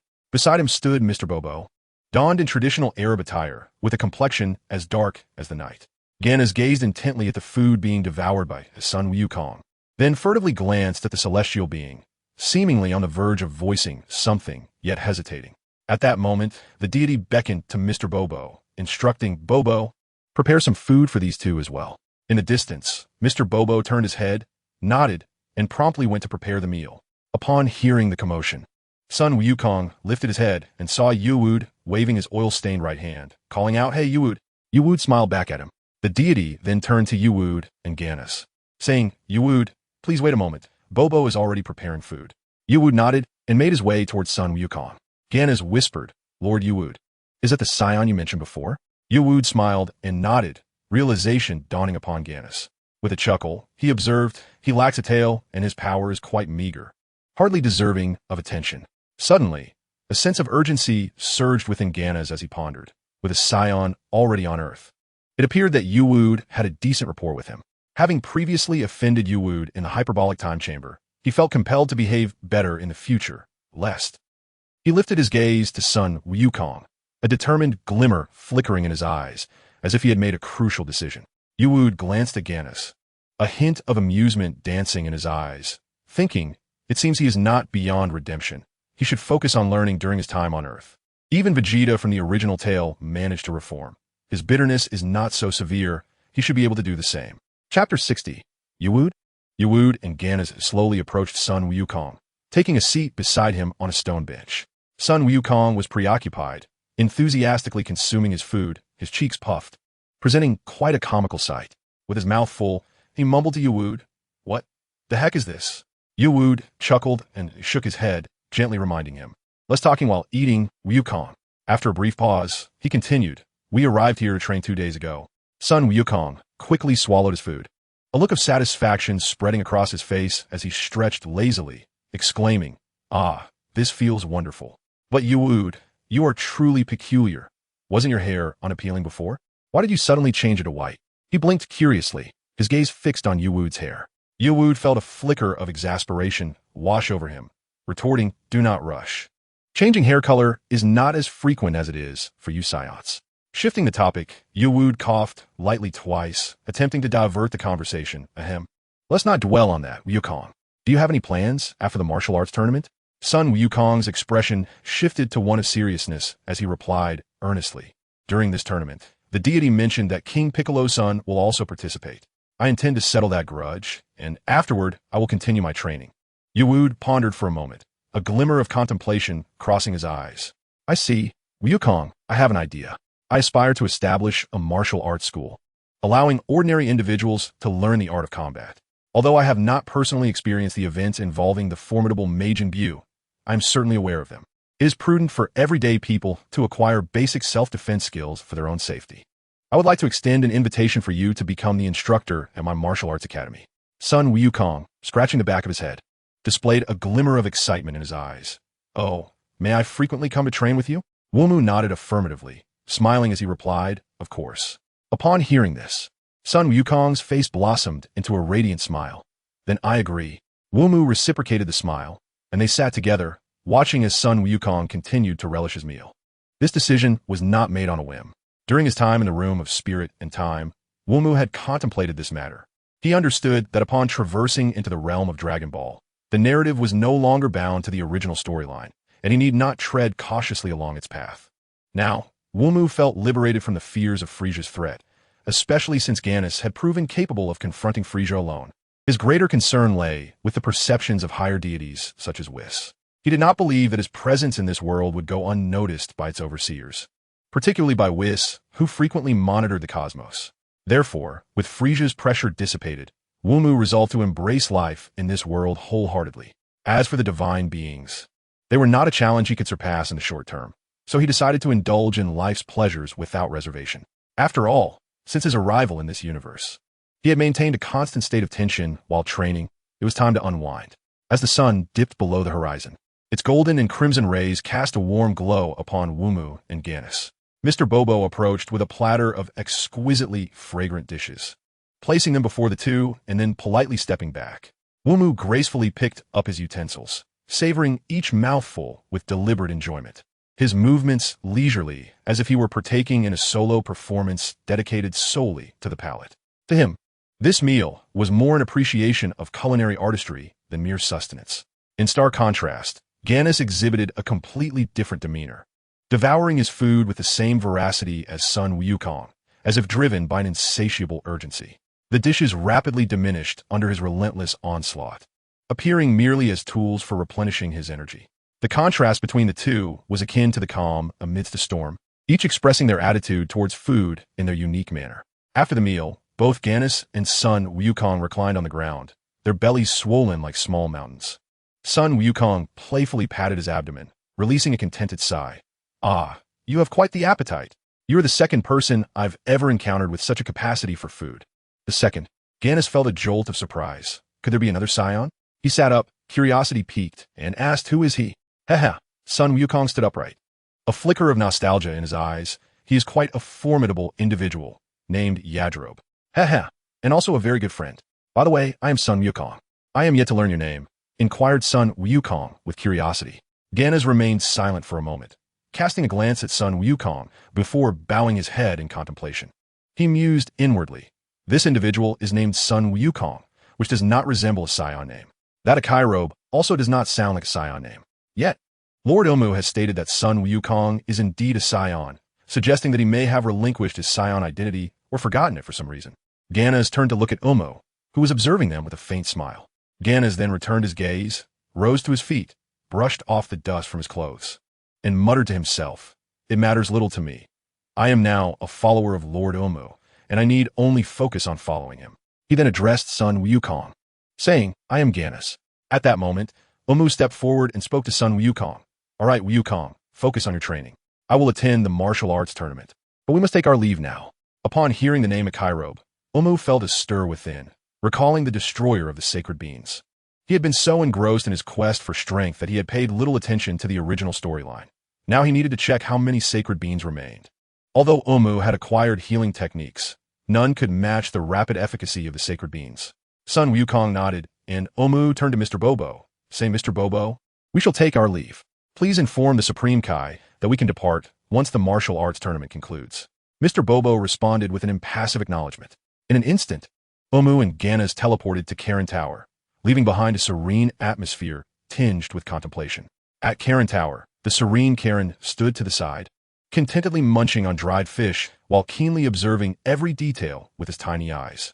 Not far from him, Tien Shinhan, Yamcha, and Krillin were diligently engaged in their training. Their movements were fluid and powerful, each punch accompanied by the sound of rushing wind, and each step causing a slight tremor in the ground. Akairobe, on the other hand, appeared somewhat bored, lazily cradling a jar of sacred beans, occasionally tossing one into the air and deftly catching it. Suddenly, a wave of distortion rippled through the air, and the figures of Ganas and Wumu materialized before the assembled group. This unexpected occurrence prompted Tien Shinhan and the others, who were training, to swiftly turn their heads, their expressions filled with vigilance and curiosity. Yamcha and Krillin were particularly astonished, rubbing their eyes to scrutinize the unfamiliar appearance of Wumu. Krillin hesitantly spoke, uncertainty lacing his voice. Sminusotha. Chapter 61. The Sacred Beings Acquired. Wumu replied, his voice deep and tinged with nostalgia. "It is I. It has been a long time, Krillin Yamcha." His gaze shifted to Tien Shinhan and Kaiatsu, and he offered a slight nod. The charm of the Dragon Ball world lies in the fact that as long as one has previously met and left an impression, and the relationship is not too strained, they can reminisce upon their next encounter.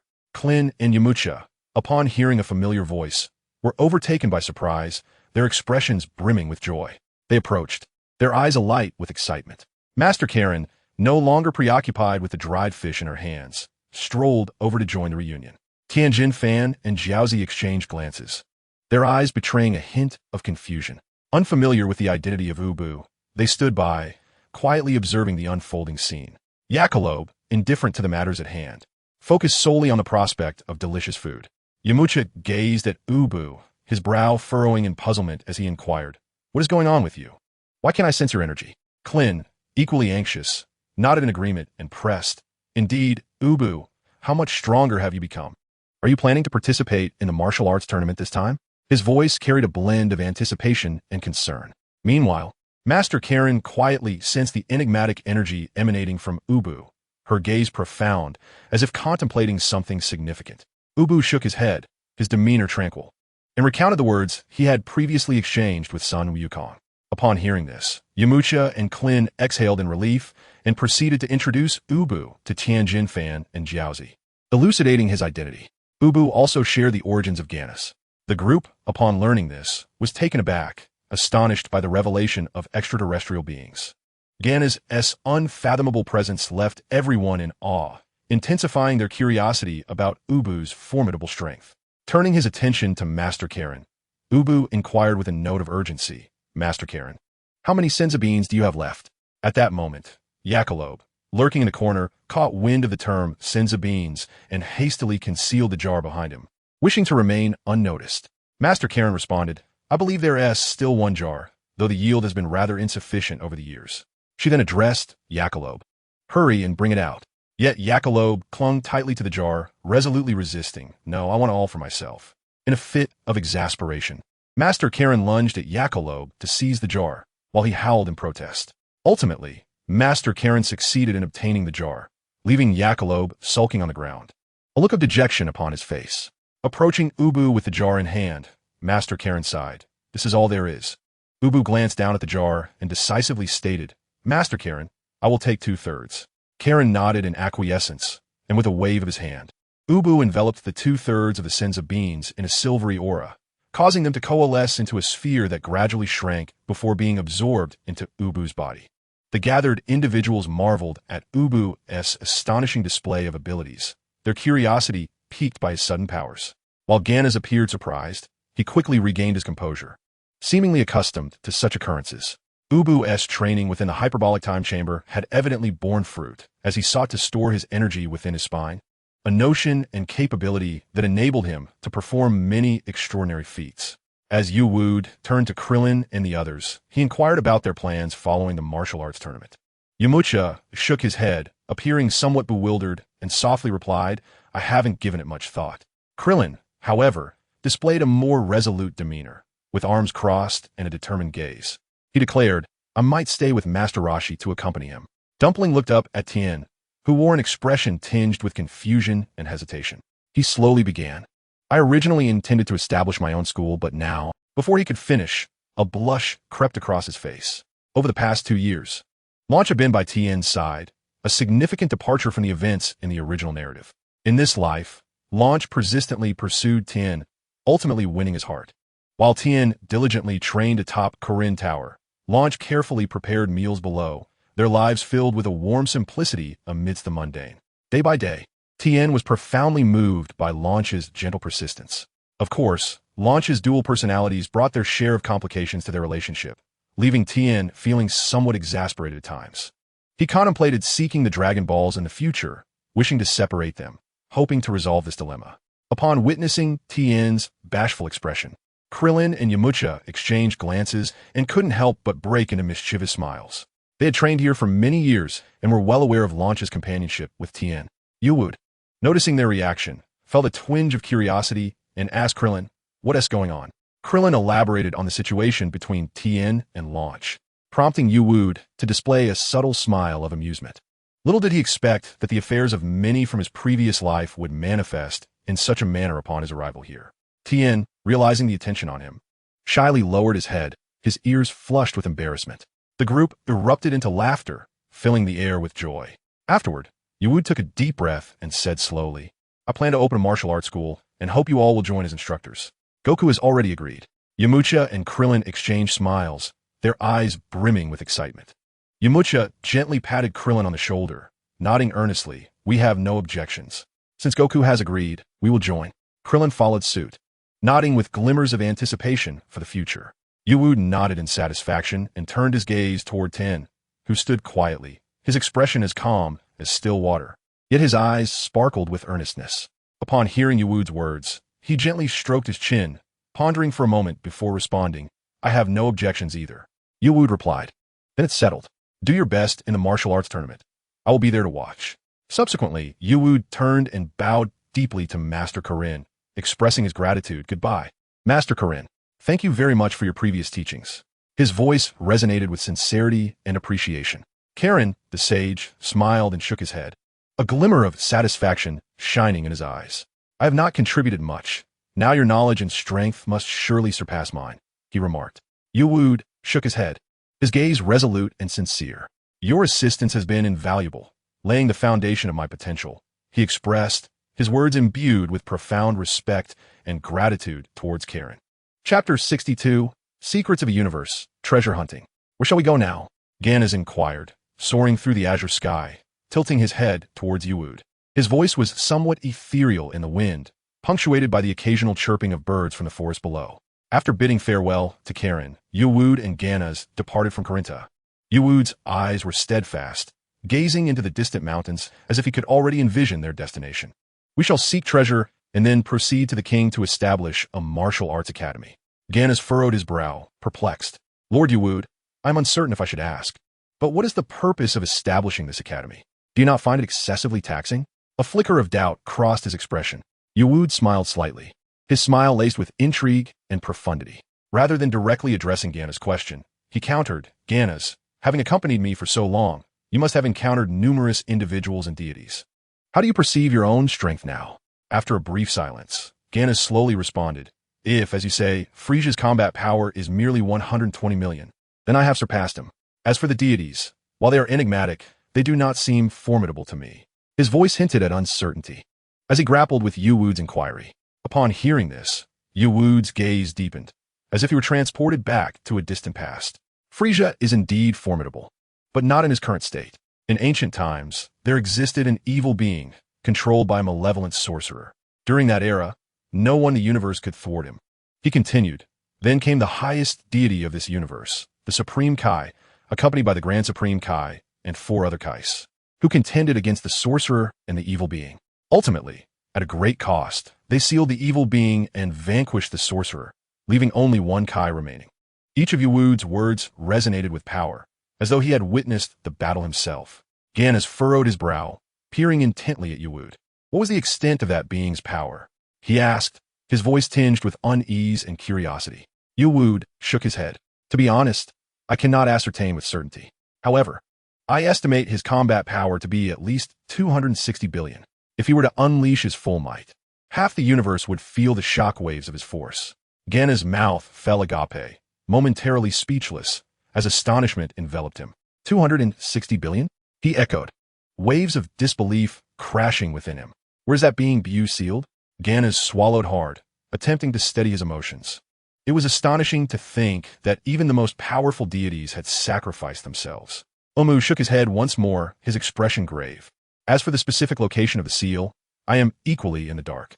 He paused momentarily, his keen gaze sweeping across Ganas' face. "Yet your previous statement is somewhat inaccurate. While the Supreme Kai is indeed a deity of high rank, he is not the most powerful." Ganas appeared perplexed, his brow furrowed. "Not the most powerful deity? But did you not just say?" Wumu smiled faintly, interrupting Ganas' words. "What I meant was that the Supreme Kai holds a significant position in this universe, primarily overseeing creation rather than engaging in battle." Ganas, still puzzled, inquired whether there was a distinction to be made. Wumu continued, explaining that in this universe, alongside the god of creation, there also exists a god of destruction. It is the god of destruction who embodies true combat prowess. If he were to confront the demon Bu, the matter would be resolved with ease. However, the god of destruction is temperamental and often prefers prolonged slumber, which is why he has not appeared at critical moments. Ganas' eyes brightened, curiosity rekindled. "So, just how formidable is this god of destruction?" He pressed eagerly. Umu's demeanor grew even more serious, his voice low and resonant. "His power transcends conventional measures of combat strength. We exist in entirely different dimensions.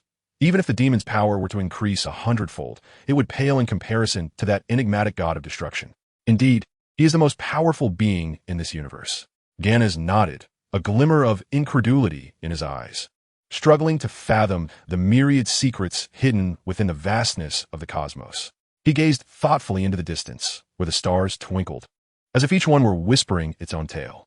"By the way, Lord Wumu, you have frequently mentioned this universe. Is it true that other universes exist?" Wumu smiled enigmatically, shaking his head ever so slightly, his gaze as profound as the starry sea. "You will come to know of such matters in due time. Now, let us return to your earlier question." He paused before continuing, explaining that initially, under the pressure from Frisia, he rapidly enhanced his strength. In that process, he inadvertently carved a path to divinity for himself. Now, I have far surpassed Frisia, and I need not worry about that any longer. Wumu took a moment before slowly articulating, "As for the gods of destruction, they remain far beyond our reach. We cannot attain such realms in the short term. During this time, I have been diligently training, and now that I allow myself a brief respite, I wish to take this opportunity to impart knowledge to others, as well as to refresh and elevate my own understanding. Indeed, as the saying goes, one learns anew through revisiting the old." Ganas, bewildered, furrowed his brow and asked, "Lord Wumu, have you now ascended to godhood?" His tone was filled with reverence and curiosity. Wumu chuckled softly, shaking his head. "Not quite. Though my level of existence is akin to that of the celestial gods, I do not hold an official title." His voice was light, seemingly indifferent to such an identity. "Very well, we have arrived." As he spoke, Wumu's gaze shifted forward, revealing an expanse of vast ocean before them. The sea breeze gently caresses, carrying with it a wave of salty, humid air as the waves softly lap against the rocky shore, producing a soothing sound. Wumu takes a deep breath, then unleashes a powerful aura, his form plunging into the tumultuous sea like an arrow released from its bow. Prior to arriving here, Wumu had engaged in profound communication with the Earth through his vital energy. The Earth's spirit responded, revealing to him the locations of treasures hidden deep within the ground or beneath the sea. Now, Wumu possesses an intimate knowledge of many treasures scattered across the planet. Observing Wumu's actions, Ganas, unwilling to be left behind, swiftly follows him into the depths of the ocean. The underwater world is a kaleidoscope of colors, with various corals and seagrasses resembling a forest from another realm, vibrant and teeming with life. The creatures of the ocean swim or linger, curiously observing these two unexpected visitors. Wumu and Ganas embark on an adventure of treasure hunting beneath the waves, their figures flickering in and out of view like two nimble fish, freely navigating this uncharted expanse of water. In the profound, azure waters, Wumu and Ganas envelop themselves in energy, akin to two pearls drifting gracefully in the deep sea. They meander through this unfamiliar territory, each movement of their limbs creating a cascade of bubbles. Suddenly, Ganas' gaze fixes intently on a vague shadow ahead, his eyes sparkling with the thrill of discovery. He turns to Wumu, his voice tinged with excitement and anticipation. "Lord Wumu, there appears to be a wrecked ship over there. Could it be the treasure we seek?" Wumu's expression sharpens, and he responds gravely, "Let us go and investigate." No sooner had he spoken than he cleaved through the waves, swimming towards the dim silhouette, with Ganas closely in tow. Upon reaching the decrepit vessel, Wumu's gaze sweeps across the damaged deck and the remnants of a tattered flag. It was an old skull and crossbones pirate flag, seemingly narrating tales of past glory and present desolation. A faint smile graces Wumu's lips as he murmurs to himself, "It appears we have found the right place. This should be the site of the pirates' treasure." They press further into the ship's hold, where the underwater light is dim, relying on the glow emitted by the energy orbs in their hands as they navigate through the narrow passages. At last, they arrive at the captain's quarters. The room is sparsely furnished, dominated by a wooden table around which sits a skeletal figure, its clothing long decayed, leaving only tattered strips clinging to the bones.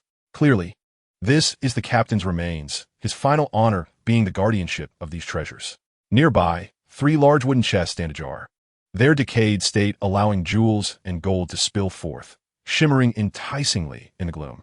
Ganas' breath quickens as he cautiously approaches Wumu, whispering, "Lord Wumu, how shall we transport these treasures? The chest will fall apart at a mere touch." The ebony figure fell silent for a moment, his right hand gradually rising, a silvery radiance emanating from his palm, akin to the brilliance of starlight. With a gentle wave, the 3 wooden chests were instantly enveloped in the silvery glow, slowly levitating before coming to a halt in front of him. "Let us proceed. The treasures are in our grasp," he declared, turning with an air of undeniable calmness and gliding outward. Ganas, still astonished by the prowess of the ebony figure, scratched his head and blinked in disbelief. "So that is possible." He then followed suit, swimming towards the surface of the sea alongside him. The duo burst forth from the water like arrows released from their bow, momentarily suspended in midair. Water droplets sparkled in the sunlight, as if the very air around them had come alive. The ebony figure, tall and commanding, fixed his piercing gaze toward a distant island, his silhouette carving through the sky, leaving behind an almost imperceptible trace. Upon reaching the center of the island, he halted, floating in the air, his keen eyes scanning the surroundings. "Ganas, descend and see if there is anything to contain these treasures." His voice resonated with authority, gesturing toward the 3 floating chests. Ganas nodded gently, his form descending gracefully to the island like a feather. His landing was silent, akin to a nimble cat, disturbing not even a single fallen leaf. The island was encircled by dense trees, vibrant with greenery. In this tranquil realm, Ganas' footsteps resonated unusually loud. His sharp eyes surveyed the area, keen as a hawk, seeking any potential clues or usable items in this uncharted territory. However, his initial exploration did not yield the desired results, and a slight frown creased his brow, hinting at a sense of frustration. Yet, he did not relent, pressing onward into the heart of the island with determined strides. As he ventured deeper, a pair of crimson eyes glimmered in the underbrush, fixated intently on Ganas' retreating figure. These eyes belonged to a colossal wild creature of the island, silently observing this unexpected visitor, poised to act when the moment deemed necessary. Ganas sensed an unusual aura permeating the air, instinctively slowing his pace, feigning nonchalance, yet alert within. Suddenly, a gust of wind swept through the treetops, carrying with it an almost imperceptible low growl. In an instant, Ganas turned to see a massive lion hurtling towards him like an arrow. He swiftly grasped the lion's forepaw, forcefully swinging it, sending the immense beast arcing through the air before crashing through several trees. The lion regained its footing, shaking its head, and continued its relentless charge toward him. Confronted by the lion, Ganas was engulfed by a whirlwind of complex emotions. He was hesitant to unleash overwhelming force, fearing that he might inadvertently reduce this magnificent creature to ashes. A glimmer of resolve flashed in his eyes, having spotted the lion. His mind began to contemplate how he might utilize its majestic hide. In an instant, he appeared above the lion, forcefully pressing it to the ground, eliciting a defiant roar from the beast. With swift precision, Ganas severed the lion's head with a swift strike of his hand, silencing its cries abruptly. He then commenced the meticulous task of processing the lion's carcass. Cautiously, he peeled away the lion's hide, subsequently employing a unique energy to incinerate the fur, ensuring no trace remained. The evening sky blazed with hues of crimson, akin to blood, as Ganas, in the twilight's embrace, discovered several resilient vines. His hands moved with the grace of dancing flames, weaving the vines into a rope, which he adorned with the lion's pelt, crafting a rugged yet functional leather bag. The bag's texture was coarse, embodying a primal beauty, as if it still resonated with the lion's former majesty and strength. As Ganas caressed the completed bag, a flicker of satisfaction mingled with concern shone in his eyes. He murmured to himself, "This should suffice, right?" Then, lifting his gaze to the heavens, he called out, "Lord Ebony, I have fashioned a leather bag." Before long, a gust of wind arose, and the figure of Ebony descended from the clouds, landing gracefully upon the ground. His gaze first fell upon the enormous leather bag, then shifted to the now bare lion carcass. "Well done," he intoned, his voice ethereal and calm, yet suffused with affirmation. As his words lingered in the air, Ebony waved his arm lightly, and the 3 wooden chests nearby seemed to succumb to an invisible force, shattering instantaneously. Gold and jewels cascaded like a waterfall, each treasure shimmering in the sunset's glow, reminiscent of stars scattered across the earth. With another sweep of his hand, a silvery energy surged forth, agile as a living vine, meticulously collecting each treasure from the ground and gently depositing them into the leather bag beside him. Ganas stood by, his eyes fixated on every movement until the final treasure nestled securely within the bag. He then tightly bound the bag's opening with a rough vine before hoisting the weighty sack onto his shoulder, feeling the heft of the riches contained within. "Let us proceed. It is time to meet the king and discuss the establishment of the Martial Arts Academy."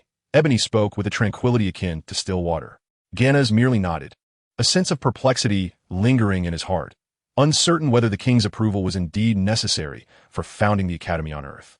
Yet, he understood that following Ebony was the right course.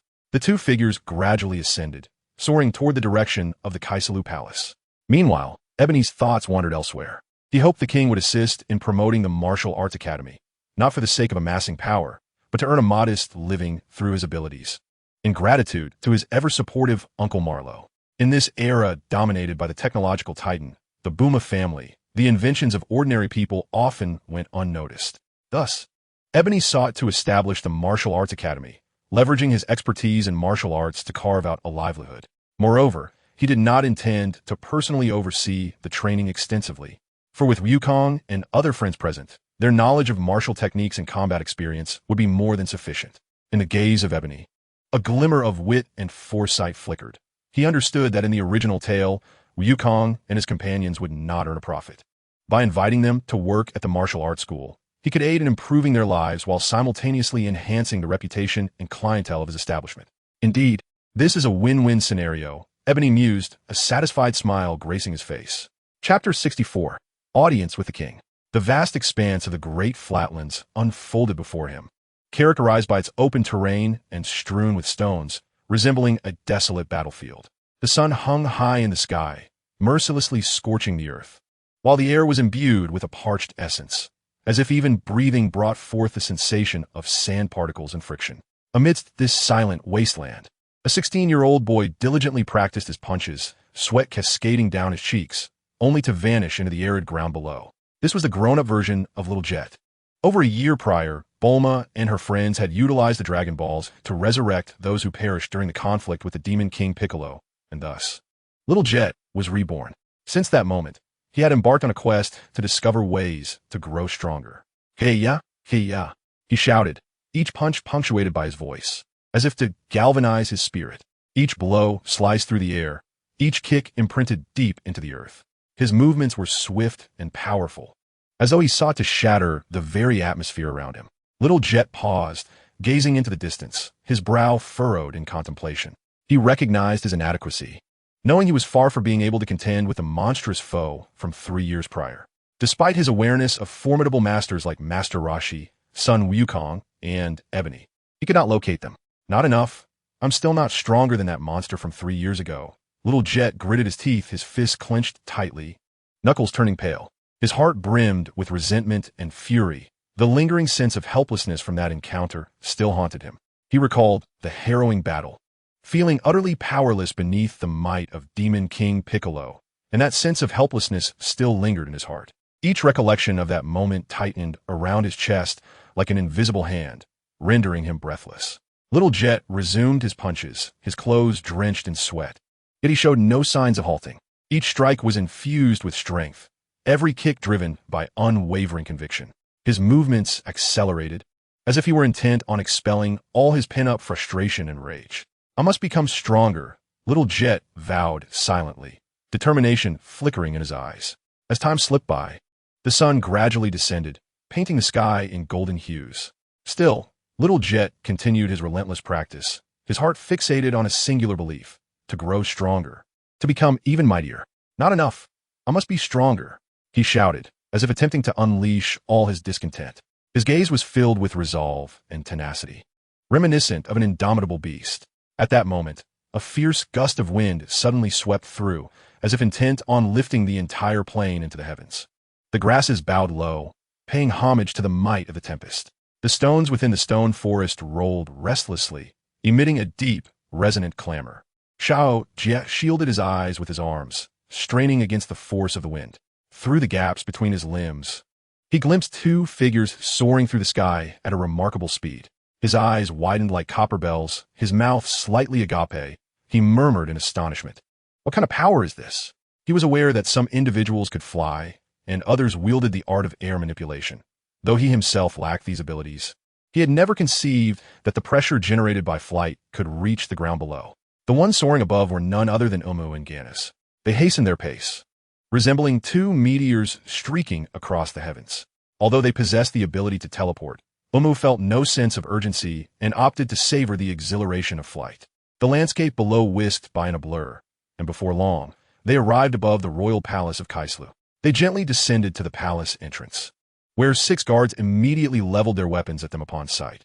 Following the incident involving the Dark Lord, the number of guards had increased, as had their vigilance. Though the guards knew these firearms posed little threat to superhumans, they remained dutifully at their posts. One guard, visibly anxious, shouted, "Who goes there? No unauthorized personnel may approach." Ganas cast a glance at Wumu, who looked back at him with curiosity. Then, with a smile directed at the guards, Wumu declared, "We are martial artists from Earth, here to consult the king regarding the protection of our planet." Upon hearing this, the guard used his walkie-talkie to call for the interior guards, reporting that 2 martial artists had arrived at the palace, seeking an audience with the king to discuss safeguarding Earth. The voice on the walkie-talkie responded, "Continue to guard the entrance. I will inform the king." The guard at the entrance instructed Wumu and Ganas, "Please wait here and refrain from any rash actions." Wumu nodded, then glanced at Ganas, inquiring, "Ganas, what is with that expression?" Clearing his throat, Ganas coughed and gazed at Wumu with a look of melancholy. "Lord Wumu, sometimes I wonder if you're perhaps too agreeable. The first time I met you, you did not seem so amicable." "Am I not amicable?" Wumu furrowed his brow, fixing Ganas with a stare that made him tremble. Then, with his hands clasped behind his back, Wumu calmly remarked, "You do not understand. I reserve my words for my enemies." Ganas looked at Wumu with eager eyes, softly pleading, then, "Lord Wumu, could you perhaps be a tad kinder to me in the future?" At this, Wumu shivered involuntarily and waved dismissively, "Go away." The 2 engaged in playful banter at the palace entrance, lightening the atmosphere considerably. Just then, the guard's walkie-talkie crackled to life, and he picked it up to hear a voice say, "Let them through. The king has granted them entry." Upon receiving the order, All guards promptly sheathed their weapons, arranged themselves neatly in a line at the sides of the grand entrance, and opened the gates. One guard respectfully addressed Wumu and Ganas, saying, "Gentlemen, you may enter." As Wumu and Ganas entered the royal palace, the magnificent scenery unfolded before their eyes.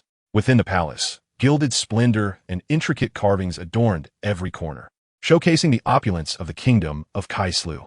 They traversed a lengthy corridor, their footsteps echoing through the vast hall. At last, they arrived at a spacious grand chamber. At its center, King Kaislu sat regally upon his throne, flanked by several ministers. Wumu stepped forward and addressed, "Your Majesty, I am Wumu, and this is Ganas." King Kaislu offered a slight smile and gestured for them to take their seats. "Please be seated, gentlemen." His gaze lingered on Wumu for a moment, as if recalling something. "Wumu, the champion of the 21st Martial Arts Tournament?" Wumu nodded affirmatively, responding, "Indeed, Your Majesty." King Kaislu's brow furrowed slightly, his tone tinged with curiosity. "Why did you suddenly vanish? You did not participate in the 22nd Martial Arts Tournament, nor did you appear during the Demon King incident. What brings you here now?" Wumu proceeded to recount his adventurous journey into the cosmos from 5 years prior, demonstrating a glimpse of his prowess. With unwavering determination, Wumu declared, "Your Majesty, the Demon King Bic is but a minor threat. In the vastness of space, there exist numerous malevolent cosmic marauders who specialize in pillaging and trafficking exquisite planets, possessing the formidable power to effortlessly obliterate a celestial body." Ganas looked at Wumu with a sense of resignation. The king, taken aback, inquired with a hint of alarm, "How do you intend to protect Earth?" Wumu replied, "After this martial arts tournament concludes, I plan to establish a martial arts academy and invite formidable warriors like Sun Wukong to join. I will require Your Majesty's assistance in promoting this endeavor, as well as some financial support, for these martial artists devote themselves to training and lack the means to sustain their livelihoods." A flicker of nostalgia crossed King Kaislu's eyes as he recalled the young man who had defeated the Demon King 3 years prior, a smile gracing his face. "Ah, Sun Wukong. I remember him well." He nodded, his tone imbued with a sense of reassurance. "Is establishing a martial arts academy truly sufficient to safeguard Earth?" Yumo's gaze remained resolute as he explained, "While we may not be able to guarantee complete protection for Earth, we can significantly enhance its martial prowess. Sun Wukong and his comrades possess immense potential, and we can elevate each other's strengths. Ultimately, they will defend Earth, providing ordinary citizens with an additional layer of security." King Kaisla did not dwell on the notion that they would primarily guard Earth. Instead, he nodded. "After the martial arts tournament concludes, I will convene a symposium to announce this initiative." Following this, Wumu and the king discussed various details, with the king expressing keen interest in martial artists and posing numerous inquiries, to which Wumu patiently responded. Once all matters were settled, Wumu and Ganas rose to bid farewell. King Kaislu smiled and nodded, watching them depart. Chapter 65, Taiji. Is this the residence of Lord Wumu? Ganas stood before the quaint wooden cottage, his eyes reflecting a blend of astonishment and curiosity. His gaze swept over the ordinary cabin, yet he couldn't help but marvel at the simplicity of such a place, which belonged to Lord Ebony. They had just bid farewell to the king, and in an instant, Ebony transported himself and Ganas back to his home. The small cabin nestled deep within the forest, surrounded by towering trees, exuded an air of tranquility and solitude. Ebony pushed the door open and stepped inside, with Ganas closely following. The interior was exceedingly modest, furnished only with a wooden bed, a wooden table, and a tiny restroom. However, the immaculate environment radiated comfort and warmth, as if it were tended to by someone daily. Ganas pondered to himself, after days of wandering, how could this place remain so pristine? Ebony turned his gaze upon Ganas and remarked, "It's just one bed. How do you propose we sleep?" Ganas scratched his head and offered a sheepish smile. "I'm fine with it, Lord Ebony. This bed seems large enough. We can manage to squeeze in together." Ebony raised an eyebrow, casting him an odd glance. "I'm not accustomed to sharing a bed with another man." He gestured towards a corner of the room.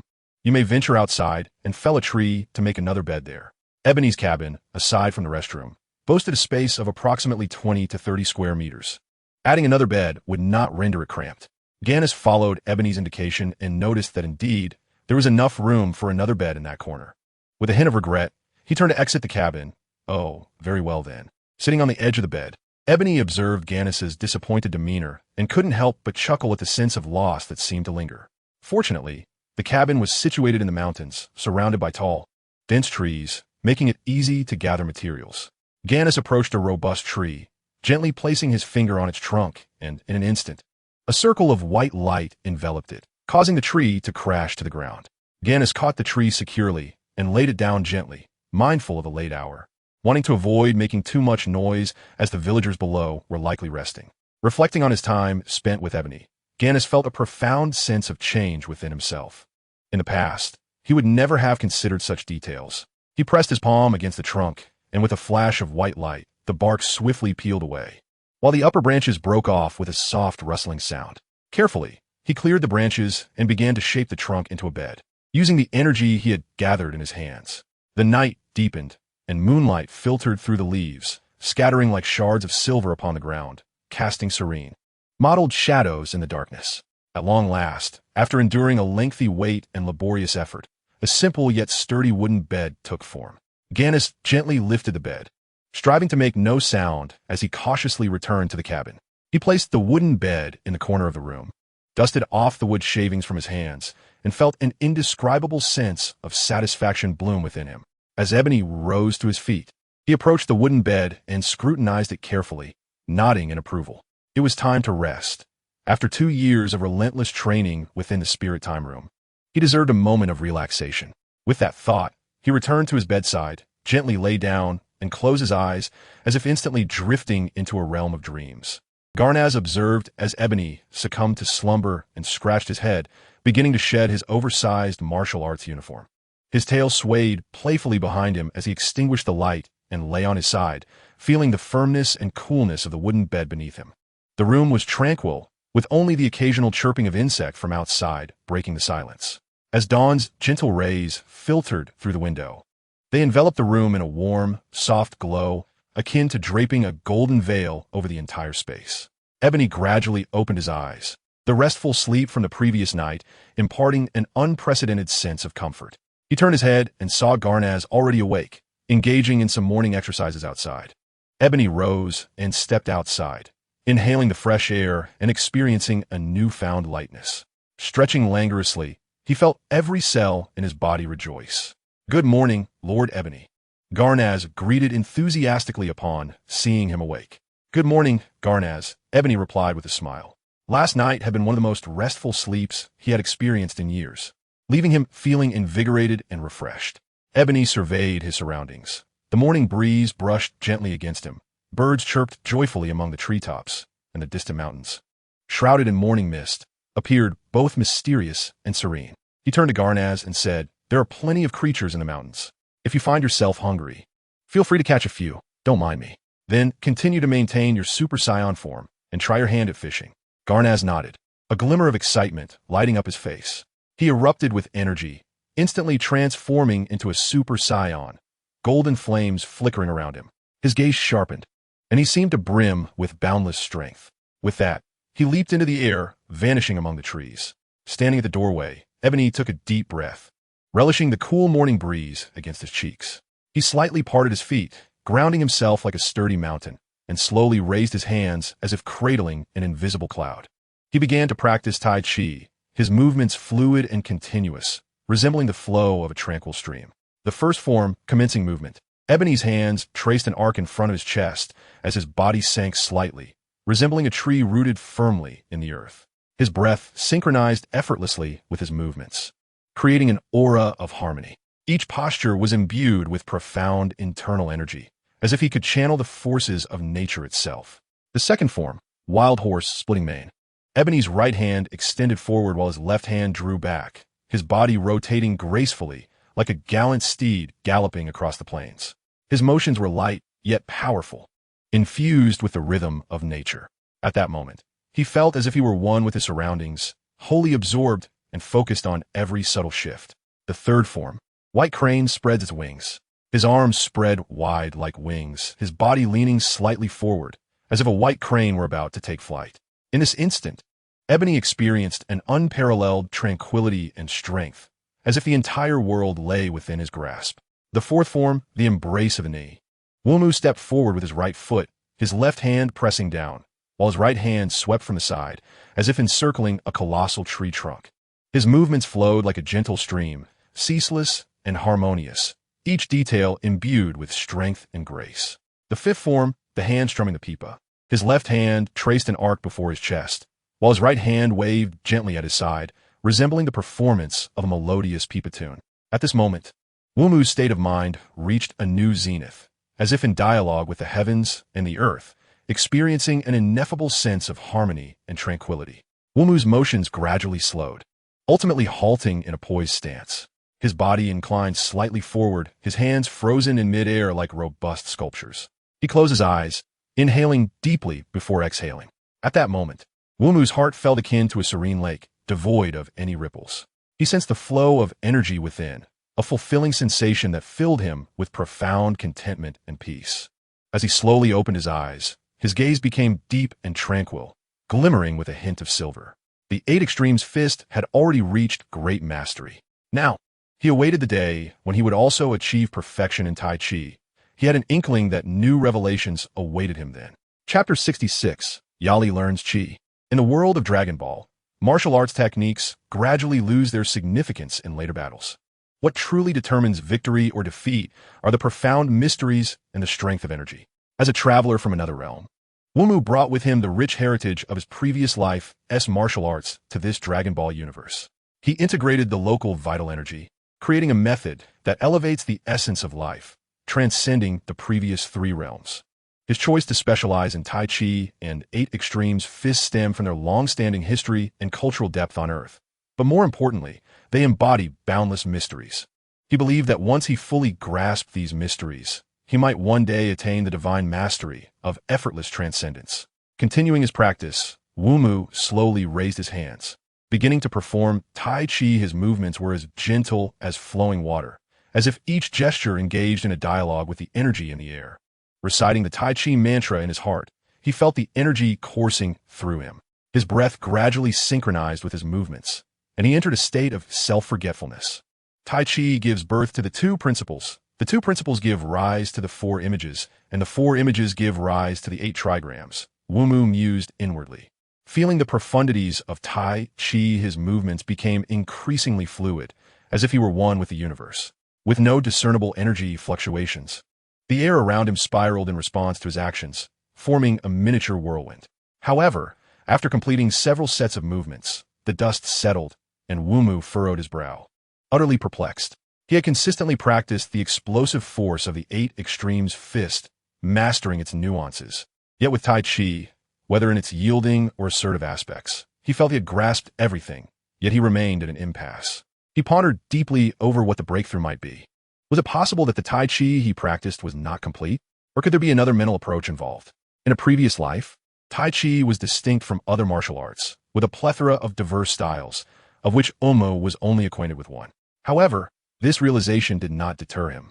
He asserted that regardless of the style, the martial art he was currently practicing was undoubtedly valid. The attainment of mastery was merely a matter of proficiency and comprehension of the art. Just as Yumo found himself lost in contemplation, a sudden rush of wind echoed through the sky.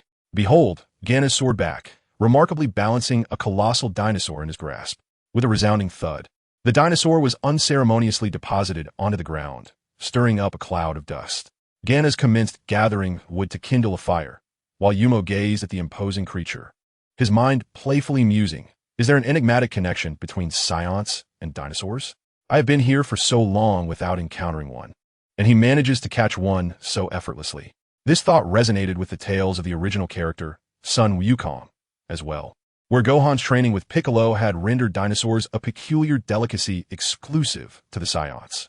After indulging in a sumptuous feast of dinosaur meat, Gannas maintained his Super Saiyan form and turned to fish. Yumo, standing atop the mountain, surveyed the tranquil and picturesque scenery below, contemplating a visit to Alaga, eager to assess her progress with Baguazhang, as well as to impart some knowledge on the application of Qi and Shinkadri. The landscape below was serene and beautiful, sunlight filtering through the leaves to cast dappled shadows upon the ground. Alaga was practicing Baguazhang in a clearing, her movements fluid and graceful, each technique imbued with strength and rhythm. As Yumo approached, he admired her focused expression with quiet approval. Alaga, how do you feel today? Yumo inquired with a smile. Alaga paused her movements, wiping the sweat from her brow, her face lighting up with a joyful smile. "Brother Yumo, you're back.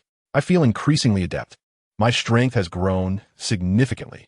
Yumo shook his head, a smile gracing his lips. "Since you feel more proficient, I shall begin teaching you how to harness chi today." "Chi?" Alaga inquired, her face a portrait of curiosity. "It is energy," Yumo elucidated. "You witnessed the martial arts tournament. The Kamehameha wave utilized by Sun Wukong and his companions is a manifestation of chi. Do I possess chi as well?" Alaga asked, her eyes wide with wonder. "Indeed, everyone has chi," Yumo affirmed, gesturing for her to sit. "Now, sit on the ground, place your hands before you, and envision the energy gathering there." Following his guidance, Alaga seated herself cross-legged on the ground, placing her hands before her chest, closing her eyes as she endeavored to conjure the sensation of chi coalescing between her palms. Her brow furrowed slightly, and her cheeks began to flush, clearly immersed in her concentration. Alaga's face reddened further, yet there was no sign of movement between her hands. She opened her eyes, revealing a hint of frustration. Yumo approached her gently, offering reassurance. "Do not be tense. Simply relax and gradually guide the power within you." His voice was as soothing as a spring breeze, imbued with encouragement. Alaga took a deep breath, attempting to ease herself. She closed her eyes once more, feeling the gentle caress of the breeze against her face, accompanied by the rustling of leaves in her ears. Her breathing gradually steadied as she silently recited the guidance of Wumu, striving to focus her attention and sense the faint energy within her. Time seemed to freeze at that moment, with only the rustling of leaves stirred by the wind breaking the silence. Wumu stood nearby, observing quietly.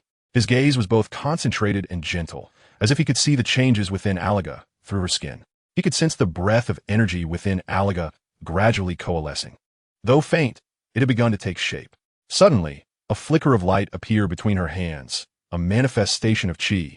Her heartbeat quickened, and her hands began to tremble slightly. She endeavored to control that energy, attempting to gather it into form within her palms. However, the energy seemed to possess a consciousness of its own, pulsating restlessly. "Calm down, Alaga. Focus," Wumu softly reminded her, his eyes fixed intently on her hands. Alaga took a moment to compose herself, attempting to quell her anxiety. At last, a small, round speck of chi gathered between her palms. A smile of joy illuminated her face as she secretly celebrated her success. Yet, just as she let out a sigh of relief, the energy suddenly surged, threatening to escape her grasp. In a moment of panic, Alaga's hands trembled, as if on the verge of exploding. Wumu, quick to react, stepped forward and sent the energy sphere soaring into the air. With a roar, the energy detonated, blossoming into a brilliant firework in the sky, breathtakingly awe-inspiring. Alaga stared in astonishment, a hint of fear stirring within her. Wumu turned back to her, a gentle smile gracing his face. "Do not worry, this is normal. It is common for one's first attempt at using chi to be somewhat uncontrollable." Alaga took a deep breath, striving to calm her spirit. "Brother Wumu, was that really chi?" "Yes," Wumu affirmed with a nod. "This is merely the beginning. What you need to do now is practice diligently and master it." For the following month, Alaga practiced continuously under Wumu's guidance. Her progress was evident. From her initial instability with chi, she had now begun to grasp its application. Once Alaga had mastered chi, Wumu commenced her training in the sky dance technique and the divine wind wave. Alaga, the essence of the sky dance technique lies in the precise control of chi. You must concentrate the chi beneath your feet and then use the reactive force of the chi to levitate yourself into the air, Wumu patiently explained, demonstrating the technique in the process. Alaga attentively observed Wumu's movements, mentally noting every detail. Taking a deep breath, she attempted to mimic his actions, concentrating the chi beneath her feet and feeling her body slightly lift. However, just as she felt a surge of pride, her chi suddenly became chaotic, causing her to lurch forward, nearly toppling to the ground. Wumu stepped forward to support her. "Do not rush, take your time. Mastering chi requires patience and time." As days turned into weeks, Alaga's advancements became increasingly remarkable. She has already become proficient in the art of flight, even performing some simple maneuvers in midair. With just 2 days remaining before the martial arts tournament, Wumu advised Alaga that practice should be balanced with rest, suggesting that she take the day to mentally prepare at home. Chapter 67, The Eve of the Competition. Karen Tower. Solar Fist. Yamucha shouted. his hands gathering energy before his forehead. A blinding light erupted instantaneously, engulfing the surroundings in a brilliant white, as if the entire world had been devoured by this radiance. Krillin, caught off guard, found himself unable to open his eyes against the fierce glare. Instinctively shielding his eyes with his hand, it was already too late. With a resounding thud, he was struck by Yamucha's punch, crashing heavily to the ground and groaning in pain. A flicker of regret crossed his mind as he berated himself for failing to anticipate the attack. "Ah, Yamucha, you're being unfair." Krillin's voice was laced with evident anger and helplessness. As the light gradually dissipated, Yamucha stood nearby, a smug grin on his face, his eyes glinting with mischief. This solar fist that Tenshinhan developed is truly effective. From a distance, Tenshinhan and Kaiatsu flew over and landed beside them. Tenshinhan patted Krillin's shoulder with a hint of concern in his tone. "All right, the martial arts tournament is tomorrow. Our skills have improved significantly. It's time we head back." Krillin rose from the ground, brushing off the dust from his clothes, a glimmer of anticipation on his face. "I wonder how Goku is doing. When he sees my current strength, he might be utterly astonished." "Ha ha ha." Yamucha, wearing an impish smile, crossed his arms and teased, "What astonishment. You can't even beat me." At this, Krillin's expression darkened as he retorted angrily, "That's not true.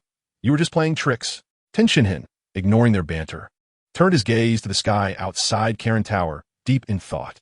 "Goku, how much stronger have you become since last time? Have I finally caught up to you?" Meanwhile, the clouds in the sky drifted lazily, sunlight filtering through the layers and casting a serene beauty over Karin Tower. A gentle breeze swept through, bringing with it a refreshing air, as if preparing for the impending martial arts tournament. Krillin stretched his limbs, the pain on his face gradually fading. He approached Yamucha, extending his hand. "All right, Yamucha, you win this time. However, in tomorrow's tournament, I will show you my true strength." Yamucha smiled as he shook Krillin's hand. "Great. I look forward to it. But don't let me down then." Tenshinhan, standing resolutely with his arms crossed, added, "Let us go back and make our preparations. Tomorrow is the day of the competition." Suddenly, an idea struck Krillin, and he proposed. "How about we have a race using the art of flight to see who reaches Master Mateto first?"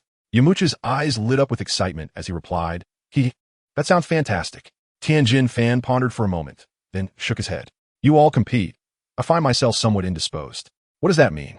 "Isn't it merely a desire to indulge in a solitary world with Lan Chi?" Yamucha draped an arm around Tianjin Fan's shoulder and chuckled. "Jiaozi, let's depart. We shan't intrude upon him." Instantly, Tianjin Fan's face flushed crimson, rendering him speechless. Jiaozi glanced at Tianjin Fan, hesitated, and said, "Well then, I shall not accompany you." A note of disappointment and reluctance tinged his voice. Tianjin Fan nodded. "Yes, you may go ahead." After the quartet bid farewell to Master Karin, Tianjin Fan soared down from the tower to seek out Lan Chi. Meanwhile, Krillin and the others began to stretch and prepare for their contest. Suddenly, Yamucha erupted with energy, soaring out of Karin Tower in an instant. Krillin's eyes widened in disbelief as he shouted, "Cursed thief, you dare to bolt!" He and Jiaozi hastily pursued him. Laughter echoed from a distance as Yamucha reveled in his triumph. Master Karin, leaning on his staff, wore a benevolent smile as he watched the departing figures. Abruptly, he turned and spotted Jackalope attempting to pilfer the sacred beans, his face contorting with exasperation. "You rascal, you too shall leave." He charged forward, delivering a swift kick that sent Jackalope tumbling out of the tower. Landing on the ground, Jackalope dusted himself off, pouting, "What a miser. It's merely a handful of beans." Then, observing Tianjin Fan and Lan Chi's focused gaze upon him, he blinked his beady eyes and awkwardly chuckled. "Ha ha ha. You haven't left yet? We're just about to depart." "What are you doing?" Tianjin Fan inquired, a hint of confusion flickering in his eyes. "I'm simply stifled." Yearning for a breath of fresh air, Jackalope responded, his eyes betraying a flicker of guilt. After a brief silence, Tianjin Fan offered a nod. "Very well then. We shall take our leave." He retrieved a universal capsule from his pocket and tossed it lightly. The capsule exploded upon contact with the ground, transforming into a small aircraft. Lan Chi smiled slightly as she boarded the plane alongside Tianjin Fan. The roar of the engine gradually filled the air as the aircraft descended, gliding towards the direction of Kame House. Simultaneously, a fierce chase unfolded in the sky. Krillin and Jiaozi exerted every ounce of their strength to catch up with Yamucha, their figures casting fleeting shadows against the backdrop of the sky. Krillin internally grumbled, Yamcha is truly cunning. Yamcha glanced back, spotting Krillin and Jiaozi in hot pursuit. A smug smile curving his lips. Suddenly, he accelerated, his body darting forward like an arrow released from a bow, swiftly widening the gap between them. In response, Krillin and Jiaozi unleashed their full power, surging forward to match Yamcha's pace. As dusk descended, the remnants of the setting sun bathed the earth in a golden hue, cloaking the world in a radiant glow. Kame House stood serenely by the seaside, exuding an aura of tranquility. Master Roshi reclined in a chair outside, cradling a cup of hot tea, leisurely gazing into the distance. Suddenly, he observed three figures swiftly approaching the sky, a subtle smile gracing his lips, revealing a hint of satisfaction. You have returned, he murmured softly. Krillin and Yamcha landed gracefully on the ground, standing in neat formation before Master Roshi. Master Roshi, Krillin respectfully addressed, his voice tinged with excitement. Master Roshi set down his teacup and scanned the three with a discerning gaze, slowly remarking, "It appears that you all have made significant progress. In tomorrow's competition, give it your all, hold nothing back, and let me witness the transformation you have undergone over the years." The trio nodded in unison, their hearts brimming with anticipation and apprehension for the forthcoming contest. "By the way, where is Tien?" Master Roshi suddenly inquired, a flicker of curiosity in his eyes. "He is flying with Launch," Yamcha replied with a teasing tone. Upon hearing this, Master Roshi's expression instantly stiffened, his countenance reflecting a profound sense of despondency. Noticing Master Roshi's reaction, Krillin could not help but softly ask, "Master Roshi, are you all right?" He sighed resignedly, rose from his seat, and silently retreated into the Kame House, turning on the television and lying down to watch an educational program. Chapter 68, No Suspense. At the registration desk for the World Martial Arts Tournament, a gentle drizzle fell from the sky, each drop like silk, imparting a refreshing and tranquil ambience. Master Roshi and his disciples stood patiently at the registration area. Tien and Krillin had already completed their registration and were engaged in casual conversation nearby. Not far away, a taxi came to a slow stop, and the door opened to reveal Poir and Bulma stepping out. Bulma, adorned in a form-fitting purple dress and high heels, wielded an exquisite little umbrella. Her lips painted a vibrant red, exuding an air of maturity and charm. Her arrival instantly captivated the attention of all present. Master Roshi's gaze fixated on Bulma, his eyes nearly popping out in astonishment, his heart racing with excitement as he thought, "Wow, Bulma has truly become more beautiful." He could not suppress a light cough. Attempting to mask his moment of folly, Bulma approached Master Roshi, offering a slight smile, before turning her attention to Tien and the blonde-haired Launch. She noticed how closely they stood together, a playful grin spreading across her face. "Launch, it seems you've captured his attention." Her voice carried a teasing lilt. Tien's face flushed crimson as he averted his gaze, while Launch erupted in laughter, declaring, "The man I have set my sights on, I shall pursue, come what may." Bulma stifled a giggle, her gaze shifting to Krillin, a glimmer of surprise in her eyes. "Krillin, have you grown taller?" Krillin, scratching his head, beamed with pride, "Ah ha ha." His vanity was thoroughly indulged. Bulma then inquired, "Has Goku arrived yet?" Master Roshi glanced up at the distant sky and replied nonchalantly, "He should be on his way." At that moment, Yamcha approached Bulma with a smile, greeting her after a long time apart. Bulma let out a cold huff, her brow furrowed and her eyes brimming with discontent. "Oh, so you still remember how to speak to me? I can hardly fathom what I ever saw in you when you abandoned me to pursue your training, vanishing for years without so much as a phone call." Her voice was laced with reproach and resentment. Yamcha awkwardly scratched his head, offering a sheepish grin. "Don't worry, it won't happen again." He attempted to lighten the mood, adding, "By the way, we encountered up this time. He has changed tremendously and is planning to open a martial arts school, inviting me to be an instructor." Bulma's expression softened slightly, though her tone retained an edge of frost. "So you two met as well?" Her gaze drifted into the distance, as if lost in recollection. "I've had someone with him, an alien with a tail." Tianjin Han remained silent, while Krillin and Yamcha appeared to have an epiphany. "Ah, so that's how it is. I was wondering how Earthlings could transform into monsters." Yamcha mused, stroking his chin as if contemplating a profound mystery. Just then, a bright light flashed through the air as Ub and Gannis, accompanied by the Ariga family, materialized before them with a sudden teleportation. Ub's arrival was like a bolt of lightning, instantly capturing everyone's attention. Master Roshi, Ub politely greeted the turtle hermit, then nodded to the assembled crowd. His movements were graceful and fluid, as if each gesture had been meticulously crafted. Both Master Roshi and Bulma were captivated by his silvery long hair shimmering brilliantly. Unable to contain herself, Bulma exclaimed, "The last time we met, you had short black hair. How is it that in just over a month, you've transformed like this?" Smiled faintly, a hint of mystery glimmering in his eyes. "Perhaps it's just a boy going through growth." Bulma rolled her eyes in exasperation. "Growth, my foot." Clearly, she was reluctant to dwell on this topic for too long, her attention shifting to the lovely Ariga beside her eyes sparkling with admiration. "What a beautiful little sister." Ariga smiled sweetly, responding politely, "Thank you, sister." Her voice rang out like a clear silver bell, reminiscent of a gentle spring breeze that endeared her to all. Affectionately patted Ariga's head, his touch soft and indulgent. "Go sign up." With that, Ariga cheerfully dashed off to register. Marlowe stepped forward, addressing we're heading to the hotel now." Nodded, watching Marlowe depart before turning back to the others, his gentle smile still in place. "She's participating in the competition?" Bulma asked, astonished, disbelief evident in her eyes. "Indeed, don't underestimate her. She is akin to Goku during his first competition," replied with a smile. "Wait, that girl?" Bulma exclaimed in surprise. Nodded, about to elaborate further, when suddenly his expression shifted, his gaze directed towards the distance. "They are coming." As the crowd followed his gaze, they beheld a figure slowly approaching beneath an umbrella, walking with a steady and powerful stride. The individual lifted the umbrella slightly, revealing a familiar visage. "Grandfather, you have returned. I am so delighted. How is everyone? Could it truly be Wukong?" The onlookers gasped in astonishment, their eyes filled with disbelief and wonder. Wumu had already sensed the aura of Sun Wukong, a hint of a smile gracing his face. Krillin rushed towards Sun Wukong, measuring his height in surprise.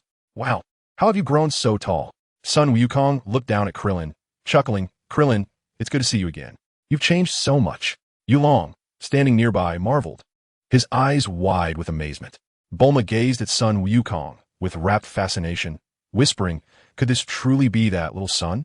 In the distance, Yamcha observed Sun Wukong, noting a significant enhancement in his strength. Tien Shinhan, brimming with excitement, exclaimed, "This is going to be an exhilarating showdown." Master Roshi stepped forward, clapping his hand with a smile. "All right, Wukong, hurry and register. The accommodations are ready. Let us all catch up and relax afterwards." Sun Wukong nodded, a broad smile illuminating his face, before hastily making his way to the registration desk. Wumu and Janice followed the crowd toward the hotel, while Aliga had already been taken away by Uncle Marlowe after completing her registration. Along the way, Wumu intermittently sensed the combat prowess of all participants, mentally calculating. Sun Wukong, 726. Tien Shinhan, 281. Krillin, 248. Yamcha, 255. Goku, 190. Aliga, 88. Chi-Chi, 92. Suddenly, Wumu detected an individual whose power exceeded 100. His brow furrowing in curiosity. He concentrated on that direction, recognizing a somewhat familiar face, yet unable to recall who it was. Nearby, a green figure caught Wumu's attention, prompting him to focus his senses. Piccolo, 408. A subtle smile crept onto Wumu's lips as he mused. It seems Sun Wukong's victory is assured this time. Chapter 69, The Mysterious Girl. The following day, after a spirited reunion, the group finally arrived at the long-awaited martial arts tournament. Wumu and Uncle Marlowe's family opted to watch the competition from the audience, while Aliga had already made her way to the preliminary venue, ready to embrace the challenge. Sun Wukong and his companions donned fresh martial arts attire, bidding farewell to Master Roshi before stepping into the grand hall of the tournament. The atmosphere inside was lively, buzzing with excitement. The group wove through the throngs of people and entered the main competition arena. Suddenly, Tien Shinhan's gaze was drawn to a green figure at the center of the arena. His heart sank, internally exclaiming, "How could it be him?" Sun Wukong also noticed the figure, his expression hardening with resolve as he thought, "Indeed, he has come, the Demon King Piccolo." It seemed that Piccolo sensed Son Goku's gaze. He turned his head, a wicked smile curling at the corners of his lips, a flicker of disdain flashing in his eyes, and then he nonchalantly turned away. Tien Shinhan approached Son Goku and whispered, "Goku, could that person be?" "Indeed, that is my family's caretaker," Goku replied, a hint of amusement evident. He nodded, his eyes still fixed on Piccolo's retreating figure. "Yes, that is the son of the Demon King Piccolo. However, He continued in a hushed tone. This matter must remain a secret. Otherwise, it would cause quite a stir. At that moment, Krillin walked over, a look of confusion etched on his face. Goku, do you know that person? Yamcha chimed in, unable to contain himself. He doesn't seem like an ordinary character. Son Goku turned, feigning indifference as he replied. No, we just find him quite formidable, right, Tien? Tien Shinhan. Beads of sweat forming on his brow, awkwardly chuckled, not daring to say more. Krillin and Yamcha exchanged puzzled glances, their minds brimming with questions. Just then, a gentle tap on the shoulder interrupted their conversation. Son Goku turned to see a charming girl standing before him. She smiled sweetly, her eyes sparkling with anticipation. Son Goku. Goku was momentarily taken aback, furrowing his brow as he asked, Who are you? Upon hearing this, the girl's expression shifted dramatically, her body trembling slightly before she angrily shouted at Goku, You fool. She huffed and turned away, leaving Goku bewildered. What was that all about? He wondered. Krillin gazed at the retreating figure of the girl, a look of envy on his face. Goku, you are truly fortunate. Goku scratched his head, utterly confused by the situation. Meanwhile, Tien Shinhan and Yamcha couldn't help but laugh, lightening the atmosphere considerably. However, the sound of the preliminary match bell shattered this moment of tranquility. Son Goku and the others quickly approached the host to draw lots. Tien Shinhan communicated telepathically with Kairatsu. Let us be placed in different groups. Kairatsu nodded, closed his eyes, and quietly activated his powers, resulting in everyone drawing into different groups. The preliminary matches officially commenced. Tien Shinhan stepped onto the stage to face a chubby, masked opponent. As the match began, both combatants charged one another, their fists and feet colliding, the air thick with tension. Tien Shinhan was secretly astonished. He hadn't anticipated encountering such a formidable opponent, yet there was something oddly familiar about him. He launched another attack, and the opponent struggled to defend, grumbling. This cursed martial arts tournament doesn't allow weapons.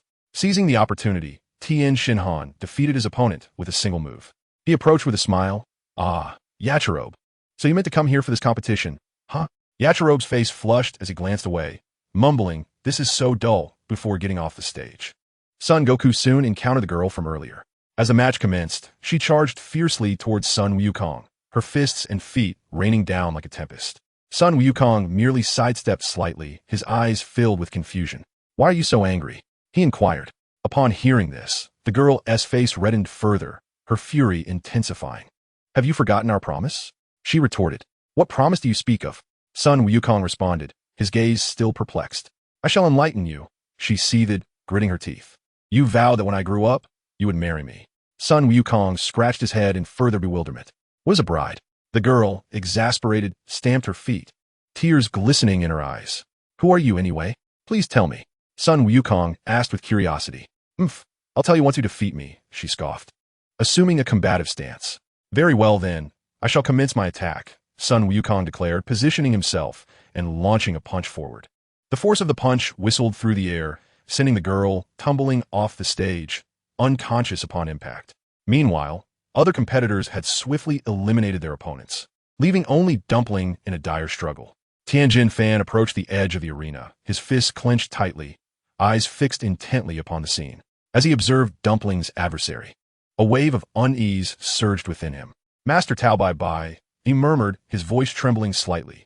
On the stage, Tao Bai Bai's figure exuded an air of chilling ruthlessness. A substantial portion of his body had been transformed into cold machinery, gleaming with a metallic sheen. He glared at Dumpling, his voice icy. You traitors dare to betray the Crane School? Upon hearing this, Dumpling felt a pang of guilt wash over him, his eyes dimming. Just then, Tao Bai Bai launched an unexpected attack, catching Dumpling off guard and sending him crashing to the ground. Dumpling, do not be disheartened, Tianjin Fan shouted emphatically from the sidelines, his tone brimming with resolve and encouragement.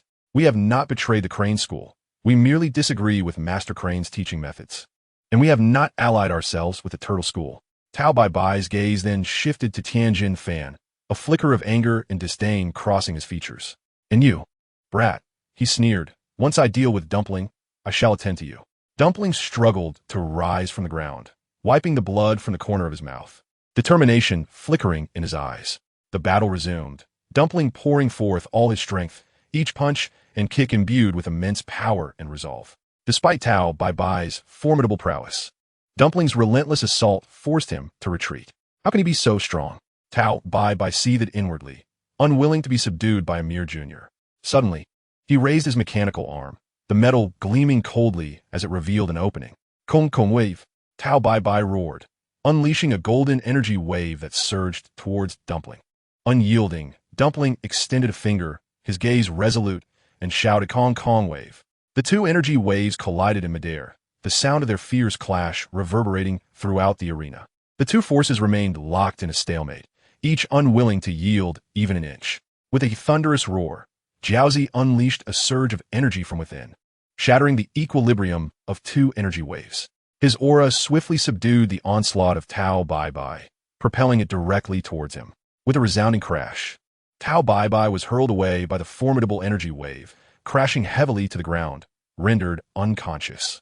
On the arena, Jiaozi panted heavily, beads of sweat cascading down his cheeks. He gazed at the fallen Tao Bai, a complex swirl of emotions surging within him.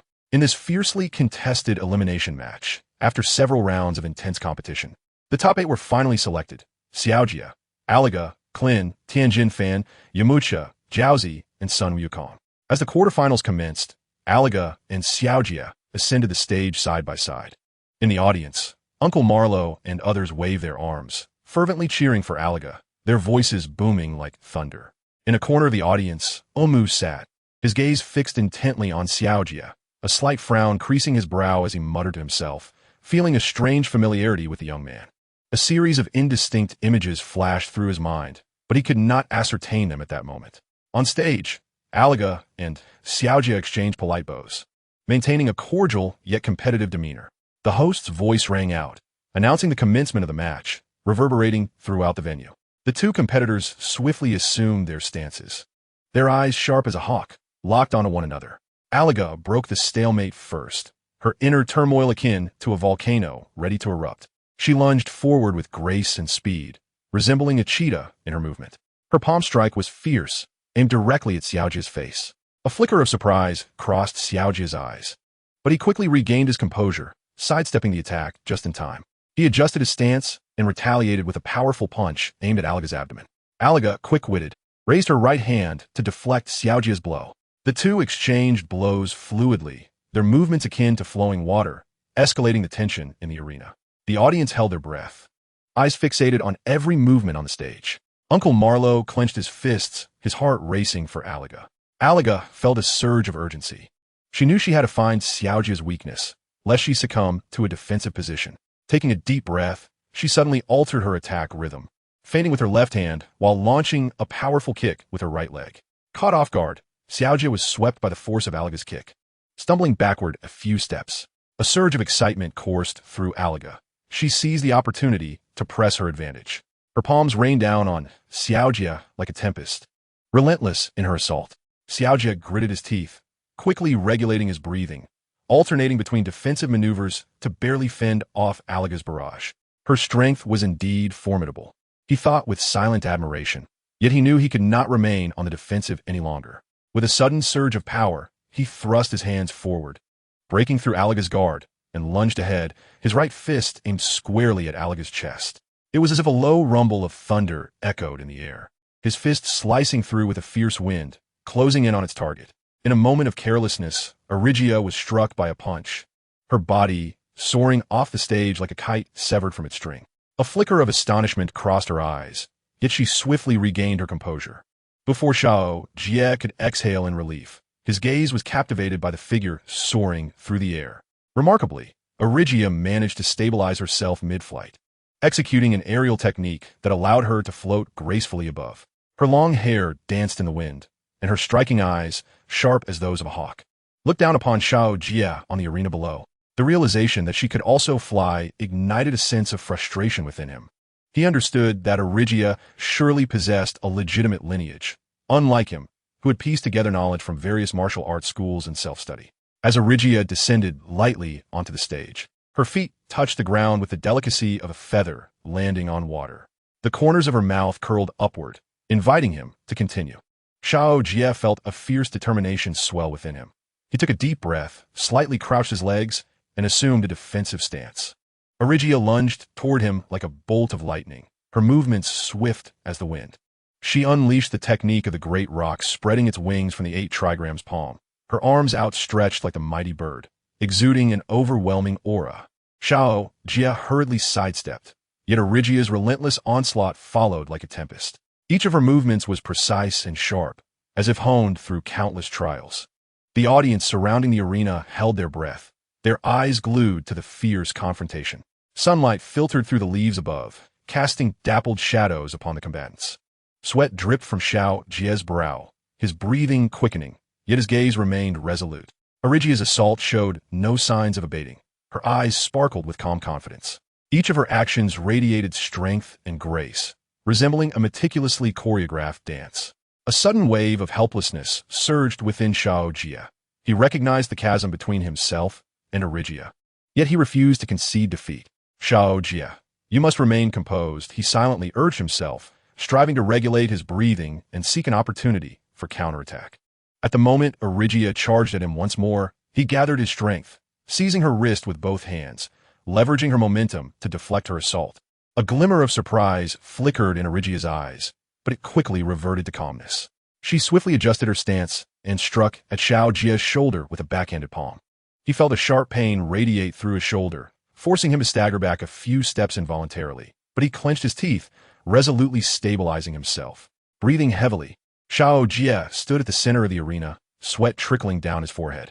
His legs trembled slightly, yet he compelled himself to hold his ground. Gazing steadfastly at Arigia across from him, he pondered anxiously. She can fly, and surely possesses techniques akin to the energy wave techniques. Yet she has not employed them thus far. Now, he could only struggle to endure. His fists were clenched tightly, nails nearly embedding into his palms, as waves of anxiety and unease washed over him. If this move proves ineffective, I shall be defeated, he grimaced, a flicker of determination igniting in his eyes. Xiao Jia took a deep breath, recalling the towering mountains and vast seas he had once encountered, from which he derived his technique. He murmured to himself, powerful fist. With a sudden roar, he channeled all his strength and launched a fierce punch at Alaga. Witnessing the overwhelming force akin to a mountain's might and a tsunami's fury, Alaga felt a surge of panic within her. Furrowing her brows in tension, she swiftly adjusted her stance, attempting to counter this formidable power. However, her movements appeared somewhat hasty. In the audience, Wumu shook his head slightly, murmuring to himself, it seems her psychological resilience still needs improvement. Xiao Jia's fist, imbued with the force of a tempest, hurtled towards Alaga's face. She hastily retaliated, yet her defense felt inadequate.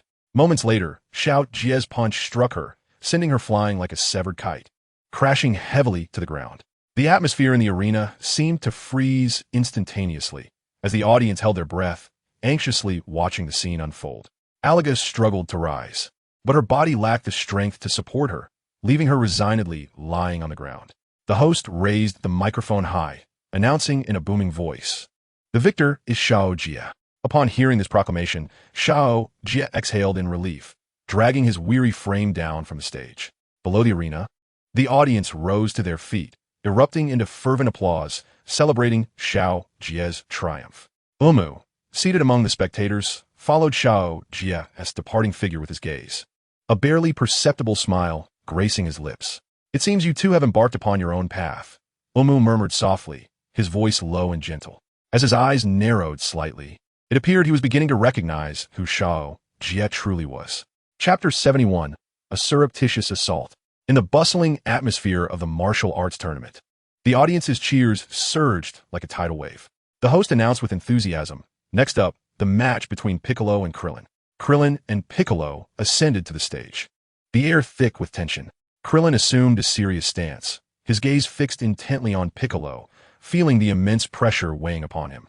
In contrast, Piccolo appeared unfazed, arms crossed over his chest, a smirk of disdain lingering on his lips. "Aren't you going to make a move?" Piccolo taunted, his tone dripping with provocation. A bead of cold sweat trickled down Krillin's cheek. He understood that his opponent was deliberately attempting to incite him. Gritting his teeth, he propelled himself forward like an arrow released from its bow, charging at Piccolo. A gentle breeze stirred in the air, as if heralding the fierce confrontation about to unfold. Piccolo remained rooted in place, his eyes glinting with amusement. He slightly turned his body, effortlessly dodging Krillin's initial strike. Krillin's fist grazed Piccolo's cheek, creating a whoosh of wind. Piccolo's smirk widened, his gaze filled with contempt. Swiftly, he readied himself, preparing to counter Krillin's renewed onslaught, which now came with even greater ferocity. The force of his punches howling through the air as if intent on utterly defeating Piccolo. Despite the intense struggle, Piccolo remained composed, his figure gracefully darting across the arena, effortlessly evading Krillin's strikes.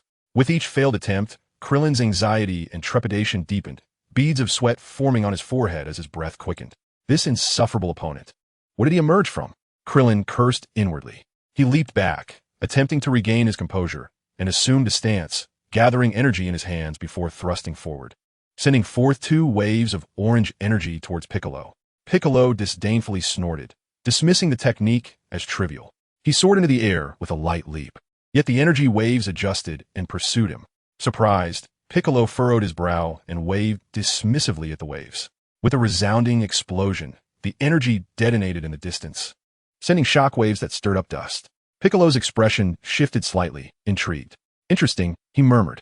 At that moment, Krillin had already soared behind Piccolo, delivering a sudden kick to his back. Caught off guard, Piccolo was propelled toward the arena floor. Just before impact, he utilized his flight technique to hover steadily in midair. Krillin descended, his gaze fixed intently on Piccolo, determination flickering in his eyes. Piccolo regarded Krillin coldly, a smirk creeping onto his lips. It seems I must reveal my true strength. Bald One, I advise you to concede, lest you gamble with your life. Unfazed, Krillin retorted, enough of your bluster, show me your true power. At these words, Piccolo paused momentarily, then chuckled softly. It appears that reason fails to sway a stubborn fool. His eyes suddenly gleamed with a crimson light, his muscles swelling dramatically, exuding an even more formidable presence. Just then, a gust of wind swept through the arena, dark clouds gathering overhead, thunder rumbling ominously, as if heralding Piccolo's impending might. His aura surged dramatically, resembling an immense mountain bearing down on Krillin. Abruptly, Piccolo's arm elongated, swiftly grasping Krillin's leg before yanking him towards himself. Krillin, caught off guard, was struck by Piccolo's punch, sent hurtling through the air. Piccolo pursued closely, launching another kick at Krillin mid-flight. Krillin halted in the air, gathering energy rapidly. His hands clasped at his waist as he bellowed, Kamehameha! A brilliant azure wave surged towards Piccolo, radiating light that obscured the view within. Yamcha and the others exclaimed with delight. He hit him. Yet, Goku observed the sky with a grave expression, his heart racing as he warned, watch your back, Krillin. As the brilliance faded, Piccolo's form vanished. Just then, he reappeared behind Krillin, his fists united, channeling all his strength into a decisive blow that struck Krillin's back. Helplessly, Krillin plummeted, crashing headfirst onto the arena floor with a thunderous impact that sent shockwaves through the ground, dust billowing around him. Goku and the others watched anxiously, their hearts heavy with concern for Krillin's fate. Slowly descending, Bick revealed a cold smirk, internally contemplating that the time was not yet ripe. But you two are an obstacle to my dominion over the world. I shall deal with you first. Krillin struggled to rise, yet his body succumbed helplessly to the ground. His vision blurred, and the chilling laughter of Bick echoed in his ears. A wave of bitterness washed over Krillin, despite exerting every ounce of his strength. He found himself unable to conquer Bick. He collapsed onto the ground, propping himself up with trembling hands, gasping for breath as sweat dripped from his forehead onto the earth below. Raising his head, he gazed at Bick and hoarsely declared, I concede. A sense of helplessness and self-mockery filled his heart. Truly, why was it that luck always eluded him? Upon witnessing this, the host raised the microphone high, his voice resonating powerfully as he announced, congratulations to Bick for his victory. This match has been truly thrilling. His words reverberated throughout the martial arts arena, inciting a wave of cheers and applause from the audience. The host continued with fervor, next, we have Tien Shinhan against Yamcha. Upon hearing his name, Yamcha displayed a hint of a smile, secretly exhilarated. At last, it was our turn. He ascended the stage, flexing his body, limbs gracefully stretching as if he were a wolf poised to hunt.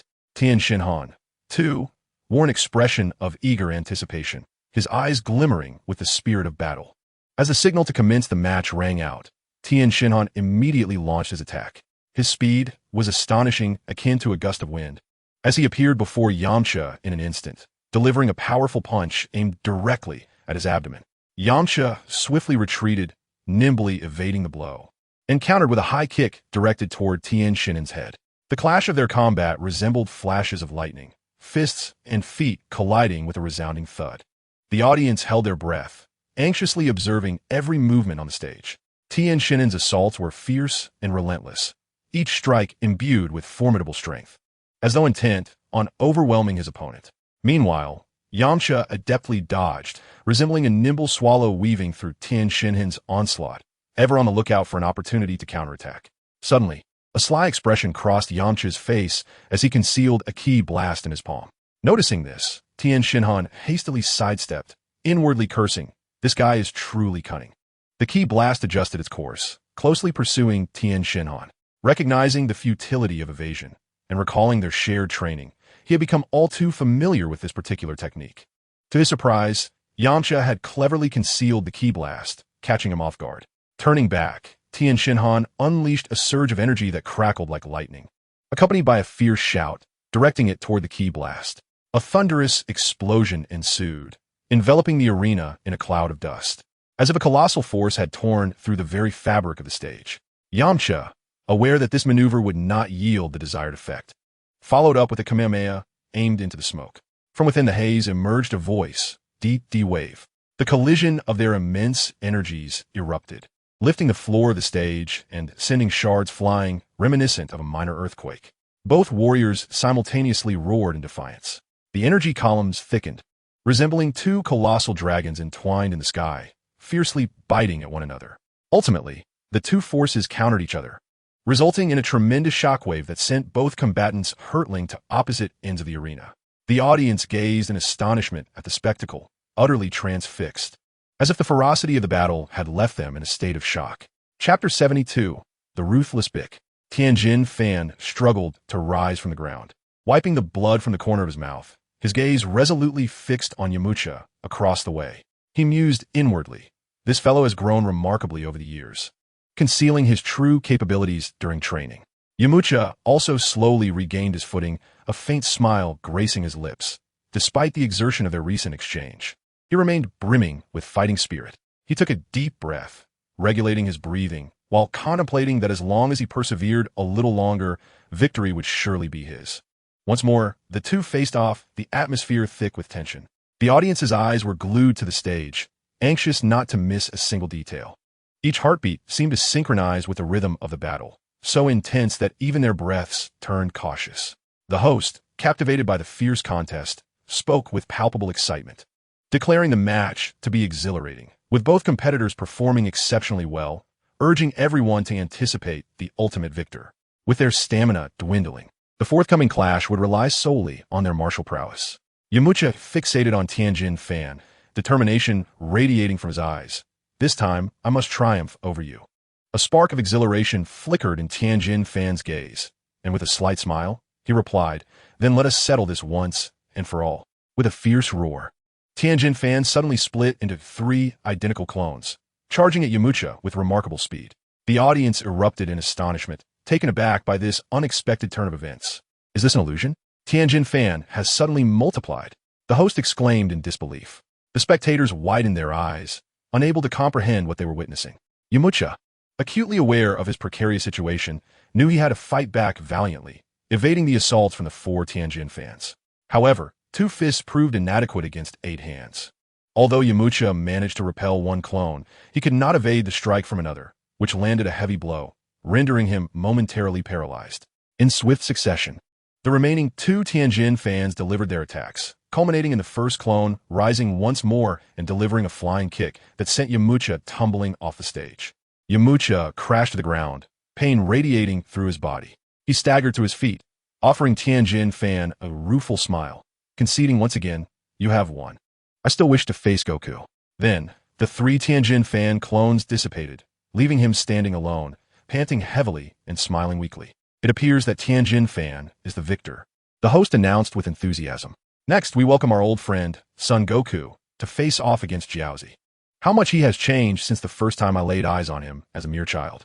As Tianjin Fan descended from the arena, he and Yamcha supported each other as they entered the rest area. Dumplings floated gracefully in the air before gently landing on the stage, confronting Sun Wukong. The audience's gaze once again focused on the arena as the host announced loudly, "Now, the match officially begins." Sun Wukong smiled and nodded apologetically at the dumpling, saying, "Dumpling, I'm sorry, but I have something very important to do." With a slight push from his feet, he launched himself forward like an arrow, hurtling towards the dumpling. Seeing this, the dumpling's expression changed dramatically. It quickly soared into the air, extending its index finger to conjure a rapid blast of energy, hurtling towards Sun Wukong with a piercing sound. Sun Wukong gazed at the dazzling light above him, his eyes betraying no hint of panic. With a gentle swipe of his palm, he deflected the energy wave, which exploded in the distant wilderness, creating a colossal mushroom cloud that left an indelible impression. Fear was etched on the dumpling's face, cold sweat beading on its forehead. Before it could react, Sun Wukong appeared before it like a phantom, in a state of panic. The dumpling threw a punch, only to have it effortlessly caught by Sun Wukong. He swiftly pulled the dumpling into his embrace, whispering, "I'm sorry, dumpling."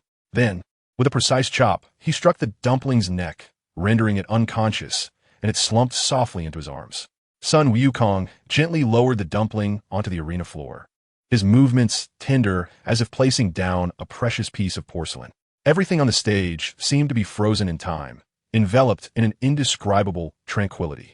In the audience, Tianjin Fan, Yamcha, and Krillin stared wide-eyed, their expressions filled with shock and disbelief. Krillin murmured to himself, "Has Wukong truly become this strong?"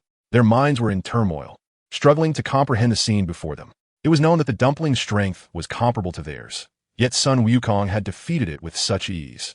In a corner, Piccolo leaned against the wall, his brow furrowed, and a grave expression in his eyes. He clenched his teeth lightly and murmured, "Sun Wukong." The host, finally snapping out of his astonishment, hurriedly raised the microphone, exclaiming excitedly, "To everyone's surprise, Sun Wukong has emerged victorious. It's truly unbelievable how quickly he ended the match."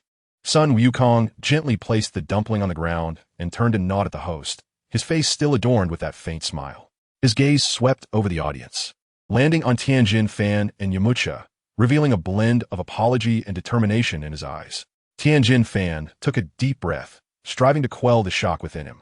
He understood that Sun Wukong's strength had surpassed their wildest imaginations, yet he was unwilling to concede defeat easily.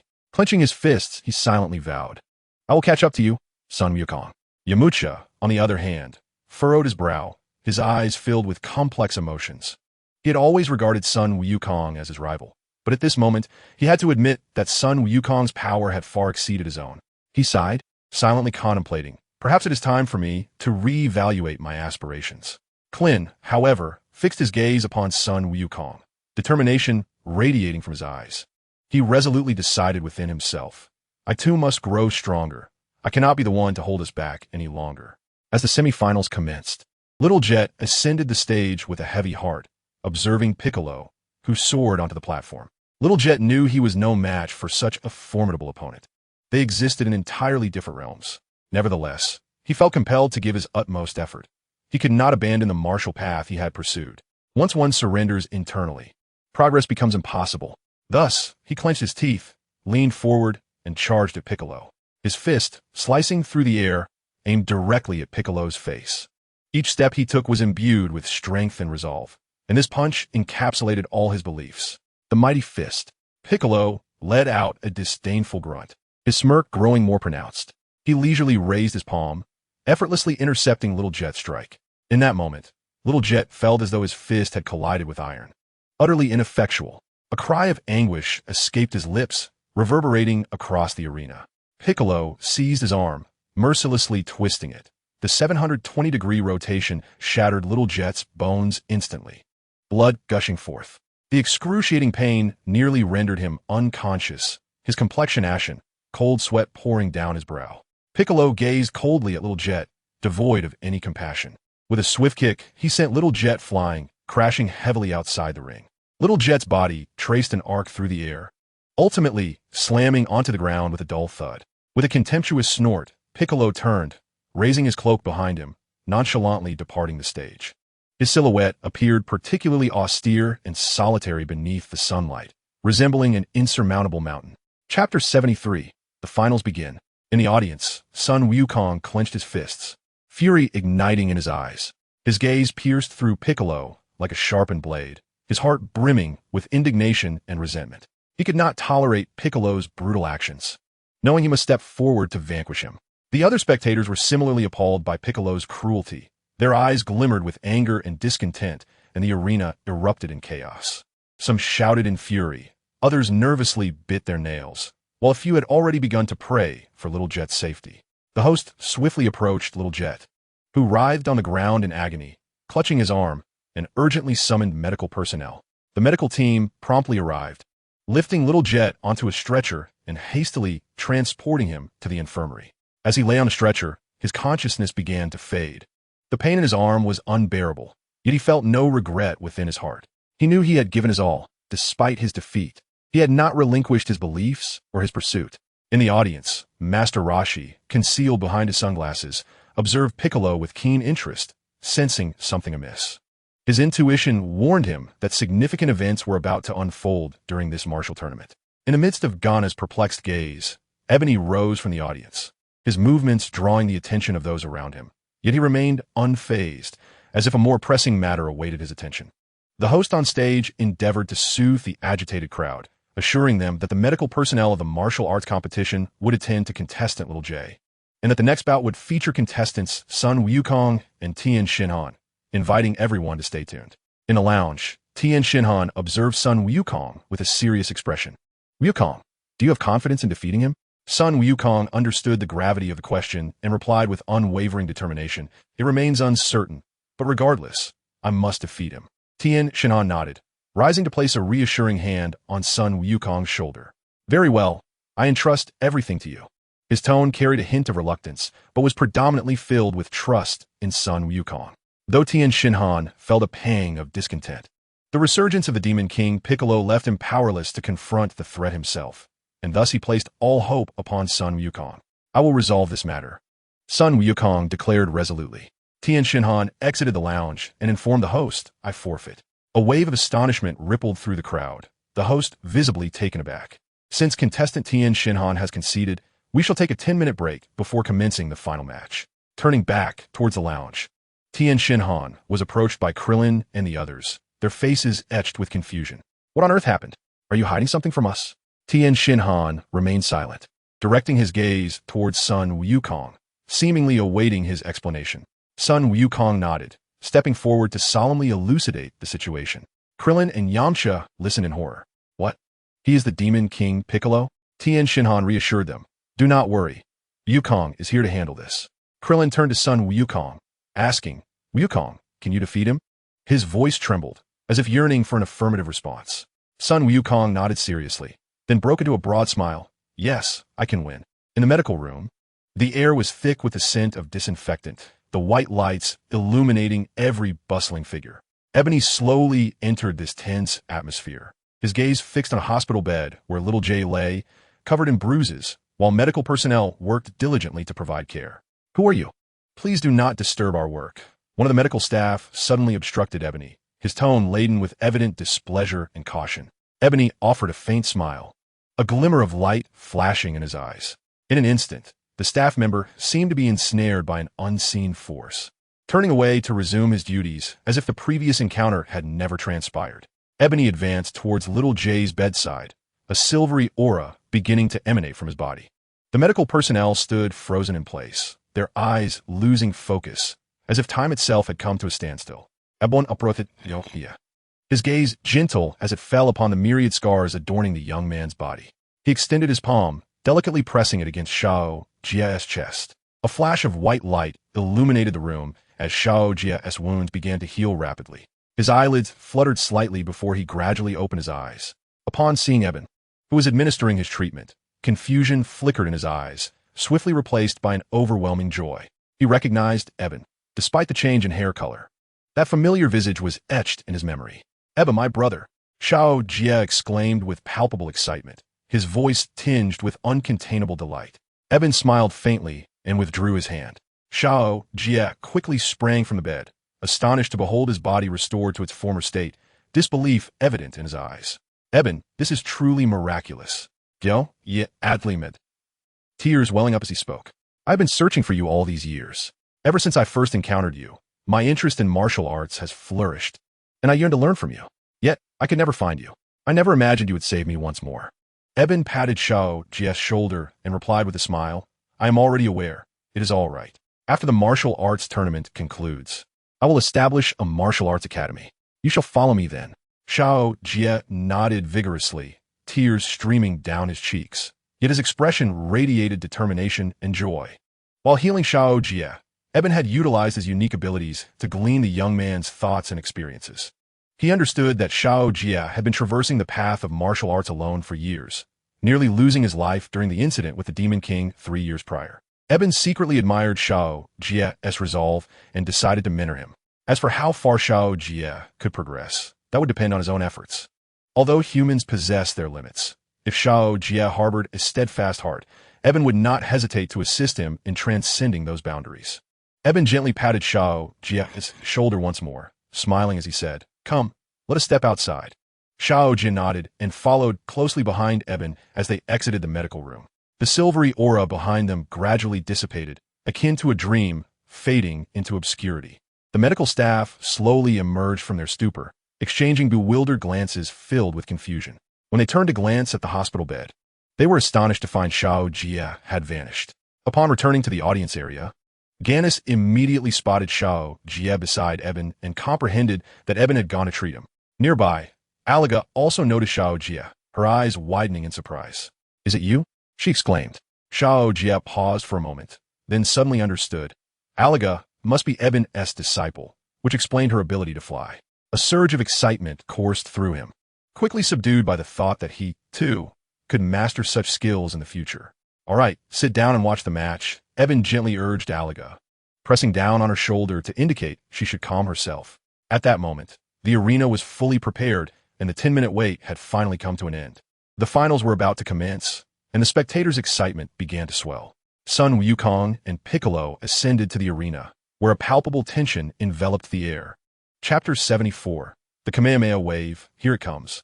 The atmosphere atop the stage seemed to freeze, with all eyes intently fixed upon the center. Piccolo slowly approached Sun Wukong, then halted, coldly declaring, Prepare yourself for your demise. As soon as he finished speaking, he tore off the hat from his head and the cloak from his body, casting them aside. The heavy garments struck the ground with a resounding thud, creating a deep crater and scattering debris. Gasps erupted from the audience, astonished that such seemingly ordinary attire could be so weighty. Standing opposite, Sun Wukong raised an eyebrow, contemplating that Piccolo must have trained similarly. Calmly, he removed his shoes and wristbands, tossing them to the ground. The shoes and wristbands landed with a heavy thud, causing the arena to tremble slightly. Observing this, Piccolo's eyes flickered with surprise, but he quickly regained his composure, a cold smirk appearing on his lips. It seems you're like me, but this does not alter the fact that you will be defeated. Before Piccolo could finish, he lunged at Sun Wukong, his fist slicing through the air with a fierce whoosh aimed directly at his face. Sun Wukong's expression sharpened, and he nimbly sidestepped, the punch grazing his cheek. In a swift counterattack, he delivered a powerful blow to Piccolo's abdomen. Piccolo felt a surge of nausea, while rising in his throat, prompting him to retch. Without pause, Sun Wukong leaped and delivered a sweeping kick, sending Piccolo crashing into the wall with a thunderous crash. The audience, including Krillin, gazed in stunned silence, awestruck by the display of strength. Krillin could not contain his astonishment, his eyes wide with disbelief. Up fixed his gaze on the arena, pondering whether Sun Wukong would secure victory this time without peril, considering his combat power surpassed Piccolo's by over 300. Piccolo pushed aside the rubble and struggled to his feet, wiping the bile from his mouth. Disbelief etched across his face. Impossible. With a roar, his arm elongated, darting towards Sun Wukong like a serpent. Unfazed, Sun Wukong swiftly grasped Piccolo's arm and yanked him forward, delivering a fierce kick to his chest. Piccolo felt a searing pain in his torso, darkness clouding his vision, nearly losing consciousness. Sun Wukong offered no respite, unleashing a flurry of punches that rained down upon Piccolo. Piccolo cried out, his body forced backward until he crashed heavily to the ground, stirring a cloud of dust. Sun Wukong approached, his expression as stoic as ever. Yet, just as he neared Piccolo, the latter suddenly lifted his head, unleashing an energy blast aimed at Sun Wukong. The impact struck Sun Wukong squarely, enveloping him in a swirl of smoke and dust. As Piccolo rose, he emitted a strange, sinister laugh. He ascended slowly, radiating an overwhelming aura that seemed to suffocate the very air around him, as if it quivered under the weight of his presence. Lord Piccolo gazed down upon the ground, his eyes brimming with an air of unparalleled arrogance and confidence. Prepare to perish, Son Goku. I, Lord Piccolo, am destined to rule the world. His voice reverberated like thunder across the arena, instilling dread in the hearts of all present. The audience, upon hearing his proclamation, was seized by terror and began to flee. Cries of Lord Piccolo echoing in their wake. In an instant, chaos ensued, with only Krillin and a dedicated host remaining on stage. Malo watched Wumu with bated breath, his voice trembling. Wumu, should we not leave? This is Lord Piccolo. You have never witnessed his terror. Indeed, Wumu, we should hurry, chimed in little Jia, his face etched with worry and fear. He too realized that it was Lord Piccolo who could defeat them, and he would consider himself fortunate to survive. Yet Wumu merely smiled, gently patting Malo on the shoulder, his tone calm. Do not fret, Uncle Malo, let's leave it to Son Goku. Meanwhile, the atmosphere among Master Roshi's group was one of utter disarray. Bulma and Oolong paced back and forth behind Master Roshi, clutching their heads in desperation. What do we do? Lord Piccolo was supposed to be dead. How could he have returned? Master Roshi, unfazed by their panic, fixated on the swirling smoke in the arena, murmuring, Goku, you must prevail. We are counting on you.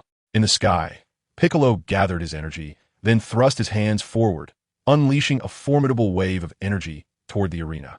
A thunderous explosion ensued, a mushroom cloud ascending as the powerful gust sent the host flying and propelled Krillin and the others far away. Wumu swiftly raised his hand, enveloping those around him in a silvery aura. The scene was one of tumult, with dust and debris swirling chaotically, all structures vanishing in an instant. When the dust settled, only a desolate pit remained where the arena had once stood. In the audience, Bulma and the others emerged unscathed, while Master Roshi was astonished to find himself unharmed as well. He glanced down at the shimmering silver membrane surrounding him, then turned to Wumu, his eyes filled with confusion and astonishment. Wumu smiled and nodded reassuringly, prompting a slight easing of Master Roshi's apprehensions, though he remained unsettled. Ha ha ha ha ha! Piccolo's laughter echoed through the air, but ceased abruptly when he caught sight of Yumu's silvery pupils. Those eyes radiated an unfathomable power, stirring within Piccolo an inexplicable fear. He pondered inwardly, who could this person be? Meanwhile, within the depths of the pit, Son Goku ascended slowly. His martial arts uniform was tattered from the earlier explosion, yet his body bore no injury. He and Piccolo faced each other in the air, their expressions unreadable. Piccolo's eyes widened in disbelief as he shouted, Impossible! Absolutely impossible! How can you be unscathed? Son Wukong responded with calmness. Piccolo, our affair must come to an end. He assumed a battle stance, placing his hands on his waist to gather energy, and called out Kamehameha. With a sudden thrust of his hands, a wave of energy surged forth, trailing a long tail as it swiftly raced toward Piccolo. The air seemed to tear apart in its wake, producing a piercing howl. Piccolo clenched his teeth, anger igniting a fierce flame in his eyes. This time, he was determined to settle the score. Veins bulged on his forehead, his eyes nearly bulging out, radiating a translucent white aura. Special beam cannon. Piccolo pressed his hands to his forehead, concentrating to form an orange energy wave that collided violently with Son Wukong's Kamehameha in midair. The two formidable forces intertwined, unleashing a tempest that swept up dust and debris, creating a massive vortex. Turtle Sage and Bulma watched anxiously from the audience, heartbeats quickening, nearly forgetting to breathe. Wumu maintained a smile, yet trust gleamed in his eyes. Chapter 75 concluded satisfactorily. The confrontation between Son Wukong and Piccolo intensified. Son Wukong could distinctly sense Piccolo's power steadily increasing, prompting a quiet alertness within him. His brows furrowed slightly, determination flickering in his gaze. In that moment, he understood that he could no longer delay. He took a deep breath, gathering energy once again, and softly murmured, Kamehameha, maximum output. No sooner had he spoken than a brilliant blue energy wave swiftly coalesced in his palms, radiating an intense light. Piccolo, unwilling to falter, felt Son Wukong's power escalating, intertwining fear and rage within him. He gritted his teeth, pushing his hands forward with all his might, causing his orange energy wave to swell. His face contorted in a grimace, veins straining on his forehead as sweat trickled down his cheeks. The two immense energies clashed in the air, producing deafening explosions. A scorching heat enveloped the atmosphere, as if on the verge of igniting a tremendous explosion. The onlookers held their breath, eyes glued to the aerial battle, hearts racing with anticipation for the final outcome. Sun Wukong, sensing Piccolo's power growing, intensified his own force. The Kamehameha erupted with even greater strength, advancing relentlessly toward Piccolo. The blue energy wave resembled an enraged dragon, roaring toward its target. Piccolo, sensing the overwhelming force, was momentarily gripped by fear. He exerted every ounce of strength to withstand the power, only to realize he was powerless to turn the tide. The orange energy wave was gradually consumed by the Kamehameha, dissipating into nothingness with a thunderous roar. Piccolo was hurled back by the tremendous impact, crashing heavily to the ground, blood spilling from his mouth. He struggled to rise, but found himself too weak to continue the fight. Sun Wukong slowly descended to the ground, his eyes filled with unwavering resolve. He approached Piccolo, calmly stating, "Piccolo, you have lost." In the distance, a throng of individuals hurriedly approached Sun Wukong, with Krillin and the others soaring back as well. Krillin, his face etched with urgency, inquired, "Wukong, what shall we do? Let us vanquish him." Sun Wukong shook his head, resolutely declaring, "No, he is one with the celestial deity. To slay him would also mean the demise of the divine." The crowd, upon hearing this, was taken aback, disbelief etched upon their faces. "Ha ha ha, Sun Wukong. Come and kill me.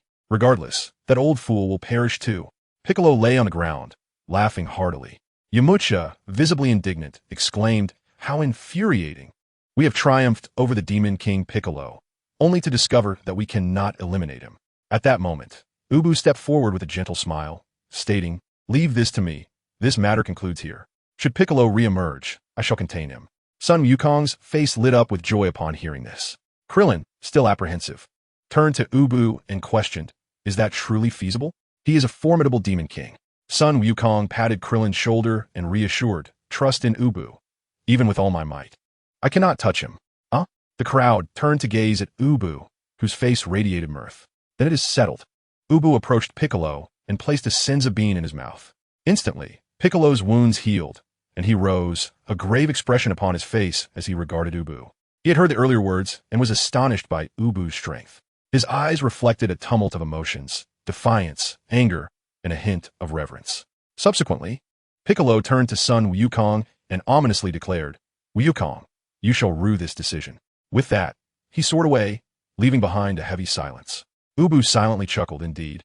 Regret for becoming Gohan's father. After the battle, the sky regained its tranquility, and the oppressive heat in the air began to dissipate. Ubu stood at the center of the battlefield, surveying his surroundings with a faint smile. "Wukong, in a few days, once this tumult has settled, I intend to establish a martial arts dojo. I shall invite you all to visit." Krillin, Yamcha, and Tien Shinhan nodded in agreement, their faces alight with anticipation. Sun Wukong scratched his head and replied with a grin, "Yes, I shall definitely be there." After bidding farewell to each of them, Ubu departed with the Morrow family, using instant transmission. Krillin gazed in the direction where Ubu had vanished, still incredulous at how powerful he had become. "Indeed, during the last tournament, he was only slightly stronger than me." Yamcha reflected, reminiscing about the 21st World Martial Arts Tournament, and couldn't help but marvel at the swift passage of time. Just as they were lost in their memories, a hurried voice shattered the tranquility. "Wukong." Sun Wukong turned at the sound, and suddenly a young girl leaped into his embrace. Bulma furrowed her brow, her eyes betraying a hint of unease. Sun Wukong, somewhat bewildered, pushed the girl away and questioned, "You have yet to tell me who you are." The girl lifted her gaze, her eyes sparkling with determination. "I am Chi-Chi. You promised me we would marry." "Marry?" The crowd gasped in astonishment, and Bulma's eyes brimmed with sorrow as she silently gazed at Sun Wukong, sensing the growing distance between them. "Chi-Chi?" Sun Wukong scrutinized the young girl before him, exclaiming in surprise, "You've changed so much." He turned to the others and inquired, "What is marriage?" After receiving an explanation, he scratched his head and grinned innocently. "Since I promised you, let's live together. It's no big deal." Overjoyed, Chi-Chi embraced Sun Wukong, tears of happiness shimmering in her eyes. Sun Wukong stood frozen for a moment before breaking into a broad smile. "Grandpa, everyone, we're off now, Ganis," he called loudly. A yellow cloud, trailing a long tail, swiftly descended from the distant sky before him. Taking Chi-Chi's hand, Sun Wukong stepped onto the cloud, waving farewell to the crowd as they soared into the horizon. As they watched Sun Wukong and Chi-Chi fade into the distance, Krillin shook his head with a sigh. I never expected Wukong would get married. Yamcha, wearing a mischievous grin, leaned closer to Krillin and teased. Hee hee, you're the only single one here. Tien has launched. Krillin's face flushed with anger as he chased after Yamcha, the two of them playfully racing each other, creating a lively scene. Meanwhile, Bulma stood rooted to the spot, gazing dreamily in the direction of Sun Wukong's departure, her eyes filled with a tender melancholy, her heart a tumult of emotions. Little son, she murmured softly, as if calling forth a bygone era. At that moment, the sunset cast its golden glow upon the earth, rendering the ruins of the battle eerily tranquil. A gentle breeze swept through, carrying away the remnants of conflict and the lingering reluctance in their hearts. Each person silently wished for a future filled with peace and beauty. Chapter 76. Marriage. May Island, a territory under the jurisdiction of the Eastern Capital, is renowned for its rich martial arts culture. After discussions with the king, Wumu decided to establish a martial arts school here, an ideal location for such an endeavor. Today marked the completion of the martial arts school, a week having passed since the martial arts tournament. The school was aptly named Jidao Flow, or Extreme Intent Flow. Standing before the entrance, Wumu gazed contentedly at the three characters inscribed on the plaque. With this matter settled, he planned to take the gods on a journey to Namek, after which he could await Raditz' arrival on Earth with peace of mind. Wumu privately contemplated his motivations for establishing the school. Firstly, to impart the Tai Chi and Bajiquan martial arts, seeking inspiration from his disciples for further advancement. Secondly, to earn some money to repay Uncle Marlowe's family. And lastly, to fulfill the dreams of his childhood idol. Regarding Raditz and the Saiyans, Wumu had no intention of interfering, nor did he plan to step forward, with Gannis present. He would leave matters to Gannis and Sun Wukong. However, he was determined to visit the battlefield on Namek. Diaoye Aliga. You two will be the founding master sister and master brother of the martial arts school, and you will be responsible for teaching the apprentices that enroll. With a beaming smile, Wumu gazed at Shao Jia and Yali. Shao Jia respectfully addressed him. Yes, master. Throughout the week, Shao Jia had diligently followed Wumu and had already mastered the essence of Qi. His inherent strength was formidable. He merely lacked guidance. With just a hint from Wumu, he comprehended it instantly. Wumu also imparted to him the 8 extremes fist, akin to his own vigorous martial style, along with the divine wind wave, which Wumu designated as the signature technique of the extreme path. Turning to Gannis, Wumu instructed, Gannis, you shall remain here to observe the martial arts hall, allowing your heart to settle gradually. When the moment is right, I shall present you with 2 pathways to fortify your strength. Gannis looked at Wumu in confusion, pondering to himself, is it not merely the Super Saiyan 2? Are there other methods? However, he refrained from voicing his inquiries and merely nodded. Understood, Lord Wumu. Umu's lips curled into a faint smile, a glimmer of cunning dancing in his eyes, as he continued. Tomorrow marks the official opening, and I shall not be present. The king will preside over the event and will extend invitations to Sun Wukong and the others. As for the remuneration, that will be arranged by the king. This martial arts hall is essentially a state enterprise. He was only responsible for funding the establishment of the hall and imparting martial arts knowledge, leaving all matters of salary and administration to the king's care. This arrangement allowed him to maintain his independence while not overextending himself in this endeavor. Noticing the time nearing noon, Wumu remarked, well, it is getting late. We should attend Sun Wukong's wedding banquet. As soon as he finished speaking, he instantly teleported the 3 of them to the wedding venue. The banquet hall was bustling with excitement. Colorful banners fluttered, guests mingled, and laughter and merriment filled the air. Chi-Chi was busy attending to the guests, her face radiant with joy as she held onto Sun Wukong. Master Rashi and the Ox King occupied the seats of honor, while Tien Shinhan and Launch sat nearby, followed by the likes of Jiaozi, Krillin, Oolong, Puar, and Bulma. Even Yachirobe had made an appearance. All of Sun Wukong's acquaintances were present, gathered around various tables. Upon arriving at the wedding venue through the teleportation array, Wumu immediately spotted Sun Wukong, who was clad in a sharply tailored suit, appearing somewhat uncomfortable as he tugged at his tie, his brow furrowed in a display of uncertainty. Wumu could not help but chuckle, a smirk gracing his lips as he approached. Wukong, congratulations on your nuptials, Wumu said with a teasing tone. Here's a gift for you. With that, he retrieved 2 spirit fruits from his bosom and handed them to Sun Wukong. Sun Wukong accepted the fruits, a flicker of confusion crossing his eyes as he scratched his head, expressing his mild discontent.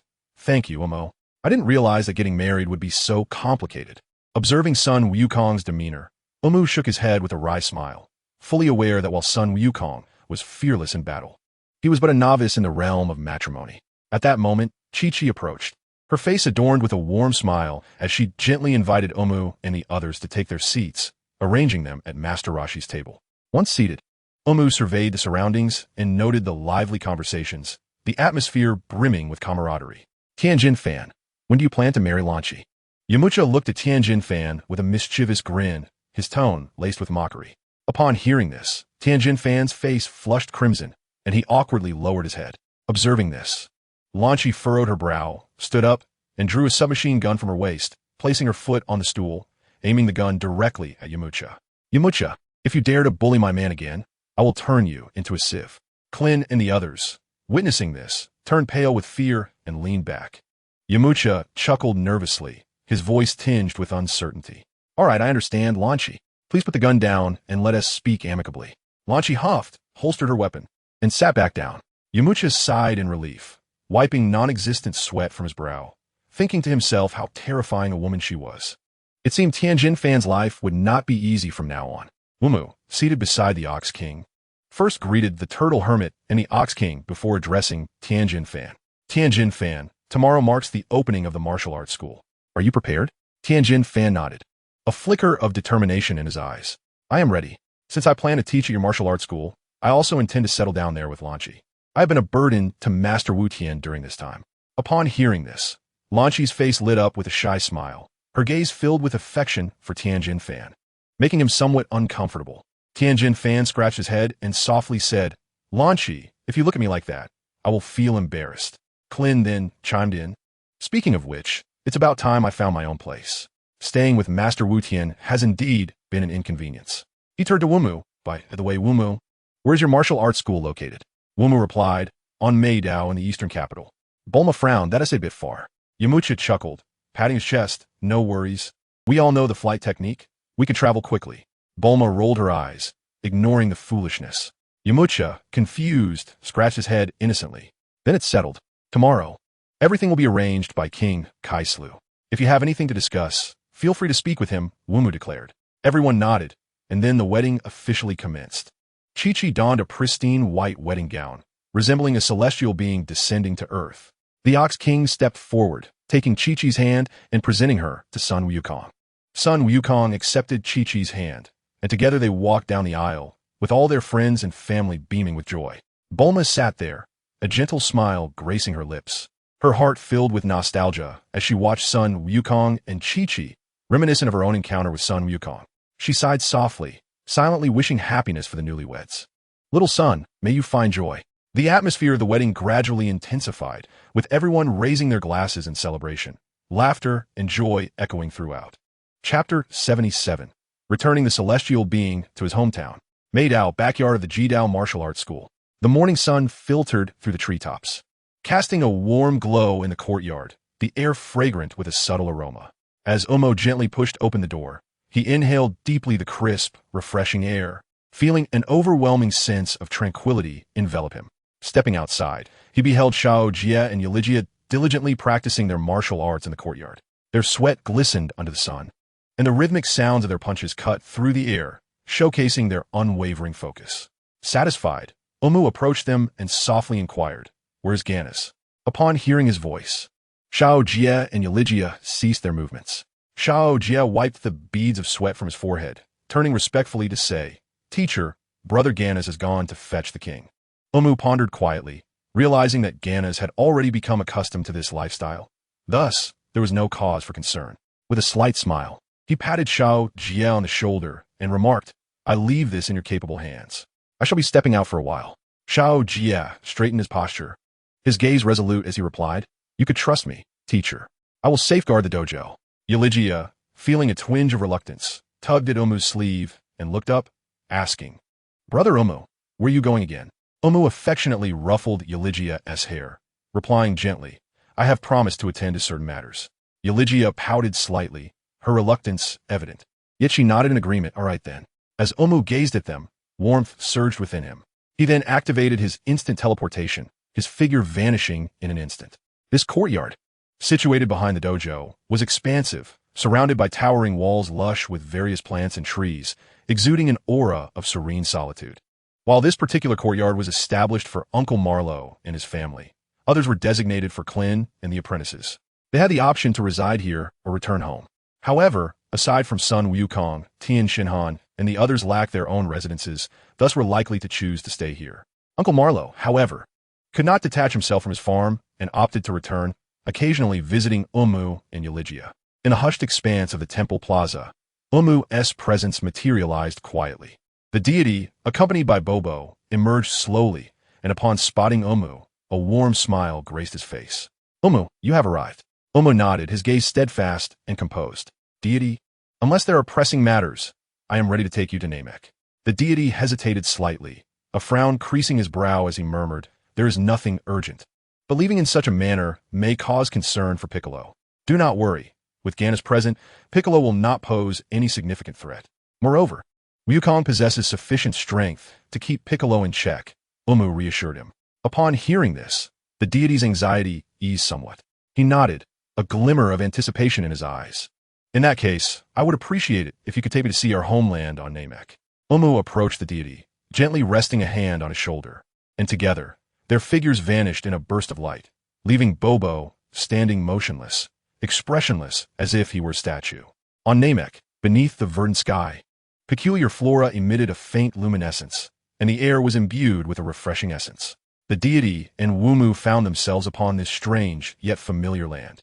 Is this truly Namek? The deity surveyed his surroundings with a glimmer of astonishment in his eyes. He closed his eyes, inhaling deeply, and felt the unique breeze enveloping him, a wave of inexplicable familiarity washing over his heart. Wumu chuckled softly, patting the deity's shoulder. "Come, I shall take you to meet the Grand Elder." With that, he soared into the air, heading towards the distant mountains. The deity paused for a moment, then hurriedly followed, his heart brimming with anticipation and trepidation. The Grand Elder's abode was nestled within a tranquil plain, encircled by towering trees, dappled light filtering through their canopies. Within, the Grand Elder sat in an ancient armchair, his pallid complexion betraying his frailty. He spoke softly, "Neru, please step outside to greet our guests." Neru nodded, opening the door and stepping out. He fixed his gaze upon the two approaching figures in the distance, a flicker of curiosity in his expression. "Long time no see." Neru Wumu descended gracefully, greeting Neru with a smile. Neru scrutinized Wumu closely, astonished by his transformation. "Wumu, is it truly you? Do you require assistance this time?" Wumu smiled lightly, gesturing towards the deity beside him. "This time, I bring forth our earth deity returning to his homeland." Neru turned to the deity, surprise flashing in his eyes. Although the deity bore a somewhat aged appearance, he could still discern a resemblance between them. The deity regarded Neru with equal astonishment, silently pondering. "Is this my kin?" Neru opened the door, gesturing for them to enter. "Come with me. The Grand Elder awaits within." Wumu was slightly taken aback, for the Grand Elder had sensed his arrival, despite his current aura being nearly imperceptible to ordinary beings. Upon entering the dwelling, Neru bowed deeply to the Grand Elder. "Grand Elder." Wumu courteously offered his greetings as well. The Grand Elder smiled faintly, his gaze warm as he looked at the deity, beckoning him closer. "So, you are the child of Katats. Come, let me behold you." The deity approached hesitantly, gazing up at the Grand Elder's imposing form, a pang of sorrow stirring within him. He sensed the Grand Elder's frailty, but also felt a warm, comforting energy. The Grand Elder extended his hand, gently stroking the deity's head, closing his eyes as if to absorb the experiences of the years that had passed. Moments latte. He opened his eyes, filled with affection. "Your name is Bick, is it not? You have endured much suffering over the years. When our homeland faced grave upheaval, all Namekians sought refuge, and your father, Katats, took you to Earth while you were still young." The deity nodded thoughtfully, realizing, "So my father is named Katats." The Grand Elder's gaze was filled with remorse and compassion. He resolved to bestow some assistance upon the deity. "Child, allow me to awaken the potential that lies within you." As he spoke, the elder's palm emanated a gentle radiance, and the celestial being felt a warm current surge within him, instantly brimming with vitality. He sensed his energy escalating rapidly, as if every cell within him was awakening. 260, 500. 1,000, 2,000, 5,000, finally settling at 6,500. A soft cough escaped the elder's lips, his voice hoarse and faint. The celestial being stepped forward, concern etched in his eyes. Elder. The elder slightly raised his hand, signaling the celestial being to remain calm. Do not worry, my child. It is merely that my lifespan is nearing its end. He took a deep breath and continued. Your own lifespan has also reached its limit. Otherwise, your potential would be even greater. You are the most promising Namekian of our dragon clan. The celestial being furrowed his brow, a swirl of complex emotions brewing within him. He acknowledged the elder's words as truth, yet the internal turmoil rendered acceptance a daunting task. Perceiving the celestial being's hesitation, the elder spoke with a gentle yet resolute tone. You must reunite with the separated Bic. Only then will your lifespan align with that of a typical Namekian. Pain flickered in the celestial being's eyes. But that is my darker half. Chapter 78, The Clue to Yuwu's Strength. The elder shook his head slightly, a faint smile gracing his lips. What darkness do you speak of? That is merely your combative spirit. Without him, you're no longer whole. Together, you embody the true dragon clan of our Namek. Promise me, return and embrace him. The celestial being lowered his head, a moment of silence enveloping him as his internal struggle surged like tumultuous waves. He recognized the elder's wisdom, but found himself ensnared by fear and resistance.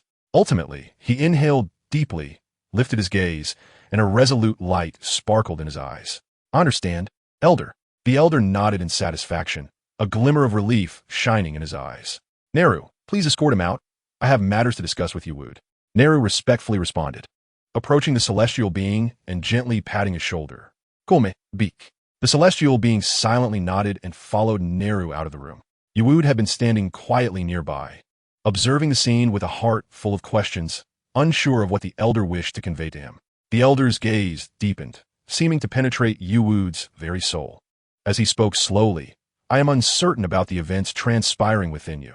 The future I once observed has vanished, leaving only a shroud of mystery. I trust you are now capable of addressing the crisis facing our Namek. Yuwud furrowed his brow slightly, contemplating for a moment before replying. Indeed, I can easily resolve that crisis now. However, I must apologize, elder. The time is not yet ripe. I do not wish to alter too much, for that is a pivotal moment, and I must at least keep it within controllable bounds. A flicker of enigmatic emotion passed through the eyes of the Grand Elder as he turned to Yuwud and said, I am deeply grateful for your assistance in resolving that incident. However, my lifespan is waning, and I kindly ask you to look after my children in the future. Additionally, there is young Piccolo. His heart is burdened with many uncomprehended matters, and I hope you can guide him. He continued, in return, I shall provide you with a clue that may aid you in your current endeavors. Yuwud stroked his chin, pondering the nature of this clue. Could it be the path to divinity? The Grand Elder's knowledge seemed vast and unlike anything from the animated tales of his past life. Stealing a glance at the Grand Elder, he replied, I understand, Grand Elder. The Grand Elder reflected for a moment before stating, your growth in that mode is merely a matter of time. The assistance I can offer you pertains solely to this clue, which lies at the cosmic edge of the Eastern Galaxy. Upon hearing this, Yuwud could ascertain that the Grand Elder indeed possessed profound insights into his situation. He nodded slightly and replied earnestly, Thank you, Grand Elder. I shall investigate this matter. The Grand Elder slowly closed his eyes, seeming to drift into contemplation or fatigue. Observing this, Yuwud turned and departed. As he stepped outside, the celestial being approached him, inquiring, Is it over, Yuwud? Yes, it is concluded. If you have no further matters, we may return now, Yuwud replied with a light-hearted smile. The celestial being gazed at the distant sky, inhaling deeply as if savoring the last remnants of Namek's essence. There is nothing more, yet Earth requires my presence. I should hasten back.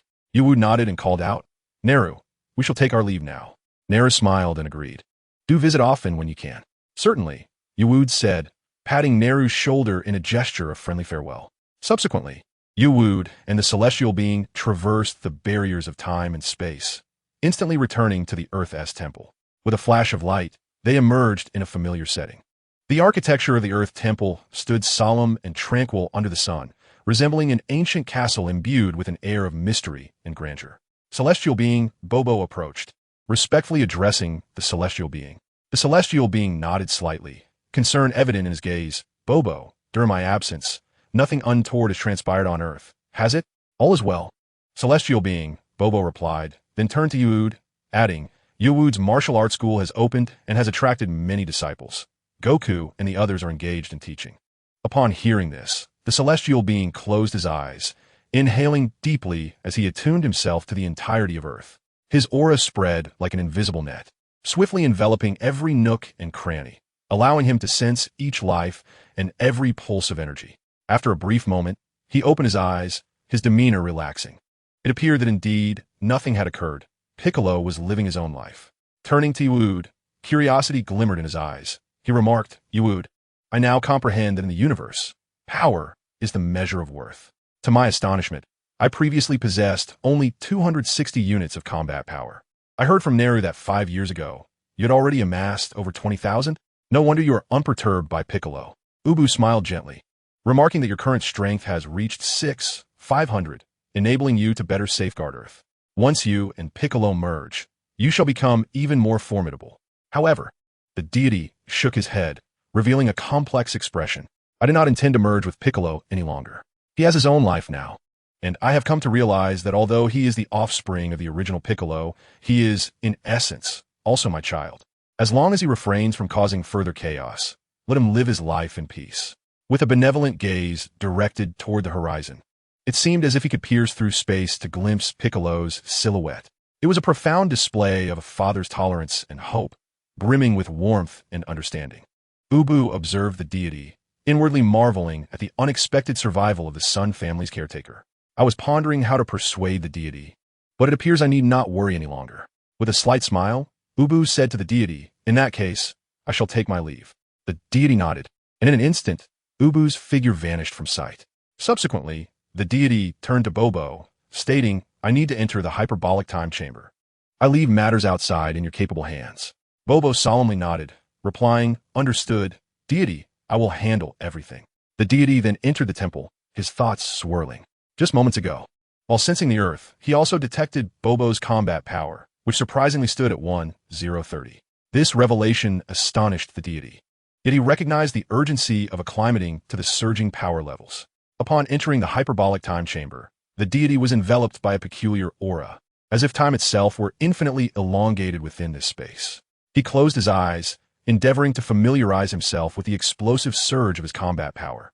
Every strand of energy coursed through his being, as though boundless strength awaited its moment to erupt. This power is truly extraordinary, the deity mused, feeling the essence of his enhanced strength of 500 units. As time flowed slowly within the hyperbolic time chamber, the deity diligently refined his burgeoning abilities.